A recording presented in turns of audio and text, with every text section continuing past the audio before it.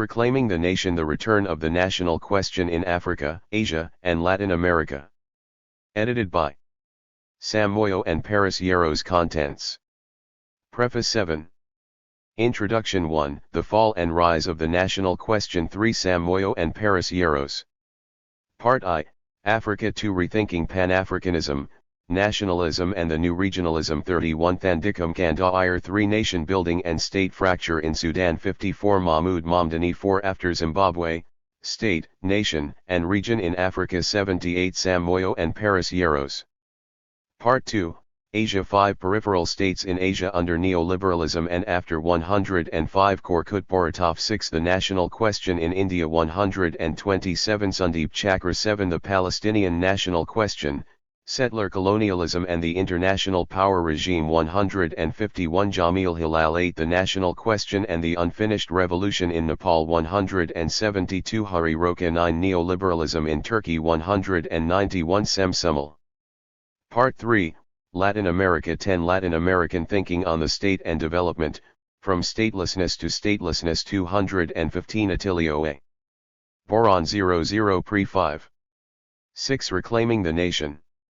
11. The National Question and the Autonomy of the State in Bolivia. 235. Lord Joe Orellana Ayllon.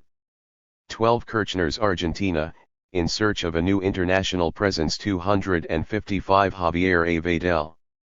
13. State and Nation in Brazil, Old Questions, New Challenges. 275. Sebastião C. Velasco E. Cruz and Reginaldo C. Moraes.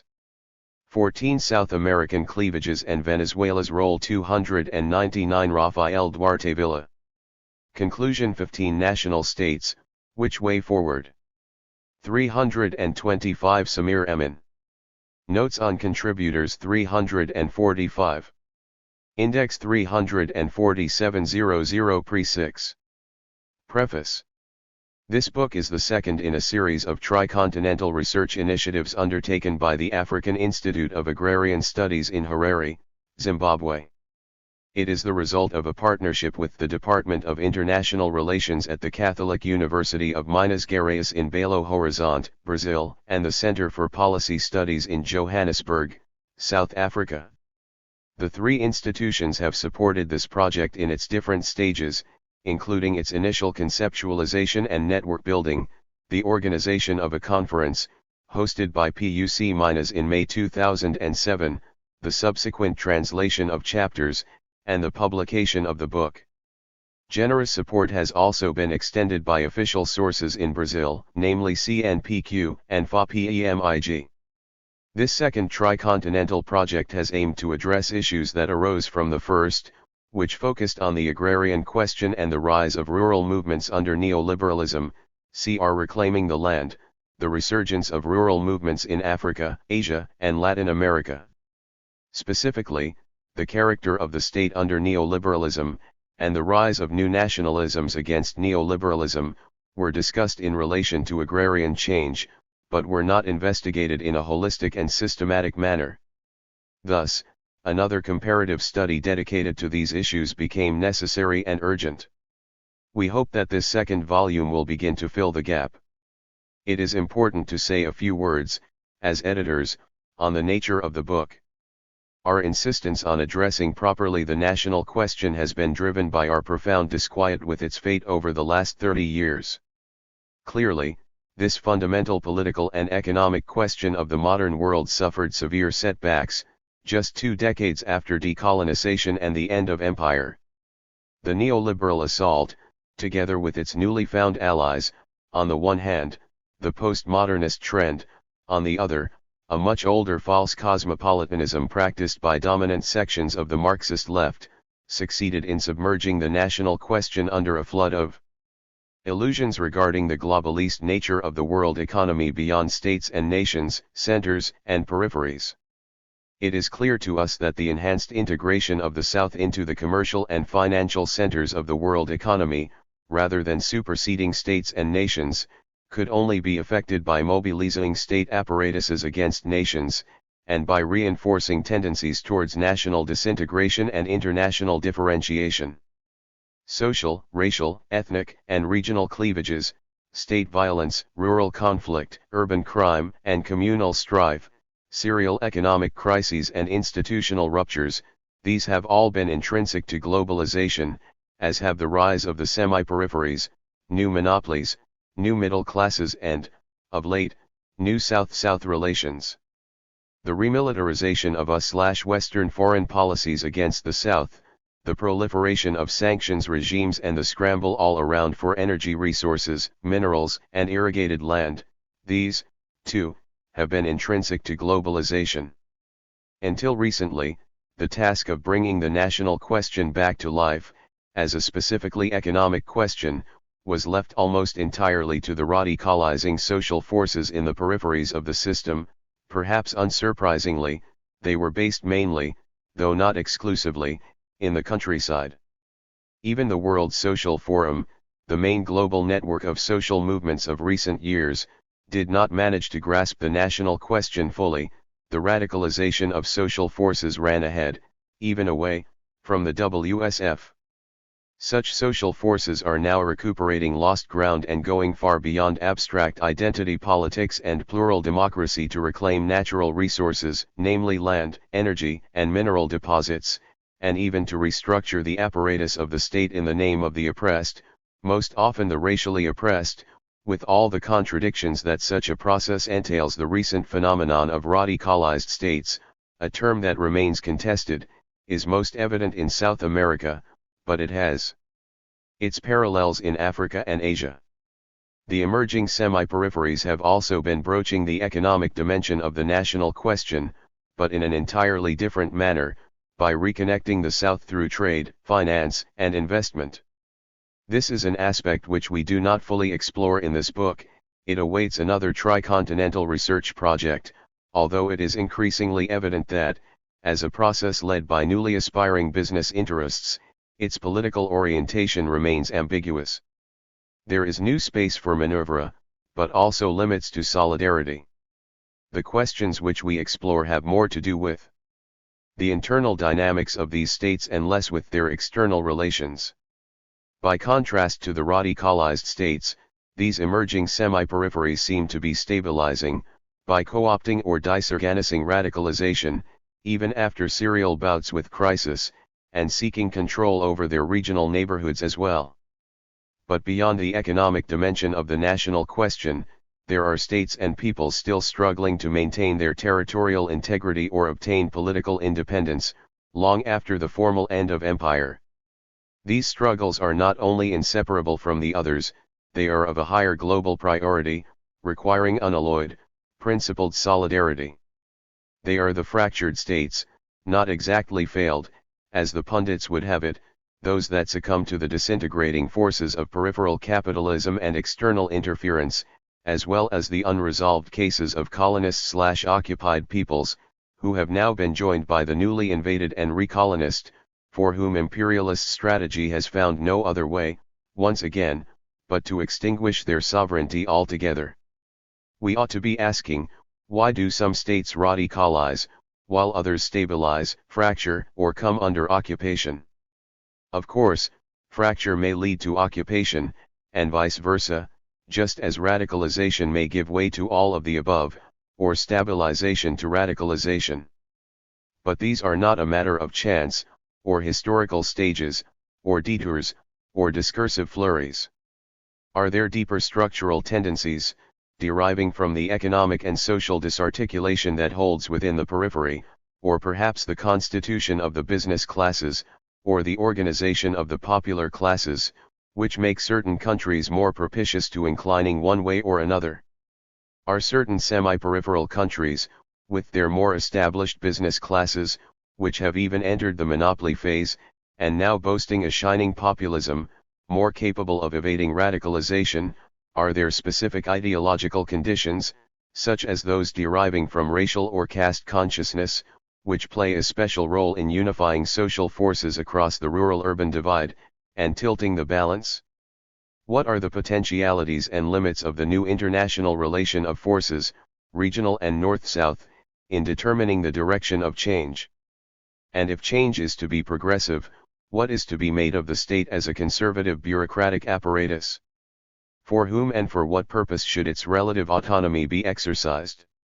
These are just some of the questions that need now to be taken seriously, as the globalization floodwaters retreat. Our choice of country case studies has not aimed to be exhaustive. Indeed, every country would have been interesting and deserving in its own right. We have intended, within the means of our networks, to be representative of the main tendencies observed and suggestive of the conceptual and political issues at stake. Our own editorial introduction on the fall and rise of the national question sets out these issues succinctly, as does the concluding chapter by Samir Emin on the way forward. The heart of the book, the 11 country case studies, is organized into 3 sections, one each for Africa, Asia, and Latin America, which, in turn, are introduced by regional overviews by Thandikam Gandair, Korkut Boratov, and Attilio Boran. Respectively. Readers will note that we place great value on the relationship of the contributors to their subject matter. They are researchers and political activists based in the countries and regions concerned, or otherwise have a lifelong organic relationship with them. Sam Moyo and Paris Yeros, June 2010. 1. The fall and rise of the national question. Sam Moyo and Paris Yeros. On the cusp of historical change. The current economic crisis has raised the possibility of pursuing autonomous development paths in the peripheries of the world economy. But it has also shown the difficulties of such development. For the states and societies of Africa, Asia, and Latin America have undergone deep transformations over the last 3 decades, which reversed many of the social and economic gains of the post-war period and weakened their bureaucratic capacities in confronting the global crisis. What is more, contemporary attempts at forging a new path, especially among radicalized states, have been met with concerted, externally led destabilization campaigns, which have aggravated internal contradictions and accentuated their socio-political polarization. It is clear, however, that the national question is becoming once again a crucial determinant of the current systemic crisis. Thus, to understand the character of the crisis, we must look far beyond metropolitan states. It is well acknowledged that the financialization of capital since the 1970s reorganized class balances within metropolitan states and projected outwards a new mode of accumulation and regulation, parasitic in nature, whose effect was to postpone and displace the resolution of the post-war crisis. What is less acknowledged is the response from the states and societies in the periphery of the system. These have been crucial not only in perpetuating the new order but also in undermining it. We must look at these more closely to gain a fuller grasp of the nature of the crisis. The demise of the long post-war economic cycle was foretold, but its timing and character could not be foreseen with any precision. A key political dimension throughout has been the rise of the Third World. Nation building, non-alignment in the Cold War and the numerous liberation struggles had determinant, if contradictory, effects on the course of global expansion and crisis. They were contradictory, because they threatened to break free from monopoly capital, at the same time as they compelled its expansion to regions which initially were off the map. And they were determinant, because whether by threat or compulsion, they elicited a robust strategic response from the North Atlantic Alliance, including covert operations, military intervention, and ultimately overextension, which sapped its own ideological and economic vitality. The subsequent down cycle of financialization was similarly a third world affair. The new Washington Consensus set as its main objective to create the conditions for parasitic capitalism to penetrate the peripheries of the system.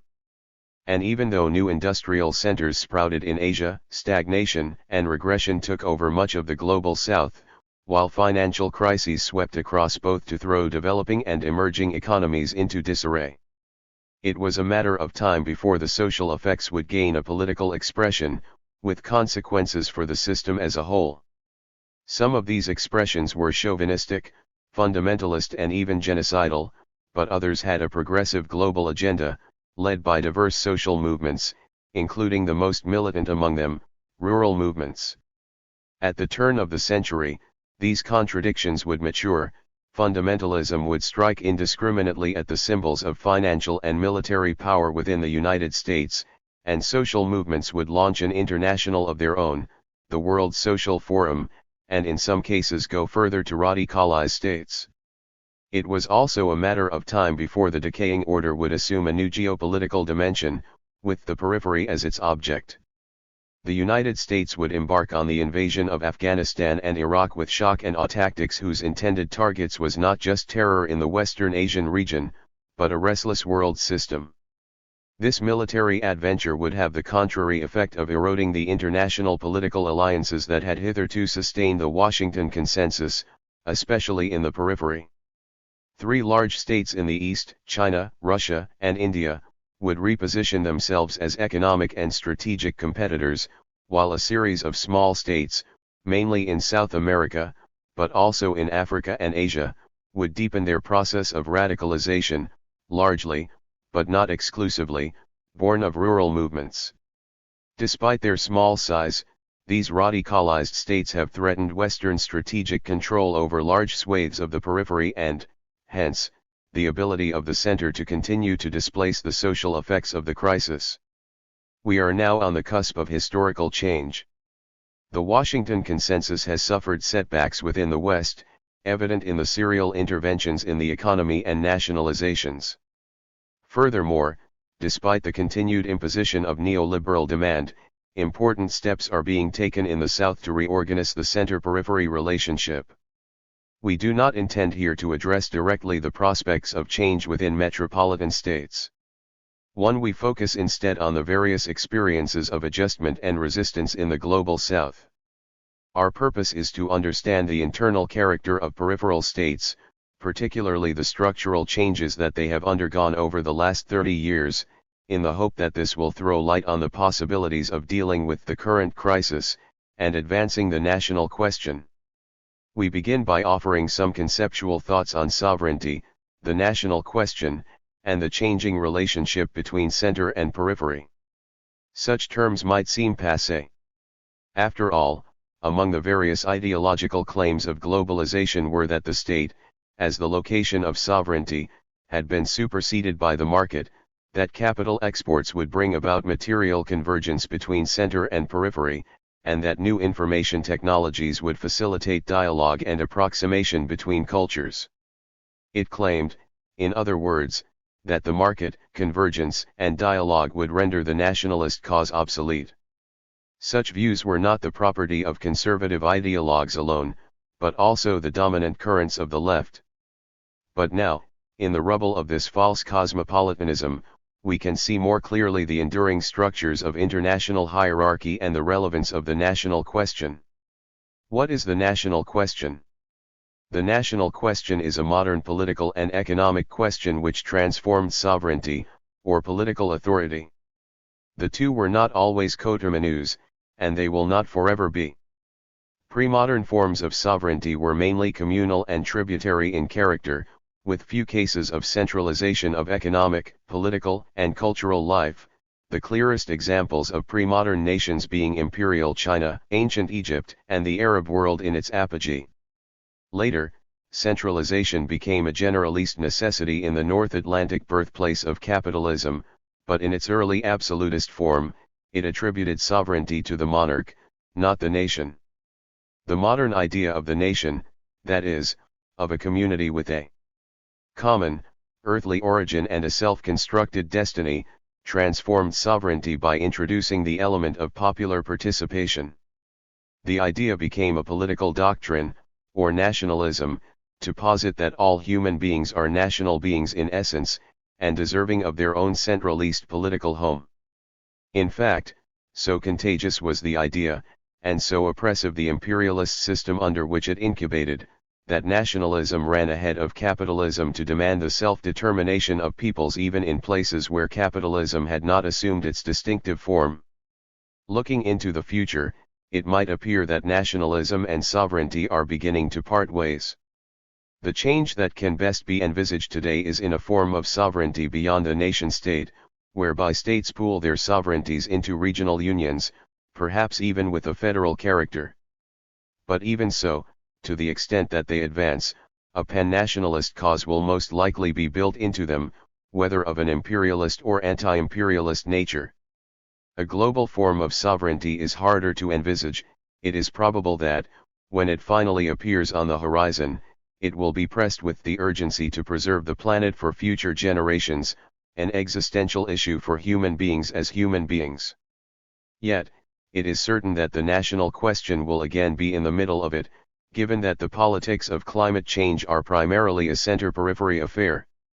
For our present purposes, we may identify three key tendencies in the expansion of modern sovereignty, within the state, by the expansion of democracy and social rights, beyond the center, by the dismantlement of empires, and across the system, by the development of the forces of production. These tendencies have been galvanized by nationalism, together with other modern isms, but they have not been the outcome of capitalist logic, abstractly understood. Especially in the 20th century, they have operated, in large part, against the immediate requirements of capital accumulation in its monopoly form. This explains the truncated nature of national sovereignty in the periphery today, as well as the erosion of democratic and social rights in the center. To clarify the historical trajectory of sovereignty, we must locate it in the three phases of modern imperialism: the rise and fall of mercantile capitalism, the rise of industrial and monopoly capitalism, and the recent phase of systemic rivalry between an evolved monopoly capitalism and the planned/autonomous modes of accumulation ushered in by socialist revolutions and national liberation struggles. The current crisis of sovereignty, and the rise of the fourth phase of the national question, is located in the epochal demise of planned and autonomous development, as well as in the decay of the capitalist system itself. 2. Mercantile capitalism. Mercantile capitalism constructed a new world economy in which the North Atlantic would rise above the Mediterranean world to expand outwards to the south and east to colonize new lands, establish a new division of labor, and erect a new hierarchy among peoples. The most lucrative market was the Atlantic Triangle. Under the leadership of European merchants, Africa would export slaves to the Americas to supplement the enserfed indigenous workforce. The Americas would export bullion, sugar, and cotton to Europe, and Europe would export manufactured goods, guns, and ammunition to Africa and the Americas to keep the system working. Genocide on both sides of the Atlantic and enduring racial oppression was complemented by capital accumulation in Europe, erosion of feudal bonds, state building and dynamic technological innovation. Economic and military prowess was further buttressed by a new view of history and civilization in which the white Europeans were seen as the perennial masters of the darker races, the people without history. In the mid-18th century, the stage was set for a breakthrough. The Industrial Revolution ignited the historical confluence of an assertive capitalist class and a pauperist peasantry in Europe, together with a self-confident class of American-born colonists and rebellious slaves and indigenous peoples in the Americas. The outcome was a cascade of revolutions: the American, the French and the Haitian, against absolutism, feudalism, colonialism and slavery. The Americans fired the first shot against colonialism and absolutism, but not against slavery. The French followed with a much deeper transformation, a social revolution against feudalism and a political revolution against absolutism, but again not against slavery, or colonialism.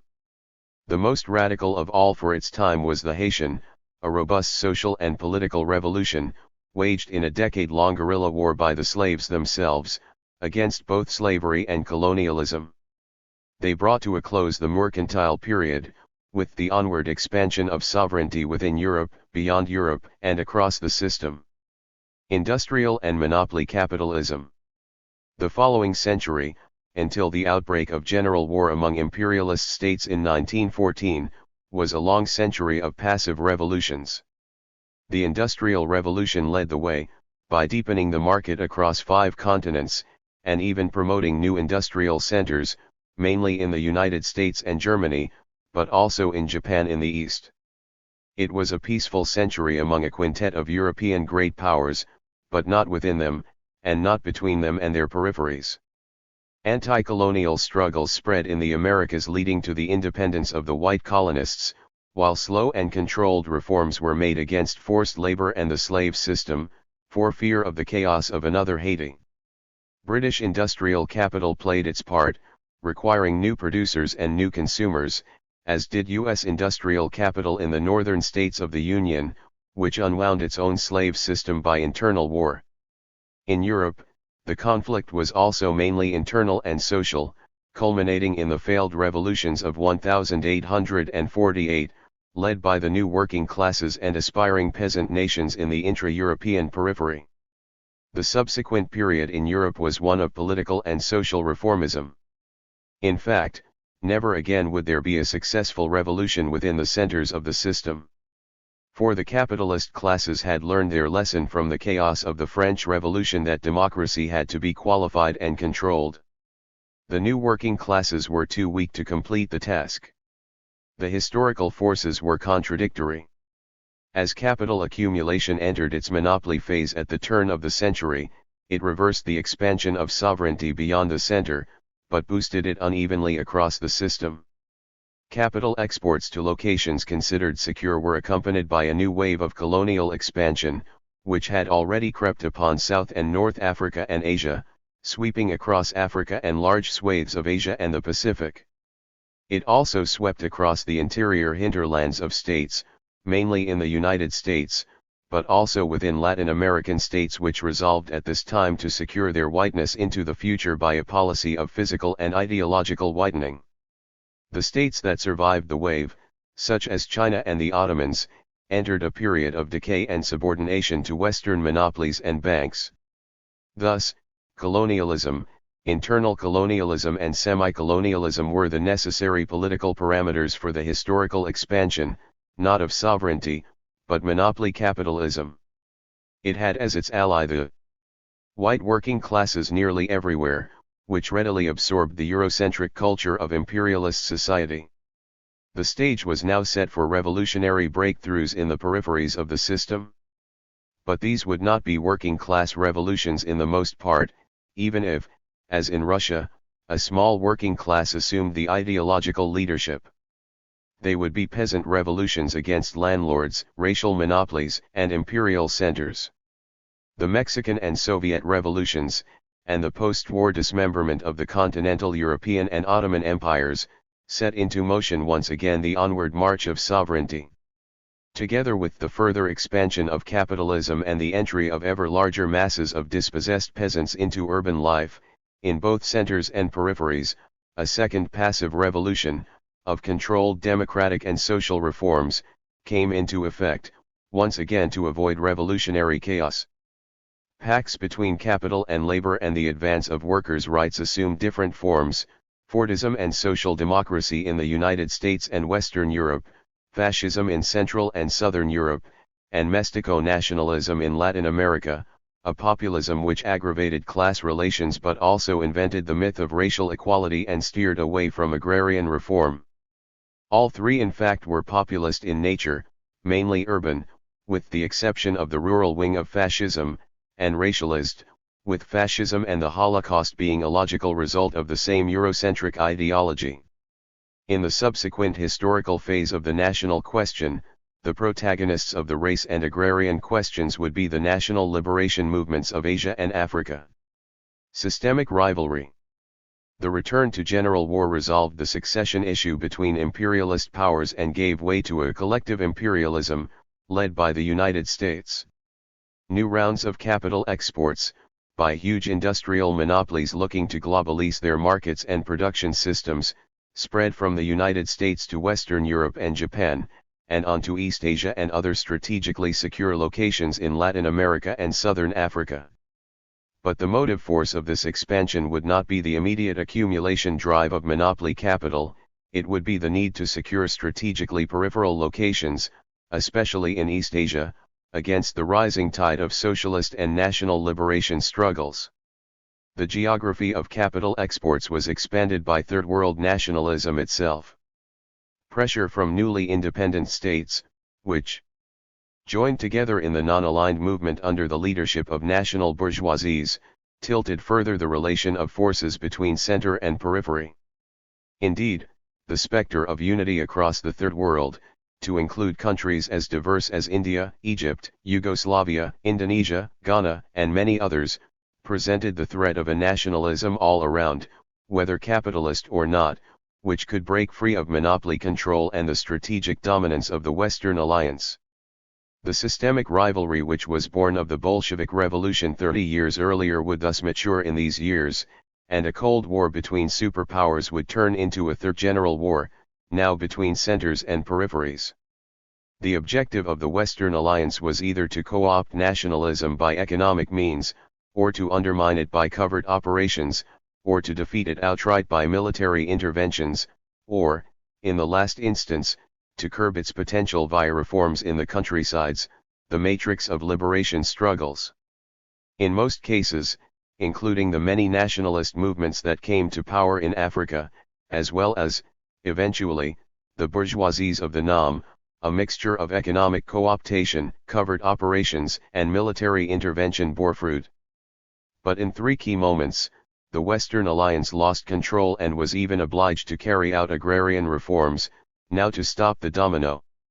The Chinese Revolutionary War compelled the United States to carry out deep, but controlled, agrarian reforms in Japan, South Korea and Taiwan, while elsewhere, other means were sufficient to flush out nationalist struggles or stem the tide, as in the nearby Philippines, or in Guatemala and Iran.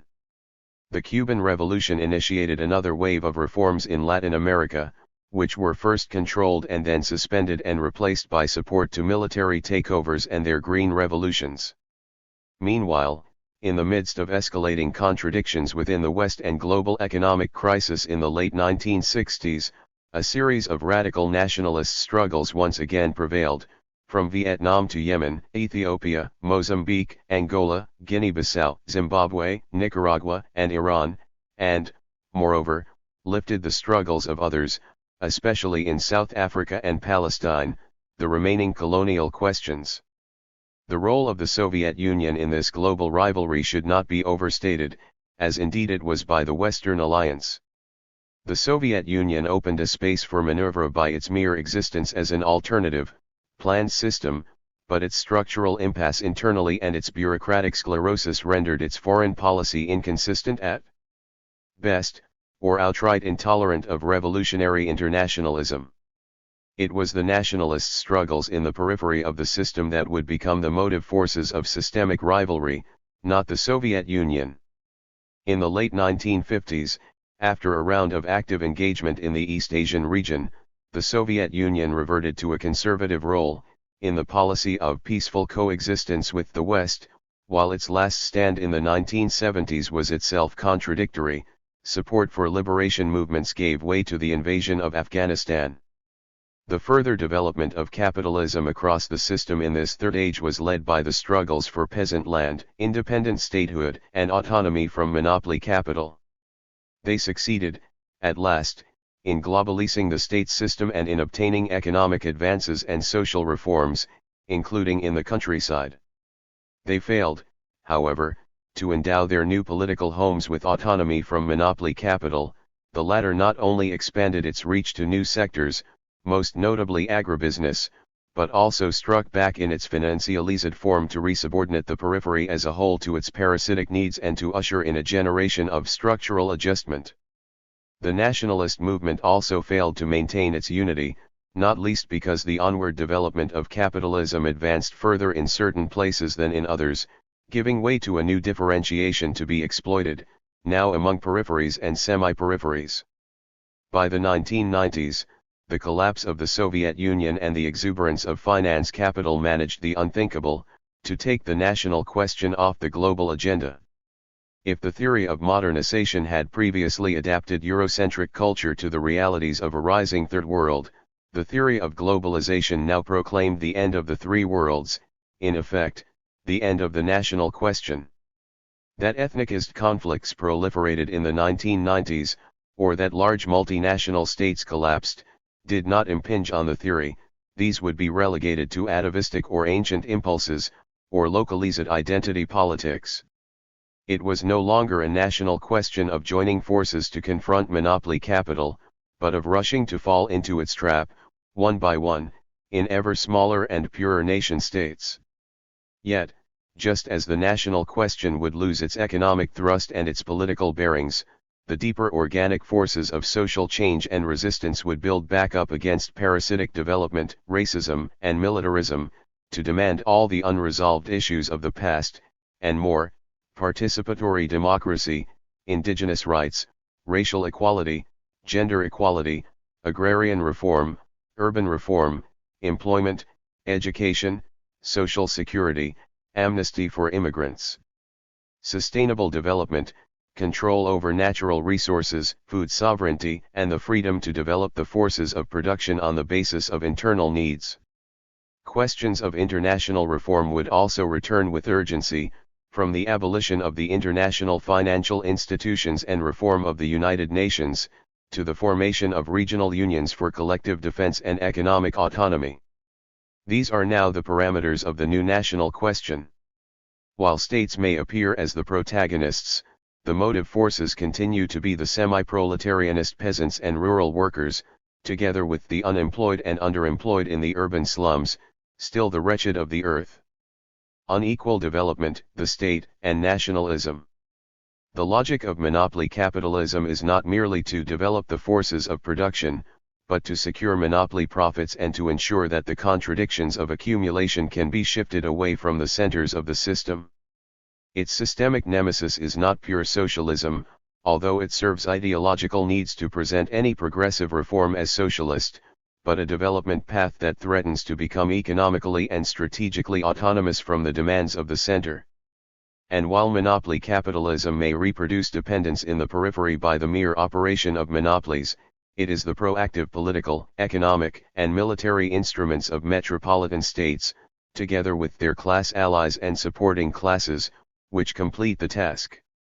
This really existing capitalism, as Ammon points out, is a system quite different from pure notions of capitalism. It is a system that presents diverse political questions, which must be organized analytically, and strategically.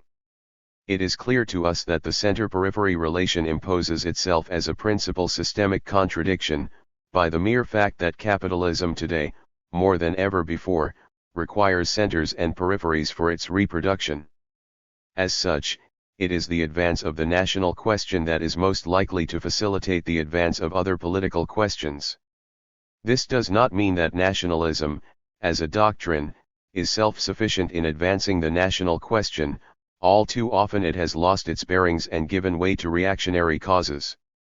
It also does not mean that the diverse contradictions of really existing capitalism cannot be fused or reprioritized under specific conditions. Before looking at the problems of nationalism more closely, it would be useful to map out the context of unequal development and the structural characteristics of peripheral states. Paths to unequal development.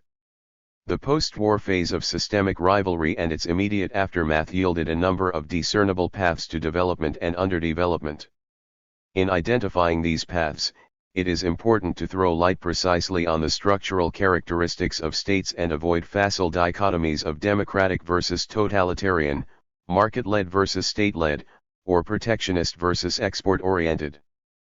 Peripheral states confront specific and enduring challenges of social and sectoral disarticulation, the historic result of monopoly capitalism, which have produced diverse domestic contradictions and political responses, and which continue to define the character of the national question. A key subset of the national question for all peripheral states has been the agrarian question, that is, how to organize the transition from agrarian to industrial society. The character of this transition has determined internal disequilibria, contradictions, and vulnerabilities to the external factor. The most important paths to development and underdevelopment may be described as follows. Disarticulated accumulation, the dominant trajectory in Africa, Asia, and Latin America. This has been characterized by controlled agrarian reforms, uncontrolled urbanization, stunted industrialization, and export dependence on primary agricultural and mineral commodities. A severe disjuncture between domestic production and consumption, as well as between economic sectors, is accompanied by extreme disequilibria between town and country and between domestic subregions. These are the cases of severe subordination to the world economy with chronic tendencies to national disintegration. Partially articulated accumulation with structural reform, the developmentalist exceptions of deep agrarian reform, controlled urbanization, class compromise, strategically protected industrialization, and export dependence on industrial commodities, namely in East Asia. The roots of this path are often attributed either to bureaucratic autonomy, or to positive rent-seeking between bureaucrats and the business oligarchy, or to export orientation. The fact remains that the key questions of agrarian reform, together with technology transfer, strategic protection, and market access to metropolitan economies, created the structural possibilities of developmentalism. Partially articulated accumulation without structural reform, the conservative modernization path, in such cases as Brazil, Argentina, and India. This has involved controlled agrarian reforms, uncontrolled urbanization and dependent industrialization, based on elite domestic markets, along with export dependence on primary commodities. In both cases, the absolute size of the elite domestic markets has been large enough to sustain industrialization. This path has included smaller-scale variations, such as apartheid South Africa and Zimbabwe, based on much more limited domestic markets and without agrarian reform, and the Eastern Asian region in the 1980s and 1990s, but in this case with a new export dependence on industrial commodities. Planned and articulated accumulation from above, the Soviet model of autonomous development, as established from the late 1920s onwards, and exported to the Soviet sphere of influence in Europe. This involved top-down collectivization, rural-urban inequality, industrialization with domestic markets, and agro-industrial integration on a national basis, under centralist bureaucratic planning. Although the degree of autonomy of this model may be disputed, given its direct competition with the industrialization patterns of the capitalist West, and although it reproduced rural-urban disequilibria common to capitalism and a new wage relation under a bureaucratized form, it cannot be considered as a mere expansion of monopoly capitalism within a center-periphery relationship. Planned and articulated accumulation from below, experiences of autonomous development vying for independence from the Soviet model. The most prominent case is China, involving armed struggle, bottom-up collectivization, and balanced rural-urban development, leading to slower-paced industrialization, but also integrated agro-industrial development. Variants of this bottom-up path which did not achieve model status are Yugoslavia, involving independent armed struggle and experimentation with enterprise-level self-management, and Cuba, which similarly underwent independent armed struggle and collectivization, but which did not avoid subordinate insertion into a new Soviet division of labor, with adverse consequences for national agro-industrial integration.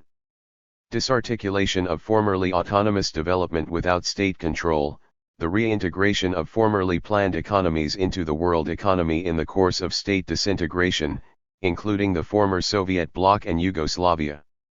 Characteristic of this path is subordination to finance capital, decollectivization, wholesale conversion to private property, stripping of public assets and deindustrialization.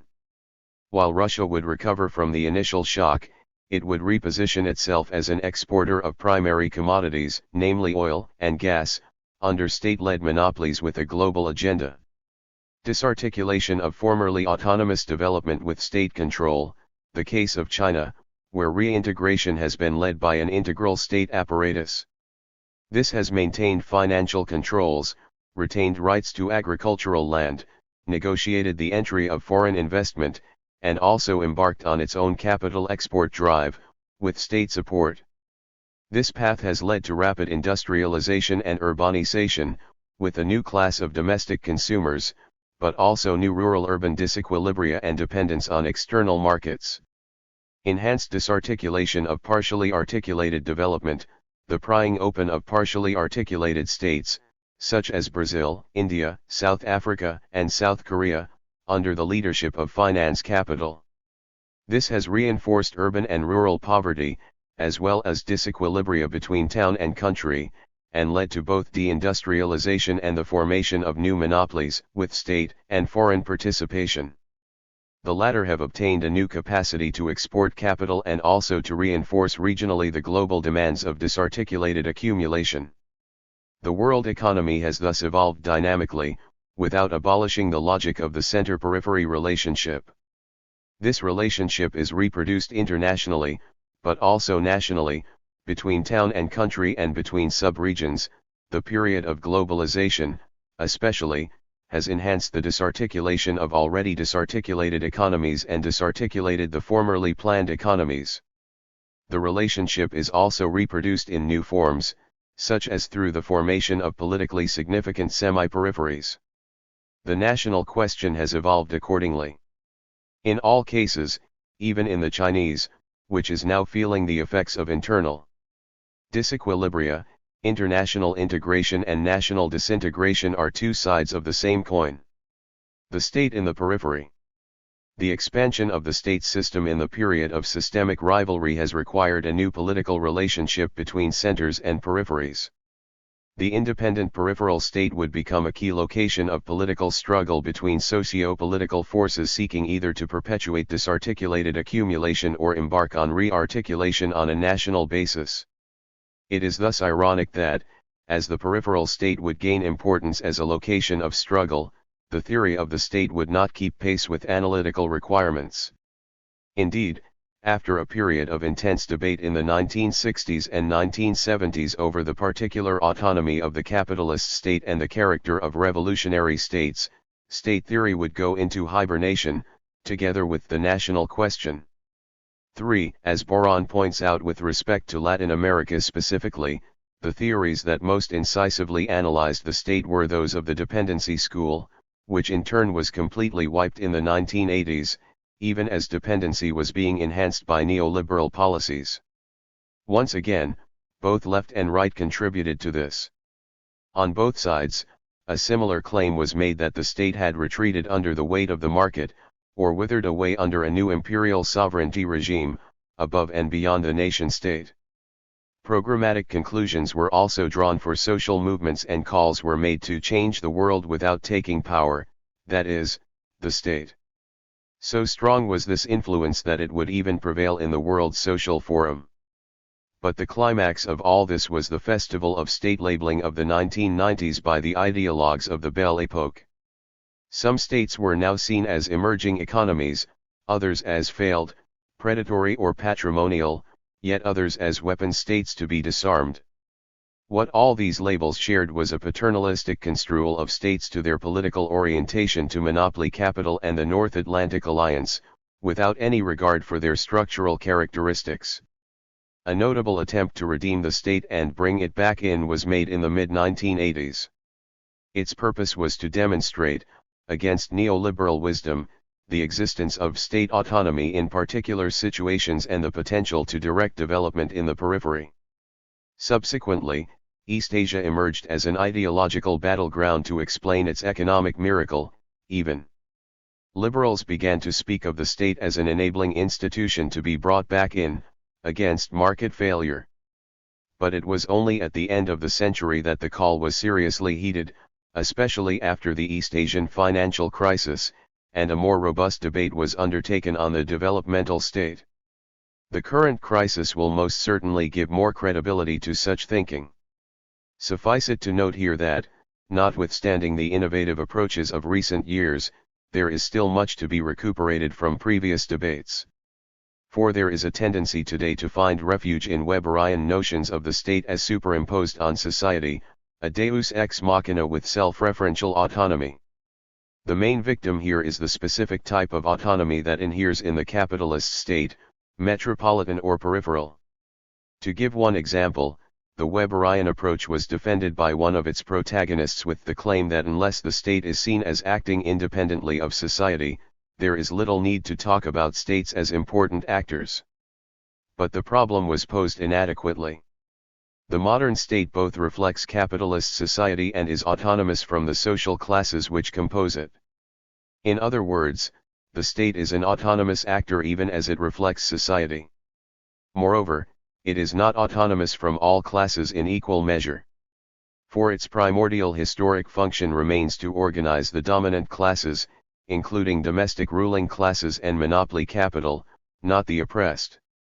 Another tendency is to define developmentalism formalistically, without specification of the structural characteristics of peripheral states and the particular historic challenges which they face. Thus, crucial and contentious political questions, such as land reform, balanced agro-industrial development, sustainability, and not least the external factor, give way to a new technocratic approach, whereby industrialization for its own sake, liberal democracy, and bureaucratized class pacts end up, once again, as the blueprint. Such developmentalism is none other than a revived modernization theory. The questions thus remain: autonomy from whom? And for what purpose? Nations and nationalism. These are the questions that must guide the national question in its fourth historic phase. It entails the revival of the systemic confrontation of the post-war years, now in the absence of an 18 alternative superpower and its ideological orthodoxy. And it requires the formation of new South-South alliances and collective self-reliance on economic and strategic matters. This does not, of course, mean that alliances with progressive forces in the North must not be sought. They are a crucial component of global transformation. But for obvious historic reasons, the initiative and leadership in the global confrontation with monopoly capital belongs to the peoples of the South. Several issues must concern us regarding the type of nationalism that is necessary for the task. These issues are both conceptual and political and, moreover, they must be situated in the concrete realities of center-periphery relations and the structural characteristics of peripheral states. It is not possible to speak of nationalism in a manner abstracted from the lived realities of the modern world. Abstraction has been present in the definition of nationalism from the beginning. Objective criteria, such as language, or Stalin's infamous quartet of language, territory, economic cohesion and psychological makeup, cannot serve what is essentially a subjective phenomenon.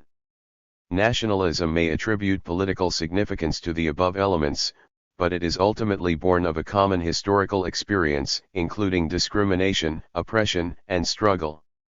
Another form of abstraction has been to refi ethnic origins and impute a pre-modern, even ancient, teleological need to modern nationalist claims.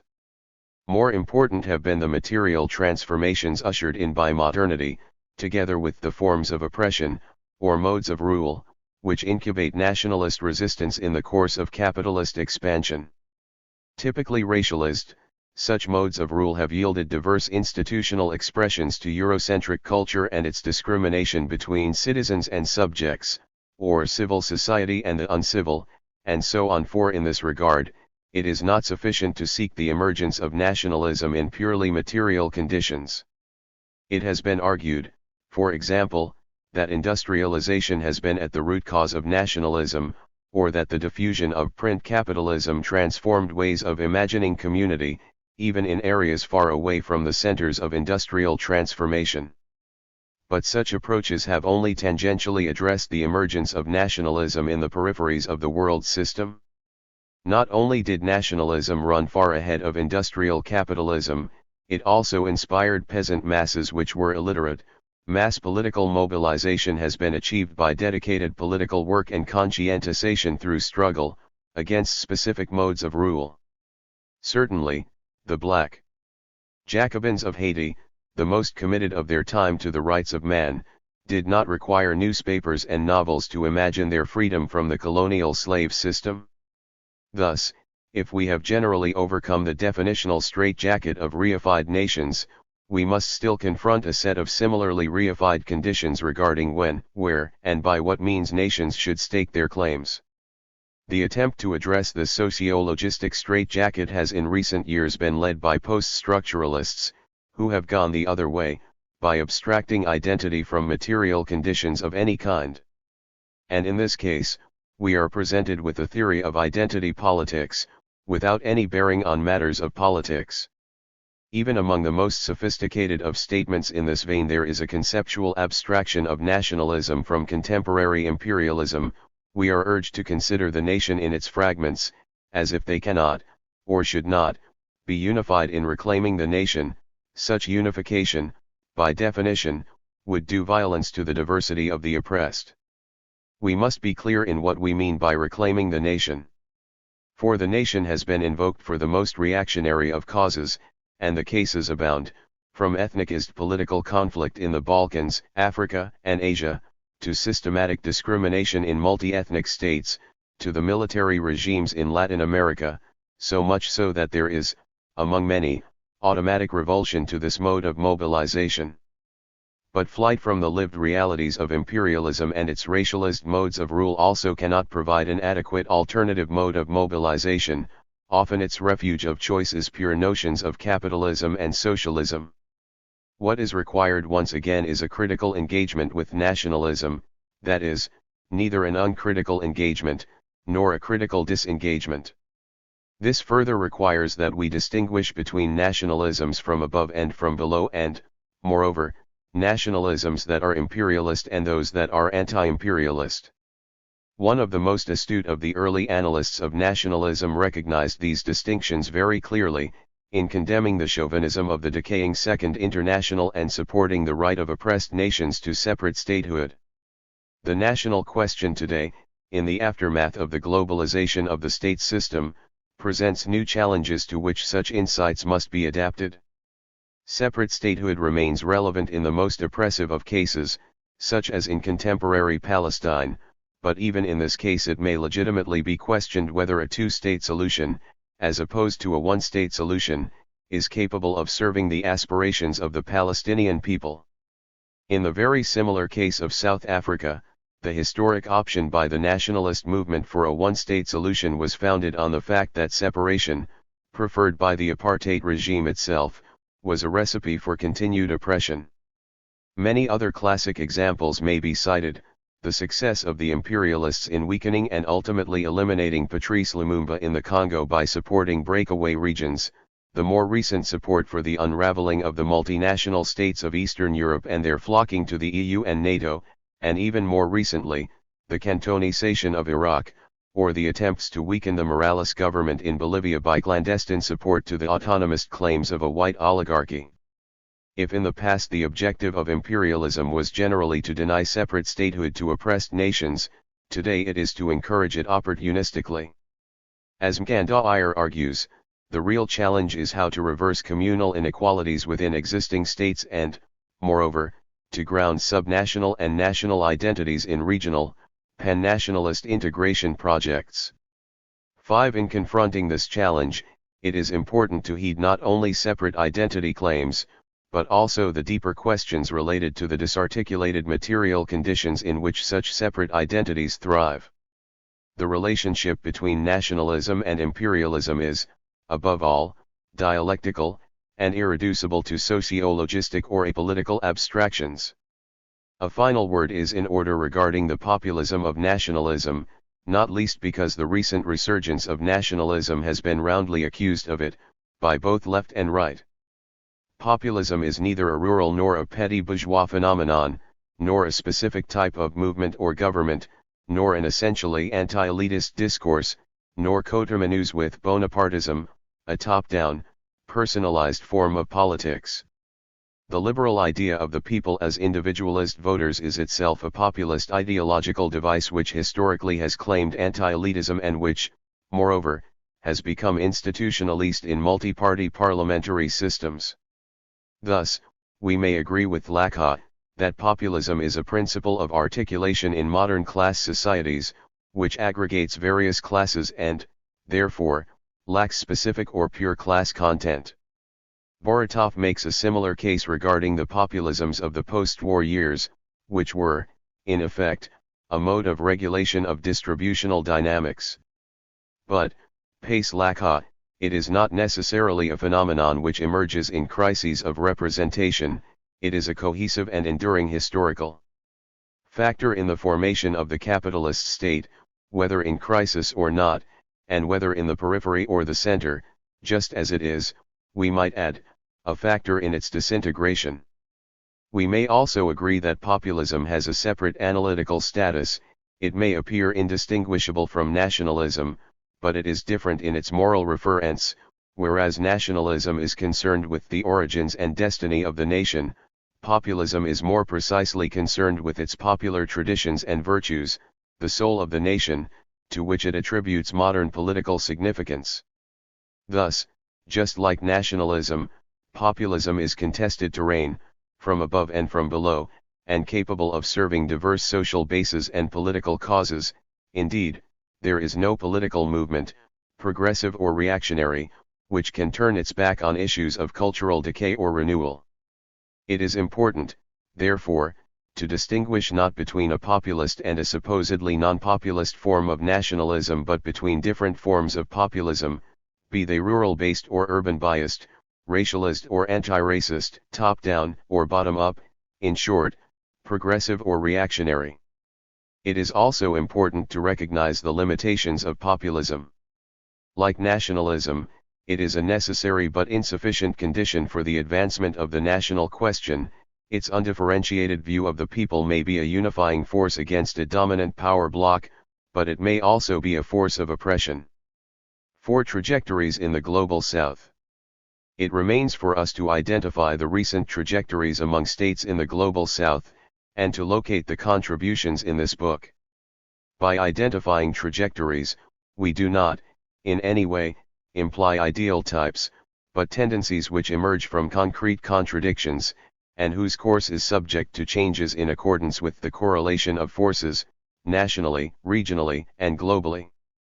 Moreover, we identify trajectories with reference to their political characteristics in the present conjuncture, but not in a way abstracted from the organic features inherent in peripheral states, as outlined above.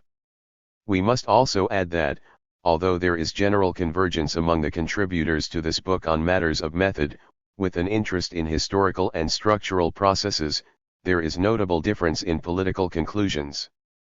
The trajectories identified may themselves be disputed. Our main intention here is to provide a more organized basis for further debate. There are 4 trajectories which we discern among peripheral states in the closing year of neoliberalism, namely states that are fractured, radicalized, stabilized, and occupied. Fractured states. Among the most provocative terms in recent years is that of a failed state. There are several problems with this term. First, the term is generally underpinned by inadequate theories of the state. Often a liberal notion is employed, whereby the main purpose of the state is to attend to the social and economic needs of its citizens and to uphold civil and political rights. Where such public goods are no longer served, the state is deemed to have failed. Alternatively, Weberian notions are invoked, whereby states are seen as territorial entities with a bureaucratic apparatus whose purpose it is to monopolize the legitimate means of violence within the borders of the state. Where such monopoly and legitimacy are lost, as when armed groups assume control over swathes of territory within the state, the latter is similarly deemed to have failed. Second, the term is often overtaken by the ideological needs of metropolitan states, to label as failed certain states that oppose the economic or strategic objectives of the Western Alliance.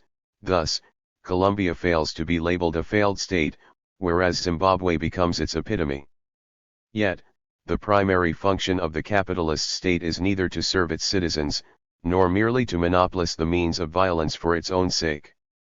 It is to facilitate the reproduction of capitalism by overcoming fractional intercapitalist conflicts and disorganizing the working classes.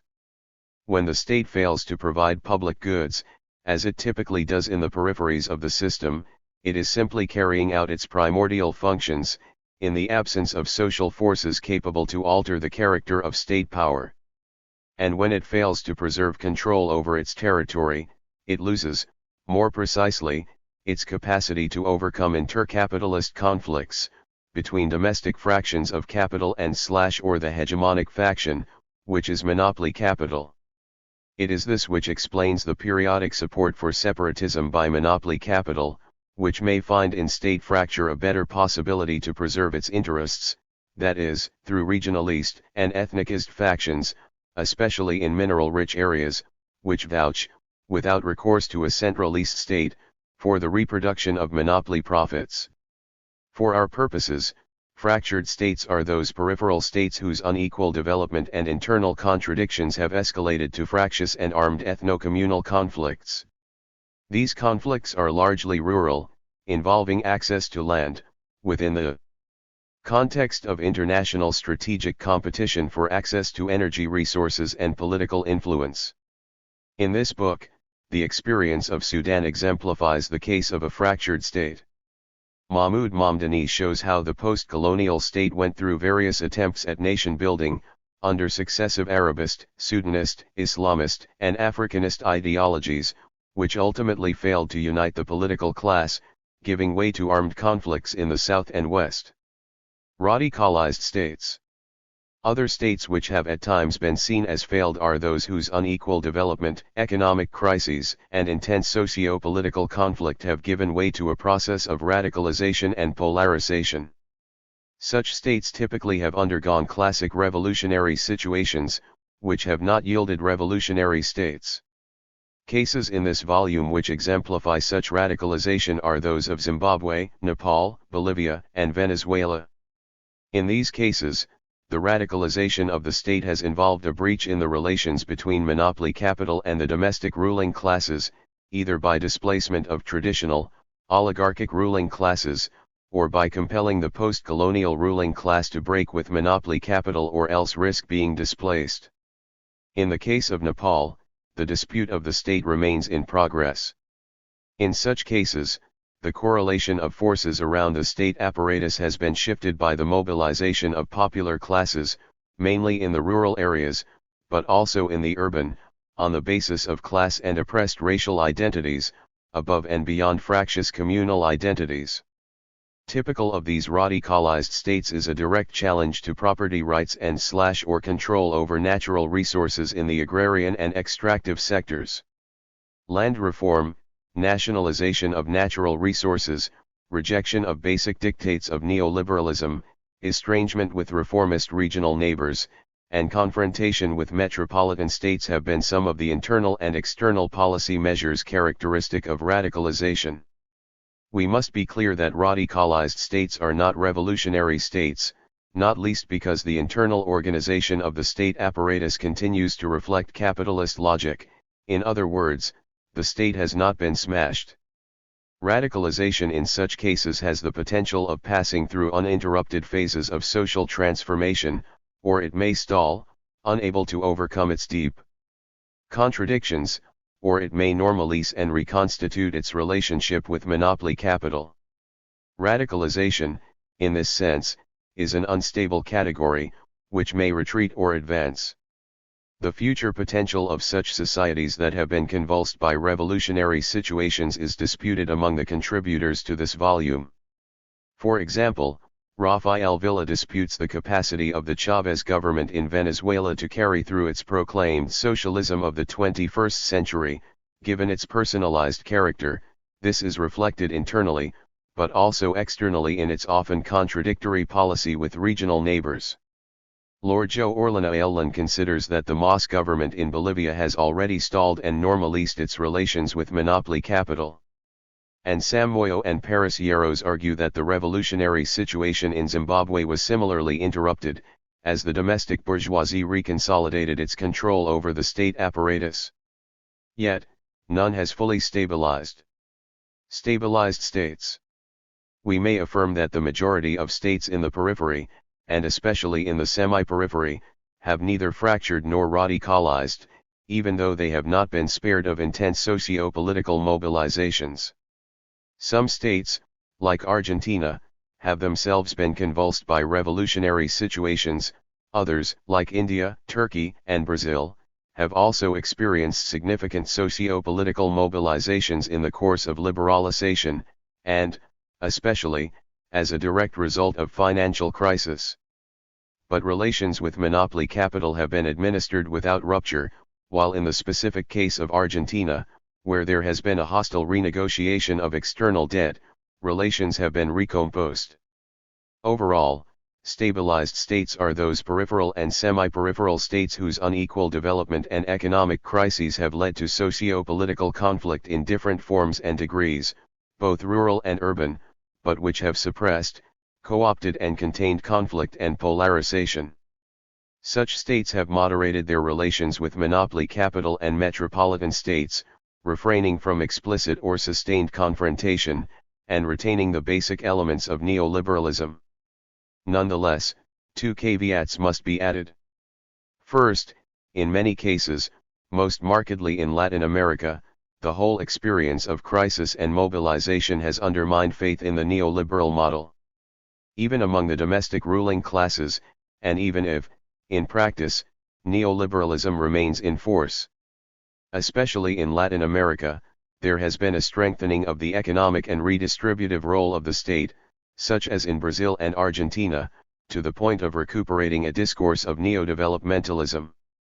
There has also been a sustained effort to diversify economic and political relations away from metropolitan states and towards regional and South-South alliances.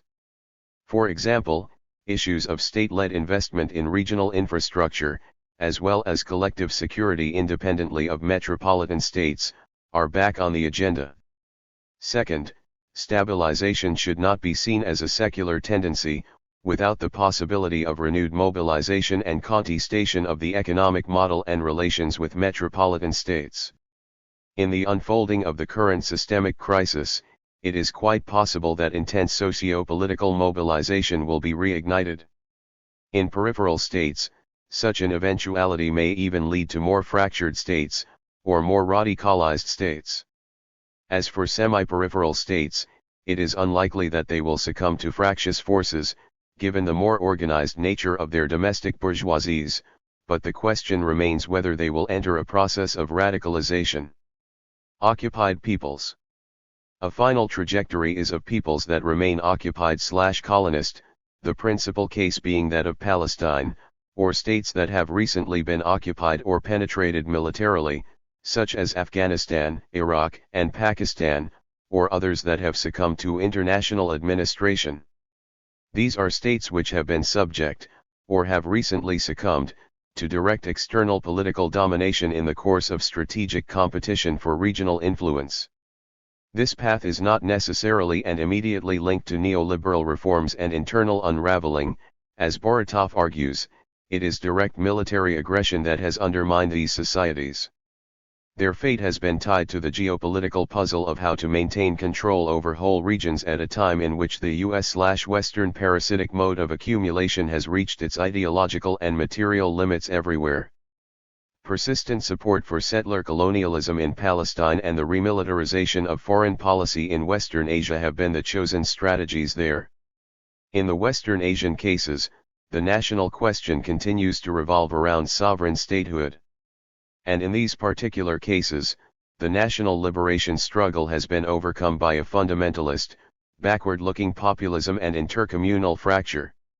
Guerrilla warfare, both internecine and against the occupation, has managed to bog down the invading forces, but it does not have the capacity to sustain a broad-based liberation project. 2. Rethinking Pan-Africanism. Nationalism and the New Regionalism. Thandikam Kandair. One of the major forms of globalization has been regionalism, by which nations have sacrificed some of their sovereignty to regional supranational authorities in order to protect themselves from the assault on their sovereignty, social models, and cultures. 1. The European Union is probably the most outstanding achievement in this respect, but there are many other regional initiatives and ideological expressions that indicate this response. In all these schemes, the regionalist ideologies and aspirations have to reconcile themselves to the nationalist aspirations, which remain a defining feature of the global order and, indeed, underpin much of the regional initiatives. It has often been argued that under the impetus of globalization, the Westphalian project of nation-building is passé, irrelevant and quixotic. For those of cosmopolitan inclinations, this is to be welcome. The nation-state became restrictive and exclusive, and in Africa, it provided a safe haven for the practice of human wrongs, behind the veil of national sovereignty and non-interference. Transcending such an order in a world of diversity is thus celebrated. However, this celebration is premature, if only because it does not have much relevance for the life world of human existence and political behavior in much of Africa. and even among those whose horizons have been extended by globalization, any mobility beyond that of the imagination is still severely restricted, as the developed countries close their borders and reinforce their regional identities. For over a century, Pan-Africanism has been driven by different actors responding to a number of external pressures, of which globalization is the most recent expression. From its origins as a movement for the assertion of the humanity of the people of African origin, it now appears as a movement both for collective self-reliance and the new regionalism. In its original form, Pan-Africanism was naturally born by non-state actors, and it was deeply influenced by Africa's diaspora and by the racism that pushed Africans together. Pan-Africanism was not simply a moment bringing together people of African origin, it was also an ideology that has left a deep imprint on African political thinking and sensitivities. It covered cultural, political, and economic dimensions. Like all ideologies, Pan-Africanism articulated a vision of what is desirable, it set norms by which adherents were judged, it gave a semblance of cohesion to disparate interests. But like all ideologies, it has had its blind spots, some of which have threatened to subvert its central projects. And if it is to maintain its relevance and vitality, Pan-Africanism must be subjected to constant critical re-evaluation and refurbishing. It must be seen to speak to contemporary issues. The role of intellectuals is not simply to give coherence to a shared ideology, but to permanently critique the project, revealing its myths, falsifications, and lacunae, reinforcing its strong points and identifying for it new sources of energy and new challenges. The history of Pan-Africanism is characterized by seesaw-like shifts in emphasis, as continental or diasporic issues have become dominant. This is not surprising, given the fact that the imaginary of exile is quite different from the nation-building project of the nationalist at home. In Africa, as elsewhere, diasporas have played an important role in the reinvention and revitalization of the identity of the home country. And today, with the capacity to participate in the political life of their homelands, there can be no doubt that diasporic groups will be even more immediate to the rethinking of a new Africa. In addition, Mamdani has noted the contributions to Pan-Africanism by the African intellectual work of the Creoles. The argument seems to be that their alienation has given them unique insight and driven their Pan-Africanism in a much more transcendental direction, which has been a source of its vitality and attraction. This is one of the reasons why, despite its poor record, Pan-Africanism has tenaciously held its grip on the minds of Africa's intelligentsia. When it seemed to have disappeared from serious official discourse, it persisted in popular cultural expressions and intellectual discourse partly because, unlike the prevailing forms of nationalism, it was freely adhered to and not imposed by the state. However, there is another side to its transcendental character. It may also have detached Pan-Africanism from the day-to-day trials and tribulations of national actors and given it what has at times seemed to be an ethereal existence. This may also account for the extreme voluntarism surrounding it, so that failure in meeting its 32-33 exigencies has often been attributed to wrong thought and much less to any objective conditions. Thus, it is asserted, Africa would have been better off if one form of identity had prevailed over another, or if one understanding of the national state had been rejected, or if only the ideas of the founding fathers had prevailed in their pristine form. Such voluntarism and concentration on the ideational may be understandable, given the intellectual foundations of Pan-Africanism and its self-conscious claims of an ideological status.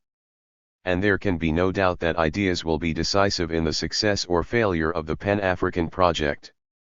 But this one-sided focus on the ideational fails to come to terms with the objective conditions that gave birth to the bearers of the different ideas that are bemoaned and does not come to grips with the reality with which Pan-Africanism has had to contend in different places and times. Agency divorced from structure has tended to pose the question in a rather utopian and voluntaristic manner. One major task that Pan-Africanism set for itself, the complete liberation of the continent, has been achieved. However, on other items of the agenda that were expected to follow decolonization, Pan-Africanism has not done well. The political unification and economic integration of the continent have thus far failed, at least when judged against the dreams of the key figures of the Pan-African movement. It has failed when judged against the well-articulated and widely shared understandings of the needs of the continent, as well as the declarations and rhetoric of African leadership and the documents and plans prepared at Pan-African conferences. It has also failed when judged against other projects of regional cooperation in other continents. I state these facts not to cast a diminishing light on the Pan-African vision writ large, and even less so to sow despondency among Pan-African ranks. Indeed, I believe that it is this Pan-Africanism that will ultimately make coherent the jigsaw puzzle of Africa's multiplicity of identities and interests, and that will provide us with the real basis for addressing Africa's daunting problems and with a response to global pressures on our individual sovereignties. National projects and Pan-NISM. While Pan-Africanism started as a stateless and nationless movement over a century ago, since the Accra Conference in 1958 it has had to reconcile its more transcendental agenda with the national agenda of new states and nations. And since then, the new 33 agenda of Pan-Africanism has been much messy than its earlier variants, leading some nostalgically to long for the golden days when the Pan-Africanist message, task, and articulation were much more coherent and straightforward and with a moral sway that was unchallenged. The sheer size of the continent and the dispersion of peoples of African descent has meant that the Pan-Africanist project has had to come to terms with a wide range of identities, interests, and concerns, which include gender, ethnicity, nationality, religion, race, and geographical allocation, to name only some major ones.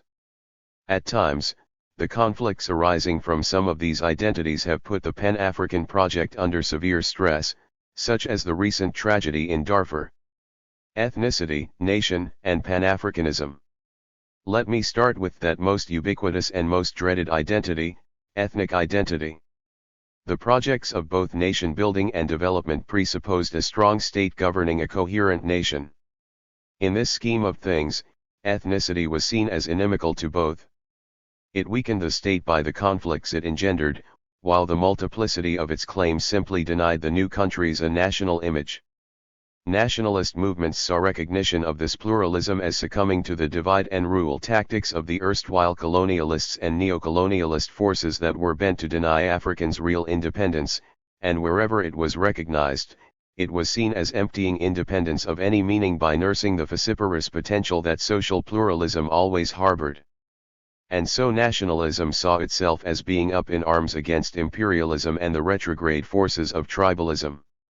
In the process, something else happened. In combating tribalism, nationalism denied ethnic identity and considered any political, or worse, economic claims based on such identities to be as diabolic as imperialism. Radicalization of the nationalists, through armed struggle, was to banish ethnicity even further from any serious political consideration. In those states where an extremely reductionist Marxism became the leading ideology, class analysis simply rode roughshod over any other social cleavages.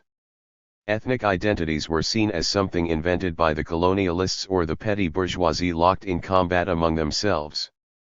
It was part of false consciousness that was bound to disappear through ideological struggle or as the development of capitalism made class consciousness more salient. This may eventually be the case, but false consciousness, while subjective in its origins, assumes an 34-35 objective political presence that can only be dismissed at one's peril. The nationalist quest for identity was inadvertently transformed into a quest for uniformity. The consequence, and a dire one at that, was that otherwise anodyne expressions of ethnic identity and claims were turned into something lethal. It also produced a rather schizophrenic political culture in which leaders were nationalist by day and tribalist by night. The nationalist can be excused for the conflation of tribalism and ethnic identity for, in many ways, the forces ranged against nationalism tended to abuse ethnic identity. The shock of Katanga too, in the course of Congo's decolonization, when Africa's worst enemies, imperialism and racism, championed tribalism against the central government, was to affect the nationalists' perception of ethnicity and regional claims so profoundly that Chambés and Katanas were seen behind every movement challenging the authority of the central government. Part of the paranoia about ethnicity stemmed from a one-sided understanding of how colonialism affected African identities and how Africans themselves have responded to the colonialist strategy of divide and rule. The usual view was that colonialism simply fragmented African society. But as Noli persuasively argues, despite the Machiavellian machinations of the colonial establishment in segmenting and fragmenting the colonized, the reality was that the socio-economic upheavals unleashed by colonialism questioned people's erstwhile identities, and therefore led to the continuation of identity formation and boundary redefinition. This process of identity formation continued, even if its focus was not the Nigerian nation-state in formation. The point, therefore, needs to be made that right through the colonial period, into the immediate post-colonial period, and now to the contemporary post-independence period, the processes of identity formation and boundary redefinition have continued, and an understanding of this process is just as important as comprehending the vicious divide and rule machinations of British colonialism, or the political opportunism of the various fractions of the ruling classes of the post-colonial state. It is the totality of these pre-colonial, colonial, and post-colonial experiences and identities which form the substance of the national question. 35. 36. The failure of African unity has not been because it has had to contend with primordial ties vying against its broader claims. On the artificial problem of artificial borders, if nationalism made the error of believing that ethnic identity was incompatible with nation building, Pan-Africanism has always run the risk of falsely assuming that national identity inherently undermines the Pan-African project. The usual observation is that African borders were artificially carved out at a conference in Berlin and that it is this artificiality that is the original sin. By accepting these boundaries, Africans had saddled themselves with the black man's burden. Not only were the borders artificial, but they also produced territorial absurdity and wrong territorial shapes which could only be remedied by better boundaries. Now, all borders are a social construct and therefore artificial, the results of treaties and conquest, human imagination of community, invented histories, and so on. It is also argued that the nation-building exercise has fostered a patriotic symbolism created by structures put in place by European imperialists at the beginning of the colonial encounter, and that identities left in place by departing colonial powers are glorified and sanctimoniously revered. Such patriotism is often said to lead to the detachment of nationalism from its Pan-African moorings and thus to work against the Pan-African ideal. I believe, however, what was crucial was not so much that patriotism undermined the Pan-African ideal, but that authoritarianism allowed only a very narrow brand of patriotism which often took on those attributes that made Samuel Johnson describe patriotism as the last refuge of a scoundrel. The nation-state in Africa was premised on the extension of the Westphalian privileges of nationhood to the décoloniste states. Such an order was characterized by the primacy of the territorial state as a political actor at the global level, the centrality of international warfare, the autonomy of the sovereign state to govern affairs within recognized international boundaries, and the legitimacy of states that were ethnically diverse. Much has been written on whether post-colonial Africa ever attained any of these attributes of nationhood. There is, however, little doubt that the new states found these principles quite congenial. The respect of colonial borders assured a modicum of peace in Africa by minimizing interstate conflicts. African nationalism, its paranoia notwithstanding, has been successful in creating national identities among its multi-ethnic 36-37 countries. We should also recall that the Berlin Conference took place in 1884–85, and generations of Africans have lived within the present borders since then. National identity was not forged on the morrow of independence, but in the course of the struggle against colonialism. The identification with these artificial spaces, therefore, did not emerge since independence, but is more than 100 years old, older than some European countries like Belgium. This, rather than complicating the Pan-African project, may actually make it much easier.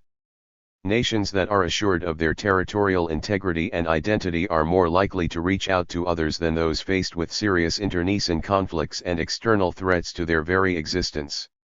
Furthermore, it is arguable that precisely because colonial borders ignored much more natural or primordial affinities, they undercut ethno-nationalism, a much more difficult nut to crack, as the case of the Balkans has demonstrated.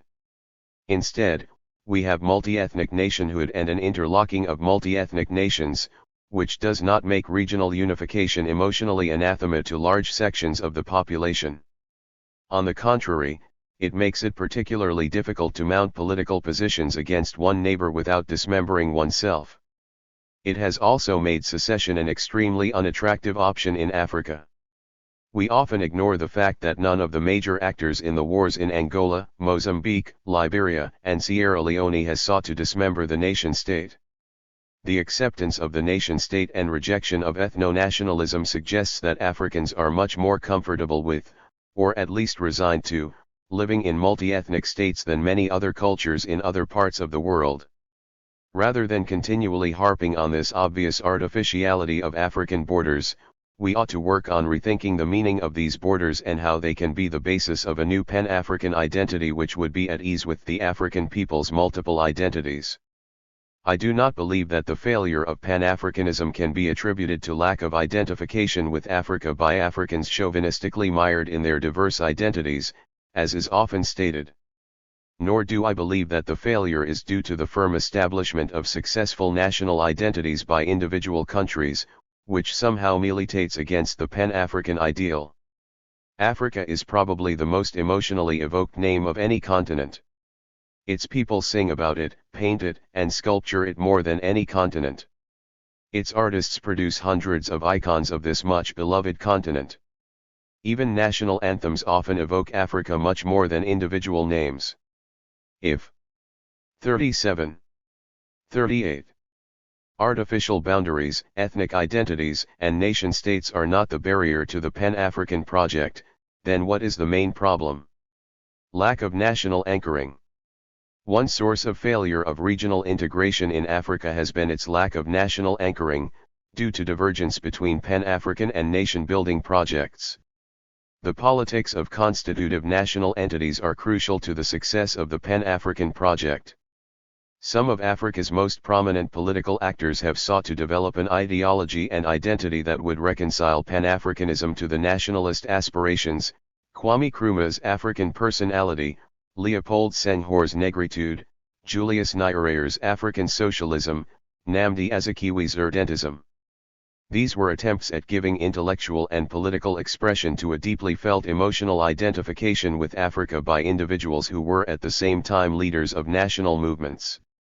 Yet, at the day-to-day political level, African regional integration has had, in political terms, an orphan-like existence. Not surprisingly, the emotional commitment to African unity has never translated into national political programs and has no political resonance, except in the negative sense that one does not openly attack the idea of African unity. Despite the extremely high emotive force of Pan-Africanism and African unity, neglect of their political and moral imperatives has never threatened the political position of any leader, let alone led to the overthrow of any government.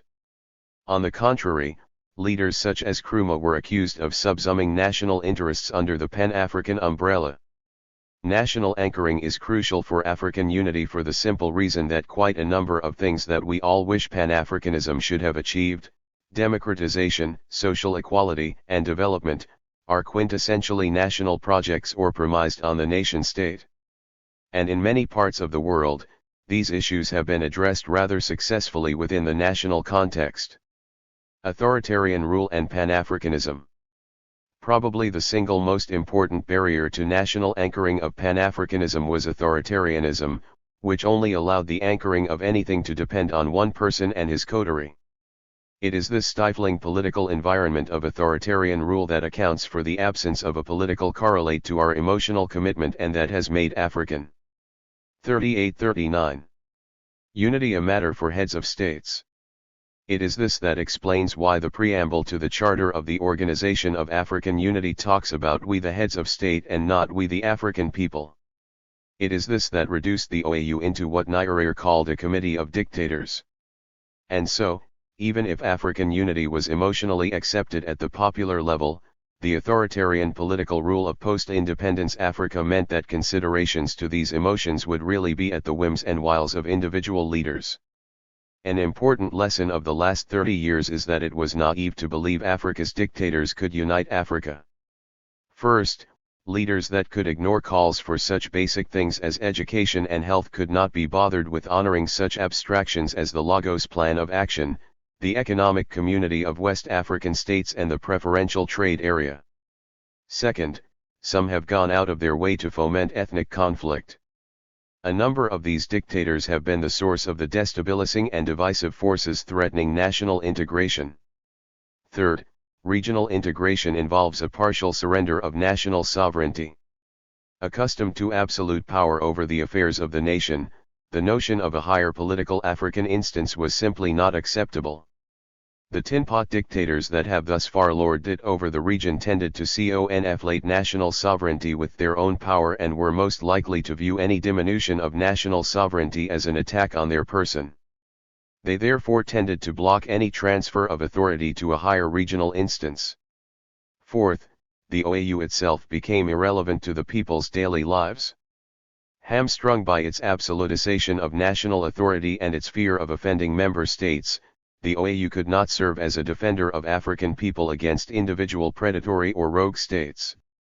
Worse was that this lack of accountability to national constituency rendered the official Pan-African gatherings the air of an extremely costly traveling circus. Not being accountable to anyone for the agreements they signed, given the lawlessness and impunity of authoritarian governance, such agreements had no force in law at both national and regional levels. The usual tradition was that heads of state, including heavily Bamdalet generals, would meet at regular intervals to sign protocols of regional integration which were never debated, let alone approved at the national level. And so our dictators would solemnly sign a treaty on regional cooperation, while being fully aware that they would not raise a finger to have it implemented and knowing that this would not cost them anything politically. They could enter and exit any arrangement simply on 39. 40. The basis of the personal chemistry with the other members of the arrangement. Each government could renege on the agreements without any domestic political implications. Such sense of irresponsibility and unaccountability partly explains the tantalizing mosaic of regional schemes in Africa. Most African leaders have had no qualms in joining any of the arrangements even if it contradicts the demand of other regional accords to which they are signatories. Ever since Nkrumah's union government was defeated by the sub-regional approach articulated by Nyerere, Africa's integration has been understood in terms of a structure that has sub-regional entities as its building blocks. Nyerere's argument for beginning at the sub-regional level was essentially pragmatic, based largely on the prior existence of a number of regional schemes, especially the East African Common Market. However, what was gained in terms of pragmatism was lost in terms of coherence of regional initiatives, as well as of a standard against which to judge such efforts. It allowed a free-for-all view of regional cooperation. If Africa is to unite, the spokesperson for the various political constitutive elements of the Pan-African project will have to obtain their authority from the people. It is necessary that the platform for unity be democratically derived. The popular will to unite can only be given expression by democratically elected governments. The argument here is not that democracy will automatically lead to Pan-African integration, but that it must be a central organizing principle of Pan-Africanism. Democratization can, in its initial phases, raise problems of national unity, an argument that enemies of democracy have repeated ad nauseum. Thus, by highlighting the rights of citizens, democracy can quite unintentionally lead to the questioning of the citizenship of others, producing such spectacles as the bizarre debates in Zambia and Côte d'Ivoire, where Kenneth Kaunda is suddenly a non-Zambian and Alassane Ouattara is no longer an Ivorian, despite the fact that both of them played distinguished and leading roles in their respective nations. The new spaces that democracy opens can also be abused to mobilize against the feeling for unity. All this said, it is still the case that a firm anchoring of Pan-Africanism will have to be based on democratic approval at all political levels in each member state. In any case, no lasting federal or regional scheme of which the composite members are dictators has ever held up.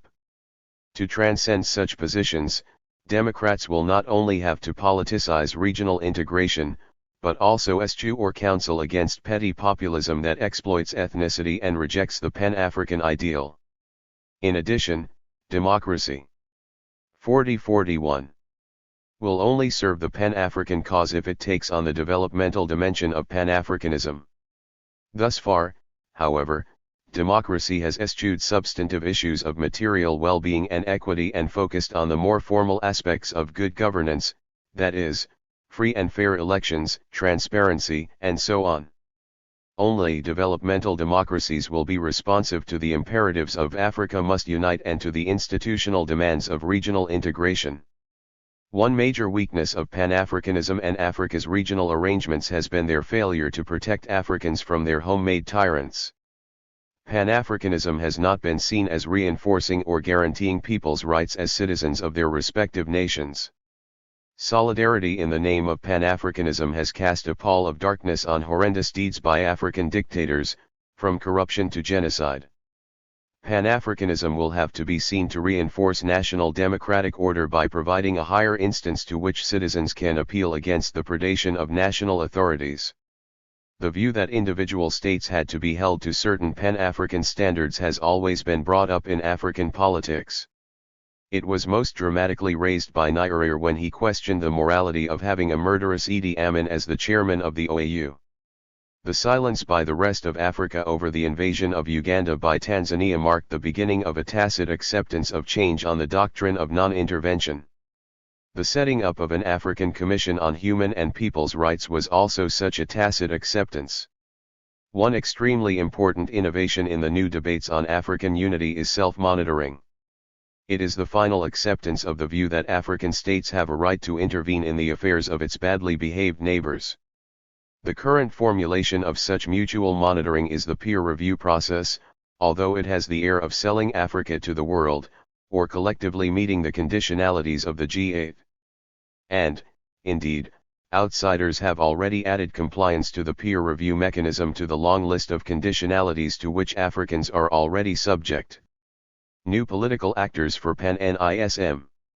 Once the importance of democracy to Pan-Africanism is recognized, we then have to ask the following questions: what forces at the national level are pushing for African integration?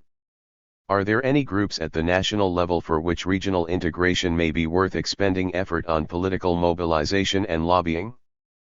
41. 42. What are the ideological trajectories of the old and new social movements? Which of these are likely to enhance, contradict, undermine, or complicate the Pan-African project? Can their agenda be made to dovetail with the Pan-African project?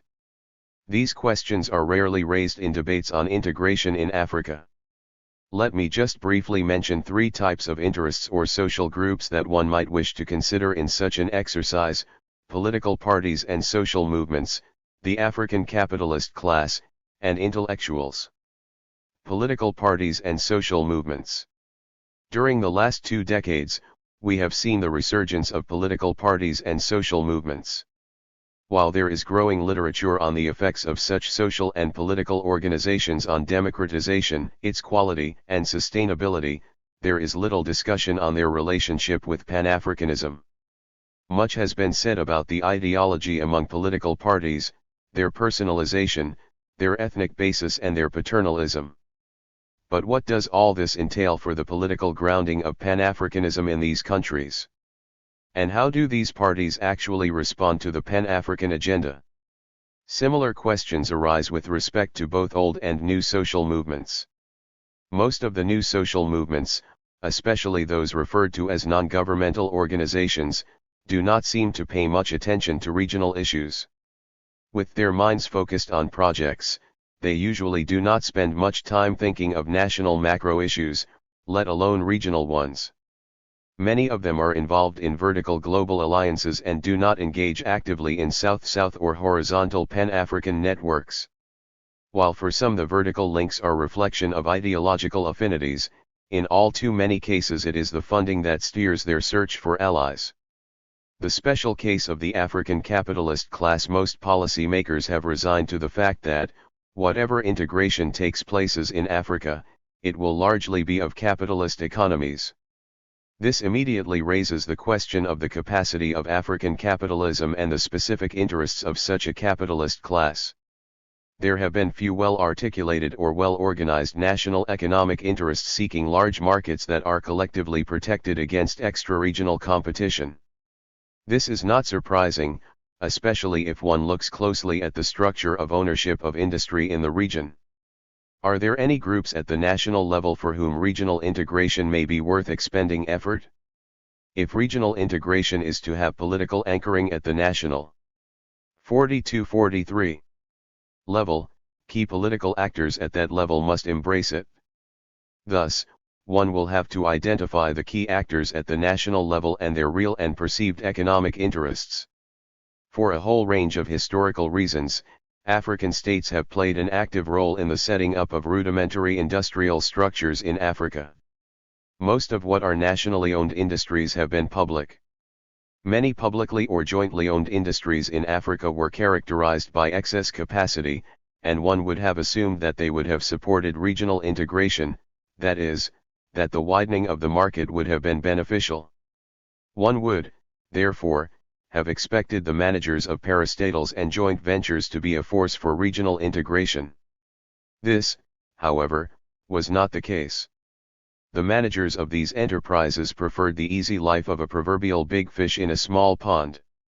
Heavily protected by high tariff barriers, quantitative import restrictions, and overvalued currencies, and also confronted with soft budget constraints, they felt no compulsion towards the search for external markets.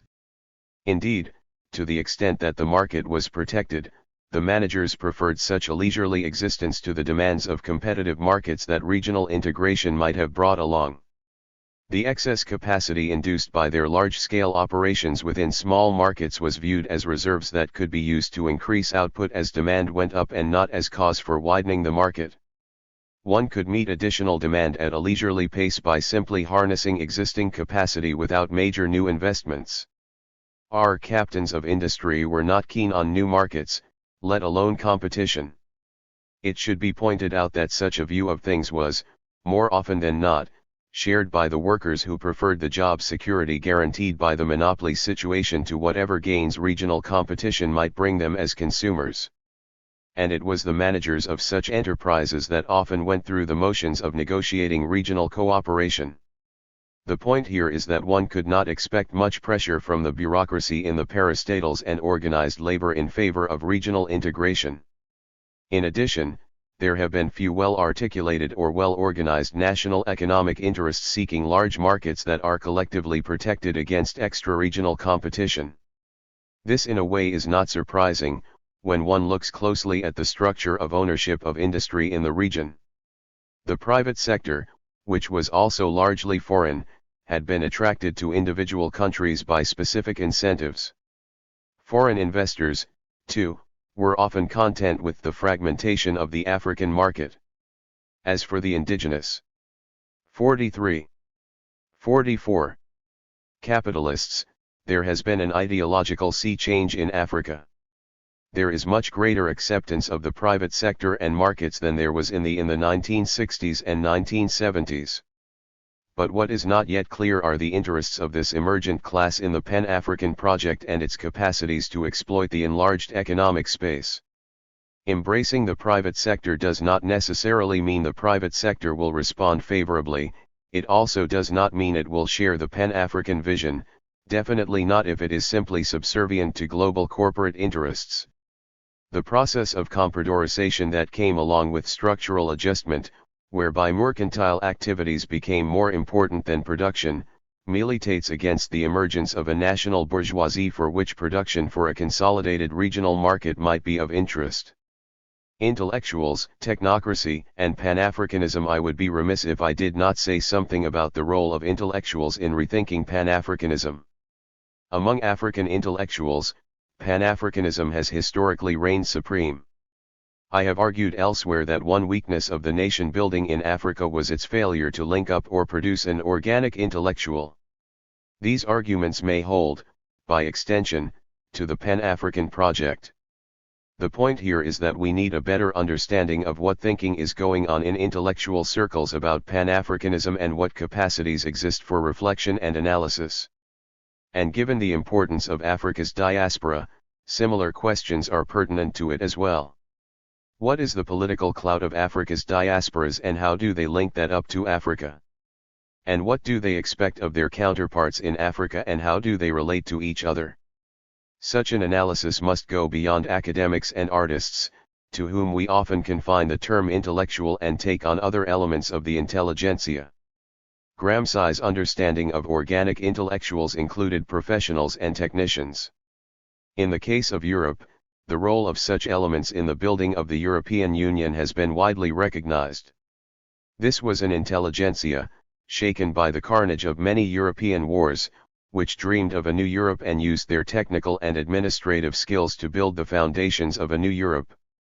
What is lacking in Africa are such organic intellectuals, that is, Afrocrats imbued with the spirit of Pan-Africanism, aware of the political imperatives driving individual member states and diasporas, and respectful of the democratic authority of the people.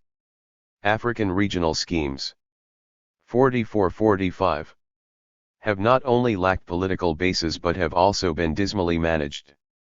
The African intelligentsia have fallen out of the loop of decision-making. Partly because of the weaknesses of Africa's own regional institutions, considerable initiative on Pan-African affairs has been left to international and regional bureaucracies with no organizational links to their national counterparts. One consequence is that the argument for integration has always been pitched only at a continental level. It has rarely demonstrated how each country, let alone each social group, would benefit from that continental project. The commitment of these bureaucracies to Pan-African ideals has been very much dependent on the leadership of their respective organizations. Economic development and integration. The founding fathers of Pan-Africanism were always acutely aware that one of the functions of Pan-Africanism was to develop the economies and the technological capacity of the continent. The best articulation of this task was made by Nkrumah in many of his pronouncements, but most eloquently in his Africa Must Unite. Over the years, the developmentalist agenda of Pan-Africanism and individual states has been watered down by both ideological shifts and the vicissitudes of adjustment during the lost decades. With most of our economies tethered to the Washington Consensus, the interventionism of the developmental projects and the developmentalist thrust of thinking on regionalism, as demonstrated in the setting up of the African Development Bank and the Lagos Plan of Action, lost their resonance. The new Partnership for Africa's Development is in a way a reminder of the centrality of development to Pan-Africanism. What national economies? If regional cooperation is to succeed, it is important to have a fairly accurate view of the constituent economies. Perhaps the most damning flaw in past experiments was the assumption that member states were somehow planned economies, when in fact they were market economies. One says all this despite the ubiquity of development plans, despite the dirigisme so vocally decried by the Bretton Woods institutions, and despite the anti-capitalist ideologies of some of the constituent regimes. It is true that the market system had not been fully developed and there were many missing markets, but the 45-46 fact remains that the constituent members were highly open market economies. Structural adjustment programs have made my argument ocious. The view that one was dealing with planned economies led to a fatal misunderstanding of the nature of the economies of constituent members and had serious repercussions on the thinking about and functioning of the whole. Such an approach automatically led to greater emphasis on complementarities and planned and concerted allocation of economic activities, and less on competition within a protected market and compensation of losers in the process. As a result, regional integration in Africa has been of the plan mode, whereby efforts at integration have focused on deciding how to allocate what were conceived as essentially complementary activities in order to exploit economies of scale, rather than in creating an internally competitive market which is governed in such a way as to encourage regional industrialization while preparing local industry for eventual competition in the global market. Such an approach has proved difficult to sustain. The first problem is that the efficiency of the particular allocation of industry in terms of the development of the entity and its components are not easily measurable. And so, given the uncertainty about outcomes of any investment, satisfaction or dissatisfaction with a particular allocation will be based on largely subjective reasons. The second problem is that of compliance. The absence of enforcement mechanisms for decisions taken by regional entities is often compounded by the lack of respect for the administrative allocation of economic activities by member states. Such slippage could depend on a whole number of factors. The state may never have fully accepted its lot in the particular allocation of industries. In addition, member states may never have enjoyed full control of investment decisions in their respective countries. Where the logic of the administrative allocation of industrial activities collided with the global investment strategies of transnational corporations, most states complied with the exigencies of the latter. One major argument for regional integration is the size of the market.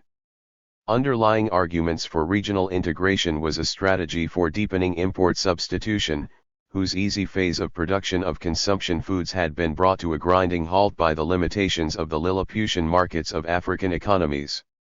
Such markets did not allow for the production of intermediate and capital goods for domestic markets, because they relied on the economies of specialization and scales.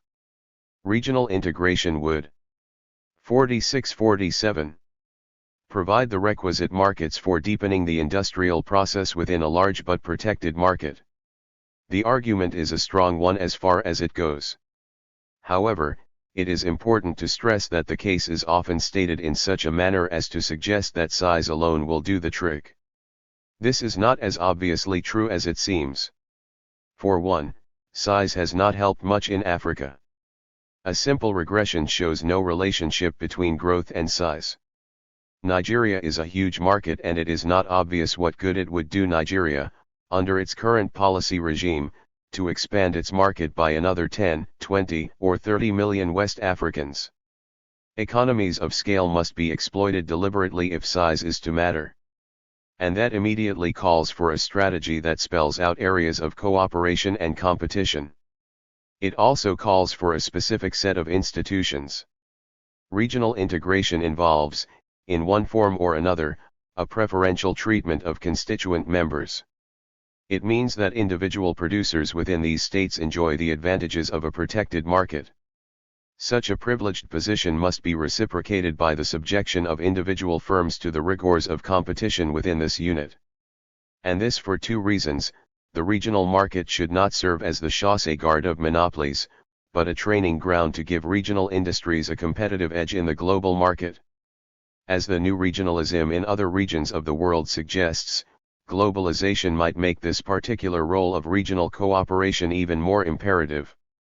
In such a situation, a major task of the central authorities of integration schemes will be to regulate markets, both to stimulate the dynamism of competition and to attenuate the inequalities that markets can spawn. NEPAD started off with a different assumption about member states.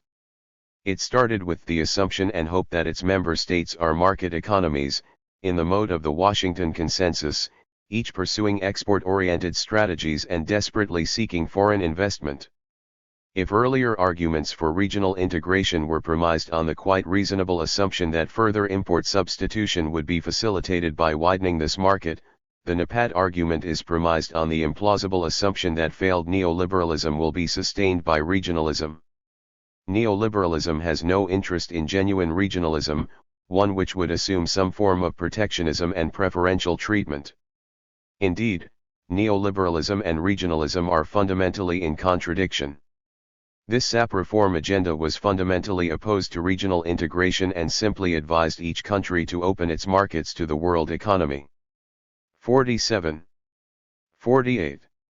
Both the African Union and NEPAD were born at a time of much greater external control of African economies by outsiders than at any time since independence.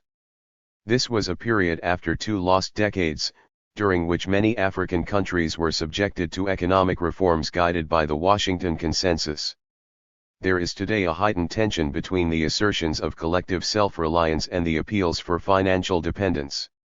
NEPAD is quite unusual in that there has been extraordinary interest in NEPAD by many non-state actors, including aid donors, private companies, and NGOs. The enthusiasm and alacrity with which NEPAD has been embraced by the outside world, even before it has been adequately debated by Africans and clearly fleshed out in its goals, strategies, and resource needs, should be cause for reflection. Concern with economic growth and appeals to outsiders for help has characterized quite a number of initiatives in the past. In the 1980s, the African states simultaneously adopted the Lagos Plan of Action while appealing to the World Bank to help them prepare a strategy for development. The latter led to the accelerated development in sub-Saharan Africa, popularly known as the Berg Report, which completely overwhelmed the Lagos Plan of Action, as structural adjustment began to drive policies in individual member states.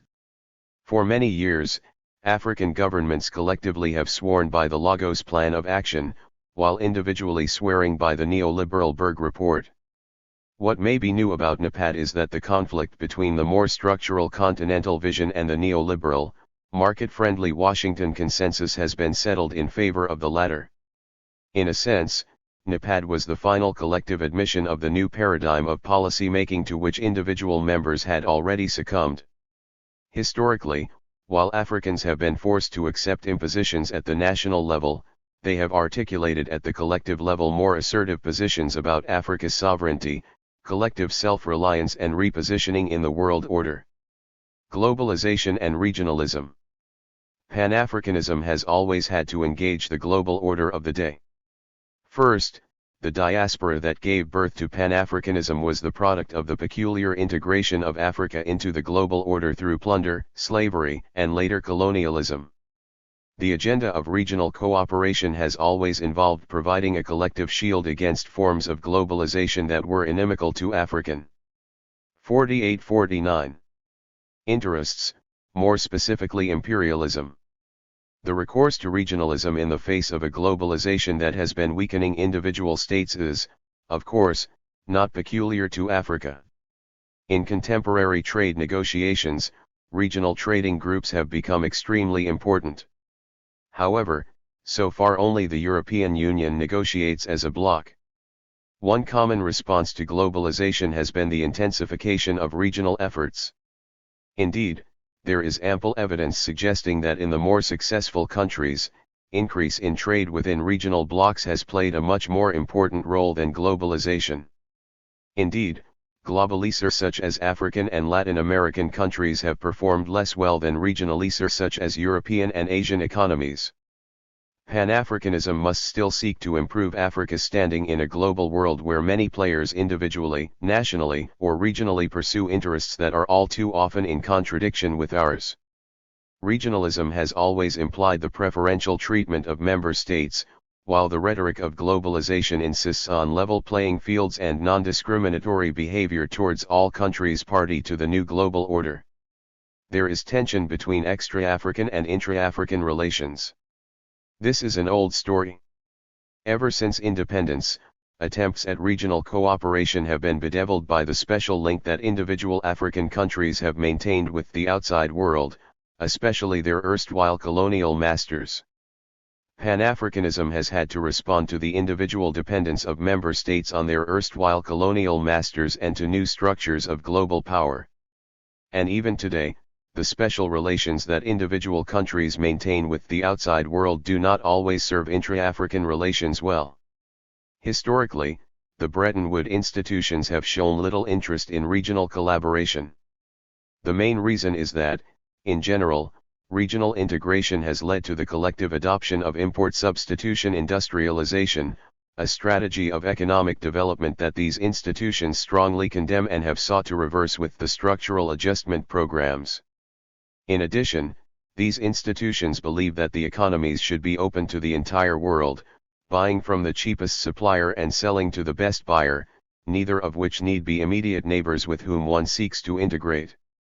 This undermines preferential treatment of member states over non-members, which is an inherent part of regional cooperation. And so the adjustment programs that individual member states have signed. 49. 50. Insist on non-discriminatory opening up to the world that often undermines whatever agreements African states may have reached among themselves. The supine position that individual nations have adopted vis-a-vis foreign powers is not compatible with the bold image of Pan-Africanism. Africa's relations with the rest of the world remain fraught with unresolved contradictions and mutual recriminations.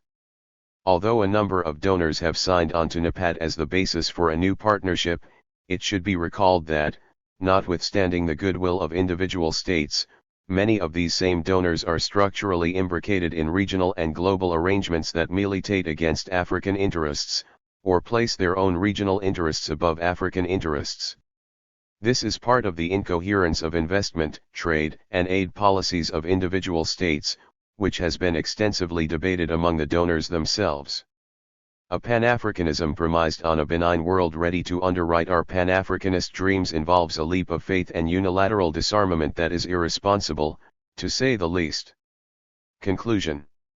The problems that nation-states have created for Pan-Africanism are not the consequences of nations taking their national project seriously to the neglect of the Pan-African project.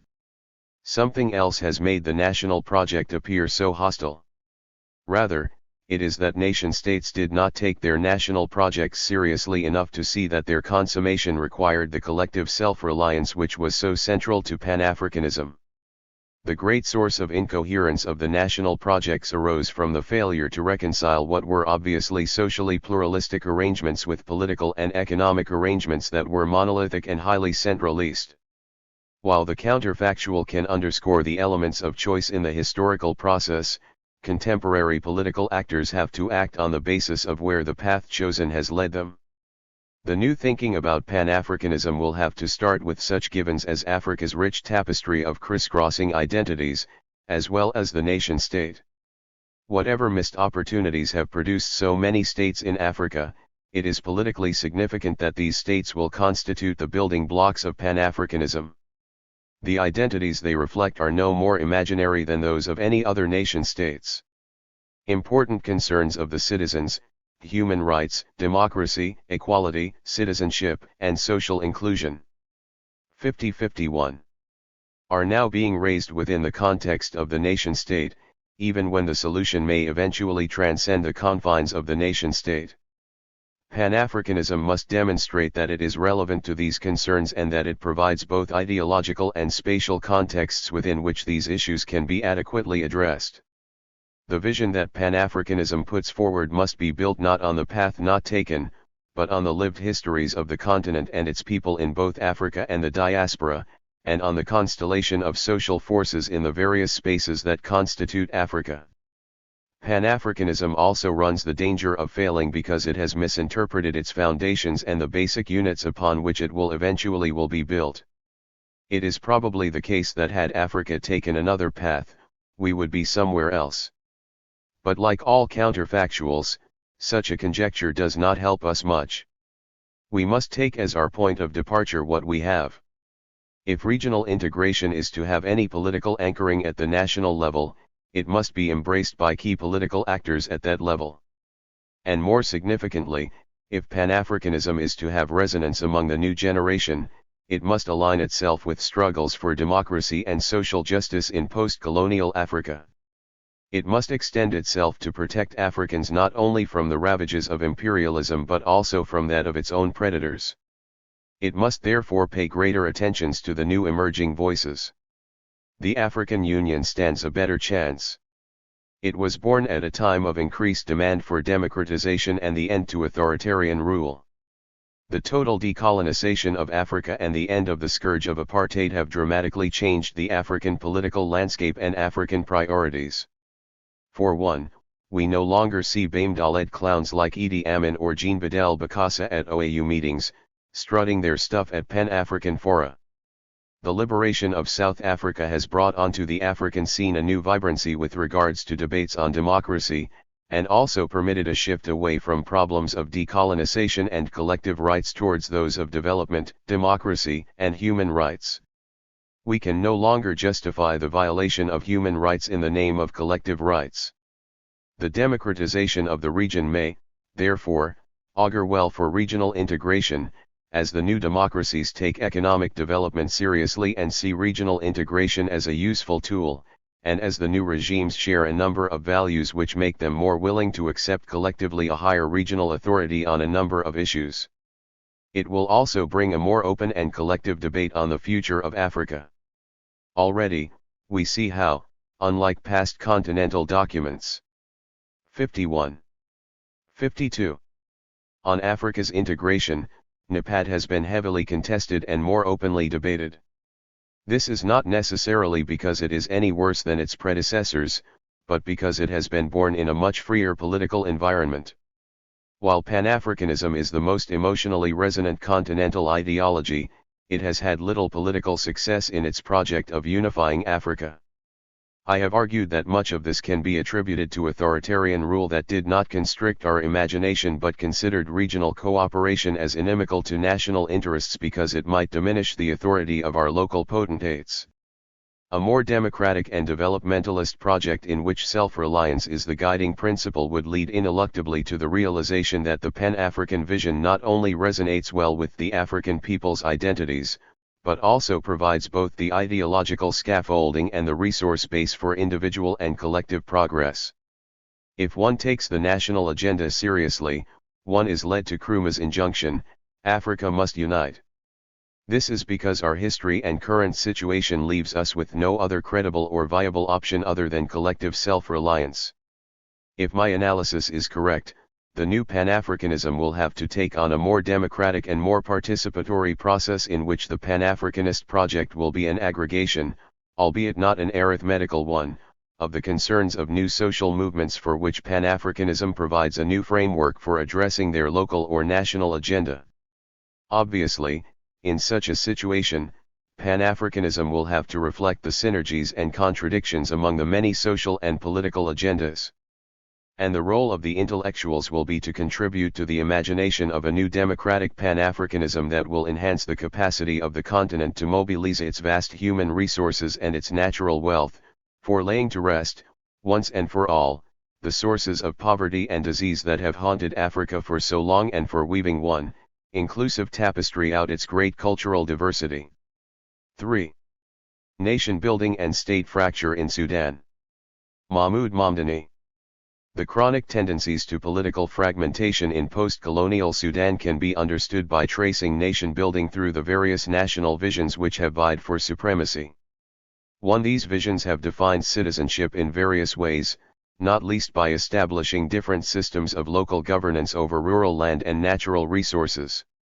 The politics of access to land and natural resources has been at the heart of social conflict throughout this time, while nationalism has failed to provide a democratic alternative to the colonial inheritance, specifically the distinction between tradition and modernity in rural governance. This chapter will analyze the various national visions which have disputed power at local and national levels, including Arabism, Sudanism, Islamism, and Africanism. The colonial system reversed the earlier introduction of individual access to land alongside communal access, as well as the corresponding shift away from tribal leaders towards a political and administrative class of state officials. A process of retribalization was thus set into motion, whereby land was defined exclusively as a composite of different dars, each dar the homeland of a designated tribe. The result was that participation in public affairs was no longer the right of all those who lived on the land, instead, it became the exclusive preserve of those who were said to possess land as their dar.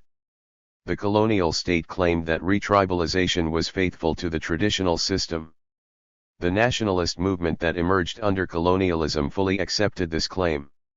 Tradition was said to be defended by forces that organized around the identity of tribe and religion, in particular, chiefs in the native authority system and religious leaders in the Sufi tariqas provided urban politicians with a rural base. As an elite movement of the educated class, nationalism depended for 54-55. Its success on the mass movement of religious sects. This led to an early split in the political class, resulting in the formation of sectarian parties, the National Unionist Party and the Umma Party, in the electoral politics that followed independence.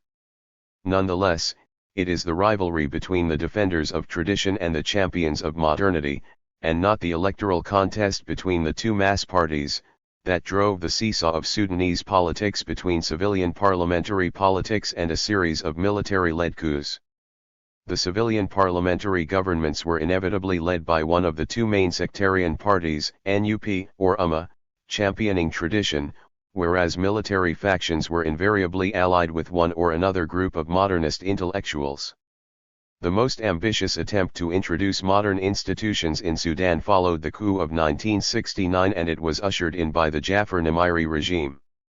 The clash between modern reforms and traditional institutions is key to understanding the current conflict in Darfur. Arabism. The consequence of colonial policy was to create two Sudans, North and South, within a single state. In a first stage, Britain followed a policy of joint development of the South and the North. But because they feared the Mahdiist sentiment among Northerners, the British staffed the colonial army with troops recruited in the South. The decision to separate the North from the South was triggered by the onset of the Egyptian anti-British Revolution of 1919. In 1924, the Governor-General of Sudan was assassinated by Egyptian nationalists in Cairo. When Britain withdrew Egyptian troops from Sudan in retaliation, Sudanese troops, Southerners included, demonstrated in solidarity and refused to obey British officers.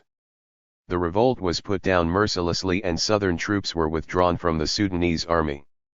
A strategic decision was taken to separate the development of the South from the North, so much so that it was resolved that the South would henceforth progress on African and Negroid lines.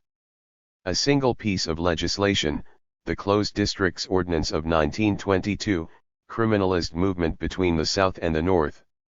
The 1922 Passport and Permits Ordinance declared the South a closed district. Emigration from the South to the North was declared illegal, subject to jail or fine. A pass was needed for movement of persons. 55-56. In and out of the South. In short, the North and South were run as two different countries meant to have two different and contrasting destinies. The overall objective was eventually to link the South to a settler-dominated federation of East African territories. All hues of nationalists in northern Sudan saw Britain's southern policy as an attempt to thwart the development of the Sudanese nation and were united in opposition to it. For Britain, however, a separate southern policy was part of a larger project. That project included linking Sudan to Egypt in a comprehensive effort to contain the development of nationalist consciousness and organization. But the project fell apart with the resurgence of Egyptian nationalism in the period that followed the Second World War. It was now clear that the link with Egypt was more likely to fuel than to contain the growth of nationalism in Sudan.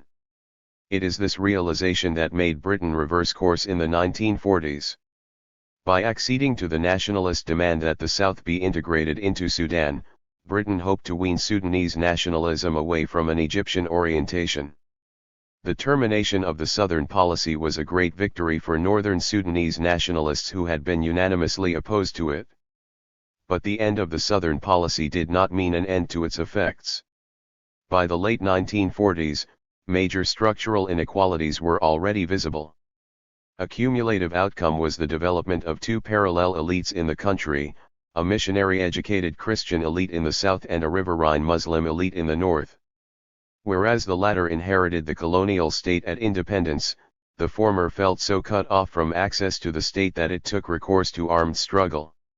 Northern writers would speak of the Southern policy as a colonial aberration which had created a Christian and non-Arab elite in the South. But the fact was that the Southern policy was simply the flip side of Britain's Northern policy, which had coddled a tribal and sectarian elite in the North.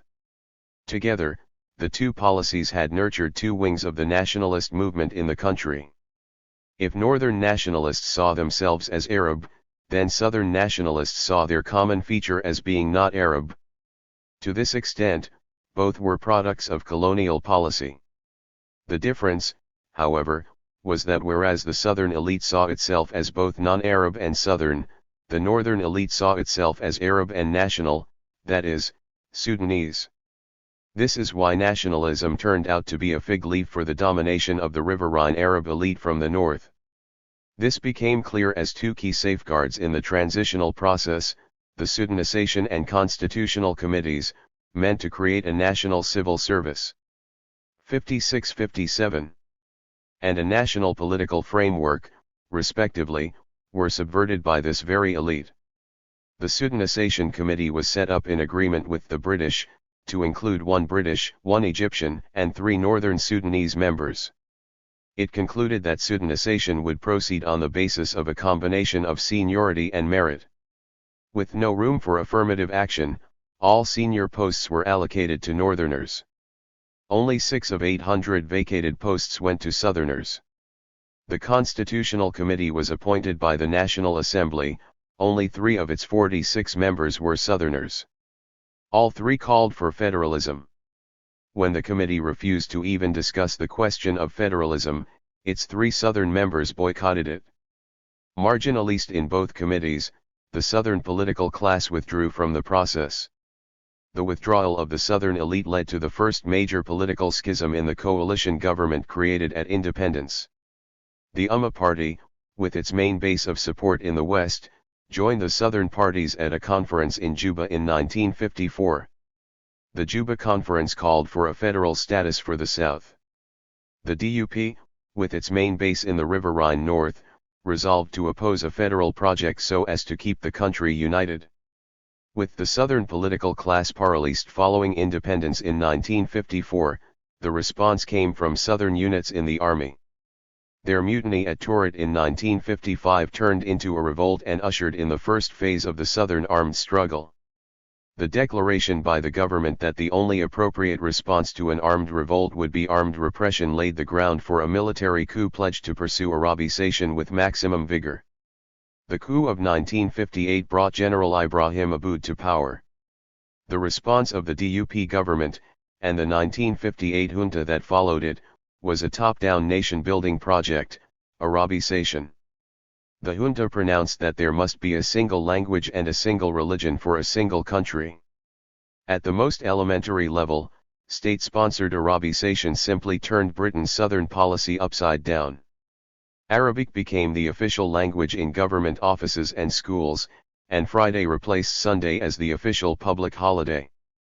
All religious gatherings outside churches were banned in 1961, and all foreign missionaries were expelled in 1962. State funds were advanced to build mosques and Islamic religious schools, and there were pressures on chiefs to convert to Islam. The effect of state-sponsored Arabization was not only to reinforce a self-consciously Arab power at the center but also to broaden. 57. 58. Resistance from the south to other marginal areas in northern Sudan, particularly the east and the west. When civil organizations in the capital launched civil action against the 1958 junta, Darfur joined the national cause enthusiastically. The agitation was finally successful in 1964, when the military junta invited the population to demonstrate in the streets in favor of national unity and an end to the war in the south. The civilian population did pour into the streets of Khartoum and Omdurman in their thousands, but when they unfurled their banners, their target was the junta in Khartoum and not the insurgency in the south. When soldiers refused to fire at demonstrators, the junta tottered. Its overthrow came to be known as the October Revolution. It was the first time the educated class and the young graduates outside of the sectarian and traditional political parties found an opportunity to participate in the national political process. And it would not be the last. The opposition to Arabization was strong. We shall trace the main contours of this development in relation to Darfur, where students led the opposition to state-sponsored Arabization. Darfuri students held a conference at El Fasher in 1956, its object being to promote development and progress in the province. The student initiative followed in the wake of a long history of activism around this question. As early as 1938, Dr. Adam Autumn had founded an organization called Black Bloc, with the stated aim of representing non-Arab Sudanese in Anglo-Egyptian Sudan. After independence, the successor to the Black Bloc was the Darfur Development Front, formed in 1964 on the heels of similar regional initiatives. The initiative to establish the DDF came from the educated class. The status quo in Darfur was supported by both traditional sectarian parties. The Ummah party had strong support among both the FAR and the Baktara of Darfur. If the Ummah treated Darfur as its traditional reservoir, a kind of a closed region, the NUP was content with its support among riverine traders in the region, the Jalaba, and did little to upset this arrangement. The DDF began by questioning the conventional practice of bringing Khartoum politicians of the Ummah and the NUP to work in Darfur, where they were known as exported members, regardless of whether or not they knew anything about the circumstances of the people they alleged to represent. The DDF began by mediating several intertribal disputes in Darfur. Success in this endeavor made its claim to the leadership of the region sound real. The DDF soon linked up with two clandestine groups in the province that had been at the center of the discontent before the 58-59 October Revolution. The first group was named Al-Lahib al-Amr, literally the Red Flame. Its main activity was to distribute leaflets threatening action against the Jalaba in the main trading centers of Darfur. But it is the second group which was taken more seriously by the government, mainly because it recruited from rank-and-file members in the army. This group organized in 1963 as an underground and clandestine group, calling itself Sunni, after the name of a place just below Jebel Mara. Although its origins are subject to debate, its claim to the mantle of Darfuri nationalism was based on its pledge to fight the Jalabo for the benefit of Darfuris. It is as a result of the work of Sunni and the Red Flame that an internal debate began among the now growing body of educated Darfuris on the merits of having an overt organization that would wage an open and legal battle for a legitimate goal, to advance the interests of Darfur within Sudan. This discussion led to the launching of the Darfur Development Front in Khartoum in 1964. The Ummah party both wooed the DDF leadership and tried to isolate it. During the 1968 elections, leading factions within the ruling Ummah party alternately appealed to sedentary peoples by blaming the region's underdevelopment on Arabs, and to the Baktara semi-nomads by calling on them to support their fellow Nile Arabs. At the same time, both sectarian political parties waged a heavy war against the front. Unionist supporters, many of them riverine merchants, accused the DDF of mobilizing the people on ethnic and demagogic lines. As pressure mounted from established parties, the leadership of the DDF found it increasingly difficult to maintain their autonomy. Members of the DDF leadership joined the Ummah party, thus making limited and individual gains. When Ahmed Ibrahim Drake became a minister in the government and then emerged as a leader of the Ummah parliamentary opposition in 1968, the DDF was swallowed up by the Ummah party and lost its popular base. It was revived in 1986 as an autonomous organization, but it could no longer claim to be fully representative of all sections of the Darfuri population. Nimiri and Sudanism. The 1964 October Revolution brought down the Aboud military dictatorship. There followed a caretaker regime which excluded the two sectarian parties and whose express agenda was to solve the southern problem. A roundtable conference of all northern and southern parties was called for March 1965. When the 59-60 conference failed, the coalition of left parties fell, the traditional parties returned to power and the war resumed. The second parliamentary regime was dominated as before by the sectarian political parties. The parliamentary regime was overthrown by a second military coup, led by Jafar Nimiri. The Nimiri regime provided a Sudanese version of militant nationalism in post-colonial Africa. Uncompromisingly modernist, the regime was determined to chart a course free of the sectarian parties. Its efforts took the regime through three different alliances, the first with the Communist Party, the second with the Southern Rebel Movement, and the third with the National Islamic Front. It was a journey that spanned the entire political spectrum. To many observers, the passage from one alliance to another seemed to make for a bewildering, and opportunistic, set of twists and turns. Yet, there was a consistency to these shifts. There was one thing in common between its choices of allies: all championed a modernist agenda, and all were pledged to fight the legacy of sectarian politics.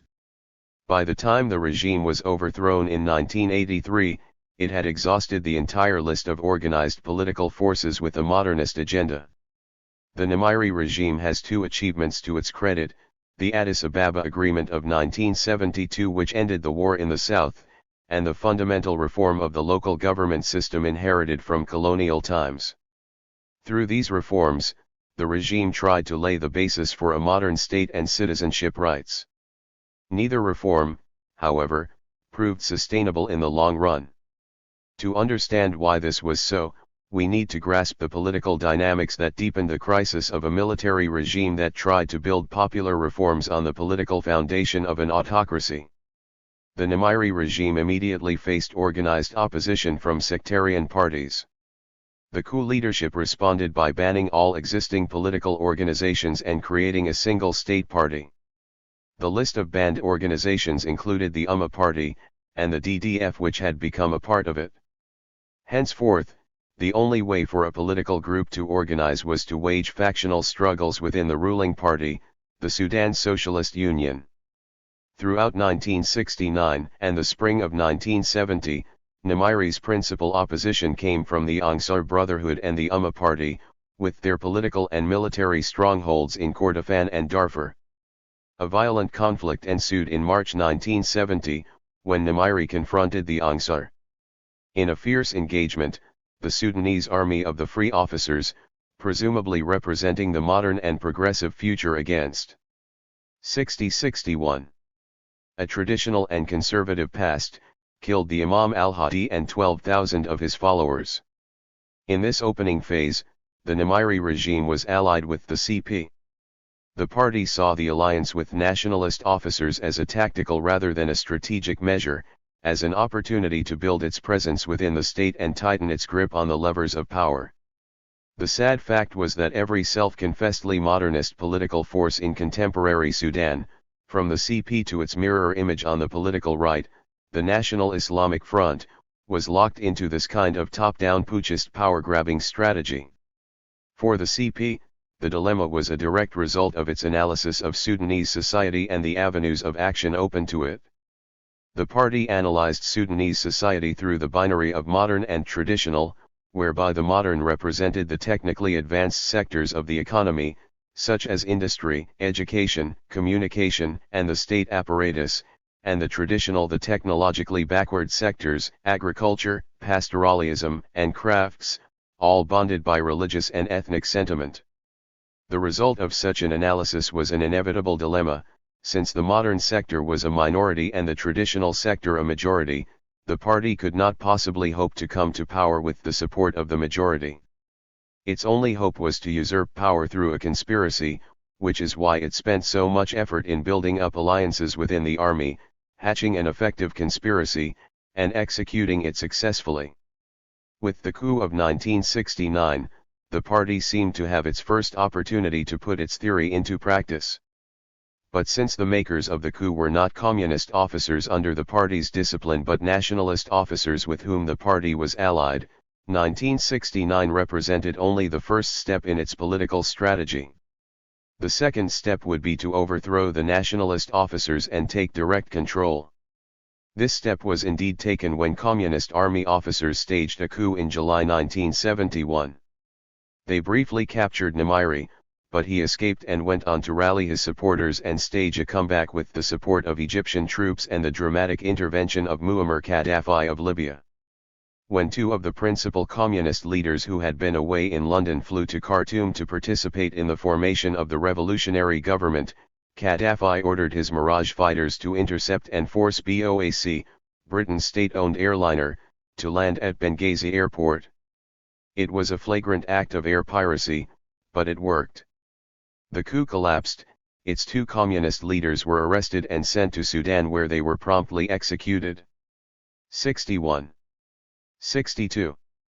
The end of the alliance with the CP both freed the regime of its ideological straitjacket and opened the way to realizing its most important political victory on the domestic front, negotiating an end to the war in the south. While both the CP and the nationalist officers had agreed that the civil war would only end through peaceful means, they were disagreed on the key to reform in the south. The CP's program for the south called for development, not democracy. From the party's point of view, the South needed preferential access to resources so it could develop, but in return it would have to accede to a national program implemented by a national leadership. Autonomy would be the price the South would have to pay for development.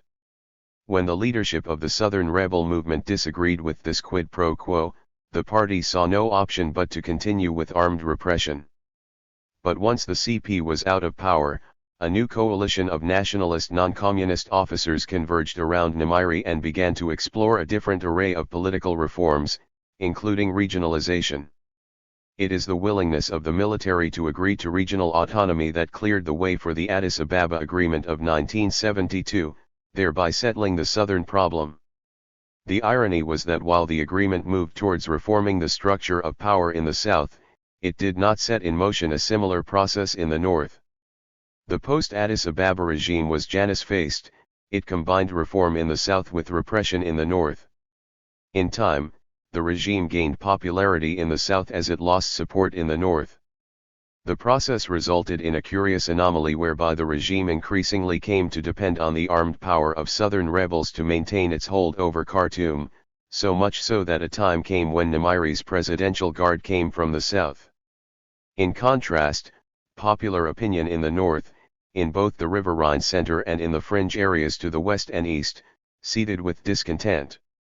The gains of the Addis Ababa Agreement were summed up in the Regional Autonomy Act of 1972. In 1980, the May regime decided to extend this act to all the other regions of Sudan. The implementation of the act led to the appointment of a governor for Darfur.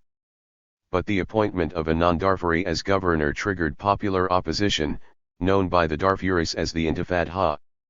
The Intifadha led to clashes with the police and casualties among demonstrators. Soon, the central government gave in and appointed Ahmed Drag, the first chairman of the DDF, to the post. Thus was appointed the first Darfuri to govern the province since 62-63. Independence, a milestone that, according to Harrier, marked the end of internal colonialism.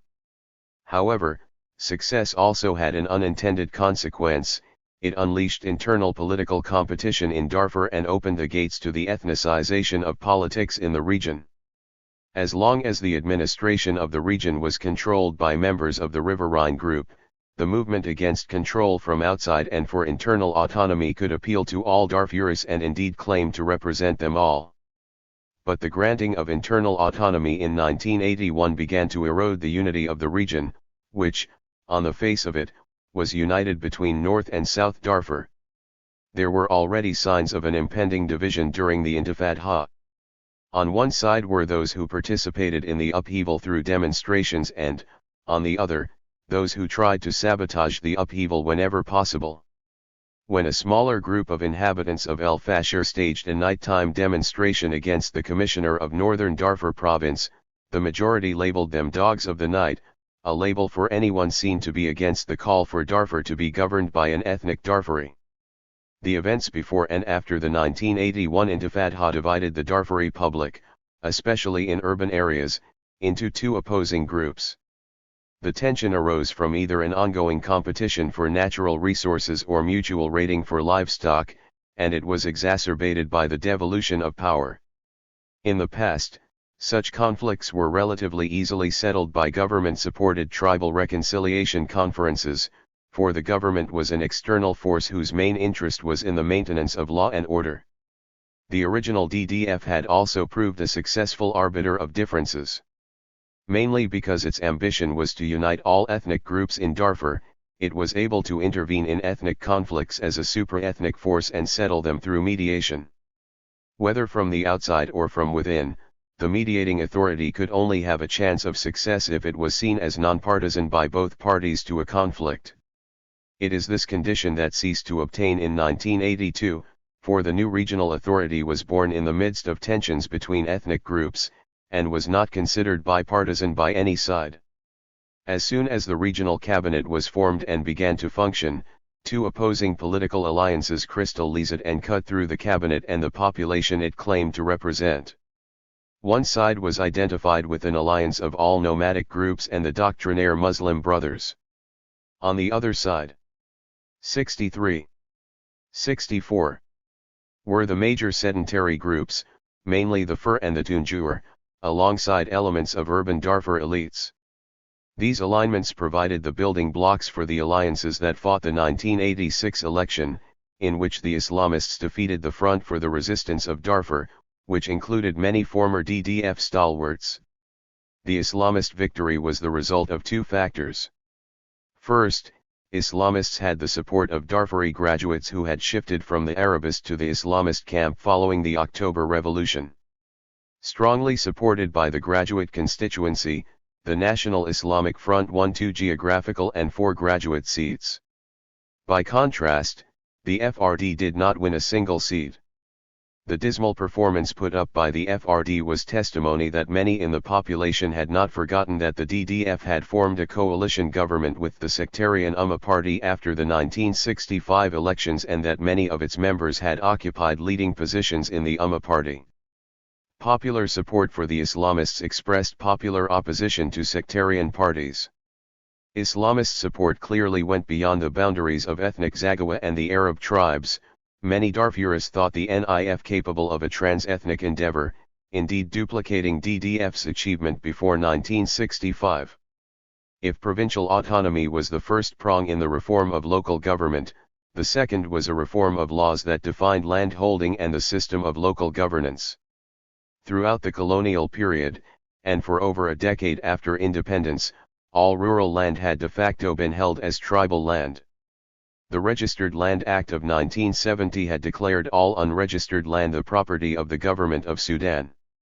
Its legal consequence was to turn tribal into state property. Initially, the act had introduced an ambiguity in the legal status of land, because many families did not formally own the land they cultivated.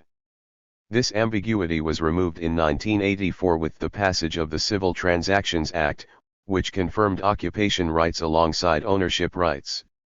With this revision, the state achieved a dual objective, declaring most land as state-owned, while recognizing the rights of actual cultivators and users of the land. The reform of local governance was the object of the People's Local Government Act of 1971. This act abolished the native authority system and replaced it by 22 rural councils. This attempt to reform the colonial state failed over the long run mainly because it lacked a viable democratic orientation. Like all modernists, the Nimiri regime saw electoral democracy as a means of reproducing the hold of sectarian religiously based parties. In 64-65 arrangement it replaced with the rule of a single party. The 1971 Act had two important consequences. The first was the proliferation of a bureaucracy, staffed by insensitive officials from the Nile, and directed by the single party, the Sioux.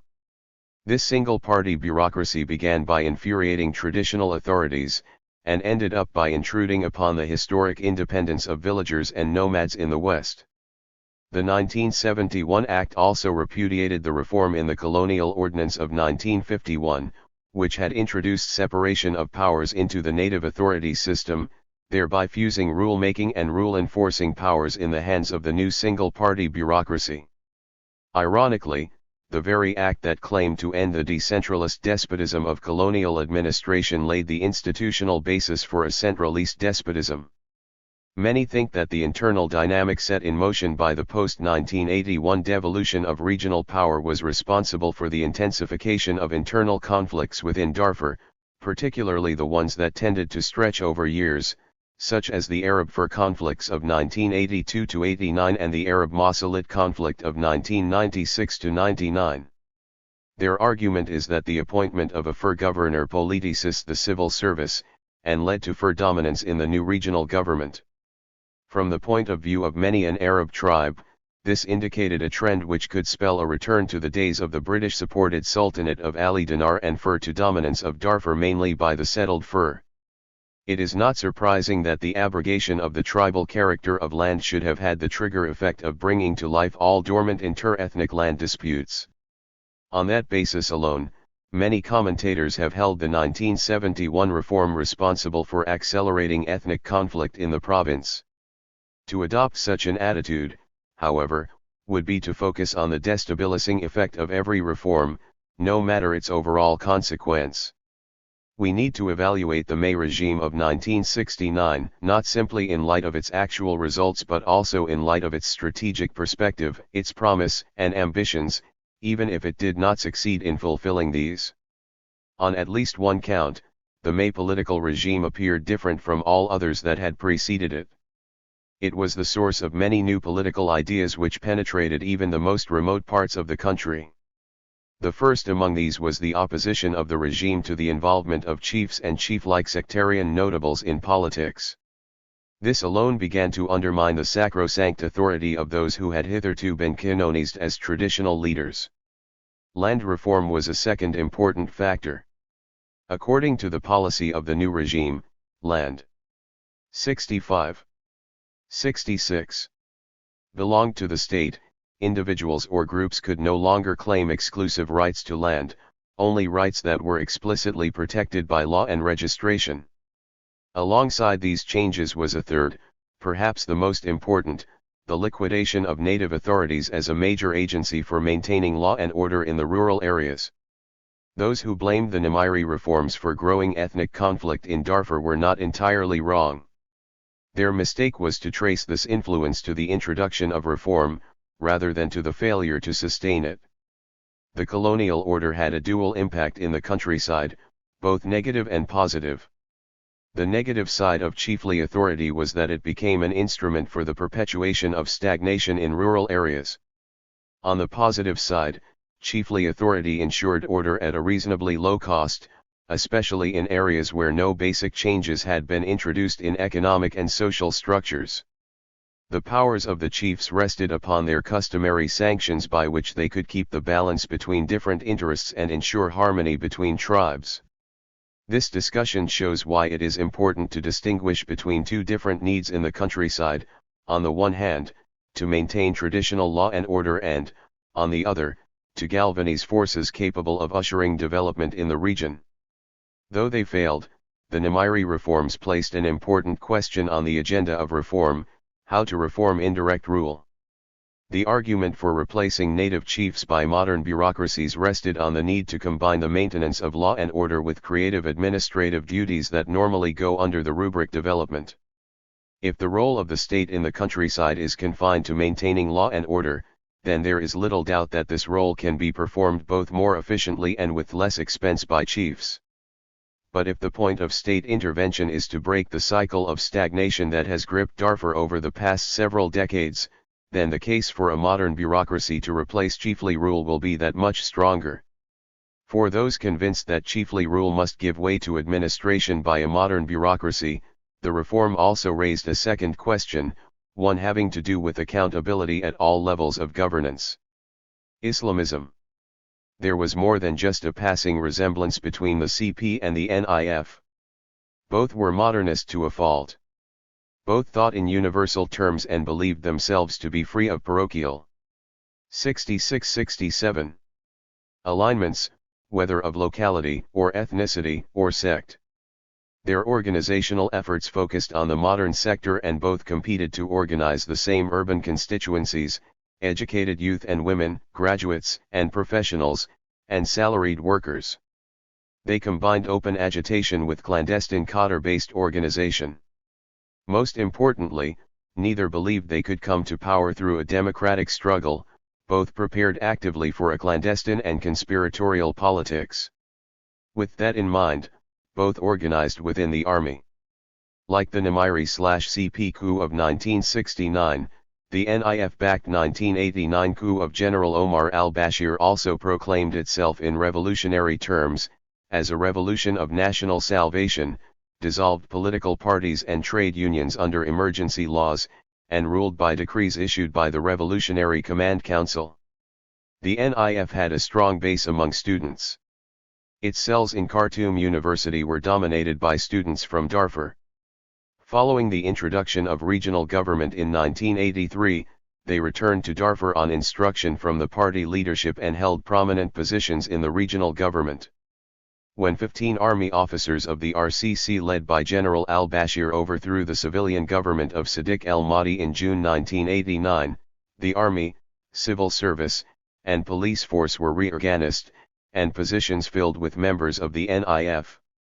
In addition, a parallel armed organization called the Popular Defense Force was established.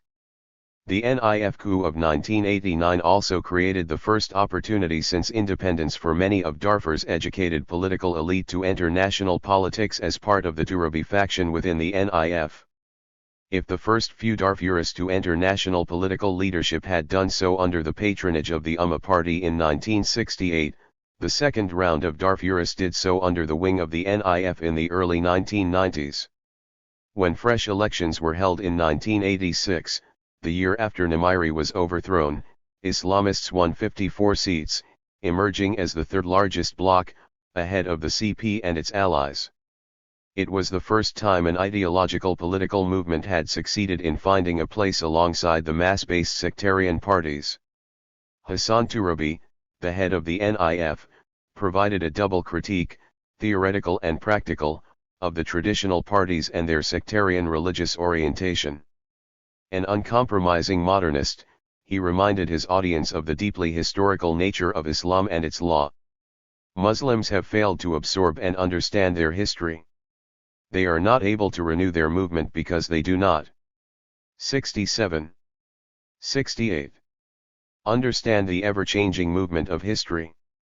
They have assumed that human thought, or the body of achievement of Islamic ijtihad, is not connected in any way to time and place. They have stripped the application of Sharia from its practical and realistic aspects, and turned it into abstract concepts existing outside the time-pace framework. Asked whether Muslim groups which claim a monopoly of sacred truth would not impose their ideas and beliefs on others by force if they were to come to power, he responded that the interpretation of religious truths in light of time and place was a right of every Muslim, and not just of specialists. I respect the Sufi tradition but I do not pay allegiance to a sheikh. I also respect the mujtahideen but do not believe that they have a monopoly of ijtihad. I believe that ijtihad is open to every Muslim, no matter how ignorant or illiterate he or she might be. When it comes to knowledge, he argued, there can be no absolute authority. Knowledge is a common commodity and people attain various degrees of it, and can exercise ijtihad at various levels. Which is why there could neither be an official church nor a canonized truth.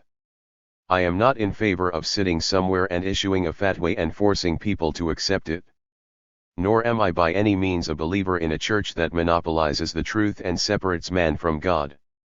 I regret to say that the Muslims have been affected by the Western malaise, and they have developed pseudo-churches where ulama and sheikhs pontificate and issue sacred edicts.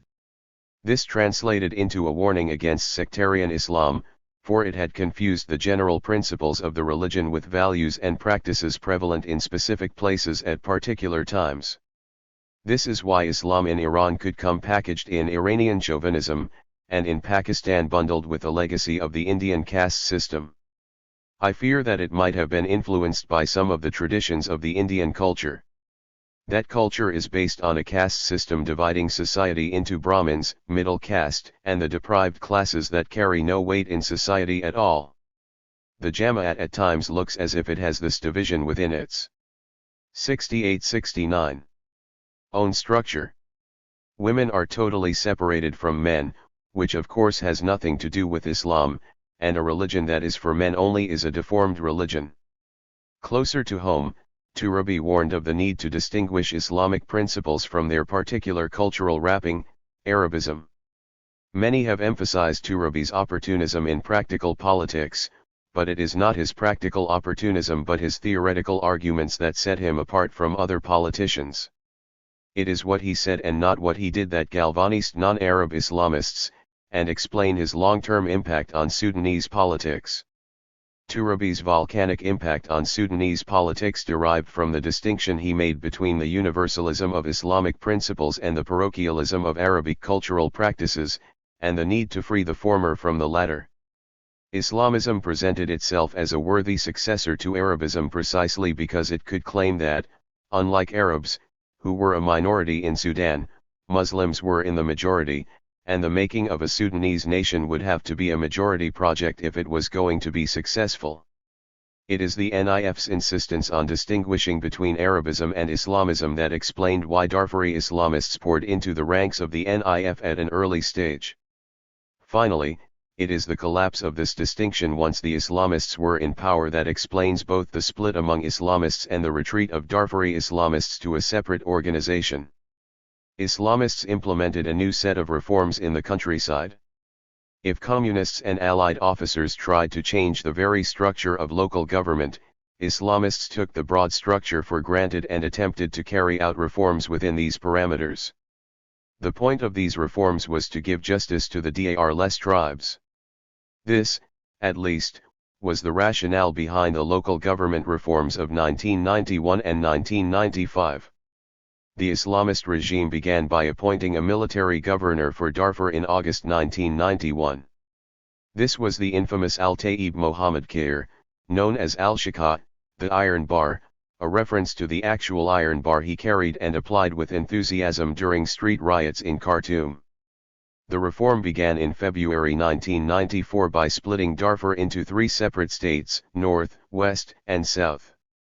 Supporters of the reform explained it as a skillful way of balancing a Fur majority in one state with non-Fur majorities in other states, but opponents decried it as an equally skillful way of dividing the Fur, the largest ethnic group in Darfur, into so many minorities spread over different states. A second reform took land from some of the settled tribes with officially designated Dars and created Dars. 69. 70. For hitherto Dar-less tribes. The result was a fragmentation of the territory hitherto demarcated as Dar Masalit. With the creation of a new native administration, the authority of the Masalit Sultan was also demoted. Furthermore, Dar Aranga and Dar Jebel in Kulbis province became 2 different administrative entities outside Dar Masalit Sultanate.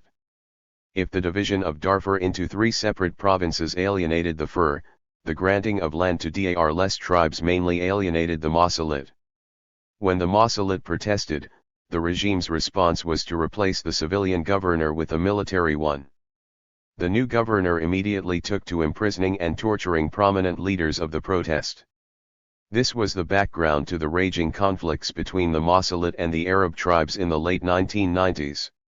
When they began in 1995, these were still local conflicts, fought around local power, tribal territory, and access to natural resources. The central government made things worse by a patently partisan reform that made no claim to be reforming the system as a whole and yet seemed to tilt in favor of Arab tribes of the region at the expense of the Masalit and the Fur. As the existing system of administration came undone, traditional mechanisms of conflict resolution began to come apart.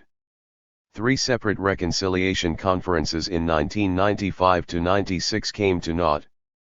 The more the government became party to a hitherto local conflict, the more the conflict spiraled into an officially recognized state of emergency. This is the time different ethnic groups established, trained, and armed militia groups which would provide the basis for the recruitment of forces in the war that followed 10 years later. They began by remobilizing traditional village militia structures, Warnang among the Fur and Ornang among the Masalit, both historically used to organize hunting parties, communal work in the fields, and feasts. The Masalit drifted into a guerrilla war until January 1999, when government troops, helicopters, and Arab militias crushed the Masalit insurgents, killing over 2,000 and displacing 100,000, of whom 40,000 were said to have fled to Chad.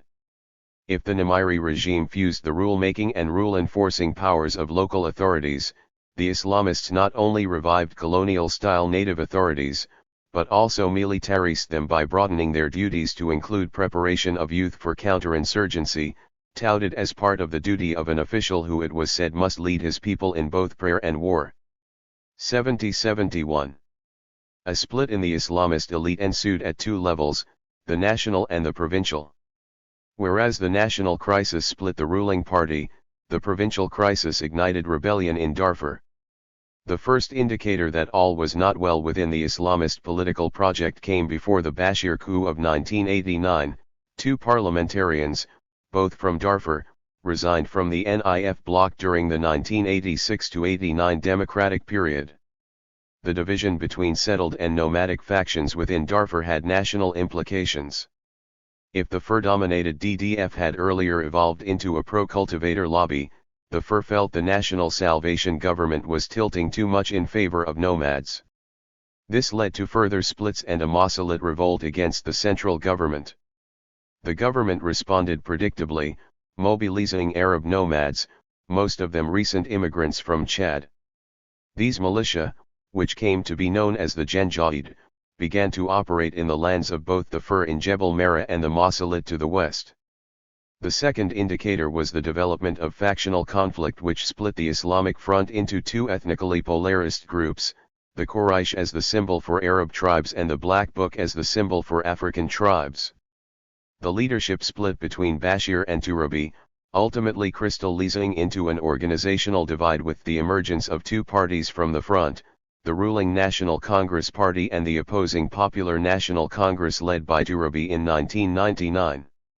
For many, Turabi symbolized the interests of those from Darfur, in contrast to the NCP which was taken to stand for Riverine Arabs. The claim of the Turabi faction to represent the people of Darfur was the presence of a prominent Darfuri in its ranks, Dr. Khalil Ibrahim, who had been the Minister of Health in the Sudanese government before the Bashir-Turabi split, and would frequently become the leader of one of the two main rebel movements, the Justice and Equality movement. Even after he left for Europe to build foundations for JEM, Khalil Ibrahim sided with the PNC in 2002. In March 2004, the government arrested 10 middle-ranking officers, all from Darfur and the neighboring Kordofan, on suspicion of plotting a coup. Days later, it detained Turabi, along with 6 top PNC political figures, accusing them of inciting regionalism and tribalism in Darfur. NISM.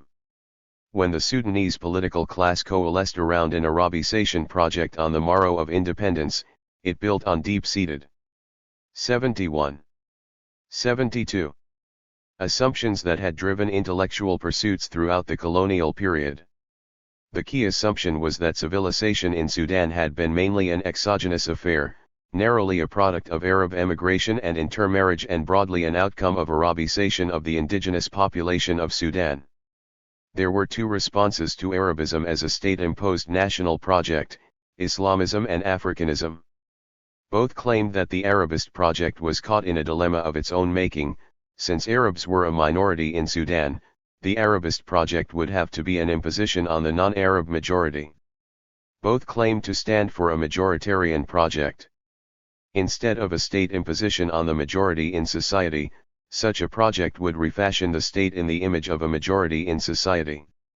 Neither, however, was in a mood to think through the contradictions of the majoritarian position. There were at least two. The first and more obvious question concerned rights of a minority in a democracy. How could a state designed in the image of the majority still claim the legitimate right to govern all the people of Sudan? The second was a more complex question, one that concerned the definition of the majority. As the very contention between Islamist and Africanist projects showed, there was no single, self-evident, and permanent majority in society which could be obtained through simple arithmetic calculations. Because people had multiple cultural identities, even cultural majorities were multiple and overlapping. In this case, the overlapping ground was occupied by African Muslims who belonged simultaneously to two majorities, African and Muslim. Their particular political identification would determine which cultural identity would translate into a political majority at a given point in time. Finally, the nature of a majority project, Islamist or Africanist, was not self-evident at all. As the Islamist period demonstrated clearly, there were rival notions of Islamism, presenting alternatives that were inclusive or exclusive, with radically different consequences for democratic politics. Similar questions would arise when it came to the debate on how state and society in Sudan should be reorganized in line with Africanist conceptions. Africanism in Sudan had deep intellectual and political roots in all parts of the country. A recent history of artistic and political expression in Sudan traces the Africanist assertion to debates inside the Sudanese Union Society, the first literary society formed by young graduates in 1920 to strengthen the nationalist consciousness of Sudanese, partly through literary activities and partly through 72-73. Directly disseminating views critical of the condominium government. It is the split in the Union Society that led to the formation of the first explicitly political organization, the White Flag League of 1923. That split turned on a debate as to which dedication would be the most appropriate to a collection of religious poems, to a noble Arabic nation or to a noble Sudanese nation. The division has come to reflect a running ideological chasm in Sudanese politics between two sides, one championing Arabic nationalism and the unity of the Nile Valley and the other a Sudanese nationalism calling for Sudan for the Sudanese. Sudanism and Africanism became the terms of two different critiques of Arabism in the artistic and literary world, the first more multicultural in its conception than the second. Both currents found expression in northern Sudan in the 1960s. Quite often, these currents drew inspiration from the historical example of Sennar, the capital in the Kingdom of Fungi. The visual artist Zian al-Abidin coined the term Sudanawiyya.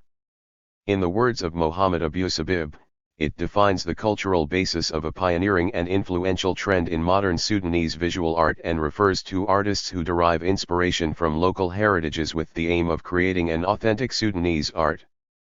Poets Boubaker and Al-Hay similarly sought a reconciliation of Arabic Islamic and indigenous elements.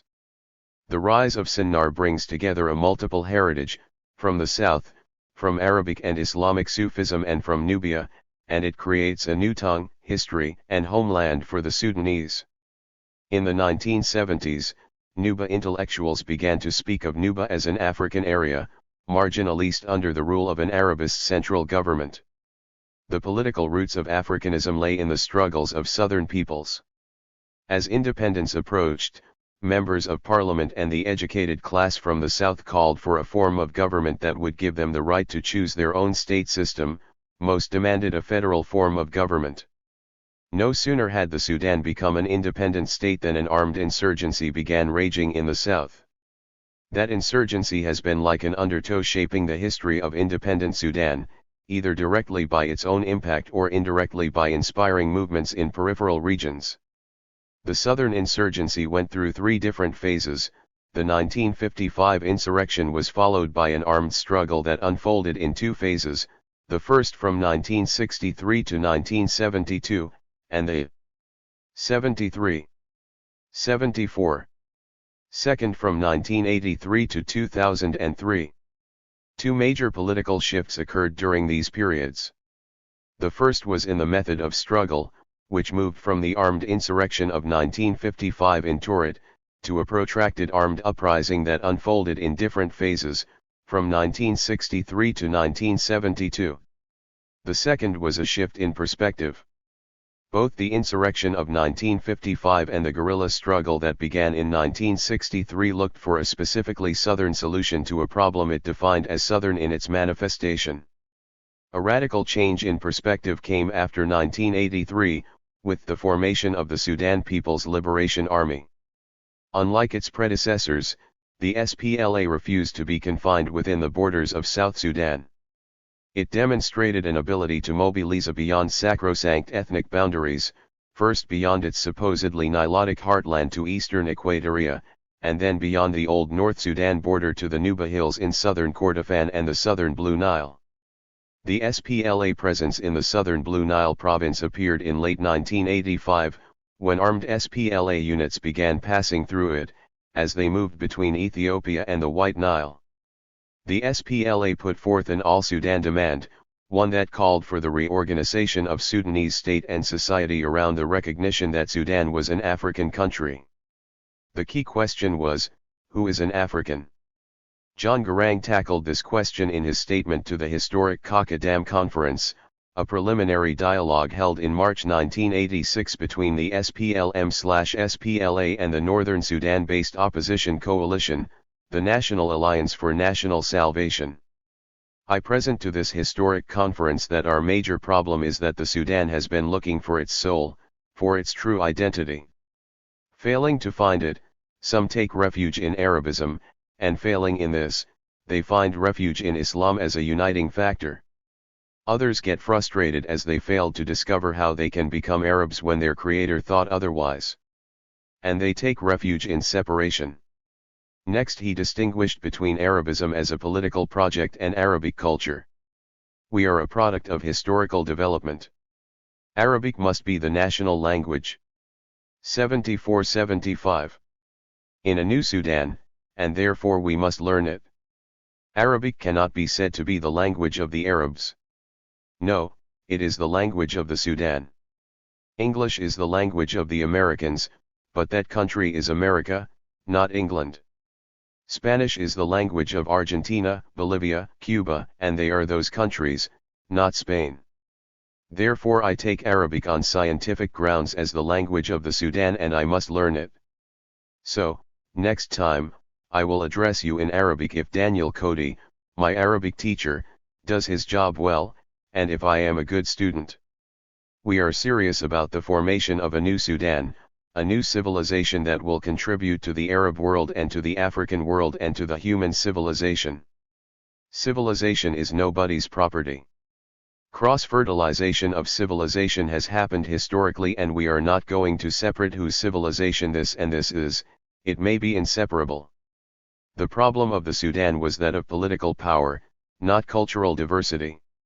I believe that the central question, the basic problem of the Sudan is that since independence in 1956, the various regimes that have come and gone in Khartoum and have to provide a commonality, a paradigm, a basis for the Sudan as a state, that is, there has been no conscious evolution of that common Sudanese identity and destiny to which we all pay undivided allegiance, irrespective of our backgrounds, irrespective of our tribes, irrespective of race, irrespective of religious belief. And the way to solve this problem is to address the question of how power is organized.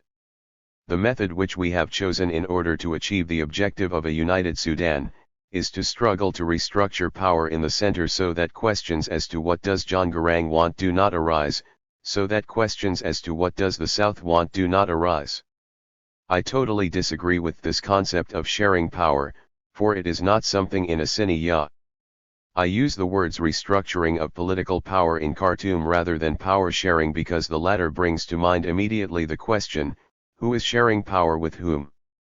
And the answer is usually North and South, Arabs and Africans, Christians and Muslims. It has the connotation of the old paradigm. 75. 76. John Garang died prematurely, barely a year after he assumed the position of first vice president in Sudan. Even the day of arrival suggested the guerrilla struggle may have ended, but its impact on civilian politics was just beginning. The very composition of the million supporters that gathered to welcome him, the very fact that they cut across all conventional political divisions, had the hint of something new. It may be that, as with Turabi, so with Garang, what he said had a much greater effect than what he did. Even then, the effect of what they said could be read in the actions of others who took those words seriously. This much is clear from developments in Darfur, particularly the mushrooming of two rebel movements, the Sudan Liberation Army and JEM, one inspired by the African secularism of Garang and the other by the African Islamism of Turabi. 4. After Zimbabwe, state, nation, and region in Africa. Sam Moyo and Paris Yeros. It has become clear that the Zimbabwean state has exercised a degree of autonomy in a way that no other state has in Africa for well over a generation. While the generalist implementation of neoliberal policies continues to subordinate the continent to the requirements of finance capital, Zimbabwe set out on a different path at the turn of the century, which has only recently begun to falter, under the new inclusive government. This makes contemporary Zimbabwe worthy of attention in its own right, but also for the impact it is having on political developments in Africa. The impact of Zimbabwe on politics remains poorly acknowledged. In South Africa, for example, it forms the backdrop to the country's enhanced post-2001 black empowerment strategy. In the region, it has broken the settler-donor consensus over the land question and has even led to the formation of a mutual defense pact against US/Western intervention. On the continent, it has emboldened resistance to the World Trade Organization and United Nations reformism. But the impact on academic debate has generally lagged behind. Many commentators have either been hesitant on Zimbabwe or in deep denial. It is curious, for example, that a debate has been conducted on the possibility of a democratic developmental state in Africa without taking direct interest in the questions raised by Zimbabwe. This has much to do with the narrow human rights perspective that has prevailed in public discourse. The emerging consensus seems to be that development requires autonomy, and autonomy requires a new conciliatory foundation, a people's contract, together with effective planning bureaucracies. It would appear that Zimbabwe's polarization, social conflict, anti-bureaucratic struggles and international standoff have nothing. 78. 79. Interesting to tell us about autonomy and development, Zimbabwe is the case gone wrong, perhaps more proximate to a failed state.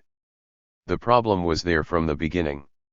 Initial reactions to Zimbabwe's radicalization failed to see this as an exercise in state autonomy, seeing it as its exact opposite, state destruction. Other conservative commentators inclined in the same direction, seeing Zimbabwe as a weak state, on the verge of failure, or a dangerous place to be tamed. Meanwhile, surveys of progressive trends on the continent have noticed nothing at all in Zimbabwe, or just violence and demagoguery. Only one observer inadvertently recognized the exercise of autonomy, via the concept of Bonapartism, but the concept was misapplied. It was only in late 2008 that a wider debate erupted, occasioned by Mahmoud Mamdani's recognition of a progressive rupture in the neocolonial state, as well as the subsequent signing of an open letter by 200 African intellectuals against the militarization of the Zimbabwe question, as threatened by the West. In all, what has been distinct about the denialist perspective, of both left and right, is the ideological suppression of the neocolonial character of the transition to independence in southern Africa. Beyond the negotiated settlements in Zimbabwe, Namibia, and South Africa, the transition has also included a trade-off between, on the one hand, the ending of externally instigated wars in Mozambique, Angola, and the Democratic Republic of Congo, and on the other, submission to the neoliberal straitjacket. Overall, the transition has been based on a certain pact, the ceding of formal independence and peace, in return for the preservation of the economic status quo. This is the context of a persistent and internationalist settler politics against overt and less visible forms of resentment and resistance that continue to demand closure on the national question. Was it really a deviation, or mere demagoguery, that such issues as the land question, economic empowerment and sovereignty, equitable development, and regional defense would become once again the basis of social and political struggle? We intend here to focus on the impact of these struggles on the character of the state in Zimbabwe, by tracing its continuous transformation, from its consolidation after independence, to its neoliberal shift in the 1990s, and to its radicalization and tentative normalization in the 2000s. We will also return to the debates on state theory, whose prior climax was in the 1970s, as well as to the 79. 80. Debates on nationalism and regionalism. For it is our view that, after Zimbabwe, a whole gamut of questions has re-emerged not only about the state, but also about nationalism as an ideological force and regionalism as a framework for autonomous development. State, nation, and region in perspective. A recurrent question concerns the potential and limits of the capitalist state in implementing progressive structural reforms. This question requires us to look more systematically into the structure of the state apparatus, its material and ideological basis, and the class contradictions which endow it with power. In Africa, this same question imposed itself in the course of decolonization, as the euphoria of independence gave way to the realities of the international settlement by which sovereignty had been bequeathed. Kwame Nkrumah famously spoke of neocolonialism to refer to the limits imposed on Africa by its subordinate insertion into the world economy. His solution was partly introverted, requiring nationalization of the economy, and partly outward-looking, calling for the political unification of the continent. The concept of neocolonialism later gained analytical rigor in the hands of Frantz Fanon and Amilcar Cabral. They both defended continental unification, but also looked to the internal mechanisms by which neocolonialism was sustained. They pointed to the pitfalls of nationalism, an ideology which was both a mobilizing force for national liberation/unification and a mystifying force in the service of neocolonialism and fragmentation. However, Fanon and Cabral tended to diverge on the potential and limits of the state in carrying forward the national democratic revolution. Whereas Fanon seemed to view co-optation of the new petty bourgeois ruling class as a foregone conclusion, Cabral held out the possibility of class suicide by the petty bourgeoisie in the interest of the popular classes. These questions reverberated around the continent. They reimposed themselves on Tanzania in the aftermath of the Arusha Declaration, when the ruling petty bourgeoisie forged ahead with nationalizations and villagization. The positions again diverged. John Saul held out the possibility of a socialist future led by a vanguard state, evident in the collectivist, as opposed to private, accumulation strategies of the ruling party. Issa Shivji ruled this out, pointing out that the same collectivist solutions masked the emergence of a bureaucratic bourgeoisie whose purpose it was to reproduce the capitalist mode of appropriation within a collectivist. 81. Economy.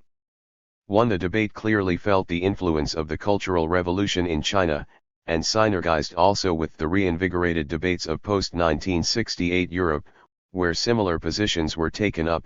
Nikos Palantzas attributed to the capitalist state inherently capitalist functions, while Ralph Miliband construed the state to the class origins/affiliations of its functionaries.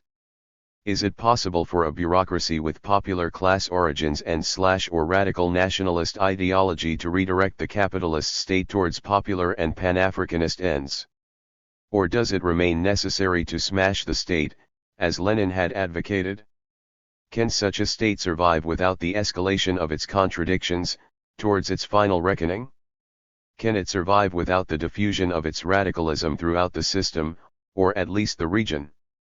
The questions may seem passé, but they are precisely the questions that imposed themselves at the millennium, this time on Zimbabwe. The country was convulsed by a revolutionary situation, driven by a militant land occupation movement and escalating socio-political conflict. The result was a rare phenomenon. The bureaucracy was both suspended and mobilized into a social force with a radical nationalist ideology. The dynamics and contradictions of this process will be reviewed below. For our immediate purposes, it is necessary to make a few conceptual points regarding the capitalist state, nationalism, and regionalism in Africa. The autonomy of the capitalist state. Following Palantzas, the capitalist state is a distinct type of state which both separates economic from political power and unifies the latter at the territorial level. In the capitalist state, the dominant class, the bourgeoisie, or its fractions, need not rule directly. It may cede political functions to other classes, while the fractions of the bourgeoisie continue to look to the same state apparatus to achieve their own political unity. It is the basic logic of the capitalist state to provide a cohesive force for the functioning of the economic system as a whole. It does so by organizing and reconciling the political interests of the bourgeois fractions, while disorganizing and reconciling the interests of the popular classes to those of the bourgeoisie, not least via the ideologies of nationalism, universal suffrage, and reformism. The separation of the economic from the political, and the aggregation of power in an ensemble of overarching institutions, is what bestows upon the state its relative. 81. 82. Autonomy. This autonomy is intrinsic to the capitalist state. It does not emerge merely in Bonapartist conjunctures. Furthermore, state apparatus and state power are analytically distinct. The state apparatus does not have a self-referential power of its own, as neo-Weberians would have it. The state apparatus exercises state power, which in turn consists in the correlation of class forces at any given time. But neither is the state apparatus reducible to state power, nor vice versa. For the internal, inherently capitalist, character of the state apparatus conditions the exercise of state power, and the content of state power, which finds expression in state policies, may reinforce a shifting correlation of class forces to such an extent as to create chronic disjunctures between the state apparatus and state power. In other words, an emphasis on the state apparatus at the expense of state power may not capture the contradictions and possible hybridity of the state. This is the quintessential case of revolutionary societies, but also of Zimbabwe in the course of its radicalization. The branches of the state apparatus may also be in conflict. Poulantzas may not have unpacked the state apparatus sufficiently, but he made the important distinction between bureaucracy as a social category and bureaucracy as a system of organization, or bureaucratism. Bureaucratism is the ideology that unifies the diverse class elements of the bureaucracy and makes them function coherently. It determines the administrative division of labor, its hierarchy, impersonality, and formal rule application. But the state apparatus is not an entirely homogeneous unit, as we will also see in the case of Zimbabwe. It includes various branches and functions, namely of coercion, rule-making, rule application and rule adjudication. The very ideology of bureaucratism is diversely applied among the branches, and the class character or affiliation of the branches may also vary. It is noteworthy that, in African states, local government in the countryside includes subordinate customary structures, staffed by hereditary bureaucrats with certain powers of rule-making and rule adjudication, especially over land. This bureaucratic bifurcation is an 82. 83. Important feature of most states in Africa, although in our view it is not the defining feature. As we will see, Zimbabwe's recent radicalization entailed a struggle against bureaucracy, as well as between branches of the bureaucracy. One final comment will serve to qualify the nature of the state. The superstructure of the capitalist system is not in fact the state, as is so often argued, but the state system, a territorially fragmented group of competing states, each with its own relative autonomy from monopoly capital. This political system is both hierarchical and heterogeneous in its state-society relations, such that the cohesive function of the state is obtained in some places, namely the periphery, less from material and ideological sources and more from coercion. One effect is the creation of a series of unstable weak links throughout the system, as the case of Zimbabwe has once again demonstrated. Another is that the state apparatus in the periphery is deprived of self-sustaining capacity. Over time, cohesion is obtained, destroyed, or restored by external support and/or intervention. This is a point which became clear in earlier debates, where John Saul's application of the concept of the overdeveloped state attributed to the African state an exaggerated, self-contained coercive capacity. Nationalism and regionalism. We consider nationalism to be a historically progressive force, which in the 20th century succeeded in altering the global balance of forces to expand the state system and establish the principle of self-determination as a universal right. This basic balance of forces continues to hold, despite setbacks and reversals. It continues to sustain the collective existence and relative autonomy of peripheral capitalist states. As we have argued, the relationship of nationalism to imperialism is essentially dialectical, such that its resurgence must ultimately be judged by its political orientation to imperialism. In practice, today, with decolonization behind us, it means that self-determination is more clearly a question of economic sovereignty, and that separate identity claims within states are more clearly a question of reversing unequal development within existing states. In the past, radical nationalists fully recognized the material requirements of genuine self-determination.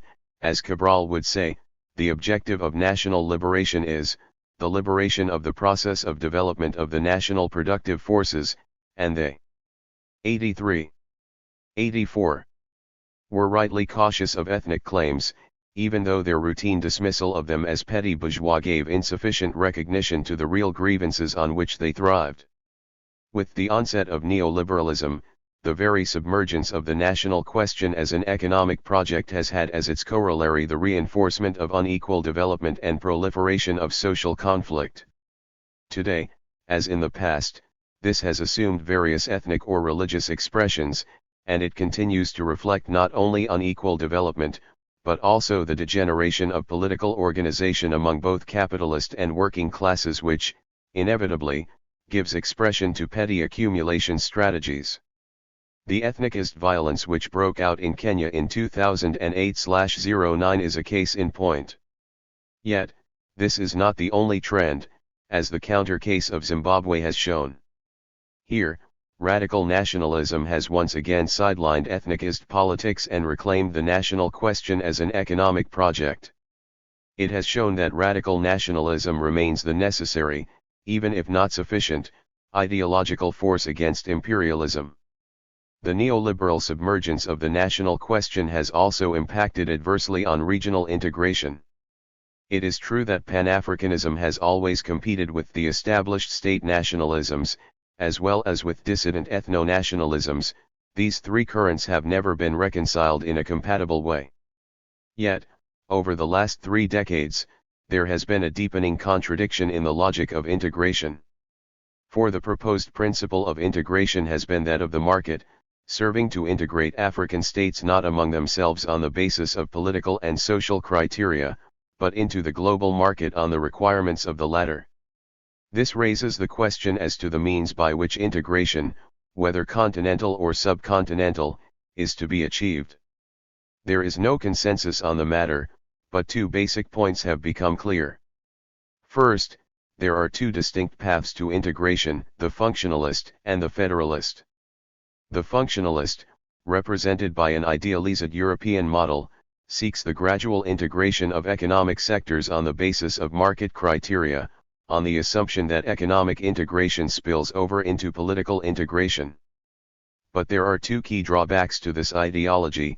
The logic of the monopolistic market reinforces asymmetries between and within member states and sows the seeds of its own paralysis, and it excludes the competitive security component, which in Europe was resolved by subordination to an external force. 84. 85.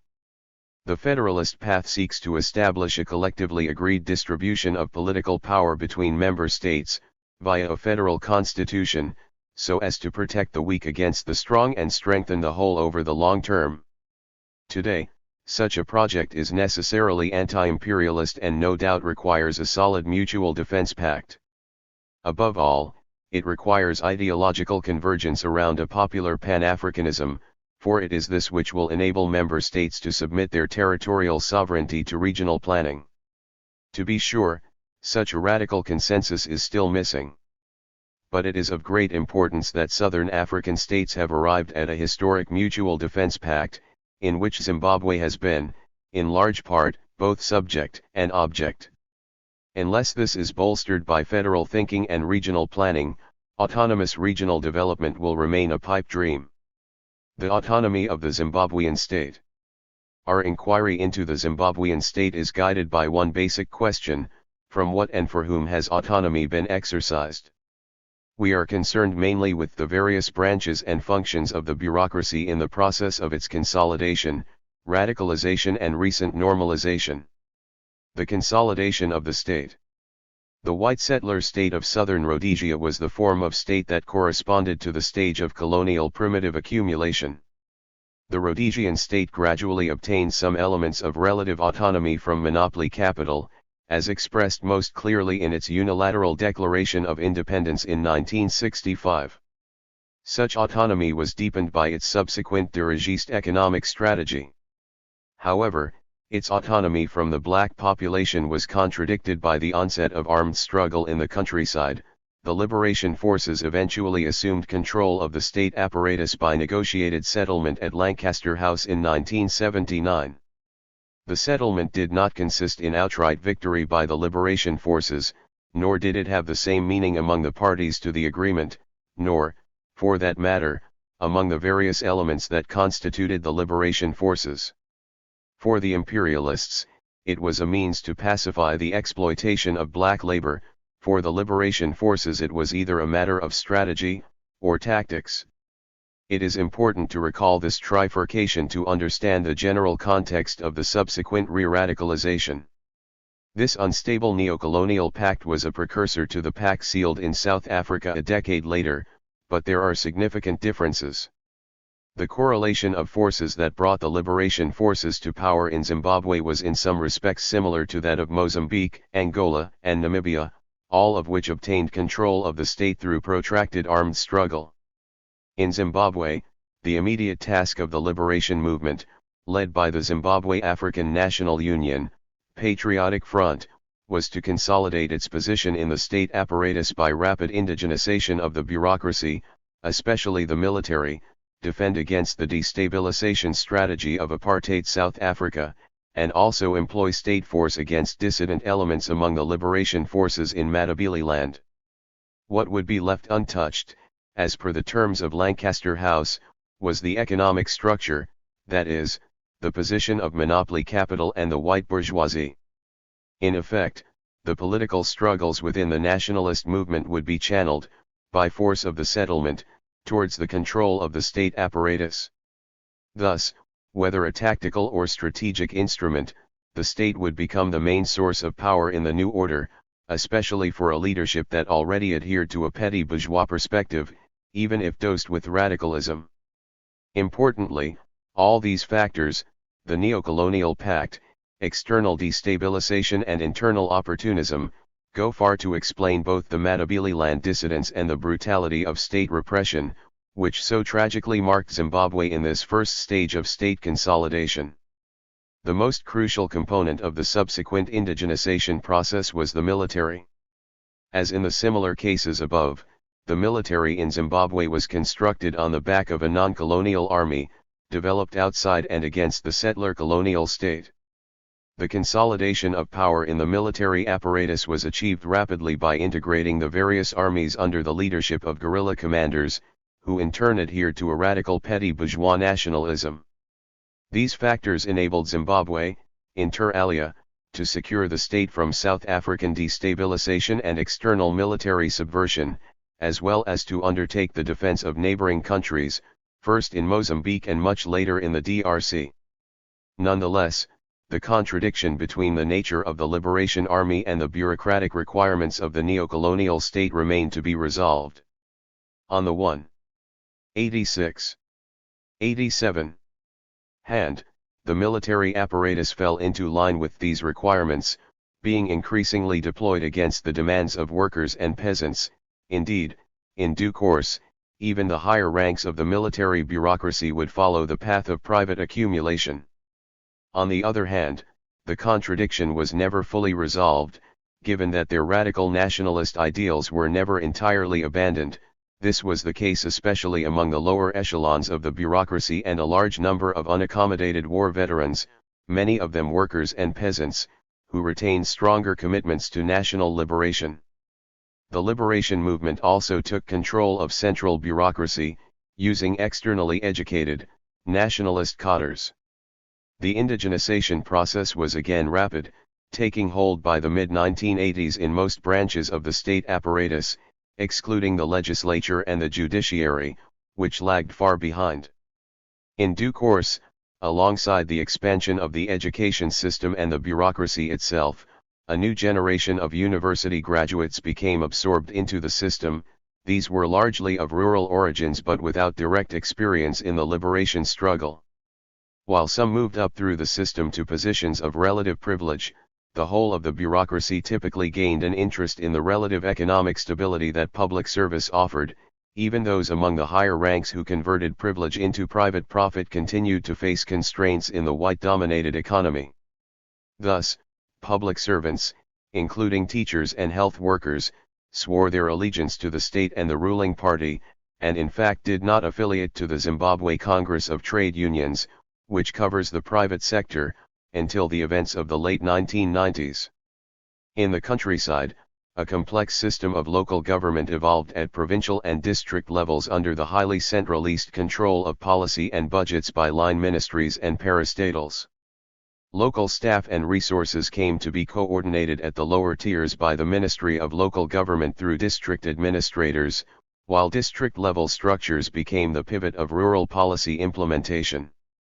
The coordination process at district level included an unelected district administrator and various committees involving local representatives of various ministries and the security apparatus, plus elected councillors and an elaborate unelected traditional leadership structure, including chiefs and village heads, the customary sub-branch of the local government bureaucracy. Alongside these structures, relatively well-organized ruling party structures came to 87. 88. Oversee and often influence the local administration process. The complexity of this system reflected, once again, the requirements and contradictions of the neocolonial state. After independence, government sought to establish democratic, secular, and non-racist channels for popular participation to replace chiefdom and racially segregated local government structures. The latter obtained, but the state soon proceeded to resubordinate local to central government, by marginalizing the new democratic structures and reducing them to policy-implementing agencies. Even chiefdom was partly resurrected, to regain control over rule-making and rule adjudication over peasant land. At the same time, the state succeeded in corporatizing black farming interests, specifically the small-scale commercial and communal area farmers, united in 1991 into the Zimbabwe Farmers Union. A parallel process of corporatization was pursued in relation to workers, who were organized from above, through the newly created ZCTU, until 1987, when the Trade Union Center sought an independent political footing.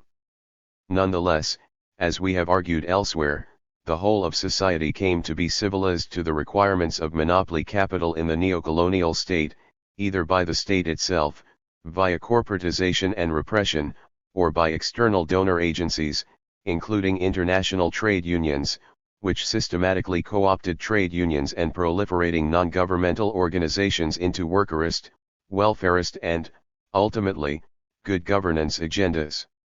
The two organizations that were left untouched were those of white capital, the Commercial Farmers Union and the Confederation of Zimbabwe Industries, the vanguards of domestic civilized politics. Finally, the state expanded rather than diminished its foothold in the economy, though always within the limits of monopoly capitalism, by maintaining the parastatals inherited from the settler state and increasing its control over agricultural markets, mineral marketing and mining, and a few industries. Major advances were made in the expansion and integration of rural markets, social services, and infrastructure, by diverting resources from the white farming sector to the peasant sector by means of the marketing parastatals. At this stage, rural cooperativism was also promoted, though it foundered on the top-down, corporatist tactics of the neocolonial state. The underlying dynamics of the consolidation of bureaucracy are to be found in the horizontal and vertical conflicts that unfolded in the post-white settler colonial state. On 88. 89. The one hand, the civilization of society rendered the working class organizationally weak, divided between town and country, and prone to co-optation and reformism. On the other hand, the unity of the capitalist class was stitched together by initiative of the black petty bourgeoisie, the ruling fraction, without roots of its own in the economy, under the watchful eye of established settler capital and foreign capital, the hegemonic fraction. The main intercapitalist conflict of the 1980s revolved around a pattern of accumulation, this being a contest between introversion and extroversion. However, all capitals, international, domestic, financial, commercial, agrarian, and industrial, were soon to abandon the dirigiste mentality of the previous settler state and adopt an extrovert orientation, given that they no longer enjoyed undisputed control over the state apparatus. Industrial capital held out the longest, until its co-optation by the World Bank in the late 1980s. For its part, the black petty bourgeoisie in the state apparatus, which still lacked an economic footing of its own, abandoned both the spirit and the letter of the leadership code of the ruling party, prohibiting private accumulation. By the late 1980s, embourgeoisement and comprodorisation were well underway. Alongside this, new black business lobbies began to make vocal demands to shift the indigenization project to the private sector, which had hitherto remained untouched, via affirmative action by the state in finance and agricultural land. Nonetheless, at the turn of the decade, and in step with the global political and economic transformations, all fractions of the bourgeoisie, black and white, lined up behind the structural adjustment program promoted by the World Bank. The program was implemented faithfully, the state apparatus being rolled back from all sectors of the economy, but not from politics. The prime losers of the program were the workers and peasants, but also certain fractions of capital, especially white industrial capital and the black petty bourgeoisie, neither of which was able to compete in the monopolistic free market. The radicalization of the state. This set the stage for the main intercapitalist conflict of the 1990s, a racial competition over the spoils of structural adjustment, pitting a large section of the aspiring black bourgeoisie against a united white bourgeoisie, led by its agrarian and foreign fractions.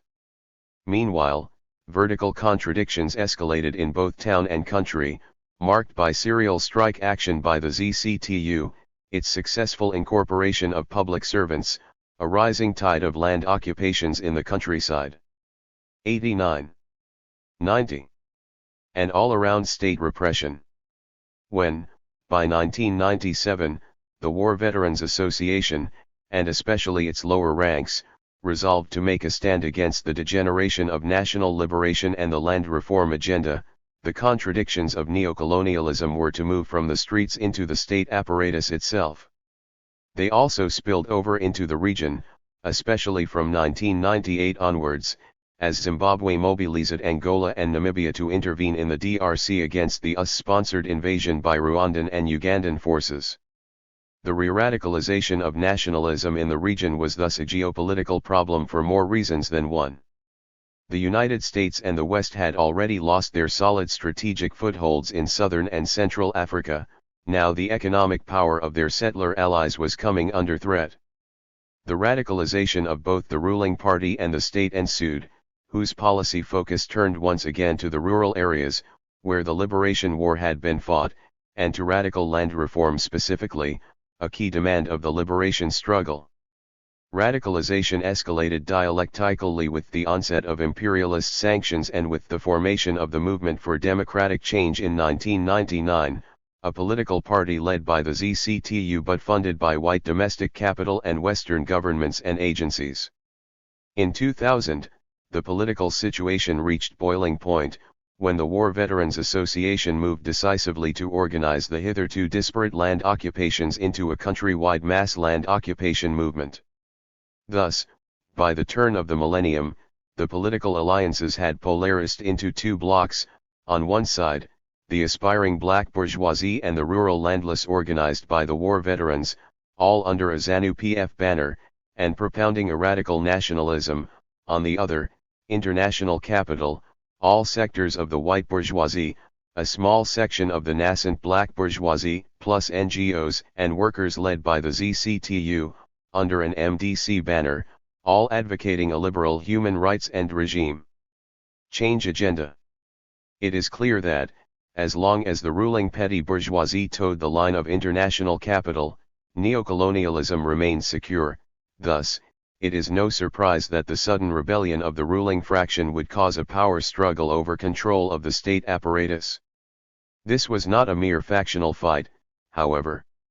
As we have argued elsewhere, the political crisis of 2000 amounted to a revolutionary situation, in which diverse social forces became highly mobilized, and in which property rights became contested in a fundamentally progressive way. Importantly, the ruling fraction 91 itself struggled to maintain control of the state apparatus. For the mass land occupation movement that emerged was not orchestrated from above, as is so often argued, but was organized by a militant war veterans association which maintained unique organic links to the countryside, as well as to the state apparatus, especially the military and the police. In the event, the top brass of the security forces faced an unsavory dilemma, either to use force against the land occupation movement and fellow war veterans, or against the imperialist alliance. Both options were high risk, but the first option may have been the riskier, given the extent and influence of the rebellion among the security forces. The second option had history on its side. What transpired after 2000 continues to require careful analysis. For the bureaucracy was both suspended and mobilized into a social force. Its purpose was to adopt and co-opt the land occupation movement into a petty bourgeois land reform program. Adoption entailed suspension of bureaucracy, co-optation, mobilization into a social force. What do we mean by suspension of bureaucracy? Suspension involved the sidelining of functionaries normally responsible for land allocation, together with the inclusion of elements which did not previously comprise of the bureaucracy as a social category. Suspension also entailed the abrogation of technocracy and established top-down procedures, or bureaucratism, by including popular forces directly into the policy process. Since 1996, the state had introduced land committees into the local level to determine the allocation of land and its use, committees which at best remained inoperative, or at worst vehicles for squatter control. In 2000, both the form and content of land committees were transformed, to include not only local ministry officials and traditional leaders, but also ruling party representatives, security organs, and war veterans, 15 to 30 persons in all. The purpose of the committees now was to serve fast-track land reform, regardless of technocratic criteria. In this process, the authority of established local state structures was sidelined while land committees were made to report to similarly constituted provincial land committees and the Ministry of Local Government. At the same time, the war veterans constituted themselves into base camps represented by committees of 7, whose purpose it was to coordinate the identification of land for acquisition and its beneficiaries, using pre-existing communal area waiting lists and 91. 92. War veterans lists, as well as to coordinate new settlers and war veterans and oversee farm workers, new occupiers, and criminals. The base camps took the form of an embryonic power center, armed and independent of the state apparatus. They were, in fact, the potential source of that feared second state, so common in revolutionary situations, whereby a dual power structure emerges to pit popular power against the state apparatus. At the height of the revolutionary situation in 2003, a broad-based nationalist alliance was stitched together through the Multi-Class War Veterans Association, whereby two processes were set into motion. First, the land occupation movement spread to all provinces, from Masvingo to Mashonaland, and then at a slower pace to Matabeleland. In due course, the occupations would also spread to peri-urban areas, to incorporate urban poor and petty bourgeois elements, led in large part by the war veterans. Like their rural counterparts, these urban land occupiers organized themselves into housing cooperatives and other associations, and proceeded to establish residential structures outside the urban planning framework. A broad rural-urban movement thus began to take shape, with substantial independence from the bureaucracy and the higher ranks of the ruling party. However, the second tendency set into motion was by initiative of the bureaucracy, with the purpose of co-opting the landless movement and making room for the aspiring black bourgeoisie as well. Thus, several moves were rapidly made to remove procedural impediments to land acquisition, to protect occupiers from eviction, to broaden the categories of land to be acquired, but also to formulate a fast-track land reform policy that would deliver land to diverse categories, mainly landless peasants and the black petty bourgeoisie.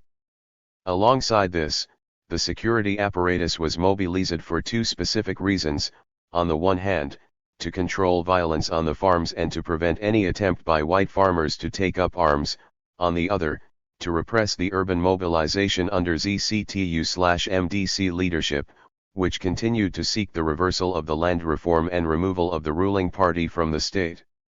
And while the security forces were mobilized in the defense of a multi-class land reform, the judiciary held out in the defense of property rights and white privilege. This led to an intra-bureaucratic struggle to remove/retire reactionary judges.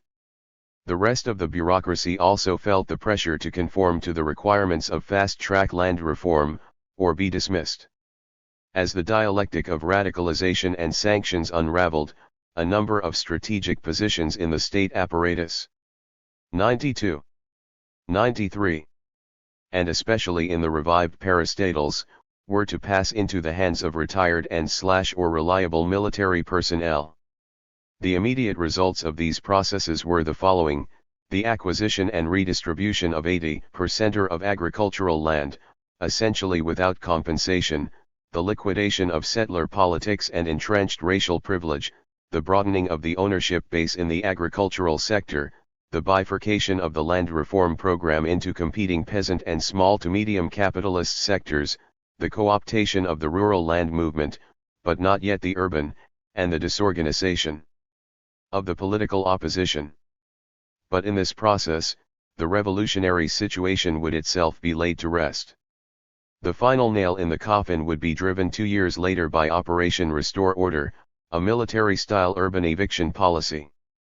Its objective was twofold: to liquidate the remaining challenge of the urban land occupations and its rebellious war veterans, and to stabilize the economy in accordance with the longer-term accumulation requirements of the new black capitalist class, given that a large part of business activity was being informalized through the peri-urban areas. We have argued that the war veterans did not go far enough, either within the state, to guarantee the momentum and working-class character of the revolutionary situation, or outside it, to prepare the ground for a sustained struggle against the reassertion of the black bourgeoisie. The first option may indeed have been impossible, if we accept the thesis regarding the limits of the capitalist state, the inability of the petty bourgeoisie to commit class suicide. The second option did not materialize due to the petty bourgeois limitations of the war veterans movement itself. Despite its radicalism and organic links to the countryside, and despite even socialist elements within it, it did not advance to a proletarian ideology and strategy. The movement limited itself to a single-issue platform, land repossession, and instead of establishing a durable, democratic rural movement and a solid rural-urban alliance, which was a real possibility under the escalating contradictions, it opted effectively for the abandonment of radical politics and its resubordination to the ruling party. Under the circumstances, the reassertion of the black bourgeoisie, now with a footing of its own in the economy, and the reconsolidation of the bureaucracy, were a matter of time. 2 concluding points may be made. First, it is clear that, despite its radicalism, the bureaucracy in Zimbabwe did not opt for collectivist solutions. Autonomy was exercised from international 93, 94 capital and its white domestic allies, and, ultimately, for the black bourgeoisie, given the eventual co-optation and defeat of the rural and urban semi-proletariat. Yet, in the indeterminacy of the situation, there was a clear disjuncture between the capitalist state apparatus and state power, expressed in the mobilization of the state apparatus in defense of the landless movement and a radical land reform. Did this alter the position of class forces in a progressive way? The revolutionary situation did not result in a revolution. But the political economy of Zimbabwe has now made a progressive lateral shift from a junker path of settler capitalism to a new capitalist path that combines elements of the peasant and merchant paths. This has broadened the ownership base of the economy and has set the stage for a broad-based accumulation strategy, together with new class contradictions. At the same time, it has clarified the class struggle by removing the source of racialized class struggle, the settler element. Thus, the black bourgeoisie will henceforth find it ever more difficult to cloak its particular interests in a universalist nationalism.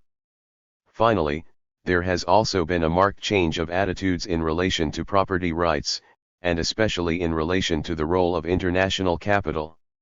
Until 2009, the state was obliged to intervene directly in the regulation of the economy and to control credit, distribution, and even production, in a new dirigiste strategy. Nonetheless, the shortcomings of the new strategy were also painfully evident, in a record-setting hyperinflation and, consequently, in the inability of the state to jumpstart the economy.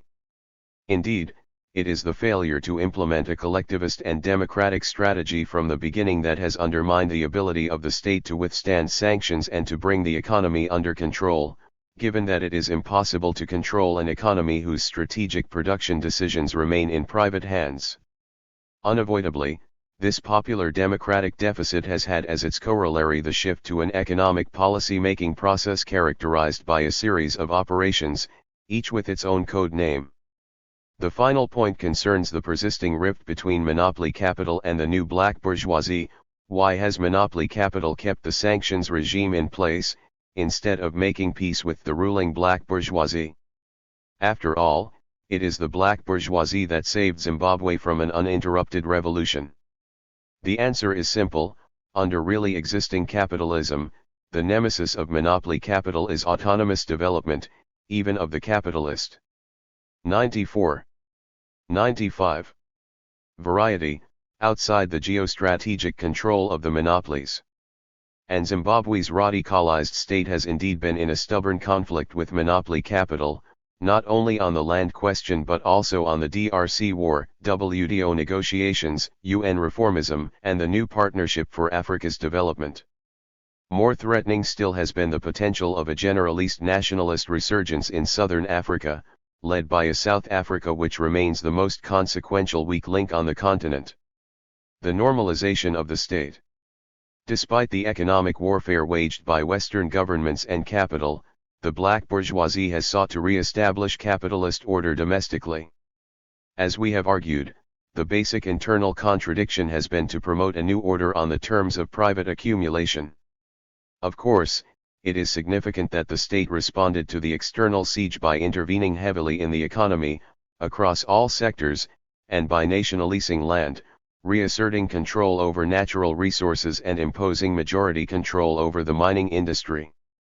But in the absence of direct control of strategic sectors, including the banking system, the heterodox strategy opened the way to the financialization and informalization of business activity, the entrenchment of speculative and profiteering interests and the excessive printing of money, all too often applied in the interest of the larger capitalists.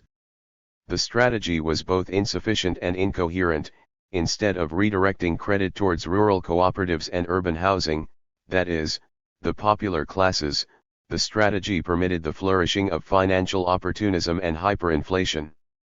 This type of heterodoxy has not been a problem of bad governance, but emblematic of the changing balance of class forces. If in the earlier stages of radicalization the state apparatus had been used in the interest of the landless, from 2003 onwards the enlarged black capitalist class repositioned itself within the ruling party to impose its own version of order. This led to a series of tragedies between 2005 and 2008, especially as economic hardship deepened. The earlier tactics of popular mobilization gave way to quick-fix, military-style operations, first against illegal urban dwellers, destroying the new urban settlements that had emerged during the land occupation, then against illegal rural miners, who had resorted to smuggling for their livelihood, then against profiteers, in a price control blitz. 95. 96. Whose effect was to expand the parallel market, and finally, during the presidential contest of 2008, against those who could no longer be convinced of the vanguard claims of the ruling party, even in the countryside. This culminated in a deep and tense electoral polarization, with the opposition taking the lead for the first time, which could only be diffused through negotiations over power sharing. Thus, a government of national unity was installed in February 2009. The agreement over GNU created a dual executive structure, whereby President Mugabe retained his post and the newly created post of Prime Minister was assigned to Morgan Tsvangirai, the head of the MDCT. Cabinet posts were also redistributed among the two parties. Most importantly, the Ministry of Finance was assigned to the MDCT, while the security forces remained with ZANU-PF. The result has been a return to peaceful politics generally, but also to intense political struggles among the branches of the bureaucracy. This is most clear at the level of central government, where the state apparatus has now been penetrated by the West through its direct funding of MDC ministries against those held by ZANU-PF. But there are also less visible transformations at the local level. Despite the formal extension of customary authority to newly resettled areas, the emergence of grassroots cooperativism has tended to erode customary authority further. On the economic front, normalization has been equally significant and turbulent. The MDCT has refused to confront sanctions outright, even though, once in power, it has recognized the existence of restrictive measures. But the main turnaround has been in the fight against inflation, by means of the extinction of the Zimbabwe dollar and the adoption of a multi-currency system. Implemented by ZANU-PF just before GNU, the surrender of monetary policy was seen as a better alternative to a full-fledged return to IMF tutelage. Beyond this, agricultural markets have been decontrolled, the privatization of state enterprises, such as the Iron and Steel Company, are under negotiation, the capital account has been loosened, and trade liberalization has returned, especially via the Southern African Development Community and the Common Market for Eastern and Southern Africa agreements. Yet, the struggle continues over the control of the mining sector, this being the main foreign exchange earner. ZANU-PF, in control of the ministry, has insisted on majority control by indigenous capital. Another battleground is again the land question, where the unresolved issues over tenure and compensation are being reorganized in the 96-97 course of constitutional reform. The bourgeois fractions, straddling both parties, and supported by NGOs and Western agencies, are regrouping around freehold tenure, while compensation is not in the interest of the black bourgeoisie, but it is kept on the table by the West and the settler politics of the region. Towards the autonomy of the region? To understand Zimbabwe's interrupted revolution, it is not enough to establish what happened but also what did not happen. In order for a revolution to escalate without interruption, it is necessary that two conditions hold: internally, that popular mobilization obtains a proletarian perspective; externally, that its radicalism spreads to other states and is defended collectively. These two conditions interact in that they affect the internal and external balance of class forces at any given time. This is what did not happen in Southern Africa. Instead of a regional convergence around a national popular project, Zimbabwe's radical nationalism stopped short at its borders, impinging on the internal relations of neighboring Southern African states only in a controlled manner. And although the states of the region, led by South Africa, have provided diplomatic cover for Zimbabwe, this has fallen far short of what was required to sustain its progressive momentum. It is important, therefore, to examine briefly the regional contradictions and their implications for autonomous regional development. Southern Africa is the most economically integrated region in Africa, an integration whose origins lie in the mineral revolution in South Africa at the end of the 19th century. The economic expansion of South Africa became the hub of a profoundly asymmetrical regional economy, integrated by a chronic migration of labor from the neighboring hinterlands. In the latter half of the 20th century, the region became embroiled in a series of protracted liberation struggles against colonialism and entrenched white power. The epic entree of this struggle inevitably was South Africa, which, with the assistance of the West, exercised disproportional influence on the course of the liberation struggles in the region, especially through its military doctrine of destabilization. With the end of the Cold War and the transition to majority rule in the new Republic of South Africa, the latter rolled back the militarism of the past, but retained and even expanded its economic position, now on Pacific terrain. 97. 98. The South African state has been transformed, but not sufficiently. In fact, it has integrated itself ever more intimately with finance capital, at the same time as it has been charged with the task of exercising relative autonomy in the interest of the popular classes. The black ruling class which now occupies the state must not only serve imperialism, but also its black citizenry, as well as its neighbors, who together defeated apartheid. So it was a matter of time before post-apartheid South Africa would be thrust back into crisis, for it thrives on the super-exploitation of domestic and regional labor at the same time as it claims an exceptional role in the service of Pan-Africanism. The asymmetries born of settler colonialism persist and, indeed, are expanding at a rapid pace. The RSA runs a trade surplus with the region at the tune of 9:1, this having tripled since the end of apartheid. The RSA also is the largest source of, or conduit for, foreign investment in the SADC, having quadrupled in recent years. Although South African firms are not entirely South African, they include Western capital and many, in any case, now maintain their financial headquarters in London.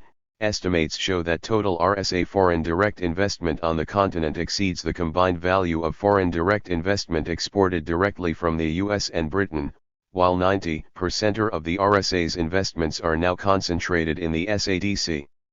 It is important to note that the large majority of these investments are concentrated in capital-intensive production for export. 77% is in the minerals energy complex alone. In other words, South African capitalism reproduces the disarticulated pattern of accumulation entrenched on the continent, while at the same time avoids reinvestment at home and the related socio-political reordering that this would entail. The foreign policy of the RSA parted ways with destabilization to settle into a policy of stabilization, proclaiming security and development as its goal, but defined on the basis of neoliberal criteria. This has been a pragmatic foreign policy insofar as it has sought to defend the economic and political status quo by non-coercive means. Thus, in the DRC conflict, South Africa promoted a peace-building process, but one that accorded with its own interests and those of the West. In the SADC, it has promoted a policy of regional integration based on trade liberalization, together with protections built in for South African industry and labor, while, at the same time, it has resisted a regional industrial policy based on political criteria. 98. 99. And on the continent, it has promoted NEPAD, a neoliberal policy framework for continental underdevelopment. We might say that the new, non-coercive South Africa relies on economic power and diplomacy to depoliticize peace, integration, and development. This is the context in which the Zimbabwe question emerged to challenge both imperialism and South African capitalism. Zimbabwe's dispute with the RSA was already underway in the 1990s, when the two sparred over trade liberalization and the security policy of the SADC with regards to the DRC. When, in 2000, Zimbabwe lurched ahead with an autonomous land reform program, the economic and security order of the region was confronted with a robust challenge. Had this challenge been mounted during the Cold War, we would certainly have expected a militarist response by the West and its South African proxy. However, under the new conditions, South Africa has been torn between the requirements of stabilization and the revitalist ideals of national liberation. These ideals have strongly reverberated within South Africa, given that its own class/race contradictions have been subject to a new bourgeois indigenization policy. In fact, both countries today pursue the same objectives, the creation of a black bourgeoisie by means of affirmative action, with the exception that Zimbabwe's contradictions have escalated to a radical policy on property and to a confrontation with the geostrategic ambitions of both South Africa and the West. South Africa's policy on Zimbabwe has taken the form of quiet diplomacy. It has amounted to a balancing act, proclaiming non-interference in the internal affairs of Zimbabwe, in accordance with the egalitarian ideals of Pan-Africanism, while seeking to defend the status quo by guiding Zimbabwe back to neoliberal stability. It has indeed been a deeply contradictory situation, whose indeterminacies and inconsistencies have not been fully acknowledged. This has partly to do with a common recourse to rationalist or reductionist approaches. Thus, South African foreign policy has been construed either as a zealous defense of the economic interests of its emergent black bourgeoisie or as a reluctant defense of the interests of white corporate capital, or as a pragmatic defense of its regional security interests, or as a faithful defense of the geostrategic interests of the West. Obviously, elements of all these approaches are somehow at play. But how do they fit together? We cannot escape the requirement of state theory. South Africa is a relatively autonomous, semi-peripheral capitalist state balancing 99. 100. Between conflicting internal and external forces, whose relations can tilt in one direction or another in accordance with ongoing horizontal and vertical conflicts. Insofar as the state serves as a cohesive factor internally, it cannot serve the exclusive interests of a seemingly all-powerful black ruling class, or the white hegemonic fraction for that matter.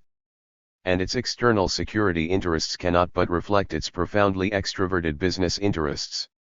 The result is that the black ruling class in South Africa has managed to control the diffusion of Zimbabwe's resurgent nationalism, not least by renewing the momentum of its own bourgeois indigenization program and by taking care not to offend the ideals of national liberation, to which black South Africans, and the region as a whole, remain sensitive. The result has also been the extension, in 2003, of the Mutual Defense Pact reached in 1998 by Zimbabwe, Angola, and Namibia. This has effectively shielded Zimbabwe from the repeated attempts by the West to control the course of inter-party negotiations. Indeed, thanks to Zimbabwe, larger room for maneuver now exists in southern Africa vis-a-vis international capital. Conclusion. It is clear to us that autonomous development can only be sustained by a regional convergence around a popular nationalism and the formation of a new, federated state that can overcome fragmentation, entrenched asymmetries, and beggar thy neighbor policies. It is pointless to speak of regional autonomy in any other way. In this regard, it is also clear that the black bourgeoisie in the racially divided societies of southern Africa can be enlisted in such a project, but it cannot be assigned a leadership role, for it is axiomatic that its accumulation needs will prevail tomorrow over whatever patriotism it might feel today. Left to its own devices, it will seek the easy road of comprodorization, neocolonialism and regional dispute. After Zimbabwe, the congruence of state, nation, and region has once again become an imperative, but one whose agent is still missing. 5. Peripheral states in Asia under neoliberalism and after Korkutboratov. Neoliberalism, the comprehensive assault on capital. The neoliberal mode of regulation has been dominating the world economy during the past 3 decades. The electoral victories of Thatcher and Reagan, representing a radical shift in economic philosophy, and the appointment of Paul Volcker to the chair of the Federal Reserve, representing the move toward monetarism, all in 1979, are events which can be considered as the starting point of the neoliberal era. Neoliberalism is a neutral term, used by social scientists, particularly economists of differing persuasions, focusing on changing modes of economic regulation. An alternative characterization on the basis of a shifting balance of forces between social classes would be a systematic and comprehensive assault of capital against the past social and economic acquisitions of working people in both North and South. A second and closely related assault has been aimed at undermining the modest degrees of economic independence realized through national liberation struggles and the subsequent attempts for autonomous development. During the 1970s, at a crucial phase of the golden age of capitalism, those developments had led to the questioning of power relations within the world economy, culminating in the campaign for a new international economic order called by various Third World organizations. 3 dimensions were involved. The first targeted the ultimate dismantling of the welfare state in the North, facilitated by a policy of deregulation of the labor market. The second undermined the peripheral state as a productive and investing agent and dismantled elements of domestic regulation of market processes. In a number of Third World countries, those features had previously resulted in generating favorable conditions to labor, due to development processes based on domestic markets. The third targeted the elimination of barriers to international trade and capital movements. 105. 105. 106. At the periphery, seriously undermining protected, state-led developmental states. The collapse of the Soviet Union and the incorporation of the former socialist countries of Europe into the periphery of the imperialist system facilitated the pace of change. Change was unidirectional and, Consequently, all countries, almost without exception, were affected. Nevertheless, the pace of progress was not uniform in terms of regional and national incidence, and full realization of strategic objectives was not attained everywhere. In terms of sequencing at the periphery, three phases can be distinguished: liberalization and deregulation of domestic commodity, financial, and labor markets, liberalization of international trade, that is, moving into a free trade regime, and full liberalization of capital movements into and out of the national economies. All phases were also accompanied by the so-called structural adjustment policies, or market-friendly reforms, in most cases incorporating comprehensive institutional and legal transformations. Elimination and liquidation of state ownership in the means of production was an essential component thereof. Peripheral Asia was no exception to the foregoing transformations. But national experiences were much more dispersed around the overall trend than other regions. Imperialist aggression seriously undermined economies and societies in the Middle East, Afghanistan, and Pakistan. Reluctance and resistance to certain components of the neoliberal agenda was more effective in parts of Asia than elsewhere. However, the mainstream neoliberal agenda was the unifying framework. Traditional populism and its aftermath. The domestic component of the neoliberal project on peripheral countries can be summarized as deregulation and privatization at the level of the national economy. The consequences and implications are closely related to the erosion and dismantlement of the populist mode of regulating distributional dynamics prevailing in many nation-states in the South. Persistence with that mode was starting to threaten vital interests of dominant classes by the late 1970s. Some cautious generalizations on common features of populism. 106-107. Before they were undermined and, at times, destroyed by neoliberal transformations will be helpful at this stage.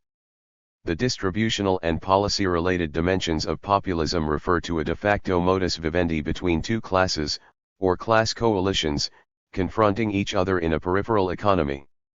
Economically dominant classes are capable of controlling the state apparatus, but popular classes, due to their numerical size, have to be co-opted into accepting this control in return for a set of economic advantages extended to them.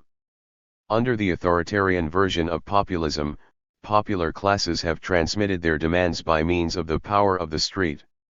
Under parliamentary populism, the ballot box emerged as the transmission channel. Under the parliamentarian version, the working class and the peasantry have been either legally prevented or effectively discouraged from organizing politically with their class-based programs as alternatives to those parties essentially representing the interests of the economically dominant classes. This signifies the exclusion of class-based politics. But, as voters outnumber dominant interest groups, their economic and social demands have had to be taken into consideration by competing bourgeois parties, at times during the pre-election phase of the political cycle, although, in many cases, they have carried more permanent features which, gradually, have become part of the economic and social structure. In understanding traditional populism, it may be useful to recall a well-known Turkish saying, "Giving without taking is the privilege of Allah." Parliamentary populism has historically been a continual attempt by governments to find ways and means of violating this common wisdom, that is, how to accommodate distributional demands by giving to the poor without taking from the rich. Such policies included agricultural support, legislation on industrial relations and social security, based, somewhat, on Western patterns, loose employment policies by state-owned enterprises and by the public sector at large, extension of municipal services to the urban poor, and subsidies on basic necessities. All these policies were essential components of traditional populism, not only in Asia, but elsewhere in the South. Together with the continued provision of free education and health, populism became, in some respects, reminiscent of European social policy systems, but it was never explicitly built on a rights-based approach. 107. 108. Budgetary and/or external deficits were the inevitable outcomes, the former covered by monetary expansion and the latter by soft credits from abroad, as international Keynesianism was facilitating soft external funding. As emphasized by Sem Summel for the Turkish experience, it was, moreover, a functional model based on an expanding domestic market and in which pressures on international competitiveness could be disregarded. Most of the distributive corrections were class-specific, but they took place within a framework in which explicit class-based politics were excluded. It was inevitable that the changing rules of the game in the imperialist system, starting with the external debt crises in Latin America, Turkey, and elsewhere at the beginning of the neoliberal period would, sooner or later, push the populist model into an impasse. There were cases when externally imposed change was resisted by governments and temporary concessions to neoliberal recipes were followed with a partial return to conventional policies. Other cases were observed when domestic business interests campaigned fanatically, sometimes under military regimes, Turkey being the typical model, to realize a total break with the old model. There were also countries where a sense of urgency for a radical break with the past was absent, because a gradual and smooth transition out of the conventional mode of regulation was already taking place. These variations were due to differences in national circumstances. During the 1980s and after, foreign exchange crises forced some reluctant governments to comply with International Monetary Fund-based programs. However, a consensus was developing within the ranks of the business circles that persistence with the conventional populist model would be too costly for their immediate and medium-term interests, and that the new, market-based reform had much to recommend itself, due to its potential contribution in alleviating distributional conflicts. The pre-crisis periods in these countries were also phases when strong pro-labor pressures were building in the economy and were considered unsustainable by powerful business interests. This was the typical Latin American pattern, but it was also observed in Turkey, as well as in the Middle East and North Africa region. A mature transition from populism into a European model in response to the external shocks of the post-1980 period would have been to share the incidence of the burden of adjustment by taking 108-109 from the rich as well. This would have been an orientation toward an explicit class-based bargaining process which would have also involved concessions from popular classes. However, institutional reforms led by the Bretton Woods institutions excluded this option. Interventions with distributive objectives were to be totally scrapped and interclass distribution was to be determined predominantly through market mechanisms. This transition implied neither giving, nor taking. Public policy with social objectives was to be limited to poverty alleviation, targeting vulnerable segments of the population, plus public expenditures on basic education and health.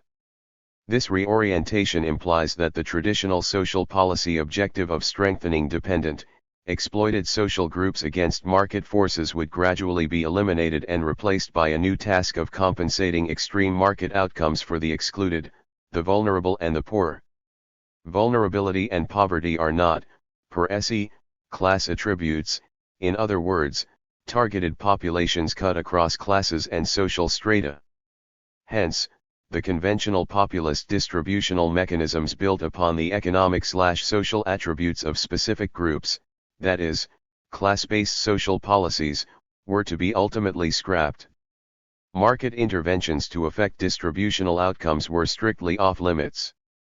The targeted populations for social transfers were now to be sought within the déclassé elements of the society, regardless of the diverse economic conditions that generate the particular conditions of poverty. A number of anti-populist shock treatments were effectively implemented by BWIs during the 1980s in countries which were incapable of coping with the changing conditions in the world economy and had run into external bottlenecks. Elsewhere in Asia, most countries were immune to the first phase of BWI-imposed distributional adjustments. But a gradual path toward the same outcome was being followed. Market-friendly reforms were taking place at a relatively slower pace before the 1997-98 crises, but, also contributing to them. East Asian economies had moved into open trade regimes based on exports of manufactures much earlier than elsewhere in the developing world and did not experience foreign exchange bottlenecks. On the other hand, the neoliberal discourse on the long-term beneficial effects of open capital accounts found. 109. Willing converts in East Asian governments.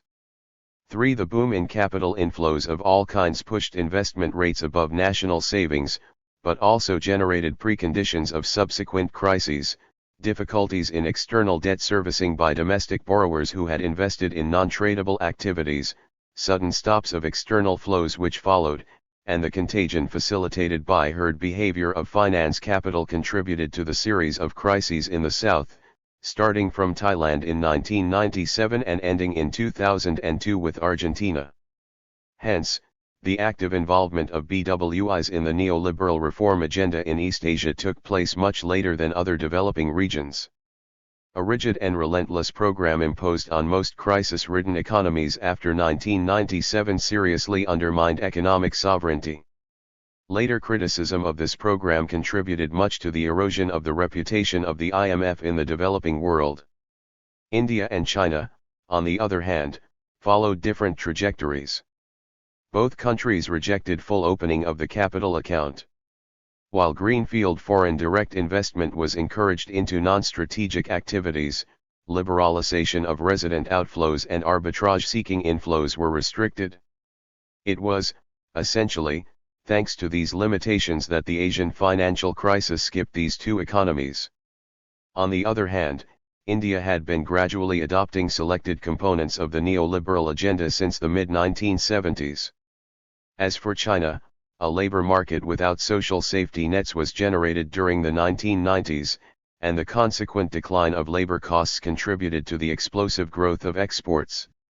Regardless of the external or domestic political circumstances of their implementation, that is, under authoritarian or military regimes, or through pressure from BWIs under crisis conditions, or voluntary and slow-paced progress toward a more open and deregulated regime, the overall impact of the neoliberal reform package was twofold. First, domestic interclass relations shifted dramatically in favor of the bourgeoisies and, therefore, the new orientation was advocated strongly, and welcomed enthusiastically, by domestic business interests. Secondly, liberalization of international trade and capital movements created the preconditions for formally equalizing market conditions between international and domestic capital. Integration of local business with international partners was an ongoing phenomenon which had contributed to domestic support for the externally oriented liberalization agenda. However, unexpected outcomes occurred which have to be discussed separately. 110-111. Metropolitan capital seeking complete control.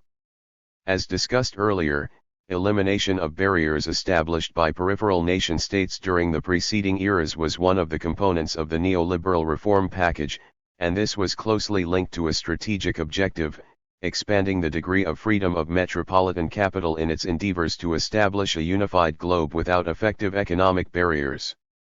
Provided that they were accompanied by comprehensive market-friendly reforms at the domestic level, the foregoing strategic objective was expected to follow.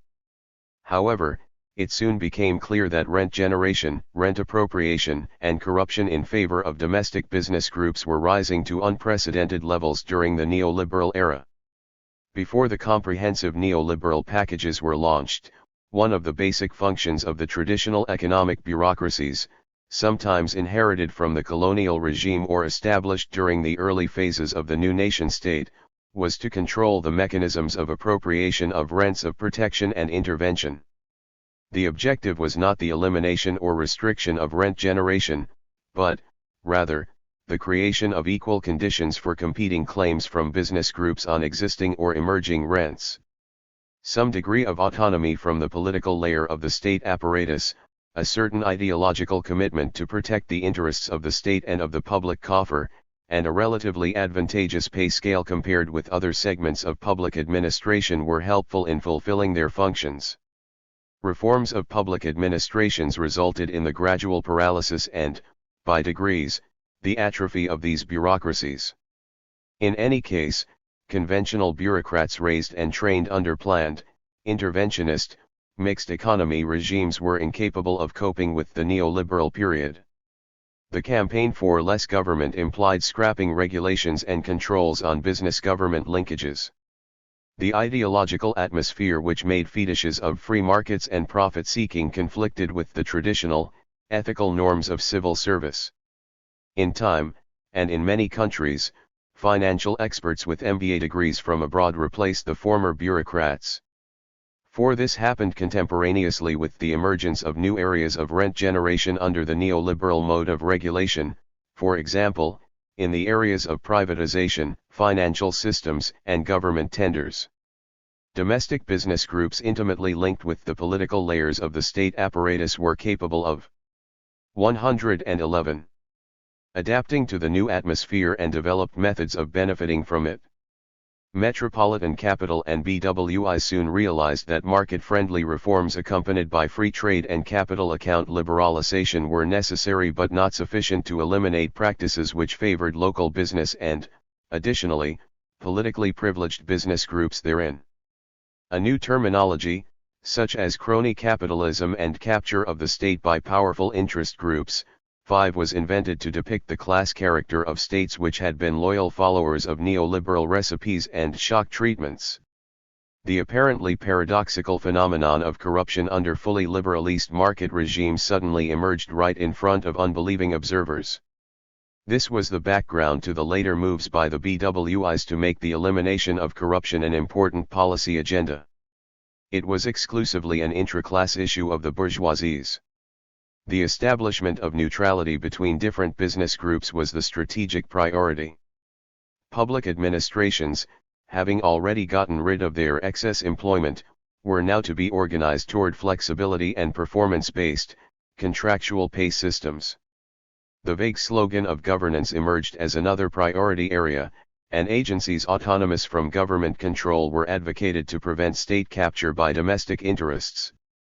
Comprehensive, unlimited control by international capital was, thus, to be realized.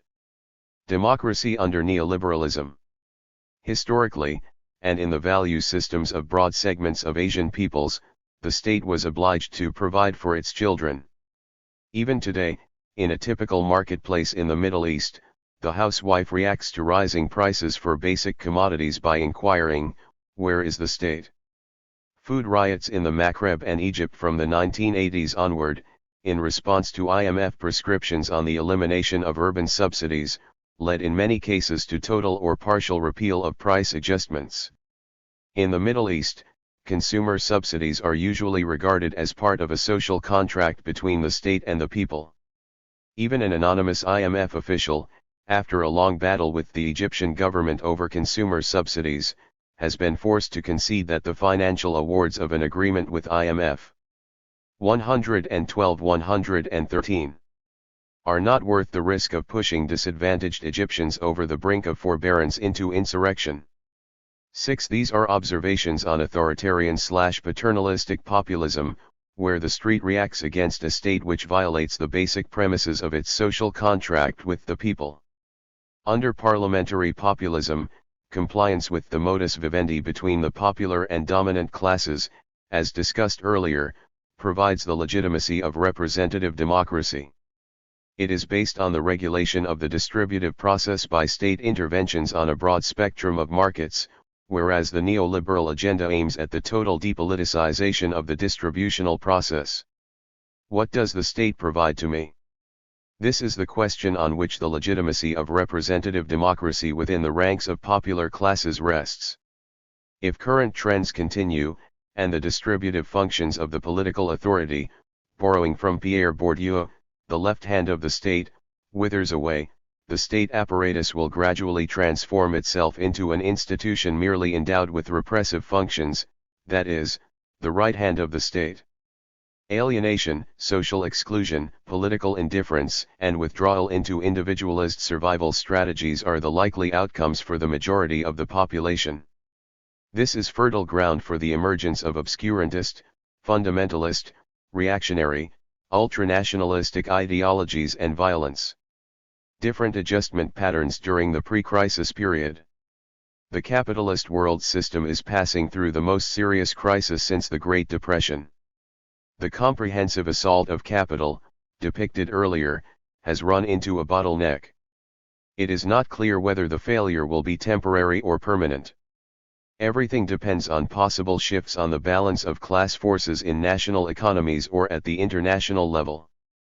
The reorganization of popular classes against imperialism and capitalism has revived radical politics and contributed to the leftward shift in Latin America, with similar tendencies in Asia, especially in Nepal, as well as in Africa.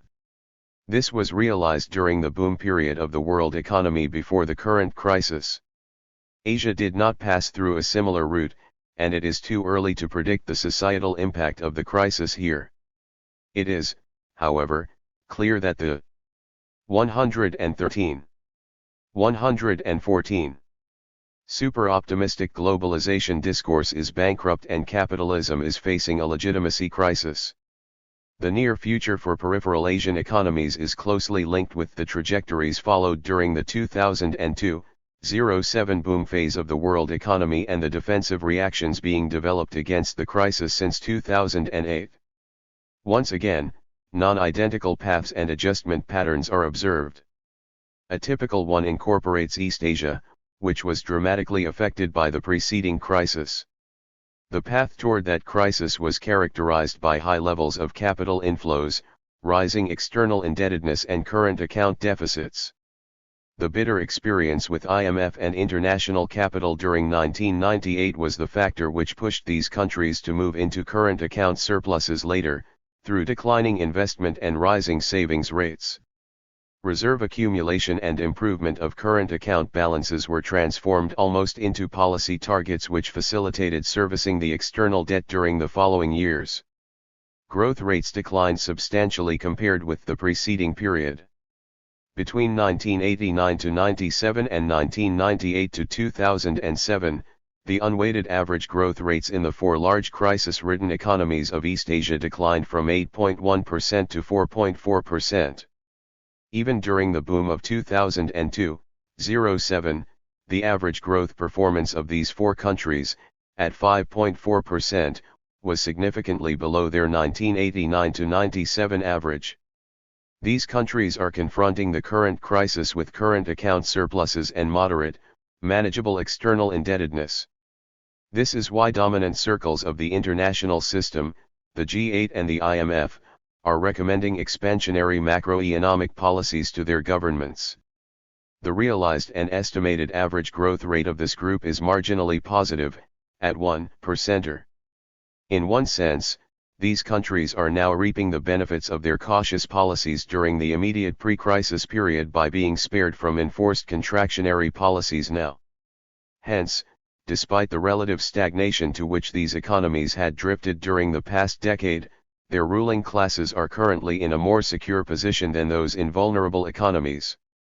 Vulnerability to the current crisis refers to those economies which passively accommodated to the dramatic rise in capital inflows during the 2002-07 boom by sustaining, or even raising, their current deficits and drifting into rising levels and rates of external 114-115 debt. A determining feature of this period was the astronomical current account deficits of the United States. Hence, peripheral economies with high and rising external deficits were the exception. This was typically a Central and Eastern European phenomenon, with limited Asian examples. Turkey and Pakistan fall into the same pattern, and these were the only Asian countries which had to negotiate and sign standby agreements with IMF since late 2008. The remaining IMF clients during the crisis have been almost exclusively from the C region. The growth estimates of the IMF for 2009, covering all developing and emerging economies in Asia, Europe, and Latin America, place Turkey in the fourth place in terms of contraction, at 5.1%, after three Baltic countries and Ukraine. Contractionary neoliberal recipes are on the agenda for vulnerable economies. This was to be expected since finance capital, the initial and major victim of the crisis, is in urgent need of the full and uninterrupted servicing of the external obligations of peripheral countries, particularly those with high and risky external debt positions, such that expansionary policies feeding into rising current account deficits should be off limits to those countries. During the pre-crisis 2002-07 years, Asian economies with combined high growth rates and current surpluses were China, India, and the oil exporters of the Middle East. The significant cases are China and India. Well-known factors positively affecting competitiveness, that is, very low labor costs and respectable productivity levels, are reinforced by the targeting of real exchange rates, thanks to relatively controlled capital accounts. China has also attained historical records on rates of capital accumulation and growth.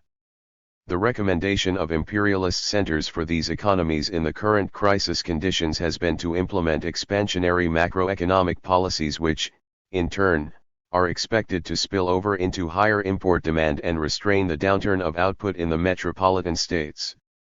China quickly moved into a fiscal stimulus and investment program for 2009 and 2010, approaching $600 billion, and a number of social measures benefiting the retired, the unemployed, the rural, and the urban poor. Rising public spending on education and health is also envisaged. The Congress government in India followed suit immediately before the May 2009 elections and reaped the fruits by an electoral victory. 115. 116.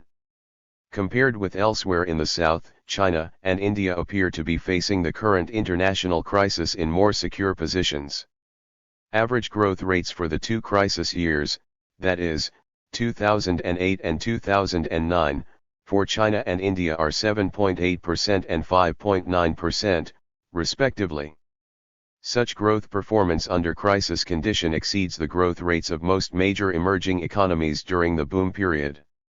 The responses of these two large peripheral economies to the crisis of capitalism is crucial not only for the peoples of China and India, but also for the future of the balance of social forces in the world economy.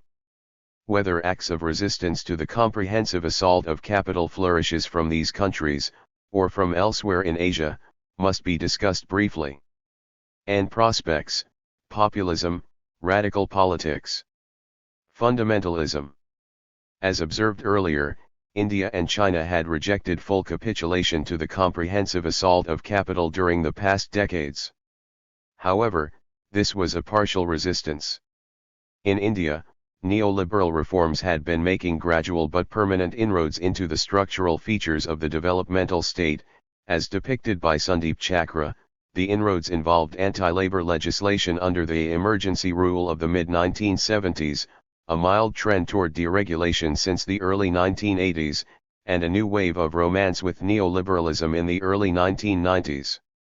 China commodified labor extensively, through the elimination of major components of socialist relations of distribution, and dramatically reduced labor costs and managed to integrate itself completely to the new division of labor of the imperialist system. However, full liberalization of the capital account was rejected and, hence, policy tools under the control of the Chinese state were considerable and more effective than most other peripheral economies. India's traditional populism was under further attack under the fundamentalist Hindu government of the Bharatiya Janata Party, also fully committed to neoliberalism. The decade following 1994 was a period of modest growth accompanied by rising unemployment and rural immiseration due to hunger, indebtedness, and unemployment, leading to high numbers of peasant suicides. However, there 116-117 are strong elements of resistance in Indian society which prevent full capitulation to the rule of capital. Populism is almost a permanent feature of traditional Congress politics. There is, moreover, another tradition of class-based politics in India reflected by three states ruled by communist parties. The joint impact of these traditions was effective in the electoral defeat of BJP in 2004, followed by a Congress party government supported by the left. The alliance of the secular populism of Congress with the class-based politics of communist parties was accompanied by a very impressive growth performance, approaching a gross domestic product growth rate of 9% in 2005-08. Rising growth and the pro-labor, pro-poor peasant policy measures, realized thanks to pressures from the parliamentary left, for example, the Right to Food campaign and the National Rural Employment Generation Program, contributed to the second electoral victory of Congress in 5 years, this time, however, accompanied by regression of the left. It is significant that immediately after the victory of Congress in 2009, international financial circles started an apparently coordinated campaign calling on India to engage in reforms, now that the blackmail of communist parties was lifted. This is a call for full liberalization of the capital account, extensive and limitless privatization, and total elimination of labor market rigidities. This recipe violates economic common sense. On the contrary, there is a strong case for arguing that the successful recent performance of the Indian economy owes a great deal to the absence, or slowness, of a reform movement advocated by domestic business lobbies and international capital. It is equally striking that the call for deregulation and financial opening up in India is coming at a moment when metropolitan capital is paying an extremely heavy price for similar recipes.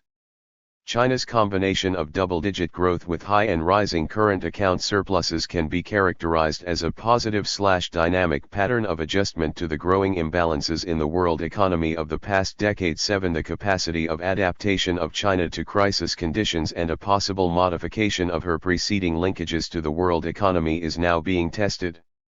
It should have been clear to the pragmatic Chinese leadership that the export-led growth pattern could not be a permanent feature, and their past experience with strategic planning based on sectoral priorities must have prepared them to the conditions of collapsing export demand. The current and coming years will show whether. 117. 118. The past 2 decades of double-digit growth have created the fundamentals of a qualitative leap in productive forces to carry the Chinese economy to a sustained and long-term dynamic progress. On the other hand, a critical assessment of the social costs of the impressive Chinese growth is called for. It should be emphasized that the Chinese economy transferred $1.1 trillion abroad, about 6% of her cumulative national income, from 1998 onwards.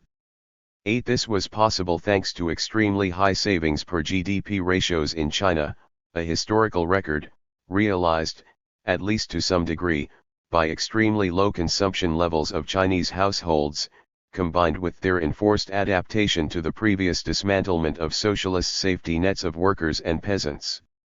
This was part of the commodification of labor in China during market-based reforms. The Chinese premier, Wen Jiabao, in an interview given to the Financial Times in Davos on February 2, 2008, made the following comments. About 12 migrant workers have chosen to return to the countryside because of the financial crisis. As this is a floating population, it is easy to understand that they will come to cities when there are job opportunities there and they will choose to return to the countryside when there aren't. When they have returned to the countryside, you can see that, for most of them, they still have their piece of land in the rural areas. I think land provides the most important safeguard for the lives of those farmers in China. We should thank those Chinese migrant workers because they made an enormous contribution to China's modernization drive and, in times of this financial crisis, they have also become a big reservoir of the labor force. This is an implicit admission of the almost primitive character of accumulation in China. But primitive accumulation resembling a totally specific case, the depiction of peasant farming at the countryside as a safeguard for the livelihood of low-wage urban workers is reminiscent of the Bantustan system of exploitation under apartheid in South Africa. On the other hand, it is not easy to characterize the regression from socialist relations of distribution through the commodification of labor as a full transition to capitalism. A significant part of the surplus generated in China ultimately accrues to the state, sometimes directly by means of the still important SOS. 118-119. And surpluses of the public sector, but more importantly through indirect channels. Astronomical reserves accumulated during the past decade are owned by the Chinese state. This phenomenon provides the Chinese state with considerable freedom of economic maneuver, something which is absent for capitalist ruling classes in other peripheral societies. A transition from socialism toward state capitalism is one interpretation of recent changes. On the other hand, commodification of labor was accompanied by double-digit growth rates and impressive increases in employment and household incomes. Private domestic capital played a secondary role in this development pattern. Giovanni Arrighi, in an interview in New Left Review shortly before his death, observed that looking at present-day China, one can say, maybe it's capitalism, maybe not. Assuming that it is capitalism, it's not the same as that of the previous periods. Arrighi noted that the leadership had resisted in moving too far into this transition toward this peculiar form of capitalism, and the 1990s, it was certainly headed in the direction of making workers compete for the benefit of capital and profit. Now there is a reversal, one which takes into account not only the tradition of the Revolution and the Mao period, but also of the welfare aspects of late imperial China. These somewhat asymmetrical pendulum-like swings in relations of distribution can, perhaps, be characterized as transitions between socialist and populist distributional dynamics. However, the background of populism here is not identical with the duality of economically dominant and popular classes in peripheral capitalism. In state capitalist China, one of the essential preoccupations of the leadership of the Chinese Communist Party aims at preventing and controlling social unrest. High growth rates leading to rising employment and income levels was the mechanism to attain social peace during the pre-crisis decade. Nowadays, it seems that some elements of the preceding welfare arrangements are on the agenda. Why this sensitivity to social unrest in China? Arrighi adds that a determining factor behind the reversal is the fact that Chinese peasants and workers have a millennial tradition of unrest that has no parallel anywhere else in the world. He concludes that if rebellions of the Chinese subordinate classes materialize in a new form of welfare state, that will influence the pattern of international relations over the next 20, 30 years. It remains to be seen how far the CCP leadership will use the current crisis as an opportunity to take the first steps toward the 119. 120. Re-establishment of socialist relations of distribution. This requires going beyond the palliative and apparently temporary measures for the rural and urban poor as part of expansionary policies.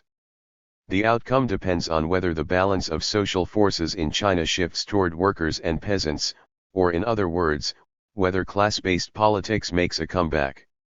9 somewhat different issues and choices confront popular classes in the Muslim world. A crucial difference from other Asian regions is the presence and threat of military aggression by imperialism. Palestine, Iraq, and Afghanistan are occupied. Lebanon shared the same tragedy in the recent past. Iran, Syria, and Pakistan are and have been under threat.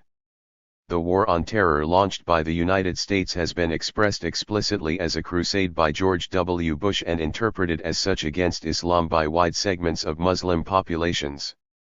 Popular classes in the Middle East and elsewhere in Asia with predominantly Muslim populations have thus been under heavy pressure from both the neoliberal assault and imperialist aggression. The end result has been a massive penetration of political and fundamentalist Islam in its different variants within the ranks of popular classes. The contribution of U.S. imperialism and its allies in the Muslim world, such as Saudi Arabia and Pakistan, to the flourishing of radical political Islam through the organization and support of Afghan resistance to Soviet occupation, 10, as well as Israel's early toleration and implicit support extended to Hamas and the Muslim Brotherhood, are well-known facts. Observers have emphasized that the original and long-lasting strategic targets of fundamentalist Islam in the Middle East have been the annihilation of communism and of secular nationalism in its anti-imperialist and reformist versions. There is nowadays a widespread conviction that secular politics and socialist movements are historically and sociologically alien to societies with predominantly Muslim populations. This viewpoint disregards the fact that the country with the largest Communist Party membership outside the socialist bloc was Indonesia until the 1965 massacre, following the Suharto coup. Communist parties in the Middle East, particularly in Iraq, had wide mass bases. In Turkey, socialist and communist movements had established strong roots within the working classes and the urban poor during the 1965-80 period before being decimated after the 120-121 Military coup of 1980. Radical secular nationalism represented by Gamal Abdel Nasser or early leaderships of liberation struggles in the Maghreb had also benefited from genuine support from popular classes. The presence and influence of secular political movements within the ranks of Muslim working classes and peasantry during these periods are related to the sociological particularities of people's Islam. Islam was practiced in different forms and shaped by non-uniform cultural and historical factors in a geography extending from the Pacific to the Atlantic Oceans. Under these variations, popular Islam adapted itself to differing political forms and established de facto modi vivendi with political authorities and at times participated actively in progressive politics and secular liberation movements. It was this de facto secular version of Islam which fundamentalist movements, including Wahhabi, Muslim Brotherhood, and their Shiite versions, rejected and targeted to eliminate and replace with their own interpretations. Alien value systems, ideological and political movements which had penetrated Muslim masses, had to be eliminated. Hence, the early battle against Marxism, communism, socialism in its Western and Arab variants and against secular nationalist radicalisms. At critical junctures, this battle joined ranks with imperialism against their common enemies. Political movements based on secular origins gradually lost their mass bases and ultimately became marginalist in many countries. This new, fundamentalist version of Islam within the ranks of popular classes provides the social base of opposition to governments in the MENA region which have not yet been taken over. Opposition to Western imperialism is one of the battle cries. Since subservience by corrupt regimes to the neoliberal assault has also been widespread in these countries, opposition to IMF recipes becomes part of the same battle cry. However, this opposition is not aimed at the capitalist mode of production both at the center and the periphery, which provides the base upon which imperialism and subservience to neoliberalism is built, but rather on lifestyles, value systems, and appearances imported from the Western world. These symbols of degeneration are considered to be the natural and inevitable outcomes of secular systems. An opposition to the capitalist system per se and to the domestic class roots of imperialism and neoliberalism, that is, capitalists and landlords, is absent. 121. 122. Moreover, active collaboration of Islamist regimes with imperialism in the Arabic Peninsula is well known. There, resistance to the penetration of Western lifestyles and values is a strategic part of official ideology and policies which have not prevented long-lasting linkages with U.S. imperialism. A more recent transformation on the same lines has been realized in Turkey, where the de facto Islamist and anti-secular AKP has followed neoliberal recipes faithfully, renewed standby agreements with the IMF, even when there was no economic necessity, accepted most external demands on full membership negotiations with the European Union, supported the U.S. occupation of Iraq, 11 and continued with the military agreements with Israel. No massive protest movements from Islamist circles took place. This unusual and implicit submission of popular classes to the pro-business, pro-imperialist policies of the AKP has been realized, in part, thanks to the decimation of left-wing socialist movements rooted within the ranks of popular classes during and after the 1980 military coup and their replacement by Islamist sects, jamaats, communities, and tariqat within urban slums and villages. Supportive of the AKP, these Islamist groups disseminated a fundamentalist version of Islam targeting the elimination of traditional/popular practices of Islam. Secular ideologies and value systems were equally targeted. The shift away from moderate class-based opposition of center-left parties facilitated the process. The current opposition of these parties is directed against creeping Islamization of society and the gradual invasion of public administration by Islamist cadres. This narrow agenda contributes to their further isolation from popular classes. At the end of the first decade of the new century, Islamism dominates the popular classes whose traditional class reflexes appear to be paralyzed. 12. On the other hand, the pro-imperialist, pro-EU and neoliberal orientation of AKP governments are fully supported by all segments of the bourgeoisie. This is a situation in which domination by capital in its corrupt version prevails in Turkey with occasional shifts into populism. 13 Hence, unless a dramatic economic collapse occurs during the current crisis, Turkish politics will be dominated by the AKP version of Islamism in the foreseeable future. There is an essential difference between Islamist movements and the well-known liberation theology of the Catholic Church in Latin America.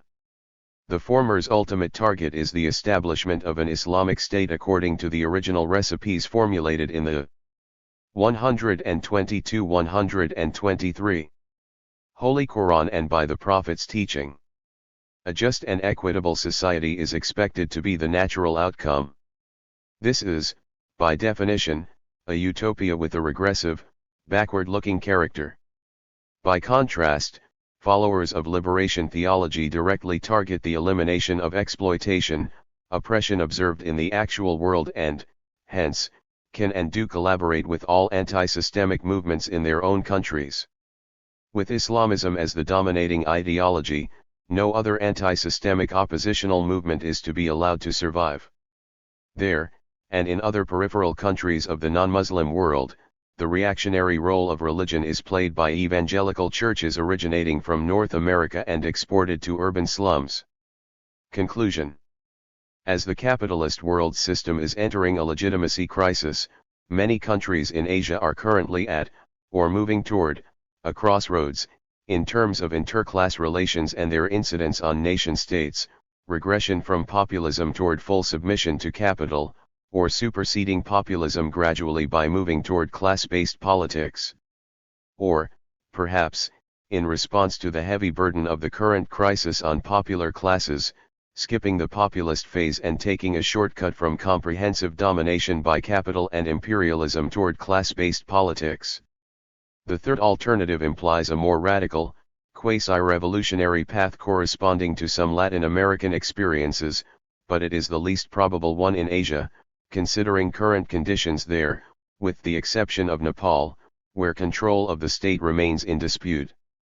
The international economic crisis occurred at a moment when, as a result of 3 decades of comprehensive assault by capital, the imperialist system had changed radically.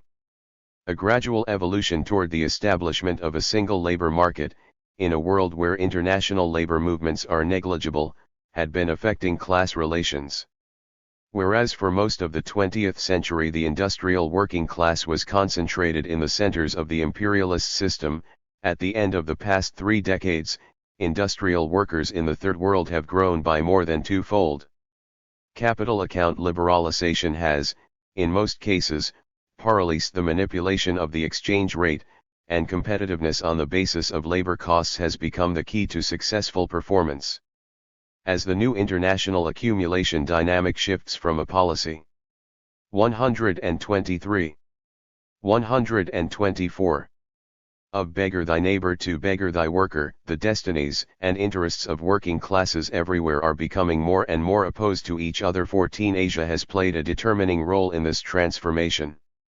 On the other hand, lifestyles, ideologies, and interests between the bourgeoisies of the North and South have been converging. National and increasingly nationalistic working classes are currently confronting the international of capital. The class map and solidarities of the 19th and early 20th centuries are thus transformed into their opposites. At this stage, it is too early to predict whether the incidence of the crisis on nation-states, on peripheral economies and on the interclass balance of forces will initiate a process to correct what has happened during the recent decades in Asia and elsewhere. 6. The National Question in India. Sundeep Chakra. It is often said that the Indian state has had an autonomous development trajectory and that it is one of few states in the periphery, and one of few in Asia, which have progressed on this path since decolonization. Civilizational continuity, whose foundations predate by millennia that of the dominant capitalist centers, and a more recent post-colonial autonomous nation-building project, are deemed to be the foundational blocks in the resurgence of India, celebrated and amplified by its growth successes and emergence into the global clubs of power. It is said that India and China will be the new global powers, with China already one of the G2 today. Imperial centers, alarmed by the specter of losing dominance and seeking to maintain it, justify the economic growth and growing influence of the two continent countries as a demonstration of the supremacy of the neoliberal path to development, finding in it several reasons to commemorate the success of their eventual emergence. To them, China and India are living examples that socialism has been mortally wounded, injured as it was with the fall of Soviet Russia and the isolation of Cuba. In the case of the Indian state, such a trajectory of growth and development has enabled it to wear with some respect the fabric of liberal democracy. Backed by the opiate of high economic growth rates and its success in opening up, the Indian state propounds the vision of a shining India to its own people and to the world, a vision where the high tide of growth would lift the boats of Indian masses out of poverty and deprivation. Whether India will shine for its people or whether its promises to the masses rust would be determined by the turn India takes in the first decades of the 21st century. It would be determined by who decides on what constitutes the national question for India today. 127. 127. 128. The national development and progress of India needs to be reviewed with a rear-view mirror. While the democratic struggle against imperialism brought together diverse forces into a nationalist ideology oriented towards popular nation-building ends, the failure of the Indian state in the last 6 decades to expand the economic and social basis for sovereignty, and its tryst with neoliberalism since the 1990s, throws up several issues of a foundational and functional nature. Several decades after committing to a sovereign socialist secular democratic republic, the Indian state stands at a crossroads once again. The choice India made in opening up in the 1990s takes it to a different phase of development, one which could open up India's national autocentric development to a new level of consolidation or lead it to catapult its accrued gains in a further search for accumulation.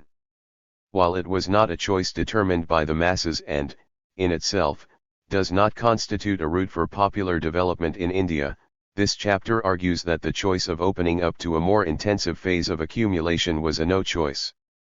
It was made in a state where nationalist ideology was captured by the elites and subsumed to their class interests, and where, therefore, incomplete projects of agrarian, industrial, and democratic transformation necessitated catching up and nurturing external solidarities. Popular progress and radicalization of the Indian state now also requires the resurrection of struggle. The fabric of democracy that India wears is faded and in need of recoloring and reshaping by the people of India, for which sustained struggle is the only path to redirect the state towards popular ends. Consolidation of the Indian state. An important foundational issue to analyze while examining the progress and autonomy of the Indian state is whether, and to what depth, the bourgeois revolution has cleared a path for substantive democratic progress and social development. If the revolution did arouse conditions for a change in the balance of power, then how can the progressive conservatism of the Indian state be explained? Is it a stage in the making before the radicalization of the Indian state through praxis? Answers to such questions help explain the anatomy of the state as it consolidates its existence and its relationships with the superstructure of the capitalist system, a system of loosely cohering competing states. 128-129. At the time of the anti-imperialist struggle, there existed for India, as well as other peripheries where revolutions came to fruition, the following opportunities to advance emancipatory pathways of development on a long transition to socialism. The transformation of agrarian relations and socialization of the agrarian economy, the development, control, and centralization of industry and the nationalization of banks, industry, and trade, the control over the army and bureaucracy and its ideological transformation in accordance with radical nationalism, the genesis/transformation of democracy into a people's democracy linked to social progress which, unlike the other two socializations, could only be put into effect gradually and through the intervention of both the self-organization of the popular classes and the state. The way in which the seizure of power and ensuing construction of society was handled by the revolutionary forces, whether bourgeois democratic or socialist, is reflected today in the strength of economic, social, and political bases constructed during that period of post-colonial nation building. Whether these social bases have been able to tie the masses to revolutionary ideals of social progress in the longer term also determines the nature and autonomy of the state which has thus evolved. Experience in this regard varies. In some instances, attempts were made to elaborate a full program of construction of socialism, but in most other instances these stopped short of full elaboration, and progressed, whether by design or mistakes, as humbler truncated versions in opening a path for the long transition towards socialism. In the case of Russia, as a measure to fortify the proletarian government, Lenin and the Bolsheviks promoted the nationalization of land and the development of heavy industry, along with the nationalization of industry, banks, and trade. The emphasis on industrialization witnessed huge investments in heavy industry, laying the foundations for the later predominance of the Soviet Union in the arenas of heavy industry and technology. On the front of agrarian reform, the decree on land abolished all private property, and land was confiscated by peasants directly, under the slogan "Go and take the land for yourself." Such a step led to the 129. 130. Conversion of large land ownership into peasant land ownership, without real nationalization of land, a fundamental necessity for large-scale production and its union with industry. The separation between the rural economy and industry continued, in part promoted by a powerful layer of peasants in the countryside who opposed socialist land reform. Later attempts to develop rural communes mostly out of urban unemployed proletarians were met by stiff resistance and antagonism, and a divide between peasants and urban workers continued, in part being exacerbated by an additional emphasis on urban industrial and military development for a privileged techno-bureaucracy. While planning a revolutionary advance on the national economy front, the model of democratic centralism informed how the Bolsheviks would deal with developing a democratic program of action. With the exception of promoting the right of self-determination for the peoples of other nationalities, that, too, for tactical reasons, the Bolsheviks displayed disregard for a gamut of democratic liberties, such as the Constituent Assembly, universal suffrage, and freedom of the press. Maoist China dealt with the immediate tasks of building the new nation with state control over property, development of industry, centralization of the economy, planning and decision-making, and suppression of any kind of autonomous decision-making by basic units. Centralist planning in the case of China served as a base for redistributing income among workers and peasants, unlike in Russia where the rural masses were bled to the benefit of urban industrial development. Such a strategy propelled China into reducing inequalities rapidly through egalitarian policies and the pursuit of social solidarity. Collectivization of land and the transformation of agrarian relations with fundamental reform, in the first instance upon seizure of power, ensured that the peasantry would be immediately and organically tied up with the revolutionary advance, unlike in Soviet Russia where early policies created a divide between urban workers and peasants. Whilst not equal to the emphasis on heavy industry, in China considerable attention was centered on agriculture which occupied 4/5 of the rural population, ensuring rapid increase in food production between the years 1952 and 1978 where agrarian reforms through commune organization saw food production increase by 75%. Similarly, the Chinese also placed heavy emphasis on industrialization as a necessary and important step towards establishing a base in pursuit of catching. 130-131. Up, as it did in the case of the army, with the formation of the Red Army imbued with revolutionary fervor. However, it was in the area of securing bases for democratization that the Chinese advance did not progress far. In subsuming the autonomous decision-making of the basic units, the system weakened the agency and aspirations of the laboring classes. Such an approach prevented the emergence of real democratization, adopting as it did a hierarchical organization of work and culture, stifling opportunities for struggles to manifest themselves in matters of developing and determining the national question. Learning from the experience of China that building socialism is a long-term process, where each step would have to be negotiated, each river crossed by feeling the stones, a radical advance promised by the Maoists in Nepal now bases itself on gradually putting in place a people's democracy wedded to social development, with step-by-step advances in social rights, which the Constituent Assembly formulates. In other countries and regimes that arose from other national liberation struggles in Africa and Asia, the understanding of socialism was quite different and incomplete. The socialist element in the national planning of several of these newly independent countries presented itself as an eclectic model of democratic forms of exercise of state control, which was expected to distribute social justice on its own. In most cases, the national bourgeoisie had gained ascendancy in the nation-building processes of the post-colonial phase, and had thereby subverted the institutions of the state to its own interests. Socialist promises of liberation and freedom in these states remained a distant slogan for workers and peasants, whose aspirations for emancipation rested on a fundamental transformation of economic, social, and political relationships. In India, the anti-imperialist struggle was led by the bourgeoisie, the landowners, and the professionally educated, while the foot soldiers were the peasants and the working classes. Thus, while the national democratic struggle against imperialism brought together diverse forces into a nationalist ideology orientated towards popular and emancipatory ends, it was the upper classes of India, which came into power at the end of a long struggle for independence, which were to become the protagonists in setting the foundations of the Indian state.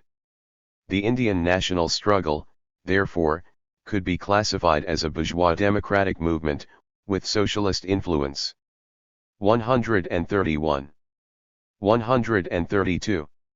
The construction of the foundations of the Indian state followed a mixed approach, reflecting the character of the Indian National Congress, which took upon itself the leadership mantle. Congress contained both conservative and progressive elements, inspired in large measure by the ideas of bourgeois republicanism and in smaller measure by the Bolshevik ideas of socialism.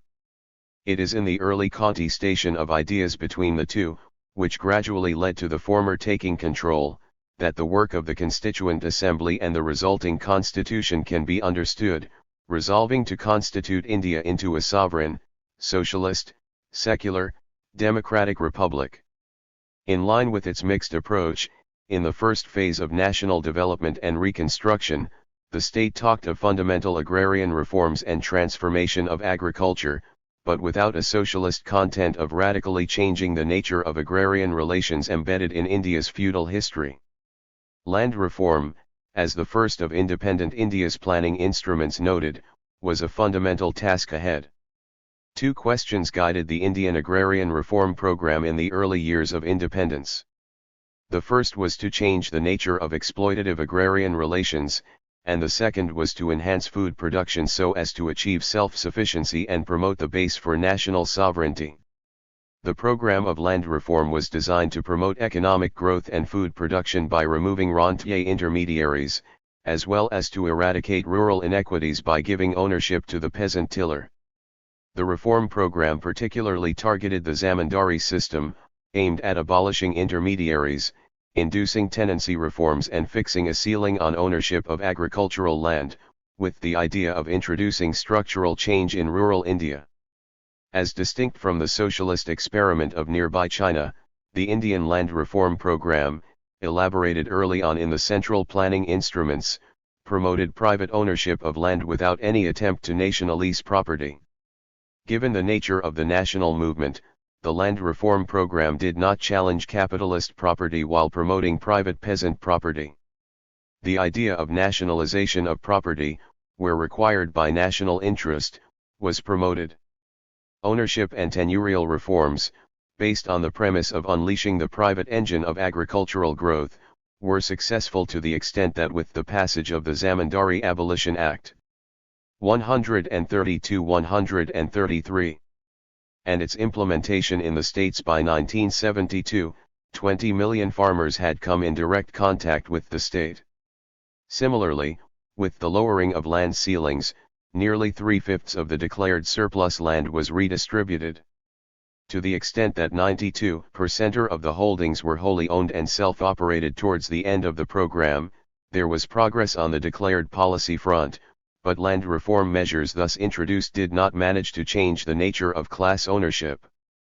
One of the major negative features of agrarian transition in India is the continued concentration of land in the hands of the upper strata of rural society. This has not undergone any significant change in the past 6 decades, despite the reforms. In fact, land leasing by affluent farmers is commonplace, without jeopardizing the interests of the large landowners.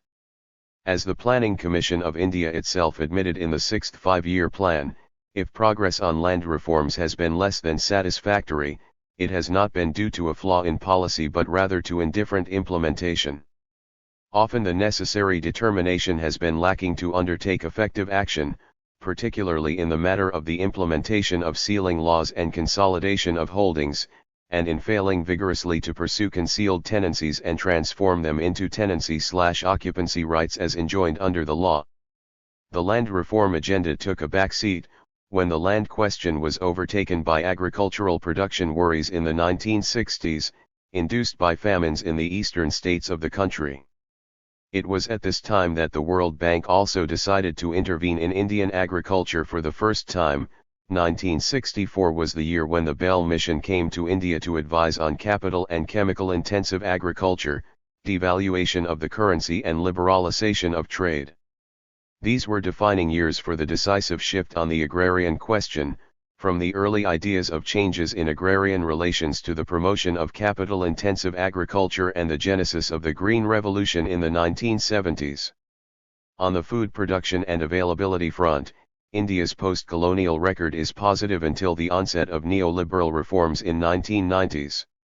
While there is a considerable debate on the contribution of land reform versus technological innovation in augmenting agricultural production, the fact remains that in the 4 decades after independence, food grain production increased nearly fourfold, building a strong foundation for national food self-sufficiency and security. Per capita availability of food increased. 133. 134. From 134.8 kilograms in 1946 to 172.7 kilograms in 1990, declining thereafter to 155.2 kilograms in 2002 with the onset of neoliberal reforms. In a broader sense, agrarian reform succeeded in bringing to India an assured security of food production, but it did not manage to change the basic structure of inequality in the countryside, nor did it manage to liberate the peasants and seek their agency for fuller progress. That the number of landless laborers has increased, and the top 10% of India's landowning classes occupy more land than they did in 1951, only indicates that the inequalities have increased and the task of socialization of the agrarian economy remains unfinished. A recent survey by the National Sample Survey Organization on land ownership patterns also shows extremely skewed landholding patterns. At the All India level, marginal and small landowners constituted 90% of the total number of owners. But they owned only 43% of land, whereas medium and large farmers who constituted only 10% of landowners owned American Samoa much as 56% of land.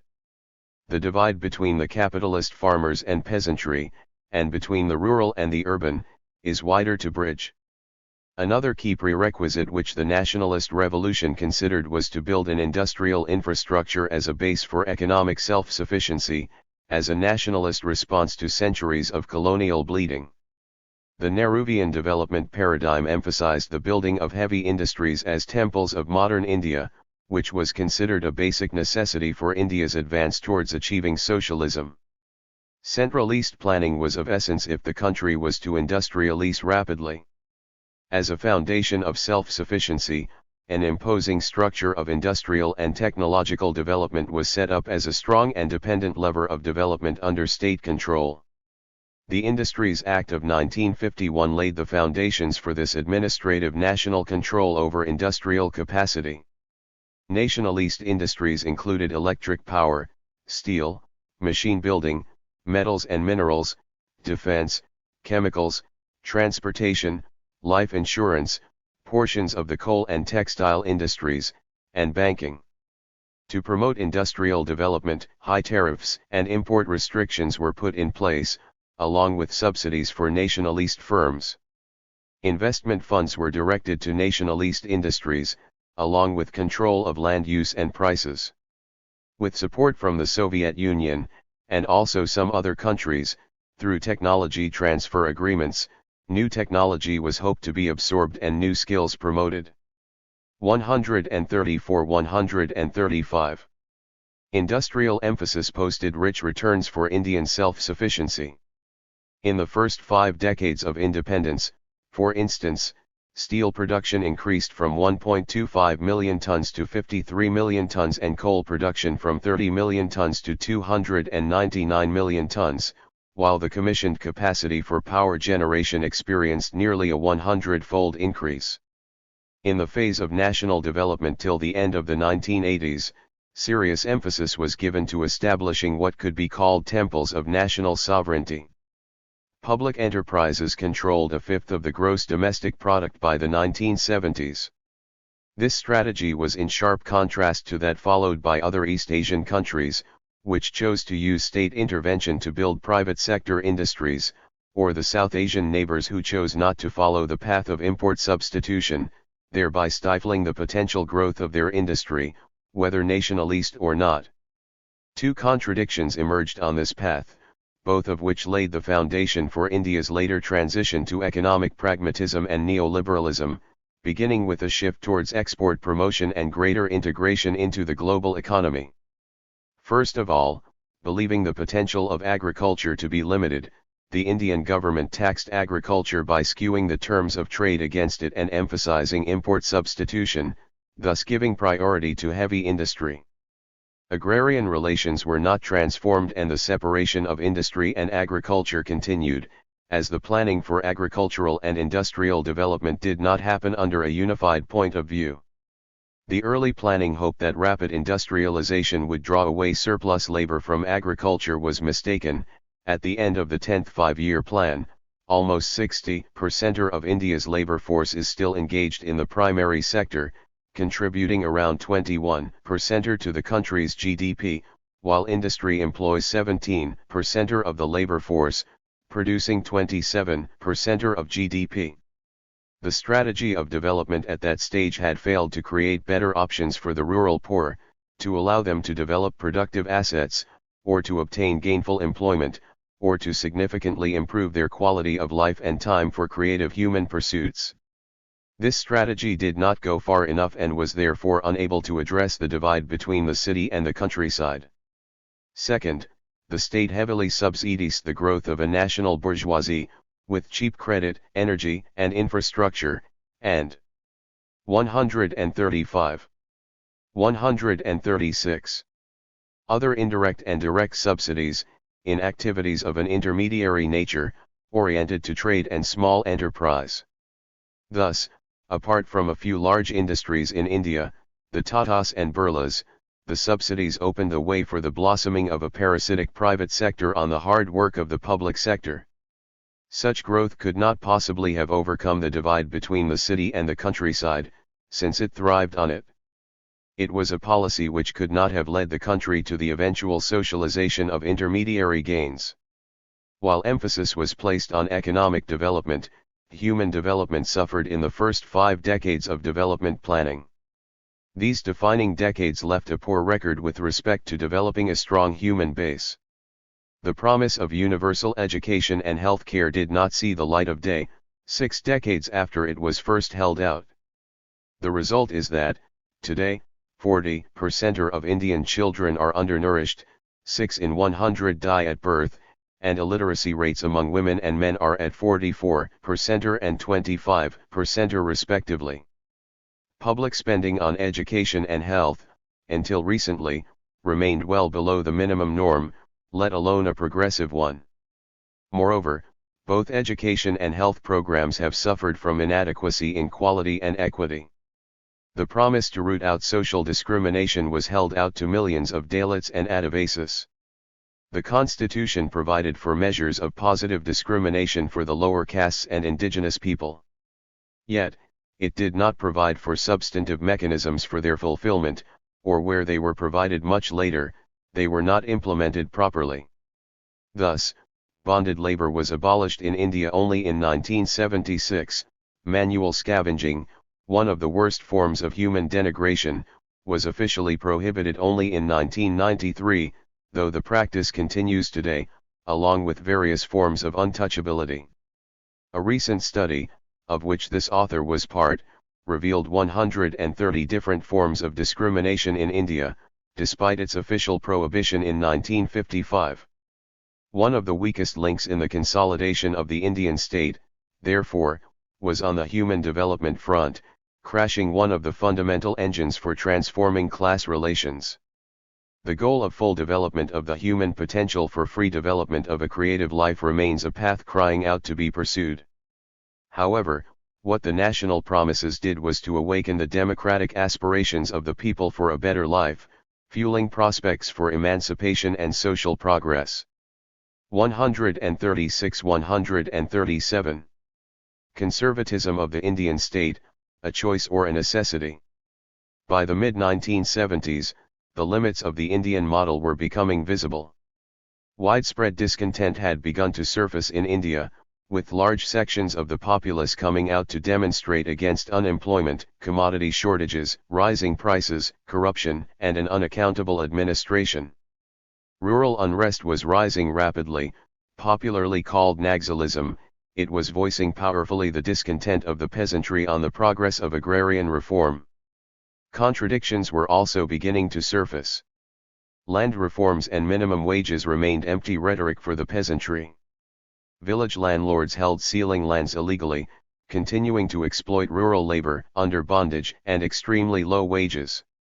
Unable to absorb even urban unemployed youth, industry was not able to provide basic security to workers, who were increasingly resorting to strikes and boycott actions, at the risk of losing their jobs. By 1975, the numbers of registered job seekers climbed to 4.1 million, 24% of the urban youth remained unemployed. The slogan Garibi Hatao and the 20-point program which it elaborated was not able to address the manifest problems, and came to be popularly referred to as the Garib Hatao program. The state response to the public outcry was to promote greater investment in agriculture through credit, subsidies, and green revolution. Worried that the Green Revolution would turn into a Red Revolution, the government announced concessions by introducing tenancy reforms and the reduction of land ceilings. State control over every aspect of the economy was tightened. Banks were nationalized, trade was increasingly restricted, price controls were imposed on a wide range of products, and foreign investment was squeezed.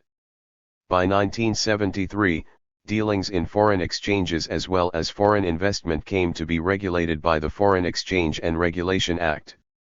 Citing threats to internal security, and the opposition of the rich to the progressive pro-poor programs of the government, emergency rule was imposed in India in 1975, which suspended fundamental civil and political rights and imposed censorship on the media.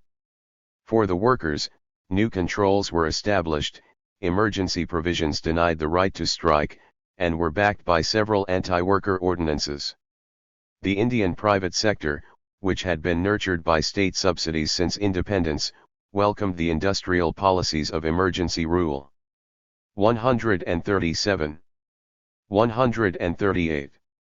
While the World Bank applauded the emergency measures with increased aid flows from the Aid India Consortium, it became clear that central planning, and the choice of economy associated with it, would need reform as it had reached its social limits. A new phase of development was needed. By the early 1980s, a mild trend towards deregulation began. Economic reforms were introduced, and initial steps to liberalize trade, industrial and financial policies were initiated, while subsidies, tax concessions and depreciation of the currency improved export incentives. These measures helped economic growth to accelerate to 5.2% annually during the 1980s, compared to 3.5% during the 1970s, spurring a forward movement towards further fundamental liberal reform. Choices for India were limited at that stage. Continuing on a mixed economy path by maintaining the system and managing the rubble was no longer a choice. The choice was either to accelerate development and move into a more aggressive phase of accumulation, or to promote a more intense form of socialization of the economy. The nature of class relations in India, the existing character of consolidated social blocks, made the latter choice unreal in the short term. The version of democracy which India exercised, which did not defend social economic rights and privileged the private domain over the public, while providing space for reinventing itself, limited the choice further. Moreover, a rhetorical understanding of the failures of socialism and the setbacks to its credibility in the 1990s provided popular justification for the ruling classes of India to decisively attempt to move towards a more aggressive phase of accumulation. In the early 1990s, India opened up and commenced its romance with neoliberalism. The economy was opened up to foreign capital and trade. The liberalization of the economy, which gave primacy to exports, the entry of multinationals, and structural adjustment loans, promised high growth and integration into the world economy. A certain amount of opening and catching up was necessary in the sphere of obtaining technology and capital, and for claiming space in global economic and political governance. The choice of strategy was to establish the base for opening up using the comparative advantage of labor, reflected also in the external policy to promote a group of 15 within the NAM to negotiate with the developed countries. The scope of this strategy encompassed liberalization, deregulation, and privatization. 138-139. The Indian strategy for a more intense form of accumulation and the establishment of a new space in the global economy is, therefore, a choice based on the development of light industry and services, construed on the advantage of cheap labor power. It is further based on the principle of the market trumping the state, where gradual withdrawal of the state from the economic and developmental arena is supported by filling up this vacant space with global capital. The trouble with this model is that it is an exclusive social model which benefits less than a quarter of the population and condemns the remaining, the masses, to stagnation and long-term impoverishment. This strategy in no way allows for optimizing development and progress in the long term, but rather promotes a renewed basis for social and regional divide. The last 2 decades of India's embrace of this choice are testimony to its exploitative potential of ruthless, pitiless, uncaring jobless growth, of pauperization, immiseration, displacement, and chauvinism. Indian development statistics are replete with data regarding growing inequalities on the social and economic aspects, including on the most basic aspects of food availability and employment. Between 1993-94 and 2004, the unemployment rate increased sharply in rural India, from 5.6% to 9% for men and from 5.3% to 9.3% for women, as well as in urban India, from 6.7% to 8.1% for men and from 10.5% to 11.7% for women. What is being witnessed is a squeezing out of regular employment and the increasing casualization and feminization of jobs in the organized sector. Employment in the public and private sectors dropped over the first 13 years of reform by 300,000. It is no surprise that India reports an astonishingly high number of workers in the self-employed category, indicating a problem in the laws guiding employer-worker relations, especially in the private sector. During this period, per capita food availability decreased from 172.7 kilograms in 1990 to 155.2 kilograms in 2002, when agriculture witnessed declining growth and the dwindling of the share of agriculture in the economy, from 34% in 1990 to 91 to 18.5% in 2006, 07. The vacuum created by a dehumanist package of liberalization is a breeding ground for chauvinistic forces and versions of political Hinduism and political Islam, which offer to the populace a rudder to assert their identity and space. As we well know, the history of capitalism is not about catching up based on comparative. 139. 140. Advantage. It is a history of exploitation of the periphery on the basis of comparative advantage. The other trouble with the model is the seductive nature of the growth that it offers, especially to the middle and professional classes. It is in this seduction that the invasive potential of this model resides, which leads to the fragmentation of a social bloc which would defend emancipatory advance. The seduction of market fundamentalism has been elaborated by script writers of popular narratives who have managed to transform the Indian image of a land of poverty into that of shining India, a story of success and resurgence of power.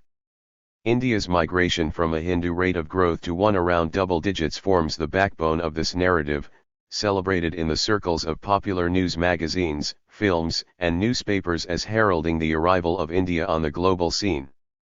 The exclusivist nature of this path and the inequities it creates is reflected in the schizophrenic nature of a state promoting a conjunction of two nations, connected only by corridors of exploitation, one nation which promises speedy reforms and further progress on the road to capitalism for those living in India, and another which pledges to deliver development to those living in Bharat, its country cousin counterpart.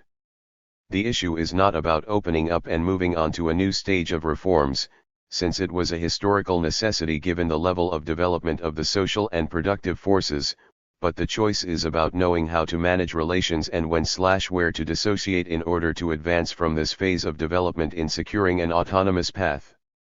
But that choice will be determined by struggle and the level of development of authentic democracy.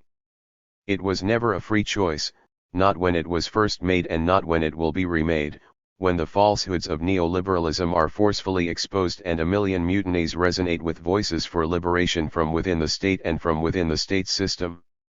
National autonomy in international and regional perspective.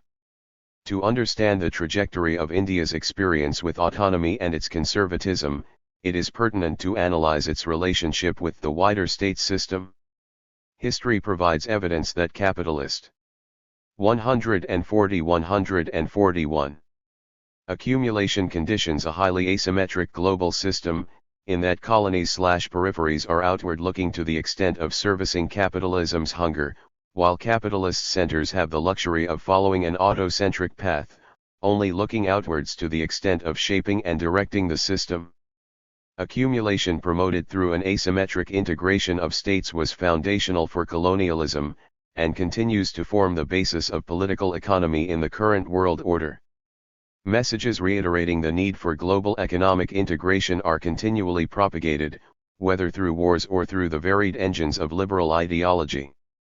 As recently as the onset of the food and financial crises of 2008, such rhetoric was holding forth on why developing countries should not follow protectionism and autocentrism.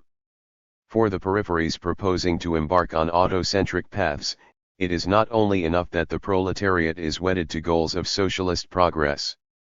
Alongside internal nationalization, democratization, and socialization, projects to secure external solidarities assume critical importance in the overall progress of national autonomy and its popular elaboration. The current experience of Zimbabwe under ZANU-PF, and the current struggle of Maoists in Nepal illustrate the difficulties of redirecting the state to radical ends without external solidarity and internal politicization and consolidation. In fact, the modern history of states in the South which embarked on national reconstruction along autonomous routes resonates with Marx's comments that islands of socialism cannot exist in a sea of capitalism. With enclave socialism impossible to sustain, the task becomes twofold. To develop the popular basis for promoting autonomy internally, while defending such progress externally by means of solidarity and progressive alliances. No doubt, the need to catch up externally creates contradictions, as it promotes class interests which jettison the gains of internal autonomy. To what extent has progress in India contributed to, and sought support from, external solidarities in strengthening its autonomy? Has the Indian self-centered development trajectory succeeded in consolidating a progressive alliance regionally and internationally, especially since its opening up in the 1990s? In the early post-colonial period, India sought to build solidarity against the hegemony of imperial powers. Through the political instrument of the NAM, formed in the aftermath of the Bandhu meeting of 1955, a socialist-inspired India sought to build a base. 141. 142. For collective progress and technological development. The progress of NAM over nearly 5 decades explains the difficulties but also underlines the necessity of securing external alliances for the South. While Bandung nurtured the formation of a new political bloc and promoted broader cooperation among countries in the South, it could not resolve the question of economic cooperation on any significant scale. Therefore, almost all of the NAM countries had to import technology from the centers and submit to the conditionalities associated with it. In addition, in response to the needs of technological catching up, there emerged within the NAM a group of 15, led by India, which sought collaboration with the West to facilitate dialogue on economic development. India's approach to NAM has undergone a considerable shift since the 1970s. At that time, the question of developing India was how to secure technological progress and economic cooperation, together with securing a progressive political base with a Southern alliance. While there is no doubt that the NAM platform and India's early leadership provided an opportunity for India to enhance its global political influence beyond its contested regional one, as well as enabling it to obtain political support for self-centered progress, the role of NAM was quite limited on the front of economic and technological development. By the 1970s, India's internal contradictions had necessitated an urgent need for technological catching up and a revival of a second phase of industrial development.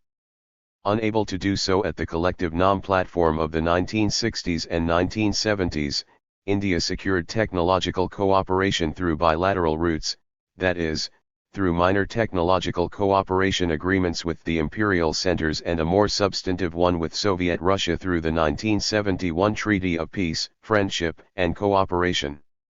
The latter was not without its limitations, especially since the level of technological progress in Soviet Russia began its decline in the 1980s. By this time India, together with a few other countries, was beginning to push the NAM to consider partnership with the West on technological and economic cooperation. Strong internal contradictions in the 1970s, gradual liberalization in the 1980s and opening up in the 1990s had further propelled a new consolidation of upper-class interests in India to seek new alliances with the Triad, as well as cooperation to help resolve its internal and external contradictions. The shift is evident in the Indian influence on the decision-making. 142-143. Of NAM and its increasingly moderating and conservative influence. Thus, in 1979, it opposed the Cuban proposal of a linkage of NAM with its natural ally, socialism. In 1989, it was the leader in the formation of the G15 for cooperation on economic development with the West. In 1992, it opposed the Malaysian proposal to boycott the West over the international economy, and in 2007 it negotiated a nuclear treaty with the United States, issued a joint statement on the relevance of NAM, entered the G20, and later agreed with the G20 measures in response to the financial crisis. Despite the conservatism of some of its members and their foreign policy assessments on the relevance of NAM in the current world order, membership of NAM has continued to grow, to become the largest platform outside of the United Nations, with 116 members. Recent shifts in the NAM proposals on its role and strategy in the New World Order open up distinct possibilities for the renewal of a Southern Front. Its condemnation of the imperialist strategy of the United States at the Kuala Lumpur meeting and the subsequent gravitation of NAM around a need for alternative economic development thinking could be seen as steps towards non-alignment with the U.S. strategy as well as with neoliberalism, particularly in the context of the economic crisis. These could be positive signs for the re-emergence of NAM on a stronger footing, which could now propel a positive agenda for renewal of South-South solidarity.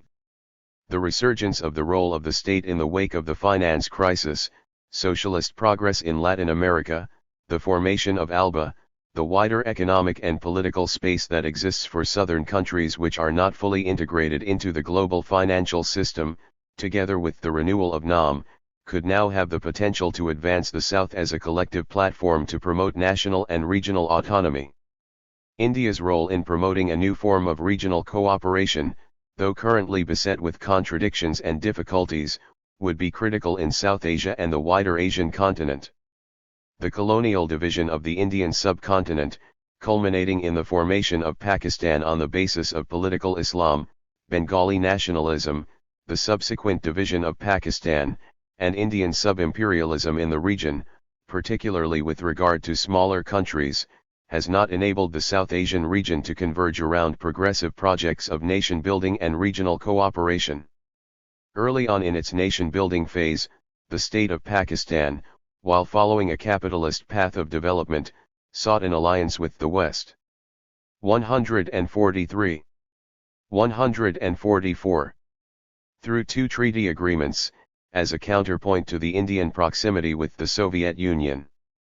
Following the Arab-Israeli conflict and the oil shock of 1973, Pakistan's emergent centrality at the Organization of the Islamic Conference, its recent positioning in the World Trade Organization, and the rise of the Taliban, have interwoven regional convergence with conservative and capitalist interests, inasmuch as the expanded economic position of India, the rise of political Hinduism and Sinhala nationalism perpetuate the asymmetric relationships and fragmenting possibilities for a fundamental reordering of South Asian Association for regional cooperation relations.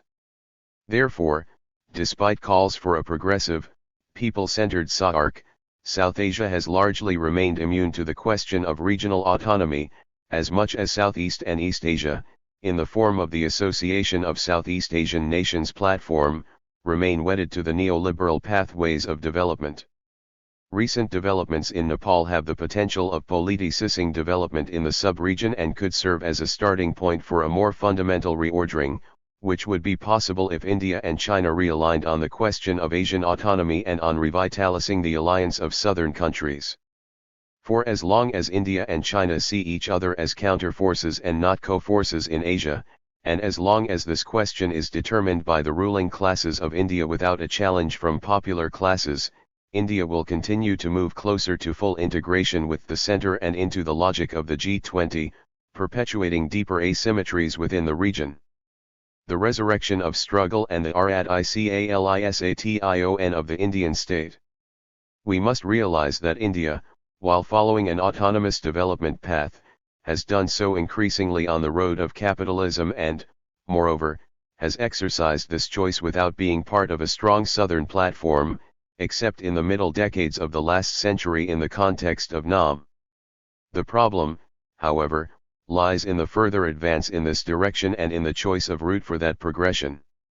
The success of this strategy of accumulation is pursued at the cost of strengthening social progress and solidarity internally. Efforts at autonomy would 144-145. Therefore necessitate a strong reconsolidation of social forces, since it will not be the internationally aligned national bourgeoisie which will carry it forward, or lead the transformation in any manner. Furthermore, it will need crucial support from other states, collective defense and further progress in this direction.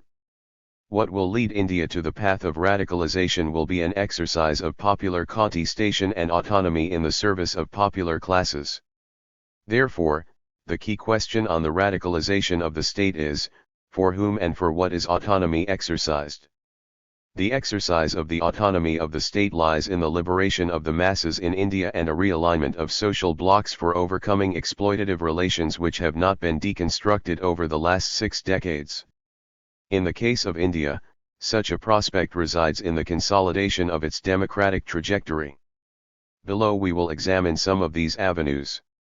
The early constitutional promises and foundations of a functioning democracy opened up opportunities for authentic democratization and social progress.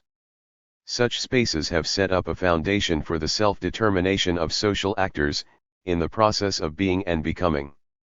The version of representative democracy which India adopted at the culmination of the independence struggle, and one which has survived the test of time, through a written constitution, a parliamentary system, a multi-party framework, a bicameral legislature at central and federal levels, the separation of powers, and routine elections, offers to the Indian citizens, at least in theory, an opportunity for expression, participation, and shaping the progress of the nation. Even though, in practice, the possibility of changing national trajectories is limited in low-intensity democracies, in the actual progression of Indian democracy such a system has enabled the development of contradictions and the prospect for development of continuous struggle. Where social relations are far from being at peace, a sustained struggle can be the locomotive for the radicalization of society and the state. The most important opportunity for building participatory democracy exists in nurturing the cradles of democracy, the local governments of India. After decades of neglect of local governments, the emergence of the Panchayati Raj system as a platform of self-government illustrates the potential of a democratic local base in reinventing itself and in expanding its social base through continuous struggle.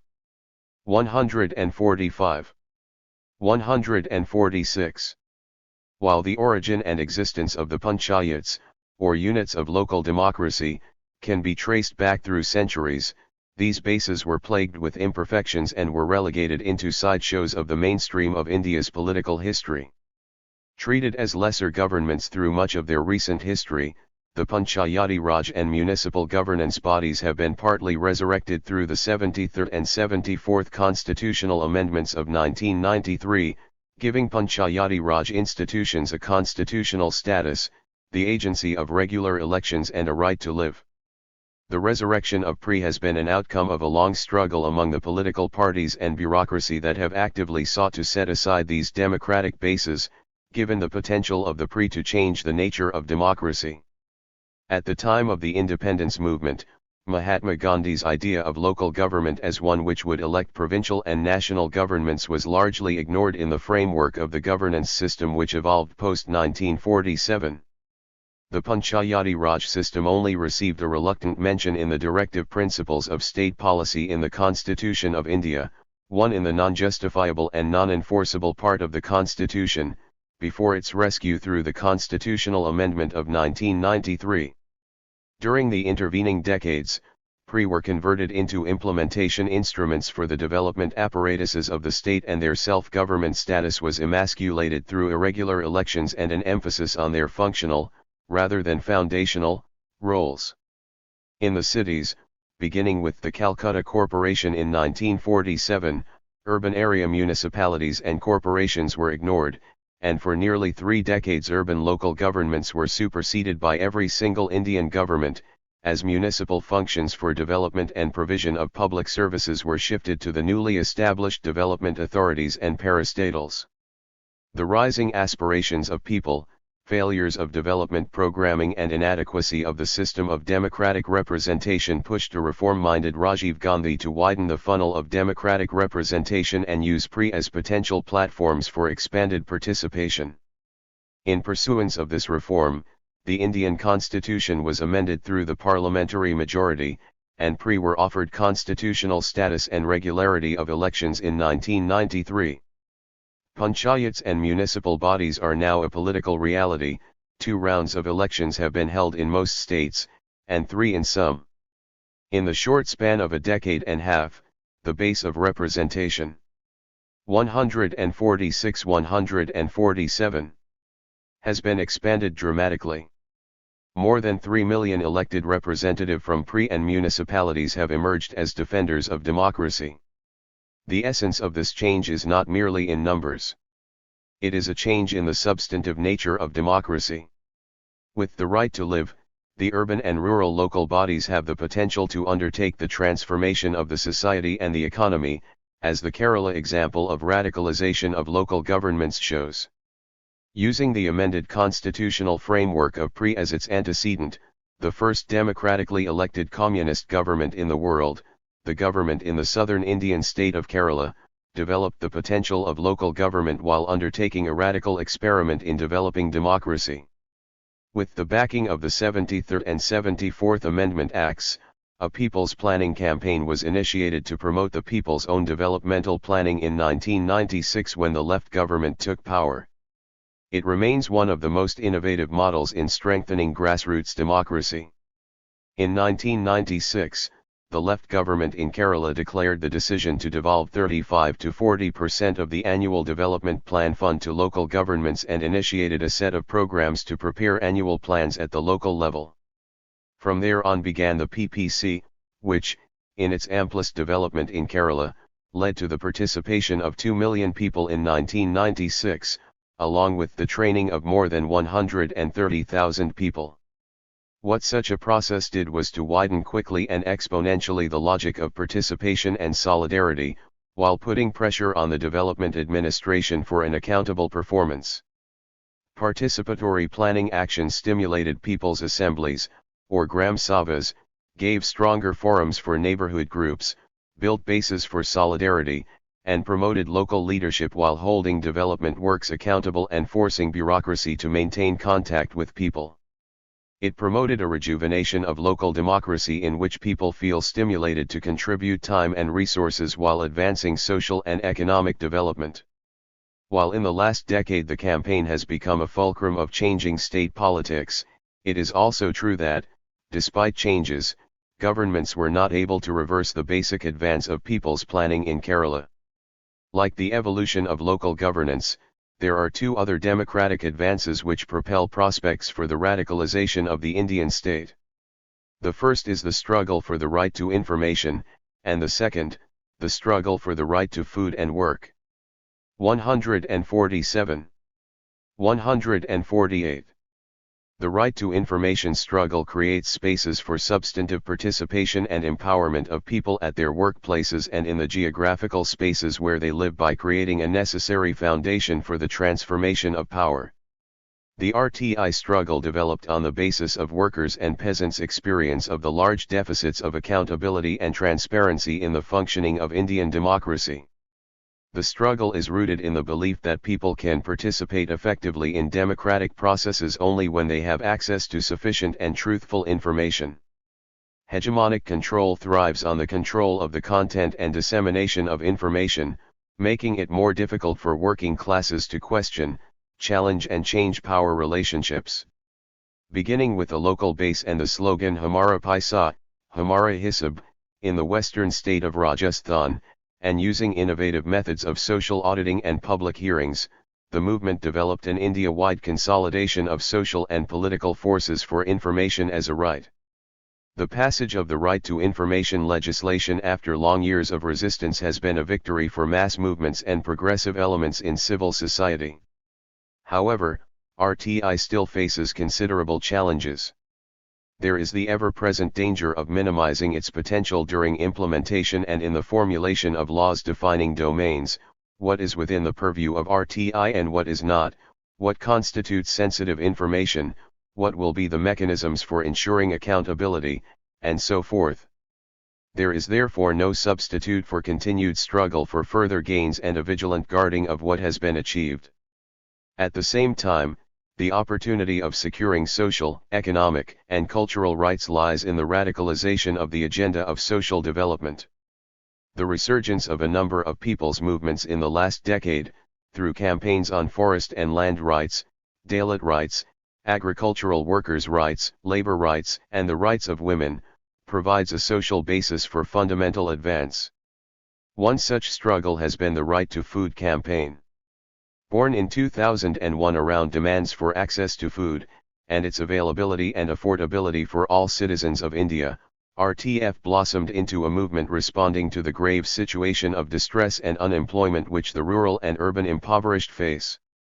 The RTF struggle, located within the constitutional promises and methodologies of peaceful protest, has shaped the National Rural Employment Generation Program, one of the largest. 148-149. Employment programs in the world, which guarantees 100 days of employment above the minimum wage. NREGA presents another opportunity for deepening the struggle and solidarity of a workers' and peasants' alliance. Its potential in rural transformation is evident in the popular vote it generated for the recent electoral victory of the Congress Party, under whose government it was passed and financed. The emergence of the above movements in India raises several issues on the nature of development of new solidarities of struggle. Several of these movements are based on identity and other sectoral silos, in contrast to older class movements of working classes and peasants. The critical issue for the transformation of the Indian state is whether these solidarities constitute a sufficient basis for mobilization at a time when the state is retreating, or whether these promote further fragmentation through the politics of identity. What is needed is a new form of political expression and a medium which is able to defeat powerful forces that oppose the transformation of power. In this regard, the experience of political parties in India opens up lessons on the need for renewal of the prime political instrument, that is, the political parties, and possibly their interface with social movements. 6 decades of multi-party politics have allowed the parties critical spaces for experimentation, introspection, action, and renewal. During this time, political parties have succeeded in promoting the representation of different interests and regional and social identities, as well as nurturing a tendency for argumentation and discussion. Without a doubt, this political space has encouraged the development of a stronger national project, and it is within this space that the seeds of transformation reside. Yet, we have also witnessed a growing centralization of politics among major political parties. Political parties in India have shown a greater tendency to gravitate towards centrist politics. Even amongst some of the numerous left formations in India, we have seen a softer stand and warming up to neoliberalism, a trend displaying what some authors have called the global emergence of a neoliberalist left. A growing tendency to use fascist methods to curb dissent and maintain power is also emerging on the Indian political terrain, with its causal links to finance capital being clearly visible. The invocation of exclusionary ideologies, the recourse to chauvinistic nationalism, the rise of political Hinduism and Islam, and the use of muscle power and arms to coerce voters and capture positions of political power, while displaying all the theatrics of an active 149. 150. Democracy, also painfully underscore the need for the reorientation of the political instrument towards mass interests. After the electoral debacle in the 2009 elections, the left has begun seriously to reflect on this tendency. However, it is not the left alone which needs to reflect on its trajectory over the past decades. As political instruments which promised liberation for the poor and excluded masses, other progressive political parties in India also need to reflect seriously on their promise of liberation. They need to re-examine their agendas, functioning and relationship with the masses on several fronts, including the relevance of their programs to the masses, their increasing confinement to parliamentary politics, their internal democratic organization and their ability to renew themselves in the interest of alternative forms of progress. Renewal of the political instrument is a mechanism for bringing together the various emancipatory forces. The more recent movements and campaigns in India, such as Action 2007 or Janadesh 2007, have reaffirmed that a new consolidation of forces is needed for the formation of a broad social bloc. The current economic crisis offers the progressive forces in India an important opportunity to elaborate a full program and a platform for the accumulation of forces. Its role needs to be to unite all those affected historically and now being marginalized further. Even sections of the middle class radicalized by this crisis, for which the crisis has removed the mask of benevolence from the face of capitalism, are allies in progress. This kind of broad platform would allow the building of new alliances and the formation of a large oppositional social bloc, committed to building authentic democracy on the long road to socialism. 7. The Palestinian National Question. Settler colonialism and the international power regime. Jamil Hilal. The emergence of the Palestinian national question needs to be situated in its international and historical context. This was constituted, in the first instance, by 4 factors: European colonialism, the emergence of Zionism as a colonial settler ideology aimed at ethnic cleansing and the creation of an exclusive Jewish state in Palestine, the collapse of the Ottoman Empire under European pressure, and the Sykes-Picot Agreement which divided the Arab world into territorial states under British and French colonialism. Since the establishment of Israel in 1948 and the end of European colonialism, the Palestinian national question has been subject to the changing forces in international relations, marked by the emergence of the United States as the dominant Western power, its competition with the Soviet Union, and its strategic alliance with Israel, the latter serving as a sub-imperialist state in the region. Under these conditions, the Palestinian national question has been shaped by Israel's monopoly over military nuclear capability in the region and its constant aggression against national movements and neighboring states, including wars and invasion of their territories, in 1948, 1956, June 1967, October 1973, 1982, the First Palestinian Intifada of 1987-92, the Second Intifada of 2006, the war against Lebanon in the summer of 2006, and against Gaza in December 2008 and January 2009. The Palestinian national question has also been shaped by further changes in international forces in the closing years of the Cold War, including the collapse of the Soviet bloc itself, the 151, 152 Gulf Wars, first between Iraq and Iran, then by the United States and allies against Iraq in 1991 and in 2003, the Iranian Revolution in 1979, and the rise of political Islam in recent decades. More recently, the deployment of the discourse of reform and democracy has also been relevant to the Palestinian national question. This discourse has served as an ideological tool to facilitate global hegemonic structures, led by the United States. With the establishment of the Palestinian Authority, following the Oslo Accords in 1993, the discourse of democracy, transparency, human rights, and good governance has been geared to limit the powers of the nation-state in confronting hegemonic structures and to marginalize and besiege movements for emancipation. This chapter will trace the changing character of the Palestinian national question, from its origins under colonialism to the post-Cold War neoliberal period, seeking to clarify the nature of settler colonialism and the predicament in which the Palestinian national movement now finds itself. Consulting history, the ethnic cleansing of Palestinians. The Palestinian demand for an independent state began to be articulated at the time of the collapse of the Ottoman Empire and the rise of Turkish nationalism, following the First World War.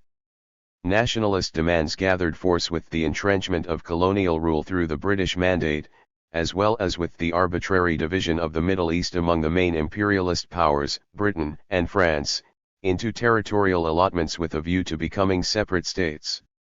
Britain, as the dominant world power at the time, issued the Balfour Declaration in 1917, which committed itself to the establishment of a Jewish homeland in Palestine, regardless of the fact that Palestine had its own indigenous people that, like other peoples, possessed the right to self-determination.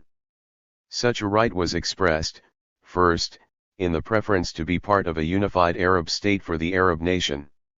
Subsequently, when this was obstructed by Britain and France, the Palestinian national movement demanded a democratic state in Palestine, with Muslims, Christians, and Jews living as equal citizens, as an expression of the right to self-determination and as the only means to thwart the aims of Zionist project. Indeed, a sovereign Palestinian state was the rationale behind the Palestinian struggle against British colonialism, Zionist colonization, and the partition. 152. 153. Of the country into an Arab and a Jewish state, as proposed by the Partition Plan of 1947, and rejected by the Palestinian leadership of the time. It is important to bear in mind that religious pluralism, which was an integral feature of Palestinian life, was not the cause of the conflict between Palestinians and Zionists. The people of Palestine coexisted, albeit not as equal citizens in a modern nation-state, but as communities that respected religious differences and had, generally, workable neighborly relations and common traditions. The conflict was consequent upon the arrival of European colonial settlers with an exclusivist state-building project in Palestine that was sponsored and protected by British imperial power. The Palestinian Arabs, who constituted the majority of the population in Palestine, waged, when everything else failed, armed struggle against both the British military occupation and Zionist settler colonialism. However, unlike in other cases, liberation struggles were defeated by the combined forces of British and Zionist colonialism. The well-organized and well-armed European Zionist movement was able, with British support, to defeat the predominantly peasant Palestinian society, although undergoing rapid changes as a result of industrialization, urbanization, and the spread of education, with its badly organized national movement, led by the semi-feudal notable families. In 1948, neighboring Arab states, still under British and French imperial rule, sent military contingents to the aid of the Palestinians, but these were highly disorganized, badly armed, and easily defeated by Zionist forces. Thus, the Zionist leadership forcibly established the State of Israel on 78% of Palestine, much more than the 51% allotted to it by the United Nations Partition Plan of 1947. The remaining 22% of the territory, comprising what came to be known as the West Bank and Gaza Strip, came under Jordanian and Egyptian rule, respectively. Only a fraction of Palestinians remained in the areas on which Israel was established to become a minority in their homeland, comprising nearly 20% of Israel's population in 2007. Since 1948, the maintenance, expansion and strengthening of Israel depended heavily on the political, military, and economic support of the dominant imperial power, first Britain and then the United States. 153. 154. The majority of Palestinians, as new Israeli historians have come to acknowledge decades later, were driven out by force and through methods that amounted to systematic ethnic cleansing. Palestinians living in Israel today are denied the same rights as Jewish Israeli citizens. This is consistent with the self-definition of Israel as a Jewish state, and as a democratic one at the same time, and of confining full democratic rights to Israeli Jews only. 2. The eclipse of the vision of a democratic state in all of Palestine. The construction of a democratic independent state over Mandate Palestine was the vision that inspired the Palestinian national movement, once the ambition to be part of a pan-Arab state receded with the imperialist division of the region into a number of territorial states. In 1947, the Palestinian national movement rejected the partition of Palestinian into a Jewish and an Arab state and insisted on having one state for all of the inhabitants of the country. This notion of a unified Palestinian state for all its citizens, irrespective of religion or ethnicity, was revived again in the late 1960s and early 1970s by the PLO, only to be replaced in 1974, following the Israeli-Arab War of October 1973, by the idea of establishing, as an interim measure, a Palestinian state over Palestinian land to be evacuated by Israel. This position, that is, dividing Palestine into two states, one Palestinian, one Israeli, was formalized by the PLO in November 1988, in the midst of the First Intifada. But it was the international, regional, and internal changes that drove the PLO to enter the US-sponsored negotiations with Israel on an unequal footing, with no clear agenda and with no real empowerment of the PLO in the international setting. It was clear that the dismantling of the Soviet Union, the first Gulf War in 1990, following Iraq's invasion of Kuwait, which left the PLO isolated, and the Intifada in the Palestinian territories occupied in 1967, all influenced the PLO to accept the heavily imbalanced terms of the Oslo Accords.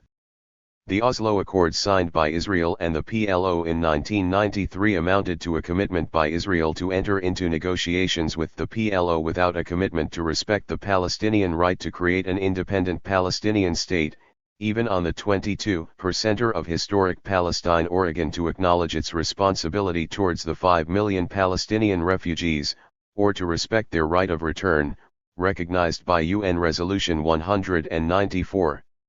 The Oslo Accords did not even clearly oblige Israel to stop building or expanding colonies.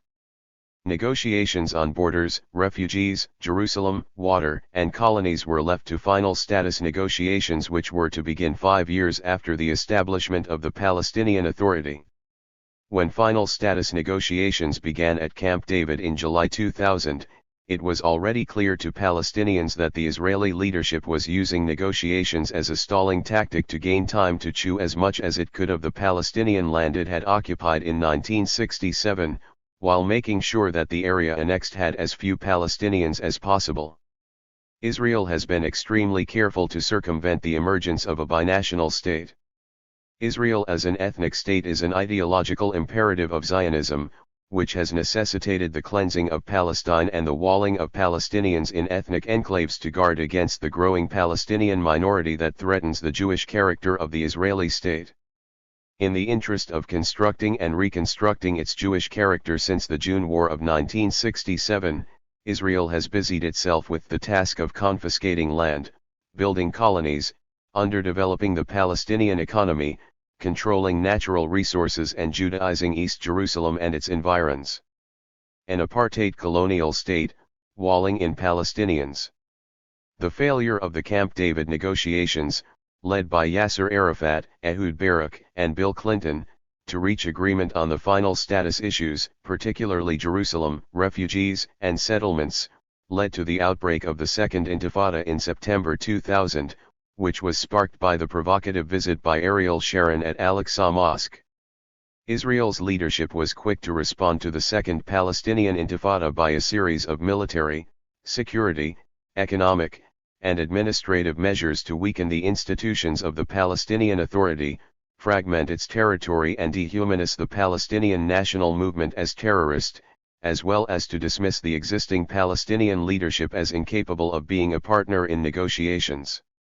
More than 4,000 Palestinians were killed during the first 7 years of the Intifada, many more were 155, 156 injured, and some 60,000 were detained for varying periods of time.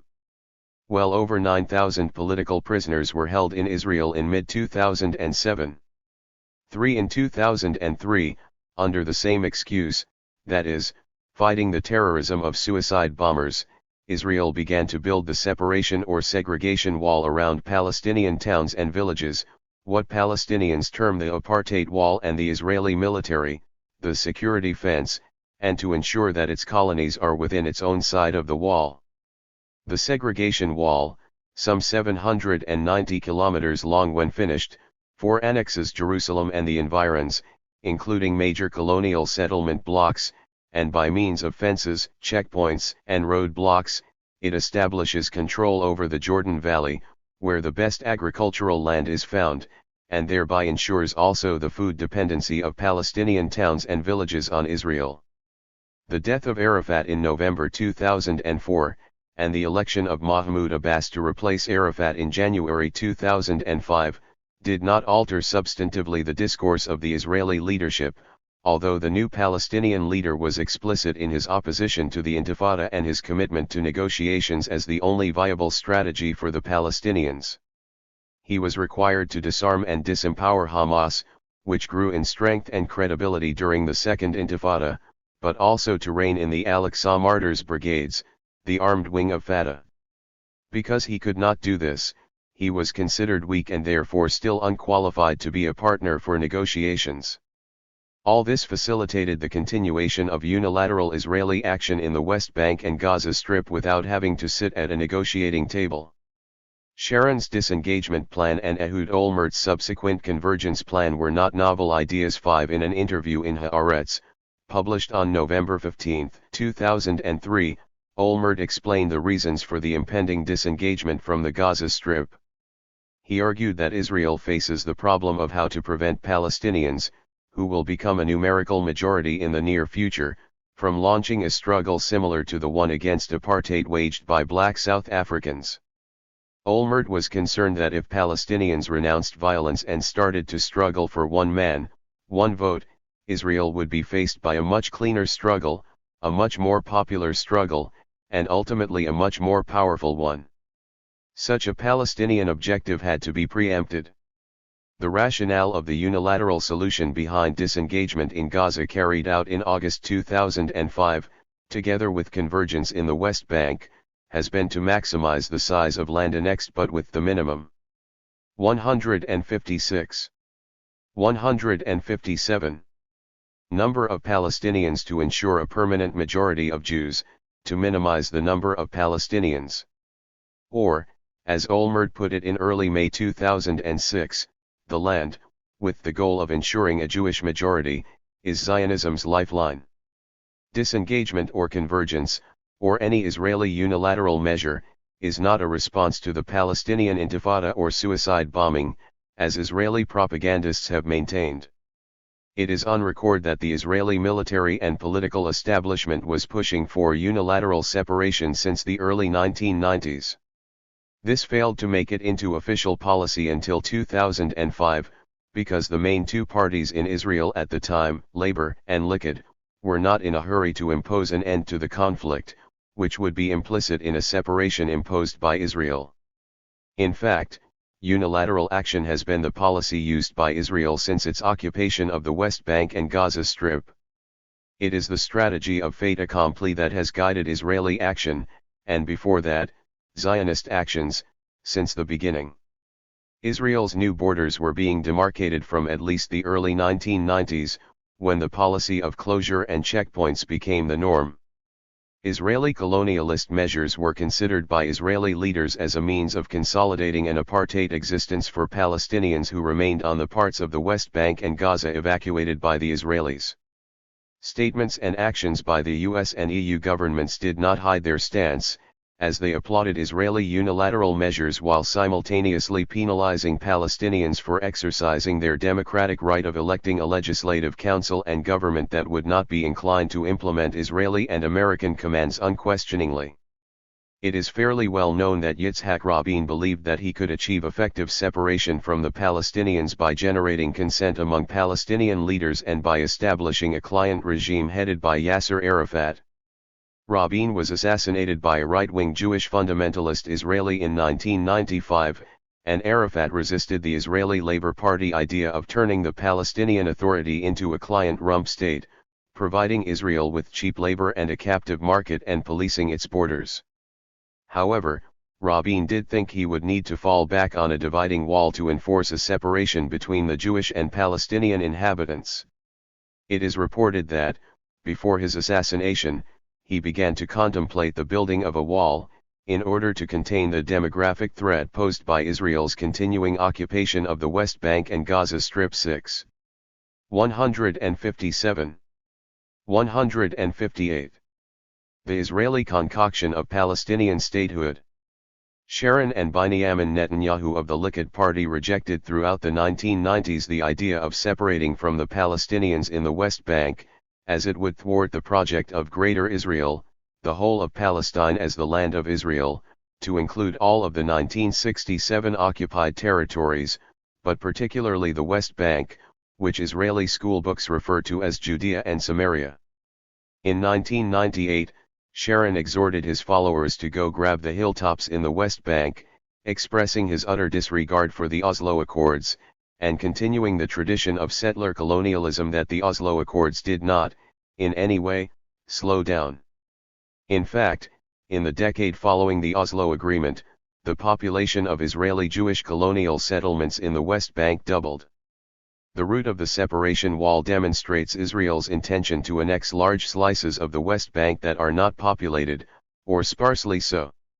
In short, Israeli measures and policies have been geared, right from the beginning, towards ensuring that no sovereign Palestinian state could emerge or maintain itself. As Regis Debray rightly concludes, the years since the Oslo Accords demonstrated to Palestinians that Israel has its own definition of what a Jewish right to self-determination should mean, including the right of all Jews in the world to return to Israel and to become immediately citizens.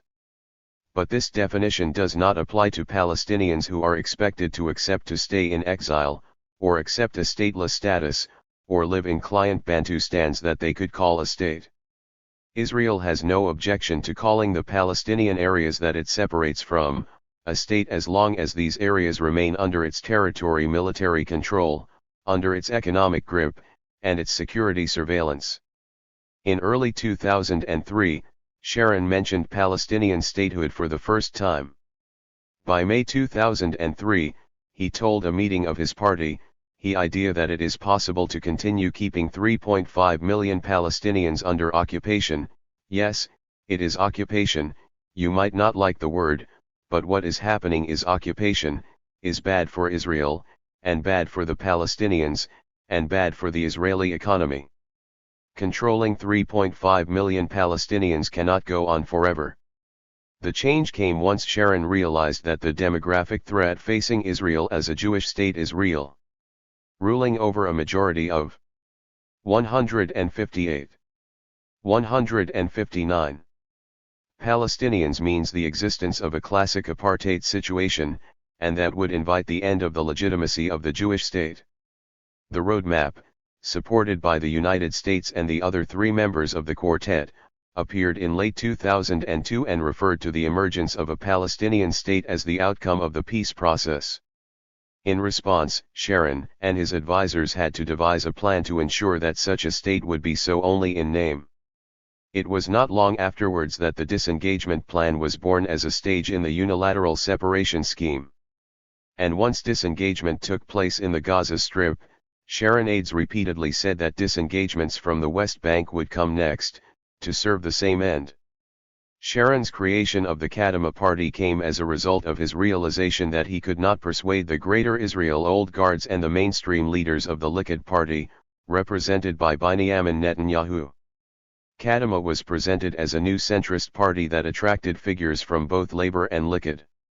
It represented a move to come to terms with the realization that Palestinians would never give up their dream of independence and statehood, but to combine it with a strategy of forced separation that renders, so Kadima leaders believed, Palestinians powerless to resist it. Israel has been imposing facts on the ground on the Palestinians unilaterally with US and European support.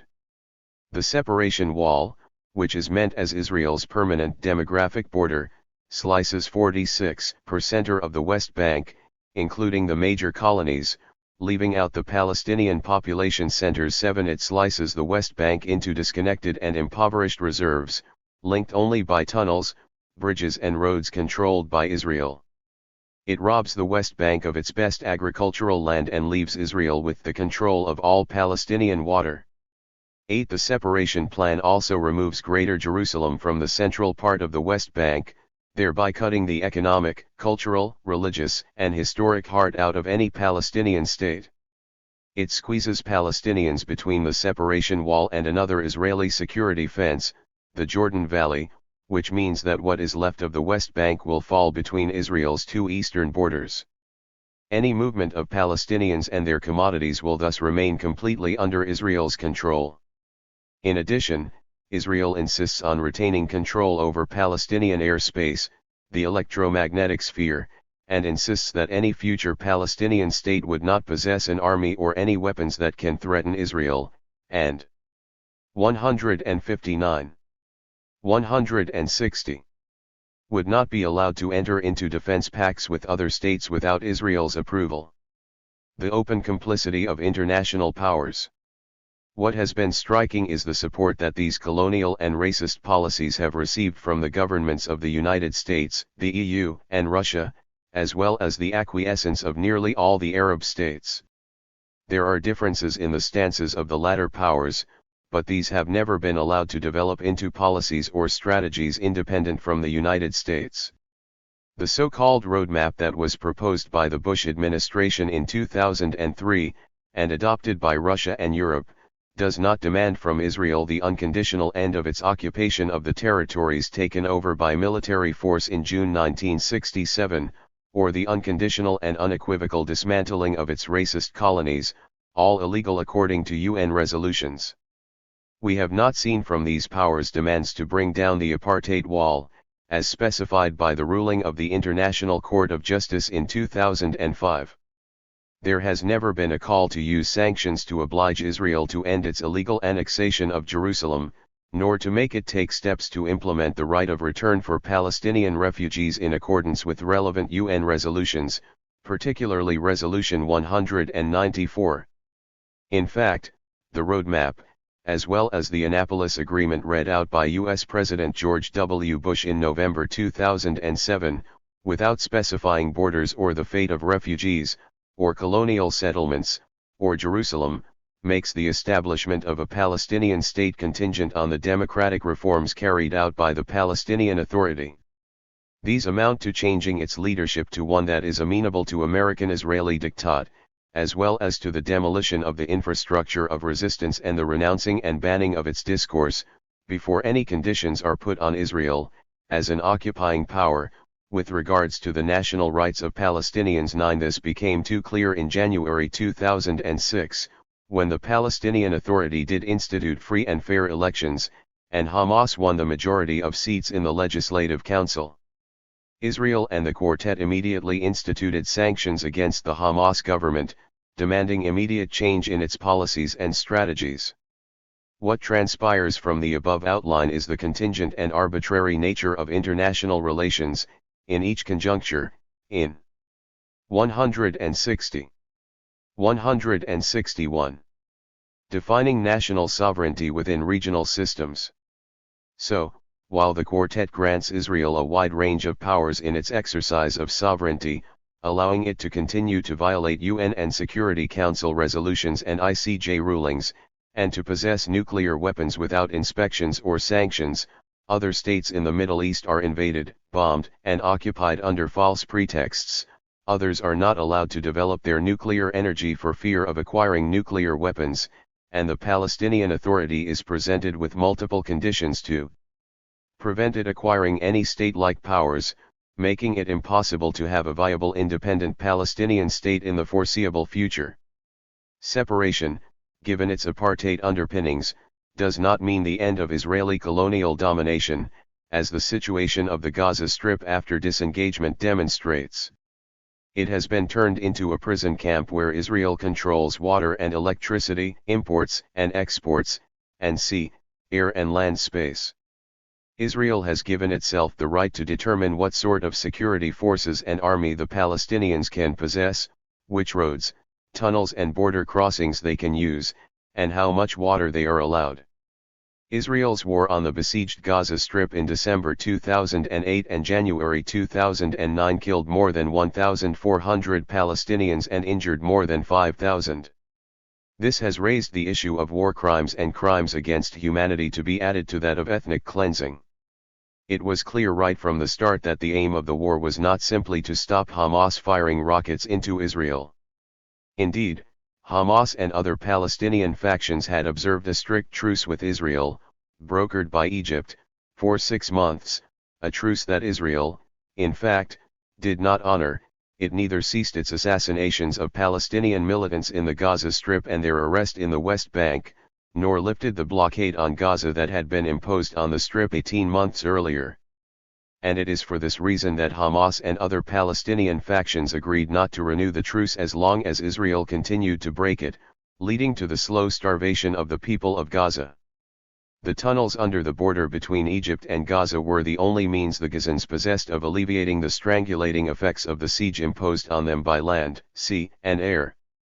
That the real aim of the war is not just to stop the rockets of Hamas is clear from the fact, disclosed by Israeli sources, that the Israeli defense minister had planned the war as early as June 2008, that is, at the time the truce was agreed.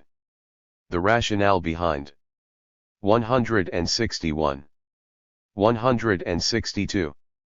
Operation Cast Iron is similar to that behind Operation Defense Shield, when Israeli tanks rolled into the West Bank and put Arafat under house arrest in March 2002. Then it was because Arafat had rejected the Bantustan state offered the Palestinians by Barak and Clinton, a state which excluded the Palestinian capital of Jerusalem, and which would have had hardly any real sovereignty, with no right of return for Palestinian refugees. The war on Gaza is the latest attempt by Israel to weaken and dishearten the Palestinian national movement, to the point where it is no longer capable of opposing Israel's imposition of political arrangement that would remove the demographic threat posed by the Palestinians, by creating Bantustans, or reserves, in the West Bank encircled by colonial settlements, bypass roads, checkpoints, and the separation wall, thus safeguarding the purity of the Jewish state while colonizing as much as it can of the geography of Palestine. The fact that Israel failed to achieve its objective of crushing or weakening Hamas could mean that another war will be planned. The February 2009 Israeli parliamentary elections have shown a further drift of Israeli politics towards the right, with the upper hand gained by the extreme, belligerent, nationalist right. This raises more dangers and new challenges for the Palestinian national movement. The predicament of the Palestinian national movement. In the existing regional and international structures of power, the predicament of the Palestinian national movement is apparent in numerous ways. It is apparent in the failure of the Palestinian Authority to transform itself into anything that resembles an independent or a possibly viable state, after more than 16 years since the Oslo Accords.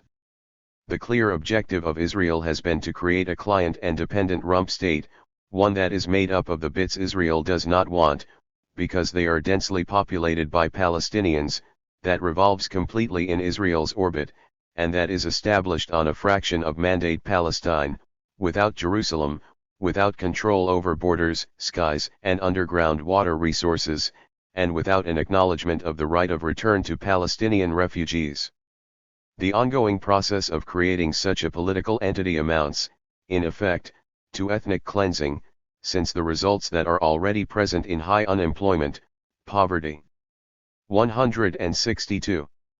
163. Economic stagnation and the total siege conditions will drive many Palestinians to emigrate. 10. The Palestinian national movement, which lost many of its features as a liberation movement once it accepted to become a national authority without the minimum conditions of sovereignty, has become a dangerously polarist movement. It has become polarist between two major political factions, one populist nationalist, represented by Fatah, and one populist Islamist, represented by Hamas. The secular nationalist orientation of the PLO began to be challenged by political Islam during the First Intifada in the late 1980s, as radical Islamist influence in the region grew, following the Iranian Revolution in 1979, and as Arab secular nationalist states failed to deliver politically, economically, and culturally. But one needs to add the huge sums of dollars invested by the Saudi regime and the Gulf states in supporting Islamist fundamentalist movements in the area. The collapse of the Soviet Union and the socialist countries in Eastern and Central Europe impacted negatively on the secular left.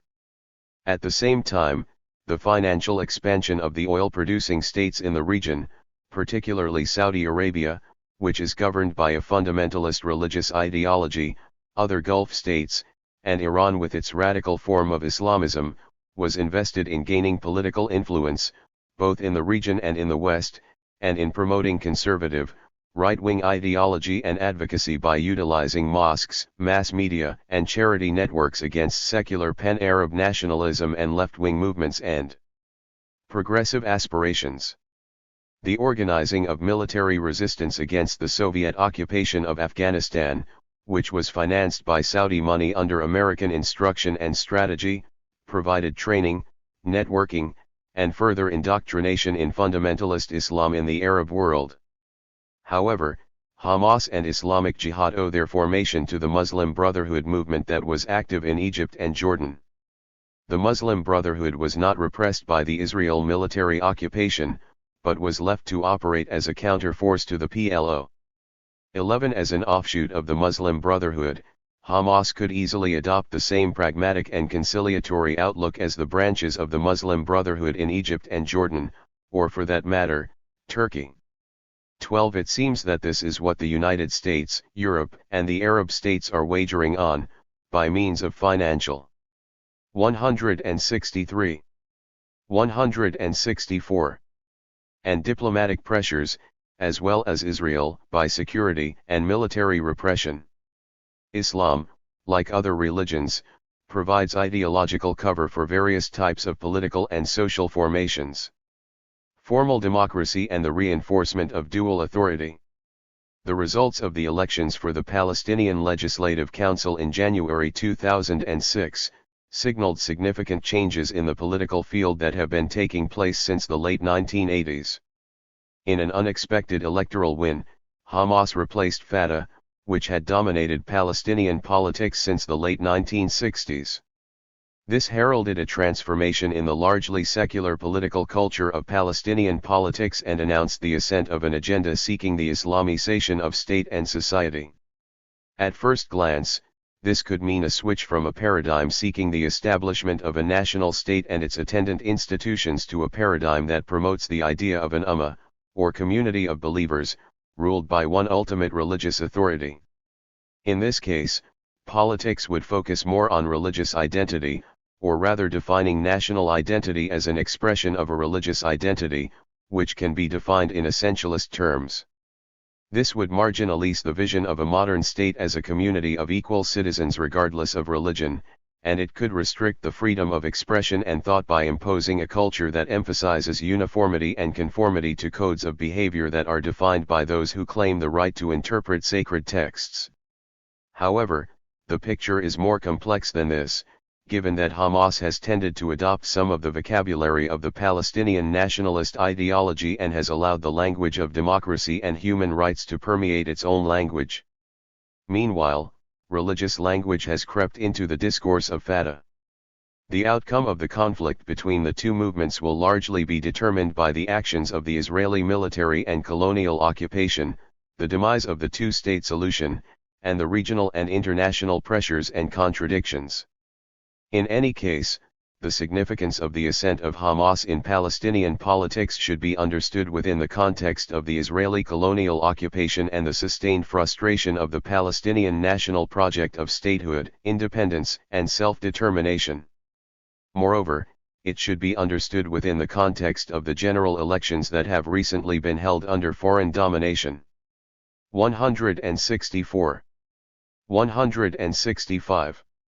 In the wider region, including Iraq, Lebanon, and Afghanistan, and which have produced an extreme political polarization that threatens the survival of states and the integration of their societies. Such general elections tend not only to reduce democracy to formal and periodic procedures, but are applied in situations where national institutions and options are either non-existent or extremely weak, or controlled, or suppressed by foreign powers. The classification of Hamas by the United States and the EU as a terrorist organization and the imposition of financial and political sanctions on the Hamas government, which has amounted to a collective punishment of Palestinians, seems incongruent with the simplest ideas of fairness and impartiality. Israel has never been subjected to any kind of sanctions by the Western powers, despite its ethnic cleansing, longest occupation in modern history, and its constant violations of UN resolutions on Palestinian issues. Israel, encouraged by such actions by the West, imposed its own embargo on Palestinians and intensified its repressive and apartheid measures. Arab and international banks with branches in the West Bank and Gaza were threatened with persecution for aiding terrorism, should they make dealings with the Palestinian government, including the payment of salaries of government employees who form a quarter of the active labor force there. This measure came on the heels of Israel's closure of its labor markets to Palestinian workers, who formed another quarter of the Palestinian labor force. The sanctions have aimed at forcing Hamas to recognize Israel, without Israel recognizing right of Palestinians to self-determination, as well as pressuring Hamas into renouncing violence and dismantling its armed wing before Israel ends its occupation, or ceasing its targeted assassinations of militants. The message sent to Hamas by the Quartet, which represents the contemporary centers of the global power system, was clear enough: these centers will do all they can to bring down Hamas and its government, knowing that the probable result would be the plunging of the Palestinian areas into political chaos and further territorial fragmentation. The capacity of Israel, as a regional power, to determine the outcome of its conflict with the Palestinians is due in no small part to its past and present location in the international political and economic regime, particularly its strategic relationship with the United States, as well as the absence of a clear and unified Arab strategy regarding the conflict and its resolution. This conflict is determined, to a great extent, by the balance of forces. 165. 166. That have evolved in the region and internationally over the last century. Within this evolving international system, Israel was formed and developed, and has come to conceive of itself as part of the Western world. It sees itself not as regional power but as an extension of the West, and acts as a sub-imperialist power relying on its own military power and on the unrelenting support of the United States. Israel presents itself as an ethnocracy that is defined a state for the Jews anywhere in the world. The separation wall is there to isolate itself not only from the Palestinians but also from the region as a whole. By imposing an apartheid system on the Palestinians, it is creating a ghetto around itself, and that signals its political illegitimacy and moral bankruptcy. Some Israeli intellectuals, concerned with the future of Israel and its role in the area, have been arguing that Israel was able to pursue its colonial and apartheid policies because of its willingness to serve Western imperial interests, including acting as a galvanizing center for global neoconservative forces. 13. It is now obvious that the formation of a viable and sovereign Palestinian state is not on the agenda of Israel, the United States or Europe, despite all the talk about a two-state solution and the vision of President G.W. Bush. The Palestinian National Project before 1948, and from 1964, when the PLO was instituted, until 1974, revolved around the establishment of an independent state over Mandate Palestine that accorded equal rights to its citizens irrespective of religion, ethnicity, or gender. In 1974, under the impact of the Arab-Israeli War in October 1973, and under pressure from the PLO's international supporters, particularly the Soviet Union, the PLO started to ponder seriously the idea of a Palestinian state on any part of Palestine that is liberated, or from which Israel withdraws. The most likely part from which Israel could withdraw through international and regional pressure was the area known as the West Bank and Gaza Strip.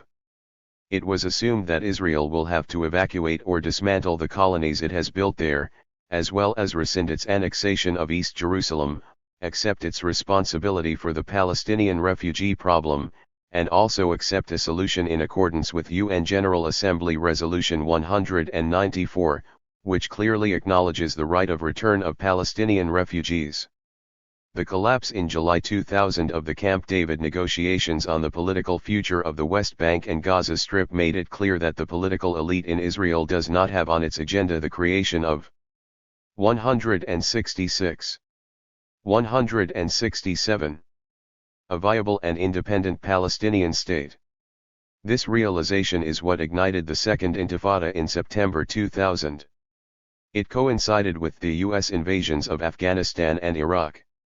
For its part, Israel used the events of 9/11 to label all Palestinian resistance to its colonial occupation and the struggle for self-determination as terrorist. The dehumanization of Palestinians and their struggle found enthusiastic support from the United States, as well as the complicity of Europe. If the First Intifada saw the birth of Hamas, the Second Intifada saw Hamas grow into a mass force capable of challenging the Fatah movement, and in fact defeating it in the Palestinian Legislative Council elections in January of 2006. This fact led to the institutionalization of a dual Palestinian Authority system given the presidential parliamentary system of the Palestinian Authority, with both wings of that authority possessing armed organizations. This dualism, compounded by international and regional economic and political pressure, exploded into armed conflict between the two factions, the last round being in June 2007, that split the Palestinian movement not only politically, but also territorially, with Hamas taking control over the Gaza Strip and Fatah maintaining control over the West Bank. Remaking a liberation movement. It can no longer be taken for granted that the Palestinian Authority is worth keeping, as it has not been able to stop the colonization project, let alone establish the Palestinian state for which the Oslo process gave hope. With its division between Gaza and the West Bank, the authority's role has been reduced to little more than a municipal authority, that cannot even guarantee paying the salaries of its civil servants, or provide the minimum security for its citizens, let alone transform itself into a full-fledged independent state able to pursue the interests and aspirations of Palestinians nominally under its rule. What is needed is a refashioned Palestinian liberation movement that reunites the Palestinians in the various communities in the diaspora with those in Palestine, and those in the Gaza Strip with those in the West Bank, and these two communities with Palestinians in areas occupied by Israel in 1948. The vision of a single state in Mandate Palestine is best suited to providing the unifying aspiration of Palestinians everywhere, while a rump state on parts of the West Bank and Gaza Strip will be 167. 168. A source of division of Palestinians, and will not address the rights and suffering of the refugees. What is needed is a reorganization of the Palestinian national movement around the theme of liberation and emancipation, not pseudo-state building that can produce no more than a client and dependent entity for Israel's sub-imperialist role in the region. The existing balance of power is not a permanent feature of the current situation. In fact, there are many signs that it is changing, and such change could accelerate towards altering the existing international and regional balance of forces, which in turn would allow us to prepare for a just resolution of the Israeli-Palestinian problem, and with it an emancipated region from US and European control. One major sign of change is the backfiring of the Israeli-American policy of reliance on military power, as shown in Iraq, Afghanistan, Lebanon, and the Gaza Strip. This gradual change in the balance of power in the region and internationally raises the possibility of the re-emergence of a multipolar world system, one which would support a strategy of a new Palestinian liberation movement with a vision of a democratic, secular, progressive Palestinian state over all of Mandate Palestine, where both Palestinian Arabs and Jews could coexist as equal citizens in a unified multi-ethnic and multicultural democratic state. 14. 8. The National Question and the Unfinished Revolution in Nepal. Hari Roka. Every revolution has its own uniqueness, which develops as certain challenges and possibilities appear in the revolutionary process. In Nepal, the National Democratic Revolution has been developing since the 1950s and has confronted various challenges, at times tilting in a rightist direction, other times turning left, sometimes advancing very slowly, other times very rapidly. In the 1990s, against the background of fake democracies in the South Asian region, the National Democratic Revolution in Nepal advanced to a new kind of struggle, aiming to establish genuine and sustainable democracy. At this time, the Communist Party of Nepal commenced its People's War, which advanced the revolutionary process very rapidly and expanded it quickly throughout the nation. Within a short period of 10 years, the People's War overcame the various problems of previous social movements and unified all contradictions, those of class, identity, region, and gender, behind a program for structural change of the state and society. Thereafter, the People's Uprising of April 2006 carried forward the agenda of the People's War and achieved a comprehensive peace agreement. This entailed the election of a constituent assembly, the abolition of the monarchy, which had ruled for centuries, and the establishment of a democratic republic, all of which furthered the restructuring of the state and society. However, like every revolution, the Nepali revolution has had to confront various complexities and, not least, the challenge of counter-revolution. The replacement of the Maoist-led government in 2009 was part of such a counter-revolutionary move.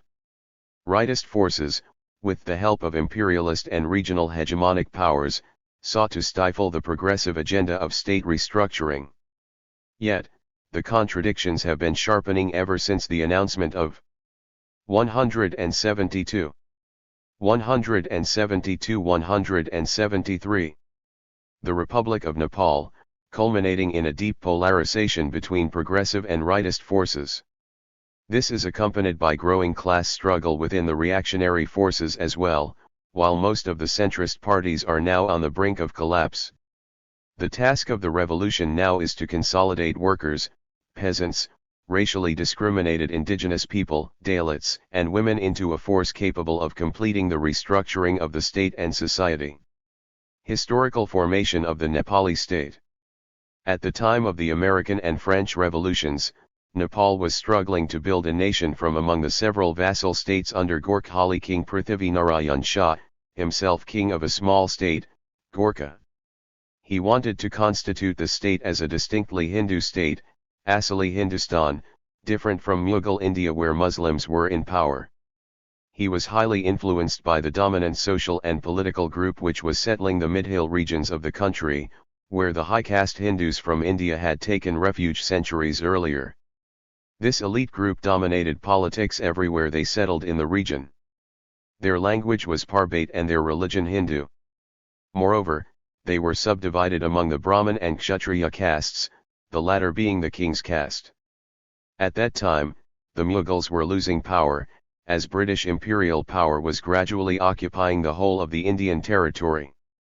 After Prithvi Narayan, the Shah's dynasty sought to expand Nepali territory from the eastern to the western hills and mountains. But in the war with the British imperialists in 1814-16, Nepal would lose its newly conquered western and southern parts, which thereafter obstructed its expansionist ambition. Thus, Nepal was contained within a fixed territory, to become a satellite state of British India. Nepal was composed of a heterogeneous society, which was multilingual, multiracial, multicultural, and multireligious. Indeed, most of society did not have a historic association with the state that was being created, nor was there an enduring cultural elite. Therefore, the conquering elite ruled brutally without any form of consensus from the dominated groups. State formation was a process entailing the establishment of feudal relations, instead of a system of ethnic and community-based rule. After the war, two contradictions evolved within Nepali society. First, there was a contradiction between centrally imposed authorities and the dominated communities. The noble class, which 173, 174, was formed in the period of the unification of the kingdom, began to quarrel over the control of the central state. After the reign of Prithvi Narayan Shah, conflicts emerged among the members of his own family, which realigned into different royal groups. In this context, the king intervened to replace nobles, in accordance with the apparent loyalties among his administrators and armed forces. The result of these intrigues was the elimination of many nobles and generals, during the 30 years following the war with the British. The political system in this period was characterized by a highly segmented, pyramidal structure dominated by a handful of Kshatriya nobles with the support and advice of a number of prominent Brahmin families. But in 1846, the Rana family, among the class of nobles, prevailed and seized all political power from the king. Thus, the king became a titular head of state, while the Rana families became the actual rulers of the state until 1950. The Rana regime was a very gloomy period in the history of Nepal, during which the Nepali people were treated practically as slaves, as a source of cheap labor for British India and mercenaries for the British colonial army. The regime was highly dependent on British India, rendering services to the latter to maintain their own rule. For instance, the struggle of the Indian people against British rule in 1858 was brutally suppressed by the Nepali army to gain the confidence of the British. During this time, all natural resources and most of the source of revenue of the state were collected and monopolized by the ruling class. The regime did not develop educational institutions and healthcare facilities, or construct any modern infrastructure to transform the old state into a modern nation-state. There were no hydroelectric projects, no highways or railways or any means of transportation. The Rana regime remained a puppet of the British colonial empire. The Indian Salvation Movement geared up in the second decade of the 20th century under the leadership of the All India National Congress. The British Empire realized at this time that sooner or later it would have to leave India. By its own initiative, therefore, the British recognized Nepal as a sovereign nation in 1923, through the Treaty of Friendship. After this achievement, the government of Nepal proceeded to hand over the ownership of agricultural land to the landlord class. This enabled the landlords to buy and sell the land as they deemed fit, as well as to do business with their Indian neighbors, with whom they had a close socio-economic, linguistic, and cultural relationship. The landlord class in Nepal also sent its children to Indian educational institutions. 174-175. In such circumstances, it was obvious that the Indian people's struggle against British rule would highly impress the emergent Nepali middle class. Most of the students and youth participated in that long Indian struggle. And they believed that without Indian independence they would not achieve freedom from the autocratic rule of the Rana family.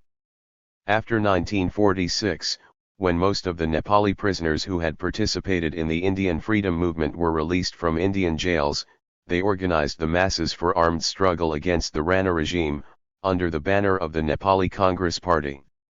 As an ally of the British, the Rana regime was fully opposed to the movement led by the Indian National Congress, with its modernist, democratic and anti-feudal proclivities. Before 1947, Britain's strategic interests and responsibilities included all of India's neighbours, Afghanistan, Tibet, Nepal, Sikkim, Bhutan, and Sri Lanka, in an extended security framework. India inherited this policy after independence, but in a different scenario, given that, around 1950, only 3 states, Nepal, Bhutan, and Sikkim, remained in its defence perimeter. The first Prime Minister of India, Jawaharlal Nehru, skillfully tried to put pressure on the autocratic Rana regime to liberalize the political system. In one occasion, Nehru said, "Much as we stand for the independence of Nepal, we cannot allow anything to go wrong there, because that would be a risk to our own security." A further dimension of the region's politics evolved in relation to China. Nepal is located between India and China, however, at that time, road, rail, and air access to Nepal was exclusively through India. Thus, the Indian government eschewed any kind of influence over Nepal by China. During most of the 1950s, India further strengthened its influence over Nepal, using commercial as well as political treaties as an instrument of control. Due to this reason, in the so-called Nepalese Revolution of 1950, a new kind of parliamentary democracy was installed, but the monarchy once again consolidated its grip on power and dissolved the popularly elected parliament and government. This revolution did not result in any structural changes in society. Again, the Nepali state remained semi-colonial, semi-feudal, and under Indian economic and political hegemony. In the 1960s and 1970s, Nepal experimented with an independent foreign policy in the context of wars between India and China and India and Pakistan, as well as the creation of Bangladesh.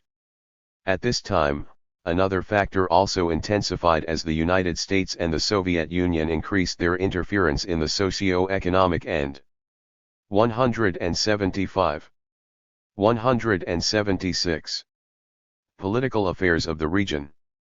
Thus, the Indian monopoly over Nepal somehow receded.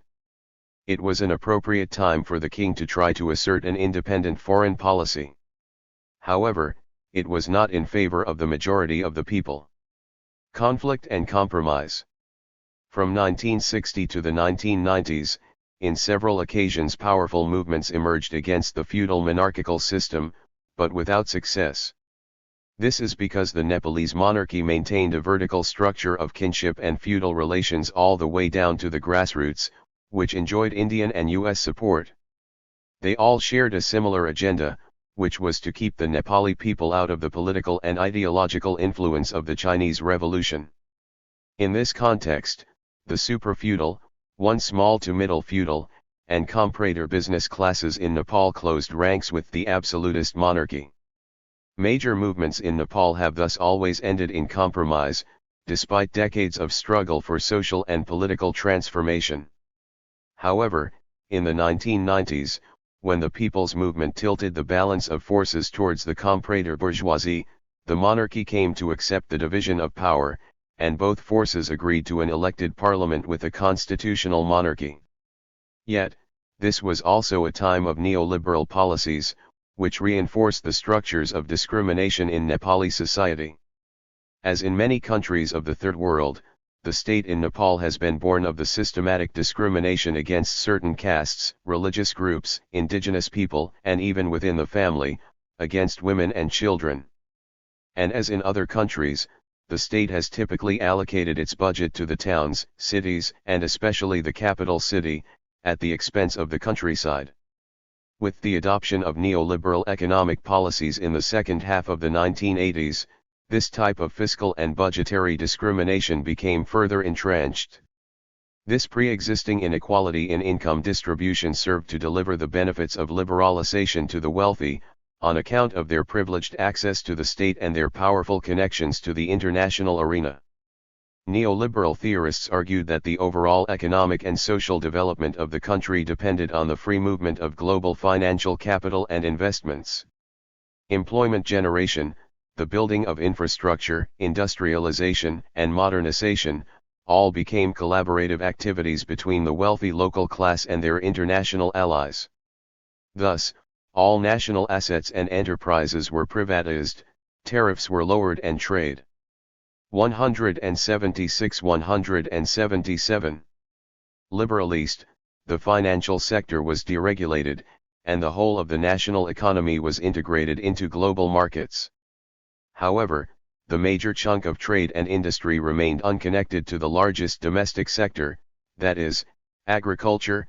Therefore, the majority of the people remained excluded from the major economic activities.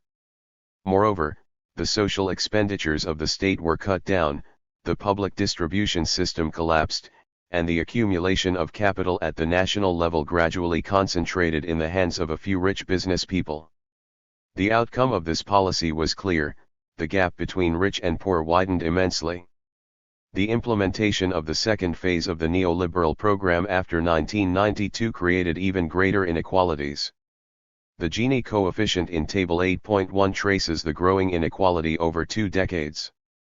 Table 8.1 Gini coefficient for income distribution, 1984 to 2004. Survey Rural-Urban Nepal. 1984/85 a 0.23 0.26 0.24 1995/96 b 0.31 0.43 0.34 2003/04 b 0.35 0.44 0.41% change 1995/96 2003/04 13-21. A multi-purpose household budget survey. B. National Living Standard Survey. Sources: NISIC, CBS. The contradiction between rich and poor ripened in the same proportion, not least because the establishment of new democratic rights in 1990s sharpened the political awareness of the Nepali people. Within a short period of time, people started to raise their demands from various corners, especially for the restructuring of the state. But for the ruling elites, neither did they have any dream of restructuring the state, nor did they have any ready-made solutions to fulfill the demands of the people. When the ruling parties in various names engaged in their own political benefit, the people gradually took the initiative in their own hands. In February 1996, the CPN declared a people's war against the system. At first, its influence was less impressive. However, within 3 years of armed struggle, the polarization sharpened. And as the armed struggle gained force, the 3 major contradictions in Nepali society became clear: first, between the capital city, Kathmandu, and the countryside; second, among 177. 178. The racial, linguistic, and regional identities and hierarchies; and third, the overall class contradiction. In a very short period of time, the armed struggle became popular among the youth and the economically deprived, those discriminated on the basis of caste, religion, gender, and region, and who joined the struggle in large numbers. The popularity of the People's Liberation Army was evident not least in that 40% of its recruits were young women.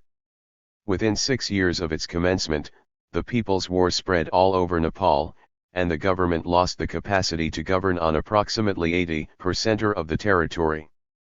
A decade of armed struggle created a new balance of forces between the monarchy and the Royal Nepal Army, the existing political parties, such as the Nepali Congress, the Communist Party of Nepal and another 5 small parties, and the CPN. A sharp contradiction surfaced among the political elites, their organizations and institutions. This led to a royal massacre in the Narayanhiti Palace in May 2001, where King Birendra and his family were killed. Then, the largest political party of the bourgeoisies, the NC, split into 2. Thereafter, in September 2003, the new king, Gyanendra, took state power into his own hands, dismissing the elected government of the NC. This unconstitutional coup provoked the political parties, which converged in the 7 political party alliance and joined with CPN within the framework of a 12-point understanding in New Delhi in November 2005. This new alliance positioned itself against the monarchy, whose legitimacy had already loosened after the royal massacre. The large majority of the people believed that there was a certain involvement of King Gyanendra in the massacre. In the process, the Maoists and the SPA achieved unprecedented political support from among the grassroots. They obtained the full support of the political class, intellectuals, and the vast majority of people in India, as well as people all over the world. It was a unique political circumstance which created the ground for the People's Uprising of April 2006. In 19 days of struggle, more than 10 million people, out of a population of 24 million, came out into the streets without fear of tear gas, batons, and water cannon, or the possibility of exile and long-term imprisonment. The People's Uprising stood not just for a change of government, the people joined the struggle for the fundamental restructuring of the state. The People's Uprising stood against neoliberalism, individualism, and the accumulation of super profits by the elites. 178-179. And their corporate allies. It stood against the unequal distribution of wealth and all forms of social, political, economic, cultural, linguistic, and regional discrimination. The prior People's War had already been setting the agenda of change. The CPN had already popularized the demand for the free and fair election of a constituent assembly, the elimination of all remnants of feudal relations, the redistribution of wealth, popular joint government by means of alliances, and popular participation in all levels of federal and state institutions. Thus, at the time of the People's Uprising, the CPN advanced a proposal for a minimum forward-looking political solution towards the completion of the bourgeois democratic revolution through peaceful negotiation. But after the restoration of the old parliament, the SPA headed by the Nepali Congress sought to derail this agenda and downplay the influential role of the People's War. The SPA thus began to prevaricate on the restructuring of the state. However, after several meetings, consultations, and tough bargaining, the government of the SPA accepted a comprehensive peace agreement, which was signed in November 2006, under the supervision of the United Nations mission in Nepal, 8 months after the People's Uprising. An agreement was also reached in January 2007 on a new interim constitution to form a new legislative House of Parliament with 329 members, in which the same old parliamentarians retained their seats along with 87 new members nominated by the Maoists. After 3 months, the Maoists also joined the government. But the popular demand for a federal structure had not yet been included in the interim constitution. It was only after a major section of Nepali society, the Madheshi, from Terai in southern Nepal, came to constitute the 4th largest party in the Constituent Assembly that the government submitted to the demand of including a future federal structure in the interim constitution. Between May 2007 and January 2008, there appeared several points of tension between the Maoists and the old SPA. The Nepali Congress and the CPN were not ready for a new kind of structural change. There were 3 major differences between them. The first concerned the future of the monarchy, as the largest party, the Nepali Congress, refused the call for its abolition. The NC feared a possible future alliance between the 2 major left parties in the election of the Constituent Assembly under a common minimum program. In its estimation, the NC ran the risk of being rooted in several constituencies, which would prevent it. 179. 180. From blocking a radical agenda. For this reason, the NC showed a willingness to retain a cordial relationship with the monarchy, which still had under its influence the top brass of the army. Second, there was a difference over the election model and procedure. The Maoists demanded a full-fledged proportional representation system which, in their estimation, would enable a larger number of representatives from among the discriminated groups to become involved in the constitution-making process. But the NC and the CPN were not ready for this. They preferred to retain the Westminster first-past-the-post model, as this, in their view, would favor the elite personalities with money and muscle. The third major difference concerned the integration of the PLA and the Nepali army. For the Maoists, this was a very important issue, given that their real power lay in their army of 20,000 fighters. Without assurance of real integration, it was not possible to secure the personal future of those who had dedicated their lives to the creation of the new republic. Nor was it possible to defend the democratic achievements of the People's Uprising of April 2006 against the counter-revolution. But other political parties were not in favor of integration. They believed that the integration of the politically motivated and trained PLA fighters would enable the Maoists to impose their communist autocratic rule. The SPA obstructed integration before the elections for the Constituent Assembly. The elections were not held in June 2007, and thus became uncertain. In January 2008, the SPA and Maoists reached a new agreement and scheduled the date of the elections for April 2008. They agreed that the first meeting of the Constituent Assembly would pronounce the nation, unconditionally, as a federal republic. In the meantime, it became clear that neither would a wider left alliance be possible in the elections, nor the integration of the two armies before the election. The NC and the CPN were hoping that the Maoists would be defeated in the election and that these two major issues would be diluted. Moreover, they counted on the support of the mainstream media in the aftermath of the election. Simultaneously, various pre-election surveys were predicting the supremacy of the NC and the UML, and that the Maoists would get thin popular support. It was under the influence of this enthusiasm that the mainstream political parties accepted to hold the elections in April. In the event, the Maoists emerged as the largest party in the Constituent Assembly elections, clinching 120 out of 241 seats in the first-past-the-post system and 30% of the vote in the PRS. 181. The NC came second, with 37 seats in the first-past-the-post system and around 20% of the vote in the PRS. The CPN came third, with 32 seats and 18% of the vote, respectively. Out of a total of 601 seats, 229 went to the Maoists, 115 to the NC, and 108 to the UML. The newly formed MJF emerged as the fourth force in the Constituent Assembly, with a total of 52 representatives. This was a shocking result not only for the NC and the UML, but the international community too. The latter opposed radical change and vigorously supported the old parties with financial and moral support.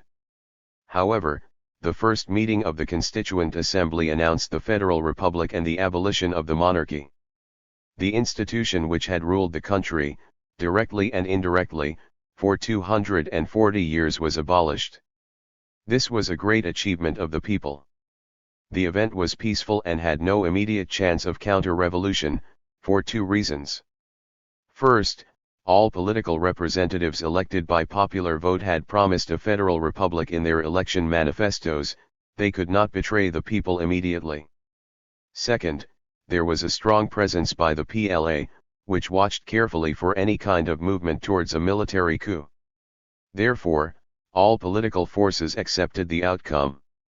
But the interim government led by Girijaprasad Koirala and his party, the NC, which had performed badly in the Constituent Assembly election, were not ready to hand over the post of Prime Minister to the largest party, the CPN, until the latter accepted the amendment in the interim constitution for the simple majority system. 3. This was part of their strategy to continue with the Westminster model and resist any kind of fundamental change in the existing state structure. The contradictions. We have already seen that three major contradictions surfaced in Nepali society, between the capital city, Kathmandu, and the countryside, among identities and nationalities, and the overall class contradiction. These three contradictions matured in the 1990s. We have also seen that social inequalities grew tremendously over the last 25 years, as reflected in the Gini coefficient. The agricultural sector was especially hard hit by neoliberal policies and cuts in subsidies. This sector employs 74% of the workforce above the age of 15, which means that agriculture is the source of livelihood for about 85% of the population. Yet, the contribution of agriculture to gross domestic product declined from 181 182 cent in 1984 to 32% in 2008. Access to land has also been precarious. 24% of rural households do not own land, while nearly 45% of households which own less than half a hectare of land account for only 11% of cultivated land. The latter cannot sustain their members with the grains they produce for more than 3 months. According to the Central Bureau of Statistics, 46.93% of the households, the poorest, owned only 12.32% of total cultivated land, less than half a hectare each, while 2.88% of households, the richest, owned 17.29% of total cultivated land, more than 6.3 hectares on average. The uneven distribution of land has consequences for poverty, which in turn has certain regional differences. As Table 8.2 shows, in the hill and mountain regions, 62% of households are below the poverty line, while in Tarai region the figure is almost half that, at 32%. The above findings suggest that farm size alone does not determine the status of each household with respect to poverty, whose incomes might vary within each farm category, but they do suggest an inverse relationship between farm size and poverty. However, the Nepali Congress, the CPN, and the Madesh-based parties do not support radical land reform. They argue that the state should provide compensation at market prices to landowners, even when they are above the ceiling defined by the state. But it would not be possible for the state to give such compensation. Thus, the CPN is in favor of land redistribution without compensation and demands the confiscation of land in the case of absentee landlordism on the basis of one man, one profession. It is also notable that differential access to education has further exacerbated inequality. In 1996 to 2004, aggregate per capita 182-183. Consumption increased by 42%, yet the consumption of the educated strata increased by 76%. It is such social inequalities that led to the emergence of a movement from below, as well as to the People's War, which further raised the consciousness of the masses. The rural-urban divide also became more clearly a political issue.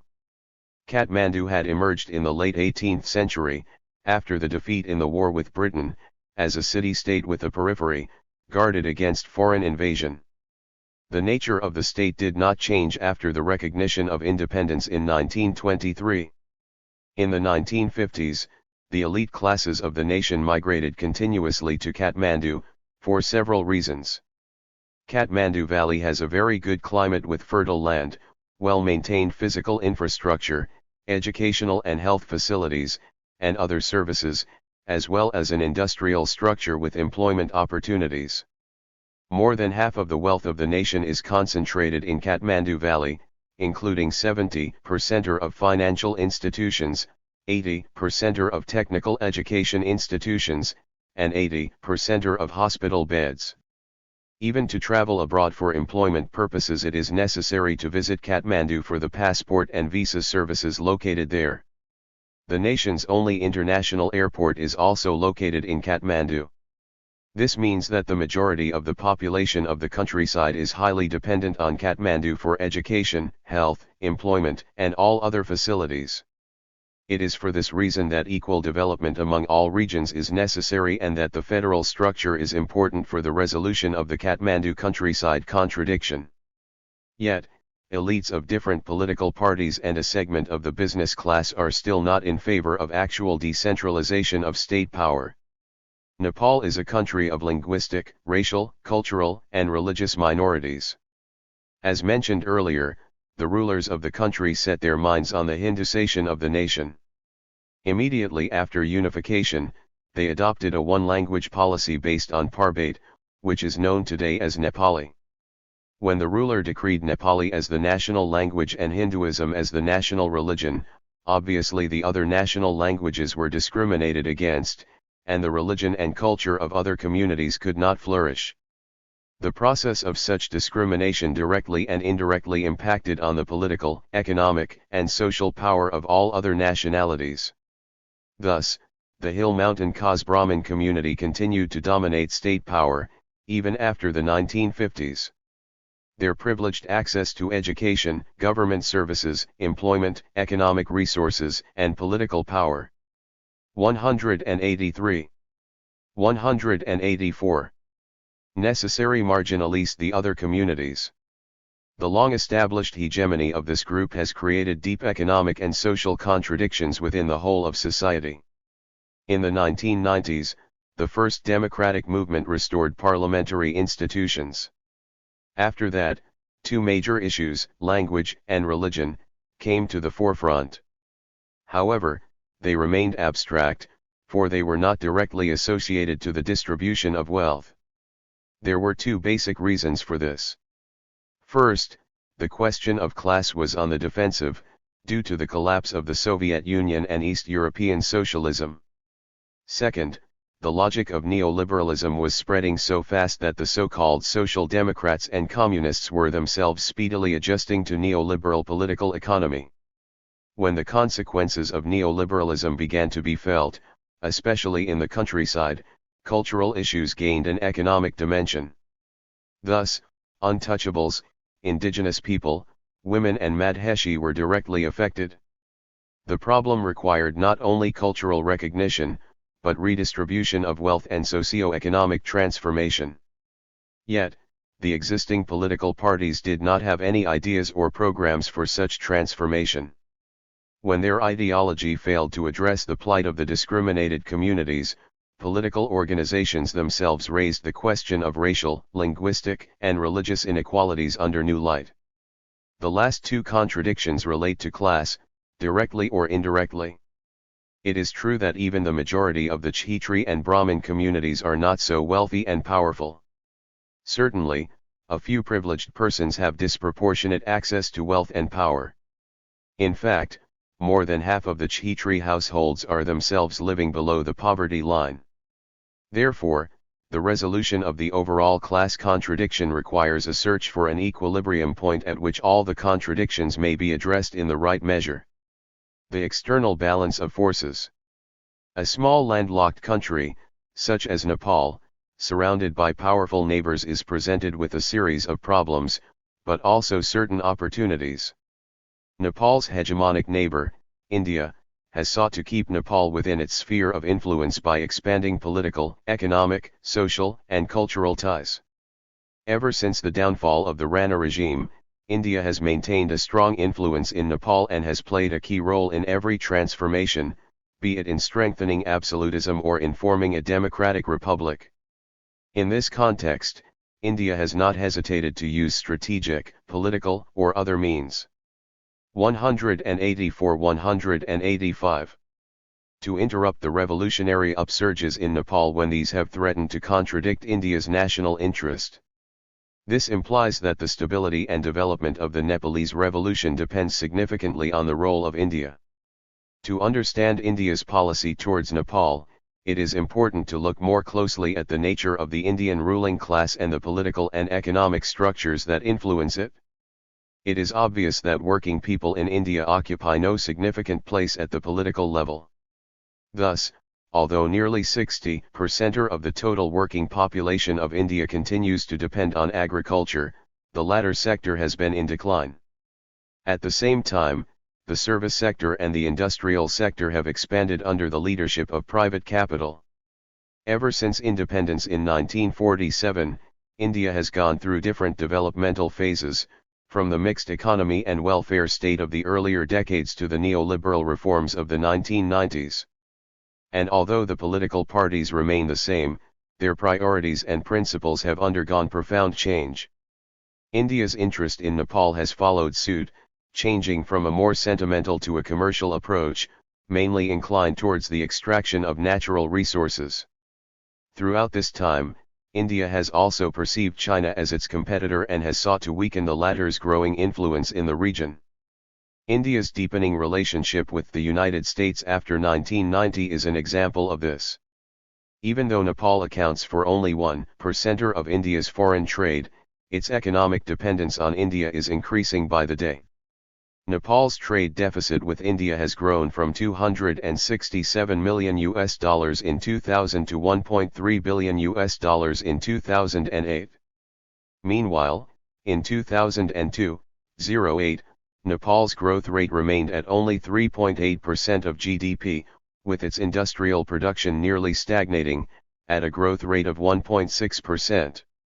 It is imperative for Nepal to realize a complete structural change and develop its own independent economy, by means of industrialization, establishment of agro-industries and the export of raw materials, in order to reduce its dependence on India.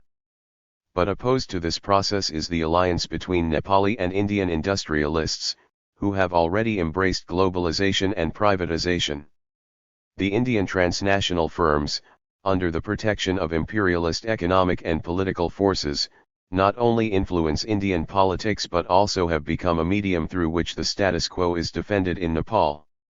They have played an active role against revolution and structural change in Nepal. Nepal has to make a leap. It cannot persist as a politically unstable, economically unsuccessful nation, when its large neighbor, India. 185. 186.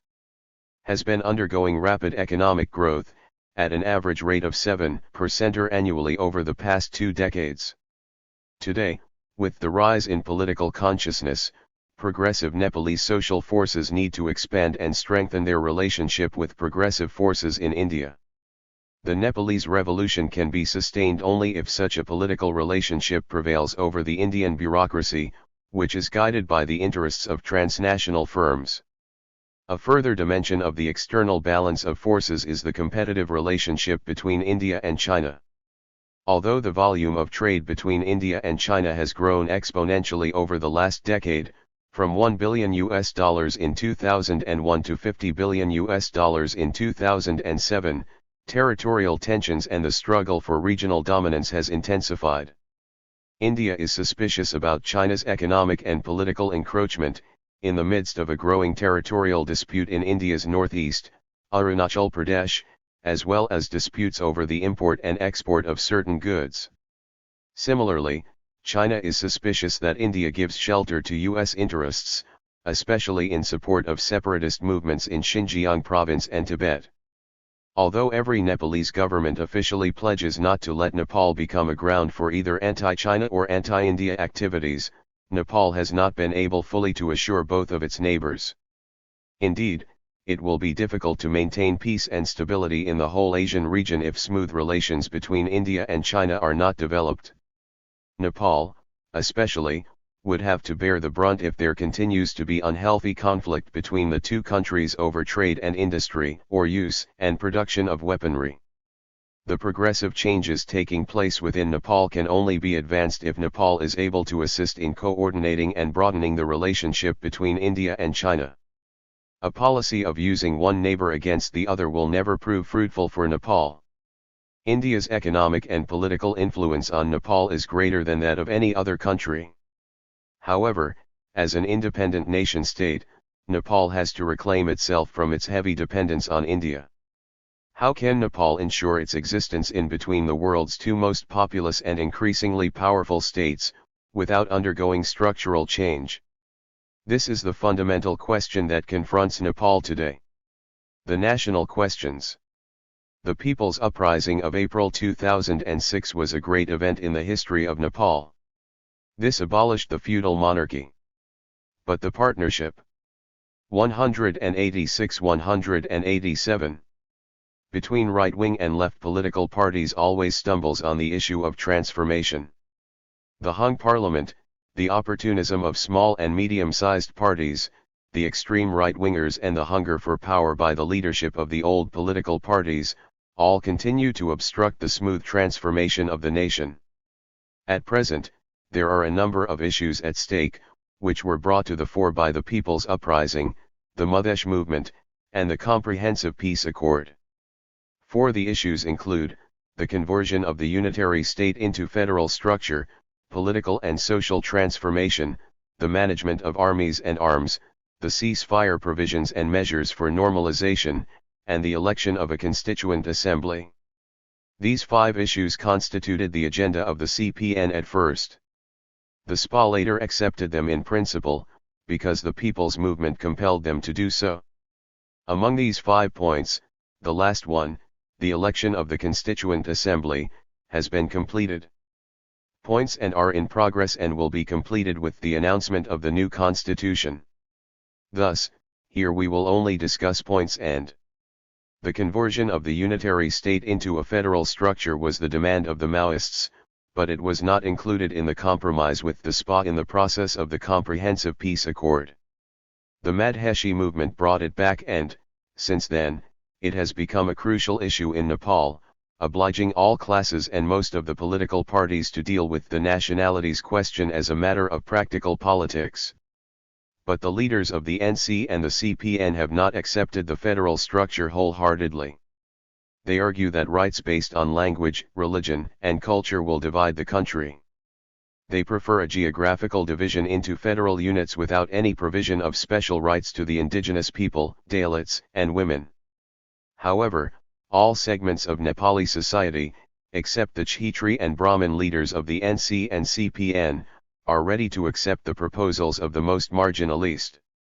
On this issue, the CPN, including all Madesh-based parties and indigenous organizations, have a common view in principle. They have accepted the wide variety of forms of the nationality question arising from the social, historical, and ethnic diversity of Nepal, as defined by Rosa Luxemburg. There are also some fundamental differences as to the nature of the federal model. 5. The NC and the CPN are in favor of a cooperative model, rather than the competitive or mixed model.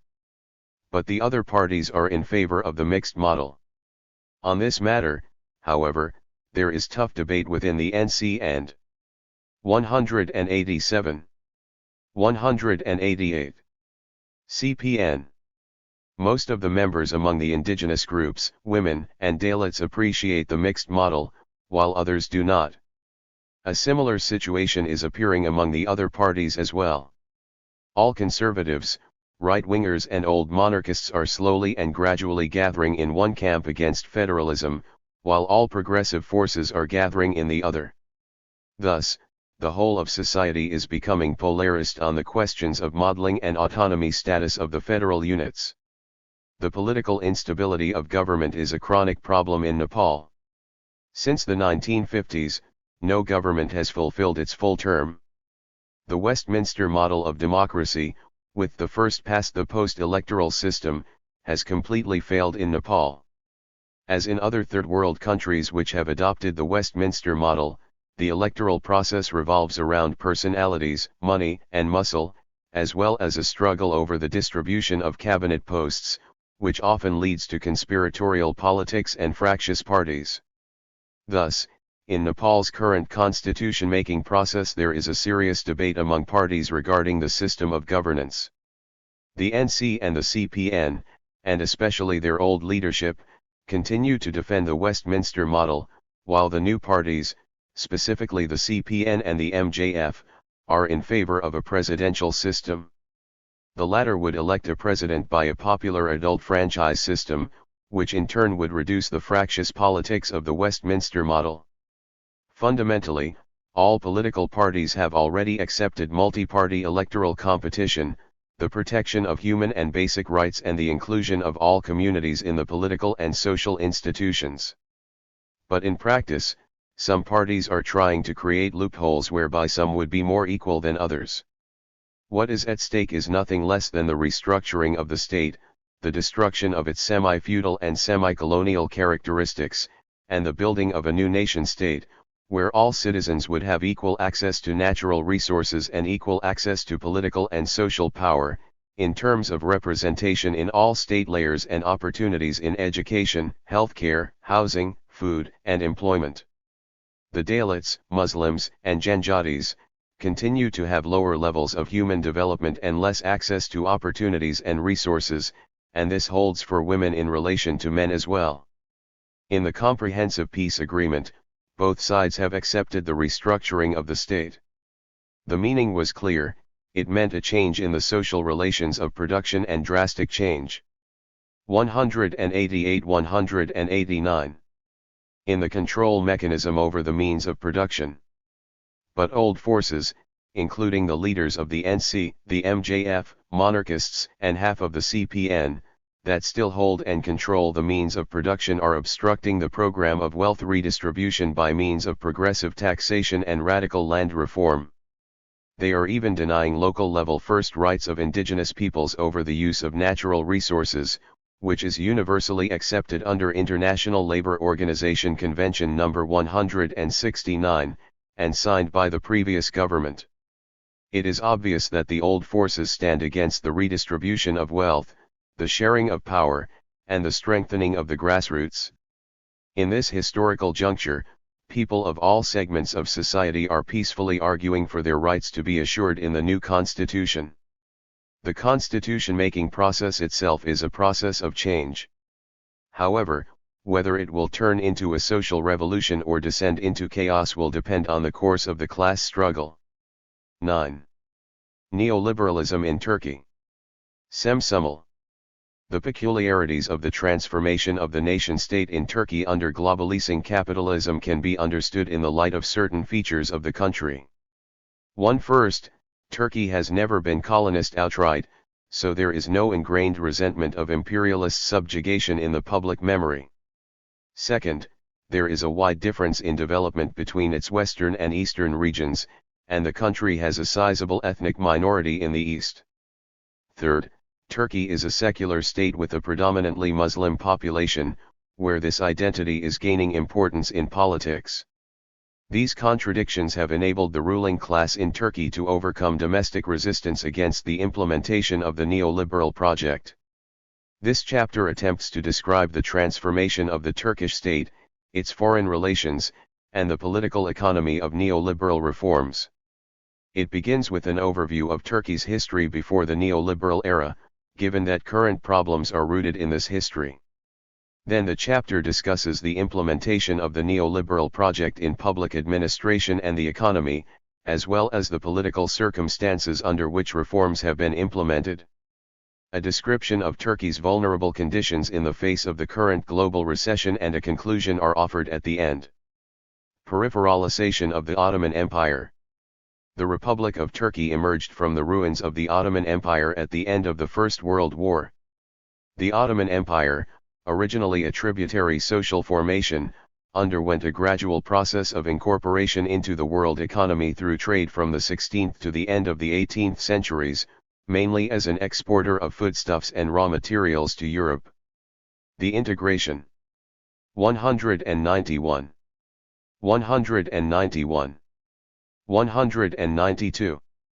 Of the Ottoman Empire into the system deepened in the 19th century with the advent of industrial capitalism in Europe and North America. Parts of the Ottoman territories attracted European investment in agriculture and in railways. Ottoman territories were flooded with European industrial exports, as the Ottoman state made various economic concessions to European states to maintain political support for its territorial integrity. In the 1870s, a sovereign debt default was solved by establishing a debt administration run by the European creditors, which directly taxed the Ottoman working population. These processes of integration did not affect all Ottoman territories to the same extent, leading to regional differences in the expansion of capitalist production. The western and southern coastal regions of present-day Turkey expanded most in the development of underdevelopment. Several of the last sultans ruled the country with an iron fist, while carrying out modernizing reforms. Political liberals fighting the sultans often had to flee to European countries, receiving support from European governments and continuing their struggle there. Thus, reformers in the 19th and early 20th centuries were caught in the dilemma between, on the one hand, collaborating with European powers to modernize the empire in defiance of conservative and absolutist forces and, on the other, resisting European imperialism. This dilemma continues to the present day. At the end of the First World War, the victorious powers resolved to dissect the empire and leave a small area to the Ottoman state. A group of Turkish officers, bureaucrats, and local notables established a national government in Ankara and successfully conducted a war of independence against the occupying armies. This war eventually ensured independence for the regions populated mostly by Turks and Kurds, with the Treaty of Lausanne in 1923, legitimizing a peripheral state after independence. After the Lausanne Treaty, the leaders of the national government declared Turkey a republic in October 1923. The ruling elite of the new republic had uprooted an old multinational dynastic state whose legitimacy had a religious basis. The new republic promised peace, stability, and economic and social development under one-party rule. Throughout the history of the republic, the ruling elite has alternately used promises of economic development and of democratization to legitimize the regime. 192-193. The ruling elite was convinced that Islamic culture and Arab and Persian cultural influences were an obstacle to modernization. Hence, the caliphate was abolished in 1924, the Sufi orders were closed down in 1925, and the state was made secular in 1928. Actually, Turkish national identity did have an Islamic dimension. The overt preference of European businessmen for non-Muslim Ottoman subjects in building commercial partnerships and political ties during the Ottoman period had made for the emergence of a Muslim Turkish identity. Nevertheless, the nationalist leaders, under the influence of Eurocentric modernist thinking, proceeded with reforms to introduce a new European-looking identity, rejecting Ottoman Turkish culture which, for centuries, had interacted with Arab and Persian culture. These reforms were not easily accepted by the population. In the drive to modernization, the experience of European imperialism, European domination over the Ottoman economy and the exploitation of the Ottoman working people by the European debt administration, gradually receded from public memory. At the same time, core European states came to be perceived as friendly, benevolent states to be emulated. This perception has continued to this day. The result is that Turkish nationalism does not have a strong historical anti-imperialist consciousness and tradition. From the foundation of the republic, the ruling classes in Turkey have directed national and religious feelings against communism and against minorities and neighboring peoples. It must be recalled that the sense of Turkish nationhood emerged in the circumstances of a crumbling multinational empire, where the other was not only Western imperialism but also the many national groups that were trying to secede from the empire to form nation-states. Hence, Turkish nationalism has an introverted orientation. In line with this introverted nationalism, the new Turkish state reneged on promises to institute local autonomy, made during the War of Independence to the Kurds, and suppressed a series of revolts by Kurdish clans in the 1920s, 1930s, and 1940s. A treaty between Turkey and Iran in 1926, and another between Turkey, Iran, Iraq, and Afghanistan in 1937, included articles for containing the Kurdish problem. In 1933, after the onset of the Great Depression in 1929, the government embarked on a policy of industrialization led by the 193. 194. State. This industrialization policy was interrupted by the Second World War. Turkey did not participate in the war but suffered huge losses in production, as the male population was conscripted into the army. At the end of the war, Turkey was still largely an agrarian society. After 1945, Turkey began to move toward a pluralist democracy. A group of merchant capitalists and landlords formed an opposition democratic party to challenge the RPP. The capitalists and landlords won the political support of the working people who had suffered deprivations during the war, and unseated the RPP in the elections of 1950. In the post-war years, both the RPP and DP governments used the pretext of Soviet expansionism to build closer ties with the United States and the capitalist core. With recommendations from U.S. agencies and the World Bank, the government began to liberalize imports. Thus began Turkey's chronic current account deficits, which have served as a dependency link with the core. The DP remained in power until a military coup in 1960. The period between 1945 and 1960 can be seen as a period of seeking legitimacy by the rhetoric of democracy. In 1946, the formation of workers' trade unions was permitted, but all left-wing political activities were severely suppressed throughout the period. The reason for the 1960 coup was the violation by the DP government of the constitution and economic mismanagement. The military coup of 1960 installed a progressive constitution which consolidated bourgeois parliamentary democracy. The constitution guaranteed social, economic, individual, and collective rights, and the right to form unions and to strike. It also made provisions for a social state and established the institutions for planned industrialization. The Turkish Republic embarked on institutionalist, planned import substitution industrialization in 1963.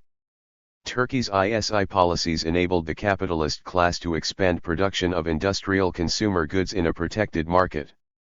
Investment carried out by the state, through state-owned enterprises in manufacturing, agriculture, mining, and services throughout the country, made a major contribution to industrialization and also to the development of underdeveloped regions.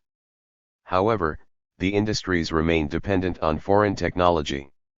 Two domestic markets expanded through real wage increases under collective bargaining, generous price supports for farmers' products and extension of social security. This period was marked by rising 194-195 assertiveness of the growing urban industrial working class in wage disputes, and struggles over land and agricultural prices by peasants. In the post-war decades, the foreign policy of the Turkish Republic was oriented towards linking up with the core states. The Turkish Republic sided with the core states in all international conflicts. The government sent troops to Korea to fight on the side of US-led UN forces. Turkey became a member of the North Atlantic Treaty Organization in 1952. In 1955, Turkey voted against Algerian independence at the UN. That same year, Turkey signed the Baghdad Pact with the United Kingdom, Iraq, Pakistan, and Iran, with support from the United States. During the 1956 Suez Crisis, Turkey supported Britain and France in their attempt to regain the Canal Zone from Egypt. The 1962 Cuban Missile Crisis between the United States and the USSR was resolved with the dismantling of Soviet missiles in Cuba and US missiles in Turkey, without the Turkish government being consulted. In the aftermath of Turkey's military intervention in Cyprus, the United States imposed in 1975 an arms embargo on Turkey, which lasted until 1978. The Turkish ruling circles did not allow these incidents to deteriorate relations, or provoke anti-US feeling among the population. The oil price hikes in the 1970s and rising short-term external debt culminated in the deterioration of the balance of payments in 1977-79, intensified the struggle between classes to evade the burden of the necessary adjustment, and led to a wage price spiral. The economic troubles fueled domestic political violence between leftist and right-wing organizations in towns and cities. In January 1980, a technocrat who had worked at the World Bank, Turgut Özal, was given charge of the economy. He implemented the first measures of the structural adjustment program. With the restiveness of the working people, the program could not go very far. In September 1980, the army took over power and retained Özal to continue the SAP without hindrance. Turkey's external debt was generously restructured. The Bretton Woods institutions saw Turkey as a suitable role model for SAPs, not least because of Turkey's position in the Western military alliance as a bulwark against both the socialist bloc and the Islamic Revolution in Iran. Transformations in the neoliberal era. The army junta that seized power in 1980 banned all political activities and strikes, closed down trade unions, and had Union 195. 196. Leaders arrested and tortured. The junta drafted a new constitution which severely restricted civil liberties and forced it through a referendum in 1981. A restricted kind of civilian rule was established in 1983. Thus began a new period wherein restoration of democracy became the dominant political issue once again. Turkey began a long, drawn-out process of political normalization under the junta's 1981 constitution. Restrictions on democratic rights are often attributed to this constitution. Demands for revisions, or a complete overhaul of the constitution, are still often voiced. Throughout the 1980s, as the laboring masses struggled to regain their civil rights, the governments gradually granted the rights, in exchange for acquiescence to neoliberal economic reforms. Judging by the Turkish experience, the neoliberal project appears as an attempt by the bourgeoisie to increase its share of the national product at the expense of the laboring classes who produce it. In Turkey, every single economic policy change and many social policy changes can be traced to, and interpreted in terms of, this objective. It may be useful to summarize major policy changes and events that have marked the neoliberal period. They include the introduction of current account convertibility in 1984, capital account convertibility in 1989, a brief currency crisis in 1994, the signing of the World Trade Organization agreements in 1994, the entry into a customs union with the European Union in 1995, a staff monitoring agreement with the International Monetary Fund in 1998, an IMF-supported stabilization program in 2000, a severe currency and banking crisis in 2001, and the onset of the 2007 crisis. Transformation of the state apparatus. The first notable transformation in the state is a shift in decision-making and regulatory power. In the 1980s, economic policy-making power shifted away from the State Planning Organization and the Ministry of Public Finance and was concentrated in the hands of the Prime Minister and ministers without portfolio. The Treasury was separated from the Ministry of Public Finance. Such measures reduced the influence of the bureaucracy and of technocrats over economic policies and strengthened that of politicians. At the same time, various areas of market regulation were removed from the jurisdiction of ministries and were handed over to numerous independent boards. The public sector's personnel policy has also been undergoing transformation. In the 1980s, the Özal governments began to replace civil servants with tenure by civil servants under renewable 196-197 contract. Over the last 20 years, all white-collar personnel of SOS and many in the central government bureaucracy have become contract personnel. On another plane, in an effort to downsize the state, the positions of retiring civil servants in manual work are being abrogated, and such work in government offices is increasingly being subcontracted to firms which employ labor at minimum wage and under harsh conditions. As a result of this process of introducing flexibility into the public sector, the personnel in government offices work under many statuses: tenured civil servants under renewable contract, workers with indefinite contracts, workers with fixed-term contracts and subcontracted workers. This policy has been effective in dividing civil servants in their interests and problems, and in preventing unionization and collective action.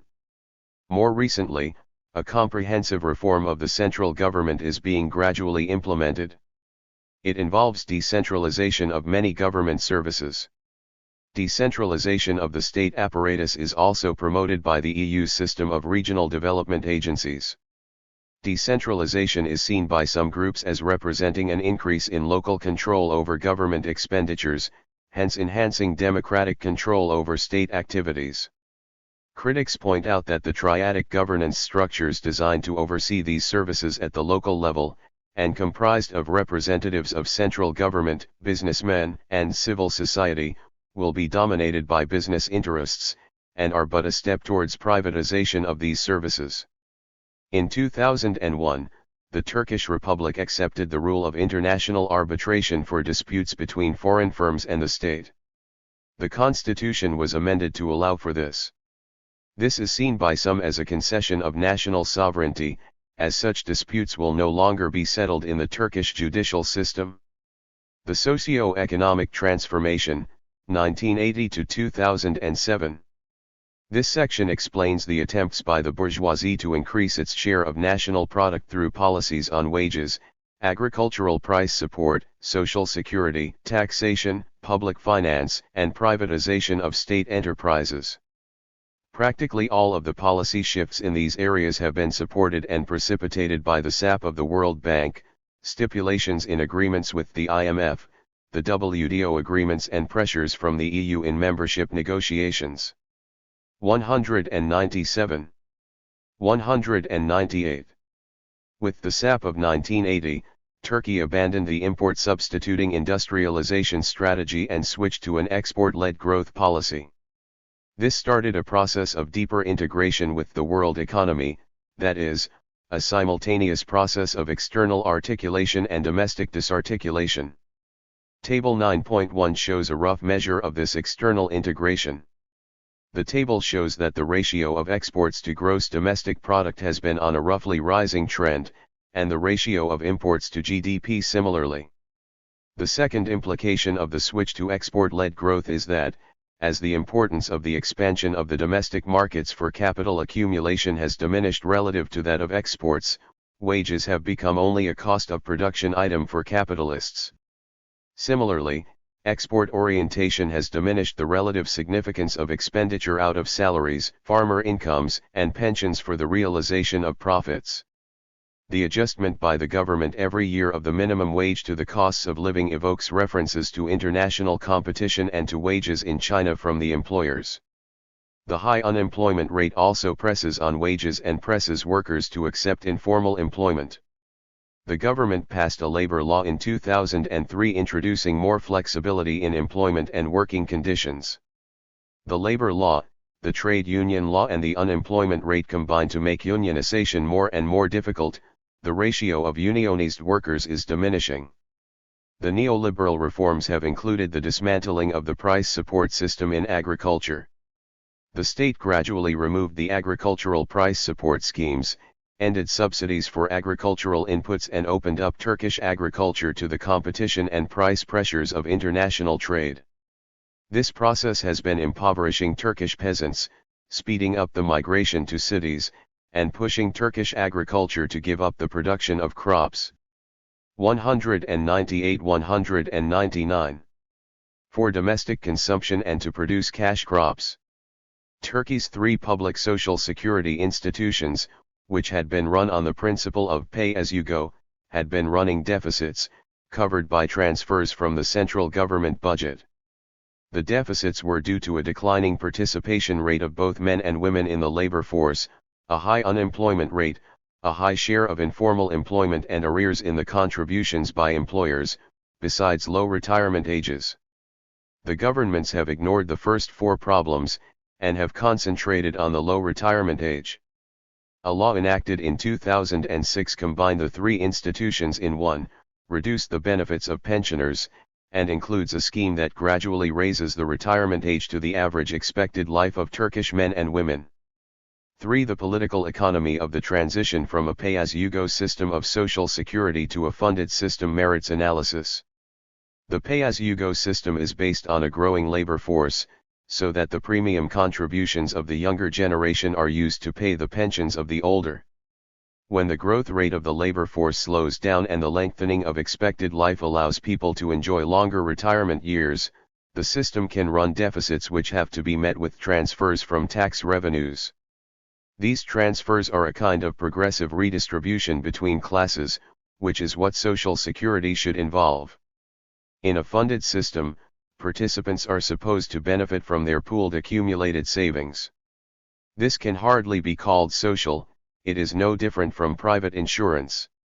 This implicit privatization of Social Security can be traced to the reluctance of the bourgeoisie, who do not need Social Security, to contribute through taxes to support the ailing and the elderly of the toiling people. Since 1980, Turkey's tax system has been steadily losing its progressive structure. The share of direct taxes in total tax revenues steadily increased up to 1980, since that year, the share of direct taxes has shown a decline, while the share of indirect taxes has been steadily increasing. In 2003 and 2006, new tax laws reduced the corporate tax rate and the income tax rate on the highest income group, with no change in the rates for lower income groups. In the 1980s, the public sector's fiscal balance remained in deficit, covered by monetization. The inflation rate began to ratchet up. In line with the monetarist theory of inflation, the government decided to check the Treasury's borrowing from the central bank. In 1984, the government began a new redistributive process whereby the budget law authorized the Treasury to borrow more than the projected budget deficit, and to borrow from the money and capital markets in auctions. This ended the 60-year procedure whereby the Treasury would borrow from public institutions and from private banks on terms fixed by the Treasury. Thus began a process of public debt accumulation at exorbitant real interest rates determined in public auctions, subject to the demands of financial institutions in the money and capital markets. The authorization given to the government to borrow more than the estimated deficit of the budget approved by Parliament represented a loosening of parliamentary control over public borrowing and public expenditures. This authorization continued until 2002. The interest payments on the swelling debt exceeded the primary surpluses, so that public debt management degenerated into Ponzi financing, borrowing simply to pay off the interest due. The Ponzi financing was facilitated by short-term capital inflows from abroad. Under the capital account convertibility introduced in 1989. In 1998, the problem of debt and interest payments prompted the government to sign a staff monitoring agreement with the IMF. This was followed in 2000 by a so-called stabilization program with an exchange rate anchor for 18 months, supported by a standby agreement with the IMF. The stabilization program of 2000 depended on sustained capital inflows which were attracted by high interest rates and confidence in the exchange rate anchor. But the inflation rate remained higher than the scheduled rate of exchange rate increases, so that the Turkish lira appreciated in real terms and the trade deficit grew. Eventually foreign creditors lost confidence in the exchange rate anchor and inflows ceased, causing a currency crisis in February 2001 and the abortion of the program. After the inevitable sharp devaluation, there was a surge in foreign direct investment as foreign capital looted the assets of Turkish firms that were in financial distress. The economy contracted. The government designed a new program and signed a new loan agreement with the IMF. The loan provided foreign exchange to the government to sell to the private sector to pay off their foreign creditors. This was a major redistribution of liabilities, transferring to the public purse external debt that the private sector had incurred. The government budget continues to be a device for transferring government revenues to the capitalists who hold government debt. The government is currently running primary budget surpluses to pay off the debt, averaging 5.8% of gross national product over 2002-07. This policy is curtailing public services and sets the stage for their further privatization. In the 1980s, Özal began the program of privatizing the SO system. The sale of state assets was slow at first, but gained speed at the end of the 1990s. Initially, the ostensible objective of privatization was to increase the efficiency in the management of the 201, 202 enterprises. In time the tune changed. Now the main objective is to end the economic activities of the state in sectors where the private sector can operate. The methods of privatization have often resulted in scandalous underpricing of highly profitable enterprises. Some of the industrial enterprises, once sold, have been torn down to use the land for more lucrative service sector activities. The judiciary has prevented sales where improper procedures have been detected. No assets are deemed strategic. The SOs, fruits of the labor and savings of previous generations, are being plundered in a frenzy of primitive accumulation. The SOs did not have a large share of employment overall, but in the poorer provinces SOs made an important contribution to expanding formal employment and supporting incomes. With privatization, the state is discarding these public sector institutions that have been instrumental in developing and providing jobs in the underdeveloped regions. To summarize, the export-led growth strategy, the use of the public debt to redistribute income, the privatization of public assets, the dismantling of policies that protected the livelihood of farmers, the transformation of the social security system into a virtually private one, the growing share of indirect taxes in the tax system, and increasingly flexible employment relations all spell an attempt of the propertied classes to reduce as much as possible the share of the toilers in the national product. The export-led growth policy transformed Turkey into an exporter of manufactured goods. Financial deregulation and convertibility made Turkey an emerging market. Turkey is a semi-peripheral country in the world system. The unfolding global crisis. The global liquidity expansion which lay at the root of the housing and mortgage speculation in the core countries has allowed the Turkish private sector to borrow abroad beginning in 2002, causing a real appreciation of the Turkish currency and a mounting trade deficit. The appreciation of the TL and consequent trade deficit might have ended earlier with the third local currency crisis but for the liquidity expansion in the core. As it turned out, the financial meltdown in the core happened before the currency crisis. At the time of writing, the Turkish economy has been feeling the initial effects of the slowdown in exports and difficulties in managing the external debt. Tens of 202,203 thousands have been dismissed from their jobs. The government is trying to secure a new loan from the IMF. The businessmen are demanding that the borrowed foreign exchange be made available to them. This is a new attempt to transfer the external debt of the private banks and firms onto the public sector, and hence onto the people. The pundits of the Turkish bourgeoisie show no interest in questioning the wisdom of the export-led growth strategy and the switch to full convertibility, in spite of the economic vulnerability these policies have caused. How the working people will react when the full impact of the global recession is experienced, and how the bourgeoisie will try to keep order cannot be surmised. The international links of the Turkish bourgeoisie Turkey's relations with the EU, which go back to 1959, culminated in a customs union in 1995, while full membership negotiations began in 2005. The customs union means free trade with EU countries and the implementation by Turkey of the EU's customs policy vis-à-vis third countries, without being represented at the bodies that make the policies, a concession of legislative power to core countries. Different social groups in Turkey harbor a variety of expectations with respect to EU membership.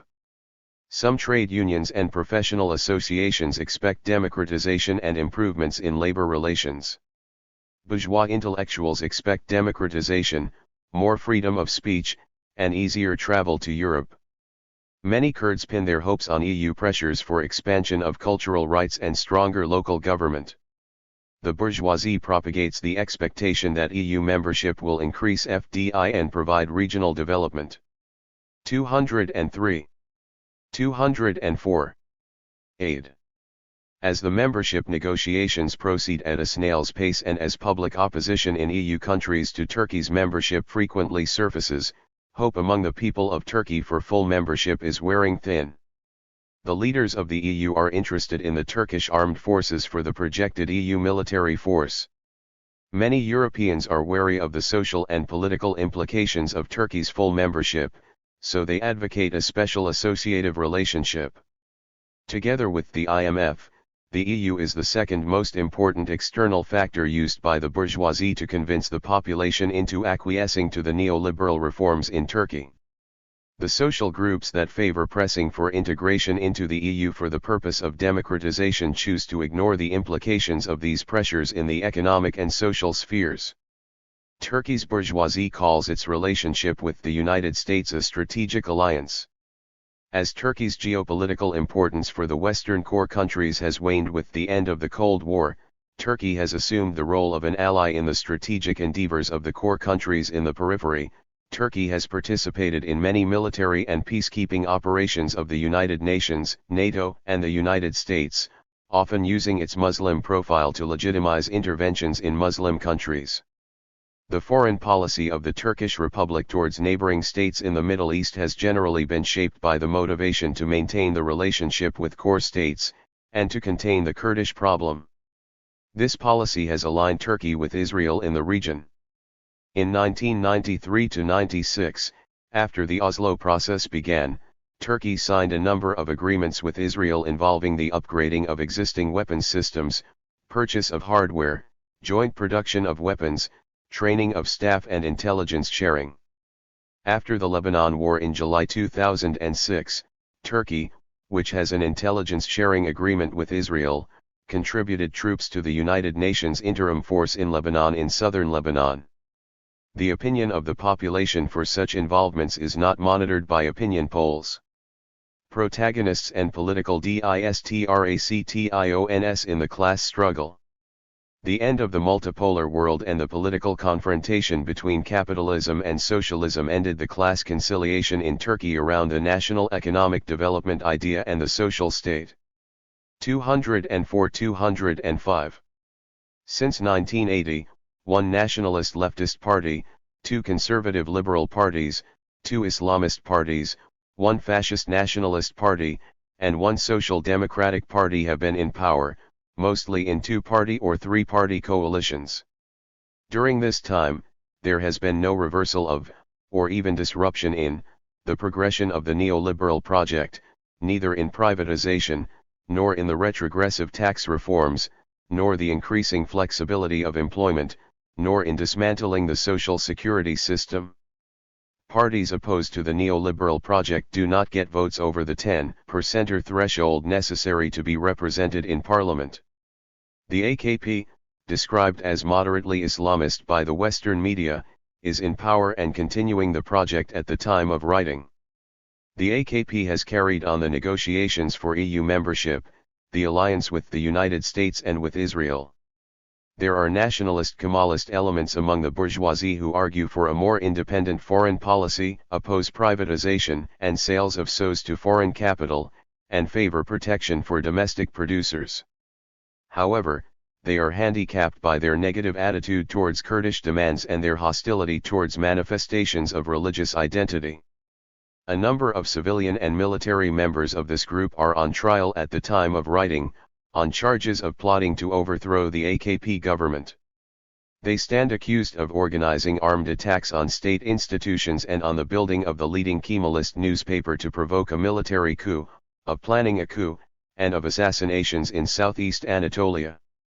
Within the state bureaucracy, the key institutions of economic policy making are staffed by neoliberal enthusiasts.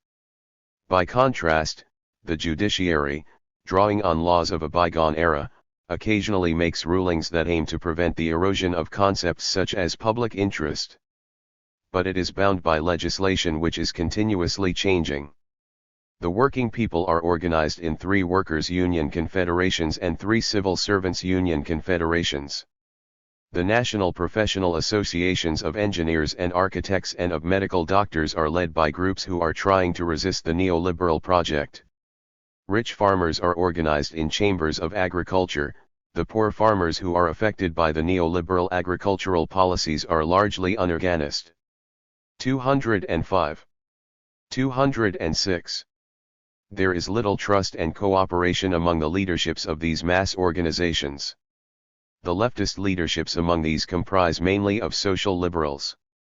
Social liberals oppose neoliberal economic reforms and U.S. imperialism, and support democratization and the official policy for EU membership.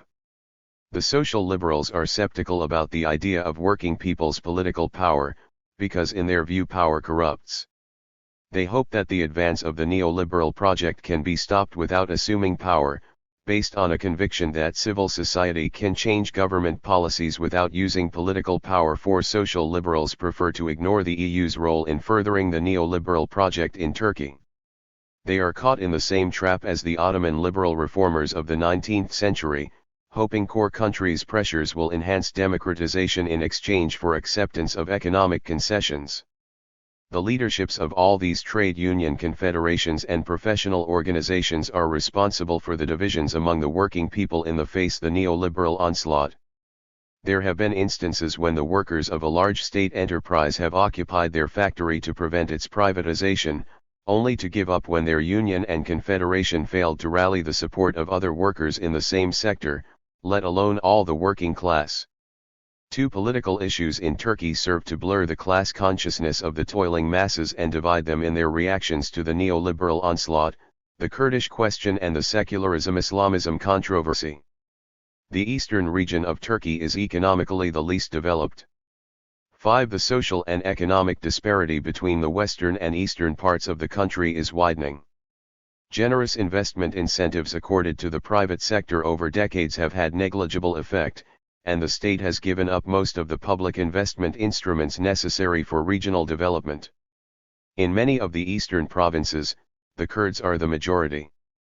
There are also sizable populations of Kurds in towns and cities in western provinces. Since the 1980s, a Kurdish organization, the PKK, has been conducting a guerrilla war in the eastern provinces of Turkey which has claimed over 30,000 lives. The political objective of the PKK is not clear, but recognition of Kurdish national identity and cultural rights are minimal demands. There is also a legal Kurdish political movement that represents similar demands. Economic issues rarely appear among Kurdish demands. 206-207. The Turkish state is gradually and reluctantly reducing restrictions on cultural rights. Some social movements advocate a democratic solution to the Kurdish problem, including full cultural and language rights. Turkish nationalists depict the Kurdish demands for recognition of identity, language, and culture as an imperialist plot to split Turkey. The intervention of the United States and especially of EU states and organizations in Turkey's Kurdish problem makes it difficult for those advocating a democratic solution to convince the ethnic Turkish people of the necessity of a democratic solution, as such foreign intervention adds fuel to the argument of the nationalists. On the other hand, EU criticism of human rights violations in Turkey, as well as the US policy in Iraq of supporting the Kurdish federal state, make Turkey's Kurds view the US and the EU as their allies, and this complicates the attempts to unite the Kurdish working people with ethnic Turkish working people to achieve a democratic solution.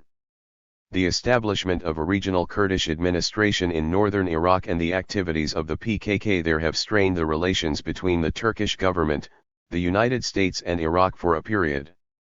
A similar blurring of the class struggle is due to the secularism-Islamism controversy. Since the transition to a multi-party system in 1946, various bourgeois political parties have exploited the religious feelings of the working people for votes. In the 1970s, Islamist parties began to participate in political life, and since then Turkish politics has been increasingly dominated by the secularism-Islamism controversy. This is currently focused on issues such as whether women should be allowed to cover their heads in schools, how the Alevite sect should be presented in religion textbooks, and whether graduates of clerical high schools should have access to university education outside theology faculties. There is hardly any real demand for a theocracy. But the secular bourgeoisie charges Islamists of aiming to undermine the secular foundations of the Turkish state. However, even the secularists are loath to abolish the state's Directorate of Religious Affairs, which employs and controls the imams in the mosques. Both secularists and Islamists are divided within themselves on relations with the United States, the EU, the Kurdish problem, the neoliberal project, and even on capitalism. 207. 208. The dominant secular and Islamist bourgeois groups are of one mind on these issues, which explains the persistence of the policies. Ethnic and racial discrimination contradict Islamic teaching. Some Islamist movements have been critical of both the government's repressive policies toward the Kurds and of Kurdish nationalism. They criticize Turkey for having become a nation-state based on one ethnicity and point out that a new Kurdish nation-state will simply become a new regional problem. Islamism competes against Kurdish nationalism for the support of the Kurdish masses. Votes in the southeast and some eastern provinces have been shifting between the AKP and the Kurdish party DTP. 6. A peaceful democratic resolution of the Kurdish problem requires a broad consensus among Turkish ruling government circles. The ruling circles have hitherto ignored the Kurdish party as a possible negotiating partner. As the Turkish political system does not recognize local parties, such a move would be a major concession. In the view of many commentators, disarming the PKK, reconciliation and peaceful resolution would necessarily involve negotiations and an amnesty. As the Obama administration in the United States is moving to disengage from Iraq, the AKP government, the government in Baghdad and the Kurdistan Regional Government in Iraq are developing cordial relations.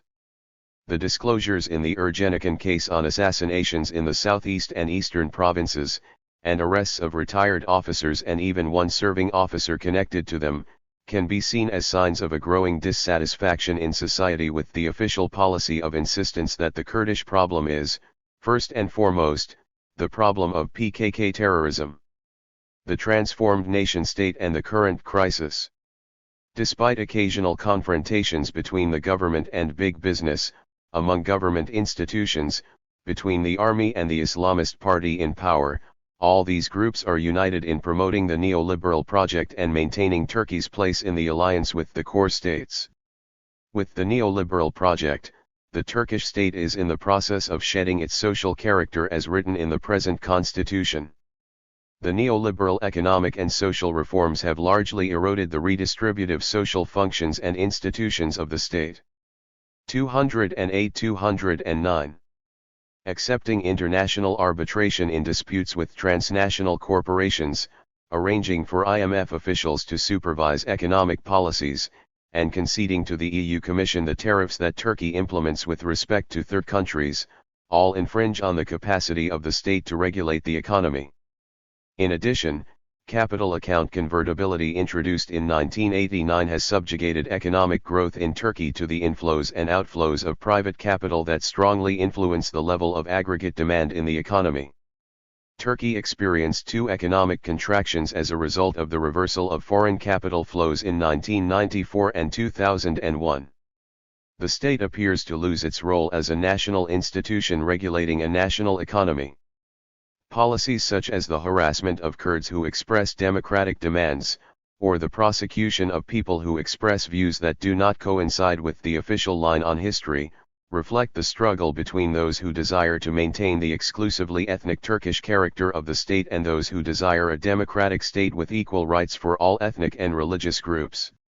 Although progress is slow, struggles waged by some NGOs and some judgments by the judiciary have made landmark contributions to enhancing democratic rights. The current global economic crisis since 2007 has made it clear that the United States is no longer a hegemon in the system, having lost all its moral standing and its role as an economic model. The EU is in disarray and cannot replace it. Since the Oslo Accords, and especially after the operation in the Gaza Strip in 2009, Israel has been rapidly eroding its own pretensions as a civilized, democratic society in the Middle East. Under the emerging power vacuum, the core states show an interest in promoting the role of Turkey as a stabilizing regional power in the Middle East. 7. If the global recession leads to increasing protectionism in the core countries and a global depression, some parts of the Turkish bourgeoisie may see in a revival of nationalism the best means to maintain power and contain discontent. This would mean increasing repression of Muslim identity, Islamic movements, and the Kurds, and increasing social conflict along these lines. Although the current Ergenekon trial is a setback for such a political project, such attempts cannot be ruled out for the future. It is obvious that unless the toilers make a move to change the political balance of 209. 210. Forces in Turkey, the neoliberal project as defined above will not be terminated by the global crisis itself. Turkey's population and geography provide a sustainable basis for egalitarian, self-reliant development. Turkey, a semi-peripheral country, has the latitude for delinking from the world system under a popular government, especially during a crisis in the core countries. 8. So another outcome of the current crisis could be an increasing politicization of the working people and their assuming political power, especially if similar developments occur elsewhere. Given Turkey's weight in the region, this could have region-wide popular repercussions. Conclusion. Since the establishment of the Republic of Turkey, the people's vision has been blurred by the official ideology of introverted ethnic nationalism and the Eurocentric Enlightenment view of history. The resultant of these tendencies is a society trying to decide on its identity and to define the identity of its state. The bourgeoisie has utilized introverted nationalism and Eurocentric modernism during the Cold War to sustain capitalism in Turkey and to keep Turkey in the Western Alliance. The balance of social forces during the ideological rivalry between capitalism and socialism allowed for some industrial development and the emergence of a progressive social state. Since 1980, this nationalism and Eurocentric modernism have been utilized to push forward the neoliberal agenda, the onslaught on the working people's livelihood and security. Yet, the old politics of the Turkish ruling circles is becoming increasingly irrelevant in the face of the Kurdish reaction against Turkish nationalism and of the resurgence of political Islam with many strands, some simply rejecting the apparent features of modernization, some rejecting nationalism, some rejecting imperialism and even capitalism. The current global economic crisis promises a period of intensifying social conflict and tectonic political shifts, with new opportunities for overcoming the straitjackets of nation-states, ethnic, religious prejudices, and the stratified economic system that is destroying the social fabric and ruining mankind's natural habitat. At the moment, opponents of the system in Turkey do not possess a concrete social project for our age, unlike the European social revolutionaries a century ago, who had rough blueprints for 210-211. Constructing a new social order, guidelines such as the critique of the Gotha program. Cuba, Venezuela, and Bolivia are extolled with enthusiasm, but are seldom studied to learn from their experience. Together with all other oppressed peoples of the world, the toiling people of Turkey face the task of overcoming their divisions, developing the principles for an equitable, sustainable social order, and of taking on the present system to start building a society based on justice. Part 3 Latin America. 10. Latin American thinking on the state and development, from statelessness to statelessness. Attilio A. Boron. The purpose of this chapter is to compare the three most important theoretical schemes in use in the Latin American social sciences in the second half of the 20th century. More specifically, we intend to explore the ways in which the problematic of the state and development has been posed in each case. 1. The basic argument to be developed runs as follows: from the Second World War up to the mid-1960s, the social theories that prevailed in the region were variations of what C. Wright Mills called the Grand Theory. As such, those theories were characterized by a rather pronounced disregard of the state as an institution, not to mention the critical issue of sovereignty, with other features of society occupying a much more prominent role. In the early 1960s, the dominant paradigm started to be very seriously questioned and, shortly afterwards, it collapsed. Thus, the intellectual hegemony passed to the hands of dependency theory, a theoretical framework where the concerns with the state and sovereignty had a crucial, strategic role. However, by the mid-1970s, the dramatic deterioration of the social and political situation in Latin America brought about a veritable sea change in the dominant ideas, and the dependency theorists were forced either to go into exile or to put an end to their intellectual endeavors. This long intellectual night would last until the mid-1980s, when amidst the democratic recovery already in place in most countries, a new wave of ideas swept the region. The distinctive feature of the new ideas was, as 30 years before, a systematic neglect of the state, this time being replaced by either the markets or civil society. With the rise of the globalization paradigm, the state was regarded, once again, as a useless relic of the past, ready to be piously buried along with any dream of national sovereignty. In this chapter, I would like to explore the main features of this story and some of its consequences. Modernization theory. After the defeat of the Axis powers, the road to a precipitous race began towards the professionalization of the social sciences, leaving behind the time-honored tradition of the Latin American social thinkers. A process like this, of course, could not take place simultaneously in all countries, or acquire in all of them the same depth. But, in general terms, the approach, contents, and intention of the pensadores, the heirs of people like Joaquim Nabuco in Brazil, José Pedro Varela in Uruguay, Francisco Bilbao in Chile, the Mexican científicos, or Domingo F. Sarmiento and Juan B. Alberti in Argentina, were superseded by a new scientific sociology strongly patterned after the American model. while the social thinkers were intellectuals obsessed with the need to interpret a reality in order to change it, no matter how naive their proposals may have been. The zeal of the new generation was placed in methodological rigor and data accuracy, and with a significant neglect of policy implications. This shift affected the contents of the reflection, as well as the typical instrument used to communicate the ideas to the public at large. The pensadores wrote essays, literary pieces written in plain terms, because their work was intended to be a weapon for the transformation of their societies, in most cases, for the Europeanization of their societies. The essays, Rildaisua observed, more commentary than information, more interpretation than data, more reflection than raw material for it, more creation than scholarship, more proposition than verification, more opinion than conclusive assertion. For its contents, its policy intentions and its style, most of the intellectual production of the pensadores assigned great relevance to the study and transformation of the state and the politics of their time. The case of Alberti, himself the writer of the Argentine Constitution of 1853, was by no means the exception but rather the norm. This intellectual and political tradition was expelled from the reorganized academia of the post-war years. The professionalization of sociology came hand in hand with the uncontested supremacy of a theoretical paradigm, structural functionalism, and very importantly, in the version devised by Talcott Parsons at Harvard.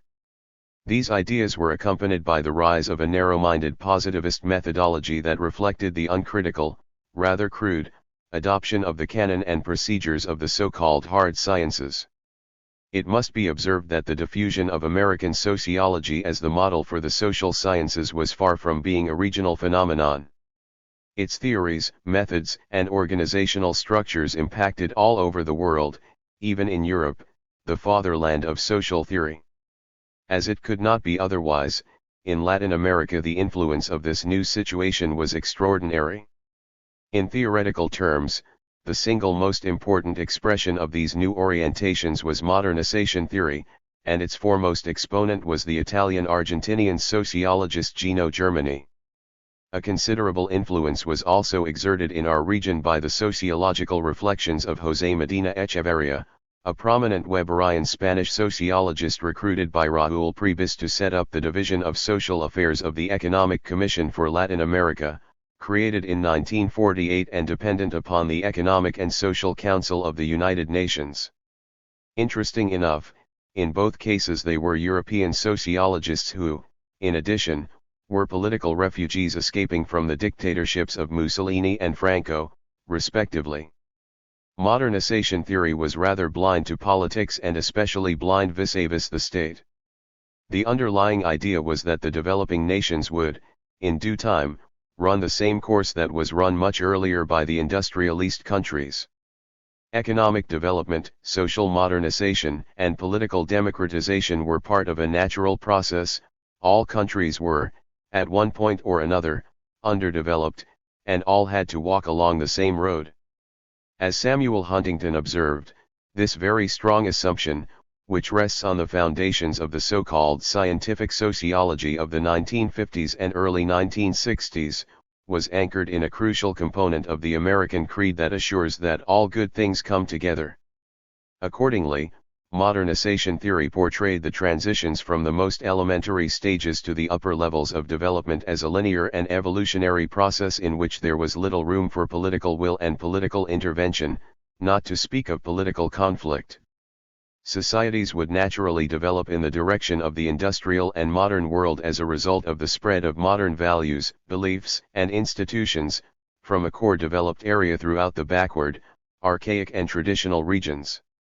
It is true that the main theorists were ready to acknowledge that all along the road the countries could stumble against different obstacles that could slow down the rhythm of the march, but the final destination of the journey was never put into question. Moreover, as several authors argued in those days, it was expected that even the countries governed by communist regimes would gradually converge with the developed capitalist countries. Modernization theory was particularly recalcitrant to an adequate understanding of the historical and structural features that sharply distinguished the societies of the periphery from those of the core of the capitalist system. The initial assumption of the theory, namely that all societies were equal, was untenable and unrealistic. The theory had no answer to the dismaying questions posed by colonialism and decolonization, and by imperialism and neo-imperialism. Its Panglossian optimism was completely unwarranted, as the hard lessons of history would later prove in Latin America. Modernization theory expressed the zeitgeist of the post-war years, and its influence pervaded all the social sciences, in economics as in sociology, in political science as in anthropology. Walt W. Rostow's famous The Stages of Economic Growth, a book of the late 1950s, was echoed by numerous authors in all parts of the globe and by practitioners of the most diverse social science disciplines.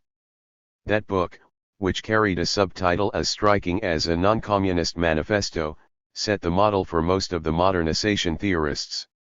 Gino Germani's Politica y Sociedad en una época de transición and Sociologia de la Modernización constituted enlightened reflections of this type of approach, as were Pablo González Casanova's La Democracia en Mexico and a host of other similar scholarly books dealing with the problems of Latin American development. For Germany, modernization implies a three-headed process of change. First, a change in the type of social action passing from prescriptive to elective action. Second, growing structural differentiation and institutional specialization. And third, universal acceptance of social and cultural change as a normal occurrence, leaving behind the traditional adhesion to time-honored practices and beliefs. In the tracks of Rostow, social change was perceived as the transit from traditional to modern society. But in Germany's work, the basic scheme undergoes a significant process of transformation and refinement. First, Germany introduced to it the political conflicts and social contradictions unleashed by the different rates and sequences in which the overall process of change takes place in different institutional spheres. Even within a same sphere, let's say the economy, change was said to produce a situation in which patterns and ways of living that correspond to different ages must coexist. Additionally, modernization implied the mobilization of different groups, classes, and sectors of society, and their reactions to the challenges posed by its more or less rapid transformation tended to have severely disruptive effects on all. Change implied the erosion of social integration and the rise of large sections of the population becoming available for new political modes of action not always consistent with the rosy scenario depicted by Rostow and his followers. Last but not least, it must be added that, already in the early 1970s, Germany progressively abandoned the major guidelines of modernization theory, embracing an approach more linked to the classic sociological tradition and marked by a sort of Weberian pessimism about the future course of the process of social development. At the root of this dramatic change in mood, that put a sudden end to the unlimited optimism of his earlier writings, is the rise of the Latin American dictatorships of the 1970s. The promises of secularization and social modernization proved to be wrong, and the conquest of democracy was now something much more complex than arriving at the last station of a pleasant developmental journey. Even if Germany sustained that social modernization and economic development were necessary conditions of modern political democracy, the contradictions built into these same processes could well prevent the constitution of democratic regimes, or bring them down. Yet, even in the case of Germany, it would be useless to search for a reflection on the state apparatuses, the bureaucracy, and so on. The state is a sort of black hole, or a black box, where very little is known. This does not mean that our author ignored the relevance of the political problems. His analyses of Latin American populism, especially in the Argentine case, or his reflections on the role of authoritarian political ideological traditions, are very well known and need no further recognition. Yet, despite the depth and fruitfulness of his studies, a theory of the state and a reflection on the nature of the links between the dominant classes and the political institutions is conspicuously absent in Germany's work. This absence produced a fatal flaw in the explanatory potential of modernization theory, completely unable to predict, much less to explain, the endless succession of military coups and authoritarian regimes that punctuated Latin American history in the post-war years, or the miserable failure of the economic policies that, inspired in the same assumptions of modernization theory, had promised to reach the realm of economic development and prosperity, or the frustration. 219. 220. Produced by the progressive disintegration of Latin American social structures besieged by the specters of social exclusion, marginality, mass poverty, and personal insecurity. Thus, modernization theory collapsed under the combined weight of persistent underdevelopment, mounting external dependence, political crisis, and social disintegration. The promises and expectations of modernization theorists were unfulfilled. The scene was ready for the impetuous rise of dependency theory. Dependency theory. The unremitting inability of modernization theory to deal with key political issues and face the challenges posed by the crucial role of the state prompted the perfunctory demise of the hegemonic model in the social sciences. The political blindness proved fatal for modernization theory. Besides, it has to be recounted that a similar frustration was experienced in the core of the capitalist system as well. We had argued that at the heart of modernization theory was the impressive concept building of Parsonian theory, and this edifice was also under heavy attack in the United States and Europe. In the North, the frustration of capitalist society was of much lesser importance than in the South, but it still proved to be important enough to unleash mounting criticism against the dominant paradigm in the social sciences. The social and political turmoil that affected the industrialist nations in the 1960s, the outrage over the Vietnam War, and the decadence of the political institutions, combined with the ever more visible and intolerant conservative bias of conventional wisdom, precipitated all sorts of criticisms. It would be impossible to reproduce that debate in these pages, but let us simply mention the names of C. Wright Mills and Alvin Goldner as the two more influential figures whose criticisms to the Parsonian scheme were forcefully projected in Latin American intellectual circles, the first, by denouncing the conformist and conservative nature of the dominant paradigm, the second, by expounding the radical inadequacy of value-free sociology. Similar criticisms had arisen across the Atlantic from the pen of the London-based German scholar Ralph Dahrendorf, who in the late 1950s wrote an article and a book that produced a devastating attack against the citadel of established social science. 220. 221. The offensive against modernization theory was especially intense in Latin America. The neglect of the problematic of the state and, more generally, of the political dimension of social life, was instrumental in nourishing an intellectual revolt against the dominant paradigm, a rebellion that was reinforced by the strong winds of political and social change that were blowing in the region since the eruption of the Cuban Revolution. A growing corpus of theorizing about the state promoted by dependency theory produced a dramatic change in the agenda of the social sciences, not only in Latin America, but also in the United States, and partly in Europe, as well. The striking fact was that, for the first time in history, a vigorous reflection on the problems of the modern state and imperialism not only gained momentum in this part of the world but played a major role in the reconstruction of the scholarly international agenda. Dependency theory was at first regarded with contempt by the scholarly community in the North, as if it were only the product of the inflamed revolutionary rhetoric of third world elites. A similar response was elicited by the growing concern in Latin America with the state, long neglected in the mainstream of the social sciences. The fact is that, despite all these misgivings and resistances, the Latin American literature on dependence and the state made its way to the top of the scholarly agenda, becoming a critical factor in the reorientation of the themes and concerns of the social sciences all over the world. Claxo's working groups on dependency and the state counted among the most crucial actors in this process, gathering together the best of the region's minds in order to explore the multiple dimensions of these two major problematics. Distinguished scholars in this tradition were the Brazilians Fernando Henrique Cardoso, Rui Moro Marini, Octavio Ianni, Vânia Bambura, Francisco Weffert, Francisco de Oliveira, Maria de Conseco Tavares and Theotonio dos Santos. The rest of the Latin American countries also provided names of their own: Pedro Paz, Marcos Kaplan and Amadeo Vasconi from Argentina, Aníbal Quijano from Peru, Gerard Pierre Charles from Haiti, Agustin Cueva from Ecuador, Orlando Caputo and Enzo Filito from Chile, Edilberto Torres Rivas from Guatemala, Salvador Mazazabala and Hector Malavi from Venezuela, Orlando Falz Borda from Colombia, Jose Luis Cecina and Alonso Aguilar from Mexico, and so on. This complex array of theorists flatly rejected the basic assumptions of modernization theory. For all of them, without exception, the 221. 222. Process of capitalist development in the periphery would never be able to reproduce the features that characterized it in the countries of original development, because with the constitution of the world market, a handful of nations that never were underdeveloped were able to situate themselves in a dominant position that not even remotely could be achieved by the countries of the periphery. The developing countries are by no means repeating the history of the developed countries.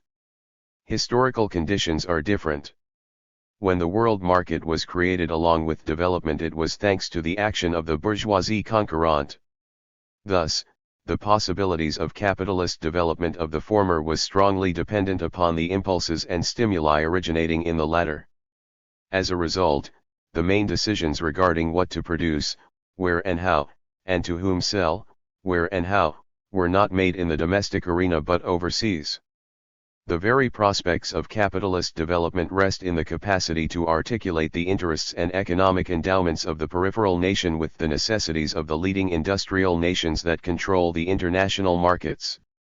In this situation, the complex political arrangements which shaped the state and the state apparatuses played a paramount mediating role. The multidimensionality of the state phenomenon was of crucial importance for dependency theorists. Among the main dimensions to be reckoned with were the following: the state as a pact of domination, by which the classes and groups that controlled the wealth of the country and other power resources would seal an agreement that translated into a modality of accumulation best suited to the promotion of their particular interests; the state as the privileged arena of the class struggle and, more generally, of all the existing social contradictions; the state as the complex of apparatuses and institutions, managed by a bureaucracy that could eventually, and under some specific circumstance, develop an interest of its own; the state as the symbolic representative of the unity of the nation, above the fractional interests in which civil society was divided, and in the international system. Dependency theory gave rise to an impressive number of research projects, books, and articles dealing with the state. As mentioned above, the impetus was so strong that it pervaded American academia. By the late 1970s, the state was back in a delayed recognition of a reality that had never departed, despite the fact that mainstream social science had decided to ignore it, and studies on international 222. 223. Political economy began to flourish in the main departments and research centers. In the specific area of political studies and the state, the work of Guillermo O'Donnell and Fernando H. Cardoso was of extraordinary importance. For the former, it was extraordinary due to his effort to place the state at the center of the debate, learning from the lessons of the past, and moved by the cruelty and sheer inhumanity of the tyrannies that harassed our countries, starting with the military coup in Brazil in 1964. O'Donnell's reflections on the authoritarian bureaucratic regimes provided a landmark in the history of the Latin American social sciences.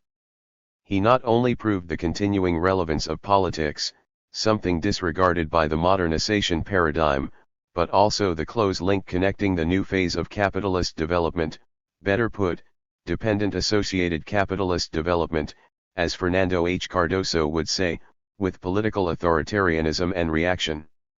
Yet, O'Donnell's later theorizing on the dynamics of the processes of democratization failed to achieve the same outstanding results, insofar as it paid allegiance to the narrow axioms of mainstream political science: politics is explained by politics, social reality is a collection of independent fragments, political subjects are rational actors, democracy is understood in its Schumpeterian, minimalist version, and so on. Cardoso's contribution to the study of dependency proved seminal, notwithstanding the fact that much later, as president of Brazil, he allegedly advised his former readers to forget everything I wrote. In spite of his later advice, his early work with Enzo Filito, which first circulated as a sort of semi-clandestine internal document at the headquarters of CEPAL in Santiago, Chile, in early 1967, still remains one of the landmarks of the dependency movement. Cardoso and Fileto's book superseded the economicism of many of their predecessors who considered dependency as a solely economic phenomenon, leaving in the shadows the political, ideological, and social dimensions of it. In all of Cardoso's work, and not only in the book he co-authored with Fileto, dependency appears as something that is not only a kind of external subjection, but a much more complex arrangement of domestic factors and actors intertwined with the world markets and the international state system. In such an arrangement, the role of the state was of paramount importance. It was important domestically, as the crystallization of a correlation of social forces promoted a particular modality of capitalist accumulation. It organized a national alliance in which some of its members, the landed bourgeoisie, foreign. 223. 224. Capital and banking and merchant interests, pocketed the lion's share, in association with other subordinated dominant strata, especially traditional landowners. But the state also played a key role internationally, because the smooth functioning of the export-oriented economies required a stable and predictable framework and rules of the game, unthinkable without the existence of some form of state organization. Of course, these political and statist requirements run through the diverse modalities of capitalist development in the periphery, from the oligarchic state of the export-oriented growth of the late 19th century until the Great Depression of 1929, passing through the import substitution stage, and onto the latest phase marked by globalization and the internationalization of domestic markets. But differently from the political science literature that inspired, among others, the work of O'Donnell, in Cardoso the state and the political organization are always intimately linked to the needs of the process of capitalist accumulation. These linkages are multiple and manifold, and the relationship between economics and politics can never be read in a reductionist fashion.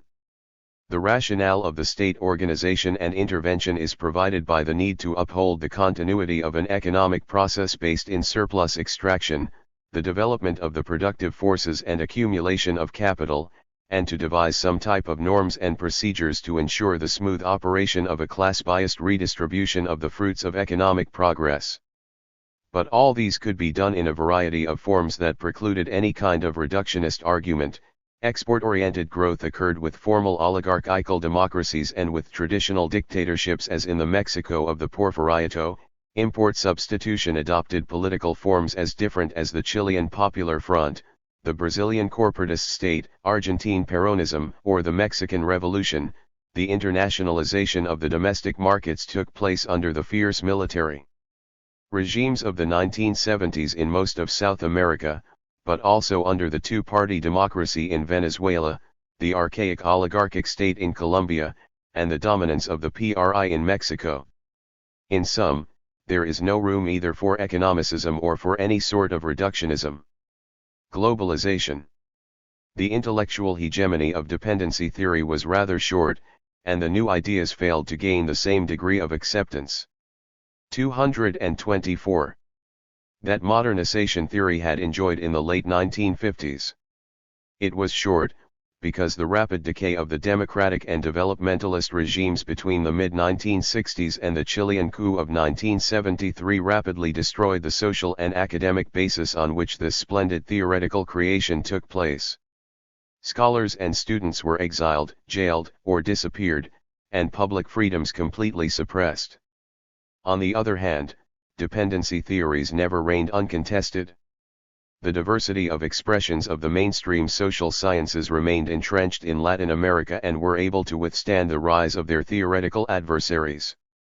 But when the dictatorships started to withdraw from the scene, during the early 1980s, the new intellectual climate dominated by the rise of neoliberalism proved to be too hostile for dependency theorists.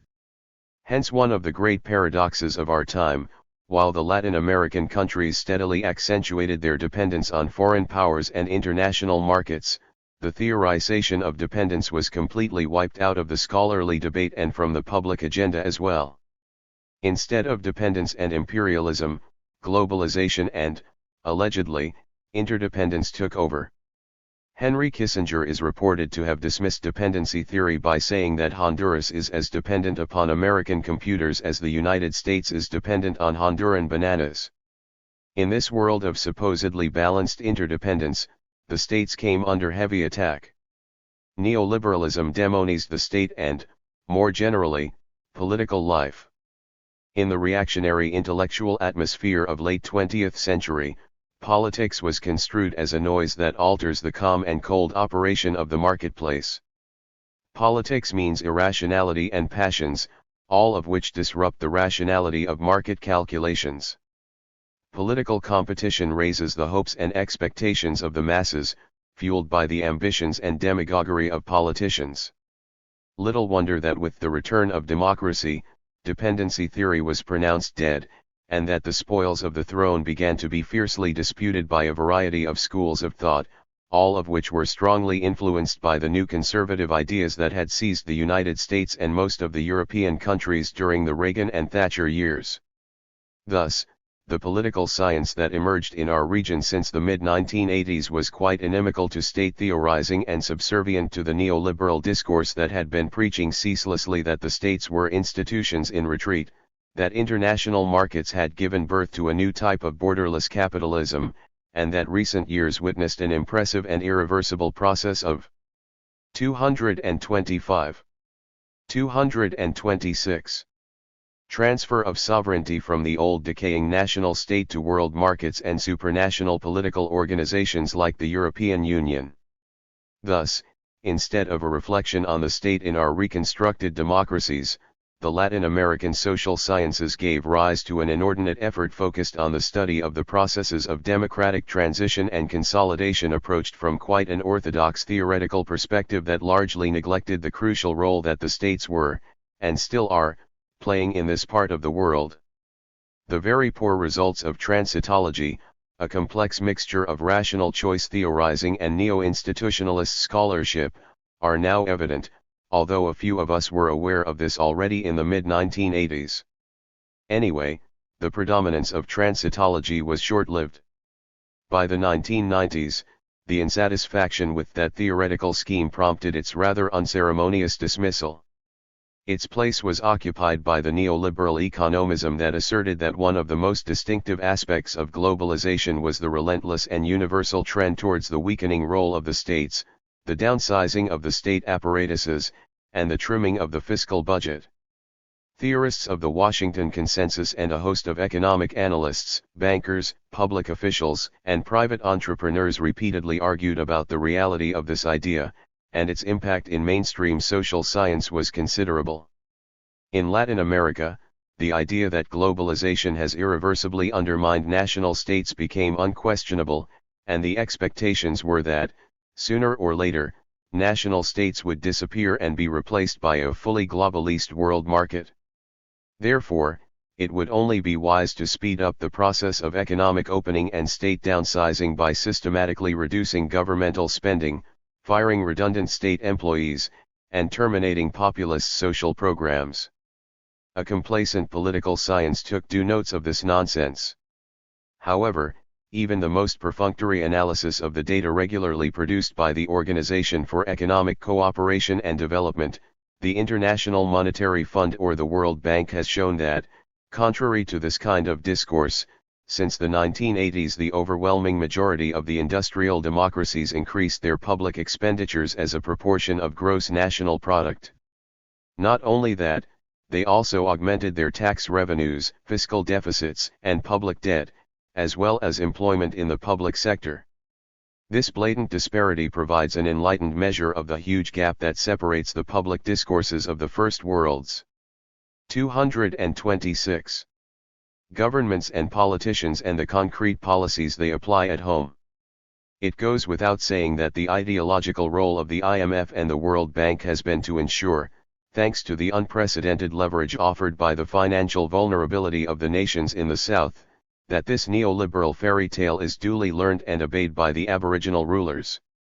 A quick glance to the public expenditures in the advanced capitalist nations would prove once again the mythical character of what the leading neoliberal authors have presented as some of the alleged consequences of globalization, the downsizing of the state and the reduction of public expenditures. If we are to believe these ideologues, globalization would imply the inexorable privatization of state enterprises, the dismantling of the public sector, and massive cuts in the public budget. This set of policies is the only one that would make possible the mature insertion of the peripheral economies in the highly competitive world economy, a world of unfettered free markets, total mobility of capital, and a very limited range of state interventions.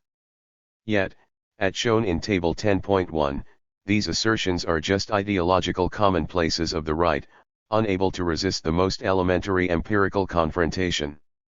These data show that, in the really existing capitalisms, the size of the state, as measured by the proportion of total public expenditure to GNP, never ceased to grow. What really happened in the 1980s was that the pace of growth slowed down, especially when compared with the very high figures of the post-war years, but the size of the state did not collapse, or radically shrink, as a result of neoliberal policies. The British case. 227. 228. Shows some peculiarities, which nonetheless fail to challenge the general conclusion. Despite their inflamed neoliberal rhetoric, the governmental record of Margaret Thatcher and John Major shows that the downsizing of British public expenditure was less than 1% of GNP. This proves that in consolidated democracies, as different from weak, transitional ones like in Latin America, there are severe and quite insurmountable limits to any attempt to roll back public expenditures to pre-Keynesian levels. The reason for this inflexibility is easy to understand.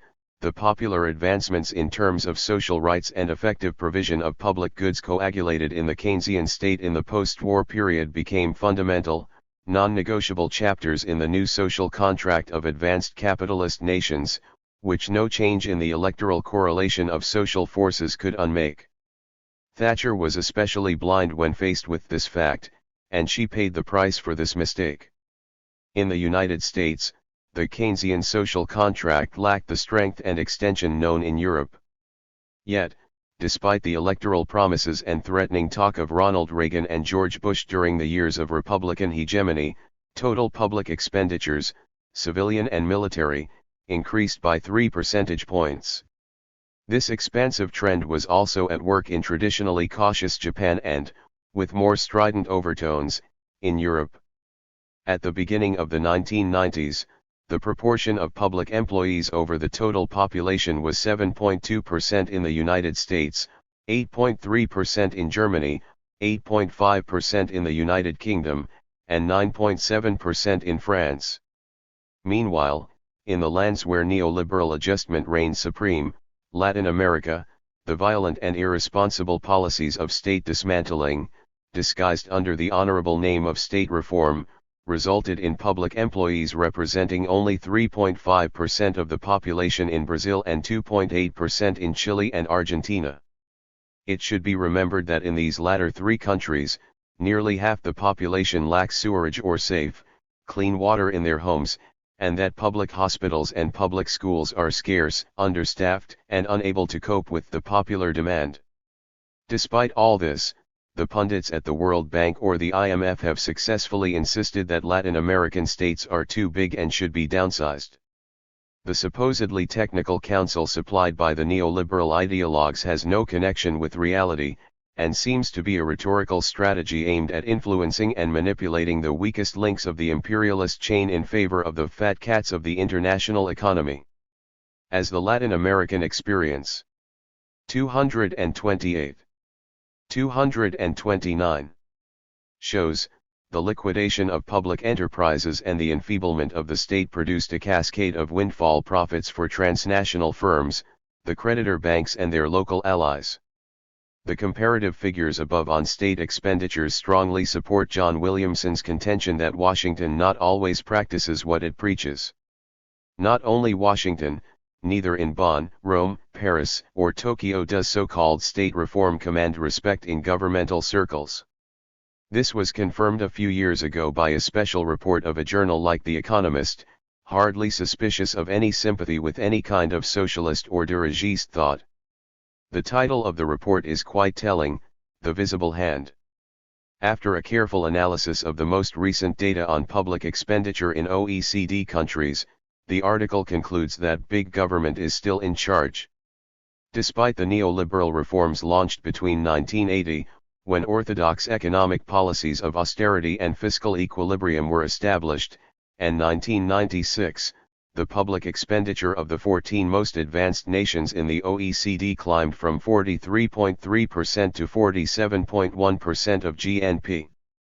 The author of the special report, Clive Crook, regretfully concluded that the growth of the governments of the advanced economies in the last 40 years has been persistent, universal, and counterproductive.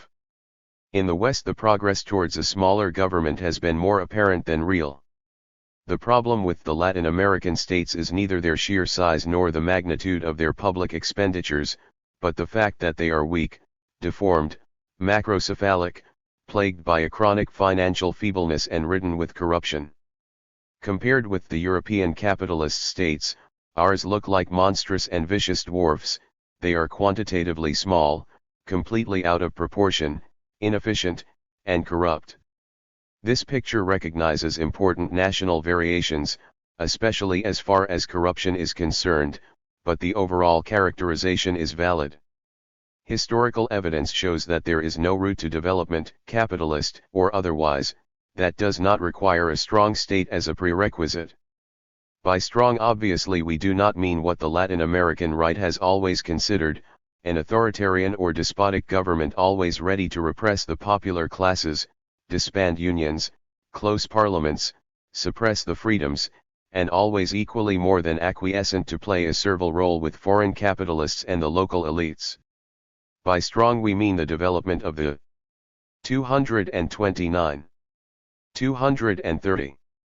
State capacities necessary to govern civil society and to discipline the markets and the economic agents, including first of all the dominant classes.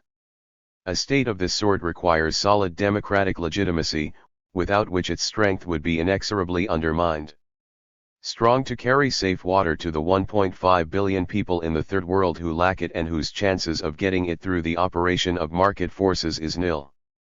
Who would invest money to carry safe water to the poorest among the poor, people living at the sheer subsistence level, housed in shacks in occupied public lands, without any kind of property title, chronically unemployed and suffering from an incredible educational deficit that made them unemployable in the current economy?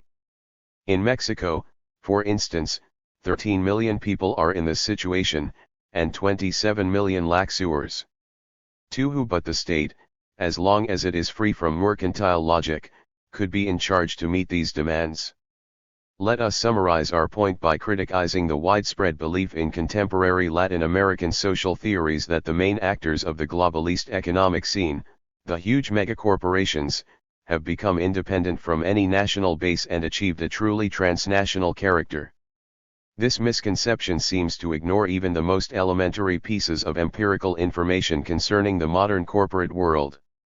For instance, how to reconcile these supposedly supranational features with the fact that less than 2% of the members of the boards of directors of American and European megacorporations are foreigners and that less than 15% of all their technological developments are carried out outside their respective home countries. In other words, despite its worldwide reach, Boeing or Exxon are American corporations, as Volkswagen and Siemens are German, and Sony and Toyota are Japanese. If their interests are threatened by unfriendly governments or disloyal competitors, it is not the Security Council or the General Assembly of the United Nations which steps in, but the American, German, and Japanese ambassadors. Quoting a survey made by the business magazine Fortune, Noam Chomsky argued that all of the 100 more important transnational firms of the world included in the research declared that they benefited, in one way or another, by the supportive intervention of the governments of their base country. 20% of these firms were rescued from total bankruptcy by governmental intervention. With data like these, how is it be possible to talk about the withering away of the state? 230. 231. Globalization versus sovereignty. The strength and pace of economic globalization, especially in financial sectors but also affecting all the other branches of the economy in different degrees, and the persistent tax veto of local financial and industrial oligarchies in Latin America, which do not feel obliged to pay taxes, brought about a radical weakening of the national states. It must be added that foreign firms quite rapidly adjusted to this historical pattern by which the offspring of the Iberic conquistadores regarded the payment of taxes as something improper of their status. This situation prompted the lessening of their administrative and decision-making capacities, a decline in the quality of governance and growing levels of vulnerability in front of an increasingly complex domestic and international environment. The radical enfeeblement of Latin America's new democracies caused an abhorrent distortion in the order of preference of their responsiveness.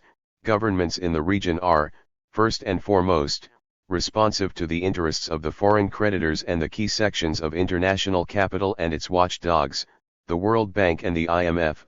Second, they respond to the domestic market forces, a euphemism for big capital and firms, local or foreign, operating in our markets. Third, and much less so, to the citizenry and civil society at large. The problem is that it is very hard to conceive of a solid democracy without reaching a minimum threshold of national sovereignty, where one can make autonomous decisions in crucial matters that can have alternative distributional impacts. Given the formidable reach of globalization, and the reinforcement of financial dependence due to external debt, a democracy sitting on a weak state increasingly deprived of decisional autonomy is likely to decay. The globalization of economic activities caused the new Latin American democracies to surrender important margins of national sovereignty and self-determination, de facto and sometimes legally transferring decision-making powers, in a growing number of sensitive areas, to transnational firms and international financial institutions under the guise of commercial agreements, conditionalities, and country risk evaluations. Monetary, industrial, commercial, and fiscal policies, hitherto largely decided within the national boundaries of Latin America, are today settled in distant scenarios, mostly in New York, Washington, London, Paris, Tokyo, far removed from the reach, let alone the control, of the sovereign citizenry, impotent to counter the harmful effects of the 231. 232. Globalist economy and mostly unable to take advantage of the scarce opportunities it brings to the poor. Were these processes of globalization and state enfeeblement neutral in terms of their distributional impacts? As a matter of fact, local capitalists and their metropolitan partners obtained several gains from the dramatic downsizing of the old developmentalist state and its declining sovereign powers. First, they significantly reinforced their economic predominance by drastically reducing the public control of the markets and economic activities established in previous times, and by undermining both the consistency and scope of the public sphere itself. Today, Latin American societies have also become highly privatized, the state has retreated to minimal functions, and former collective goods, health, nutrition, education, housing, occupational training, and so on, have become individual problems that must be solved according to the egotistic rules of the market. The name of the game is the survival of the fittest. The rest, the poor, the elderly, the children, the sick, the homeless, the unemployed and unemployable are the new clients of the Red Cross and the host of non-governmental organizations. Private charity and altruistic associations substituted for supposedly cost-ineffective social policies and state intervention. Second, the withering away of national states and the wholesale privatization of state-owned enterprises and state-administered services transferred highly profitable monopolies to the capitalists and granted the repayment of the foreign debt contracted, as in Argentina, Brazil, Chile, Uruguay, and many others, by irresponsible, corrupt, and de facto military rulers. Neoliberalism supplied the general justification for the transfer of public assets and so's, paid for with public savings, even in areas considered taboo and untouchable until a few years ago, like electricity, aviation, oil or telephones. Third, these reforms changed in such a dramatic manner the balance between state and markets in favor of the latter that the degrees of freedom of any future government sensitive to the popular demands, or inspired by even some vague reformist vocation, will immediately realize that it lacks some of the most elementary instruments of public policy making, as well as the efficient administrative cadres to carry out these tasks, and rapidly fall to its knees, overwhelmed by the weight of a formidable capitalist coalition. This is why one of the most urgent tasks facing Latin American societies is the reconstruction of the state.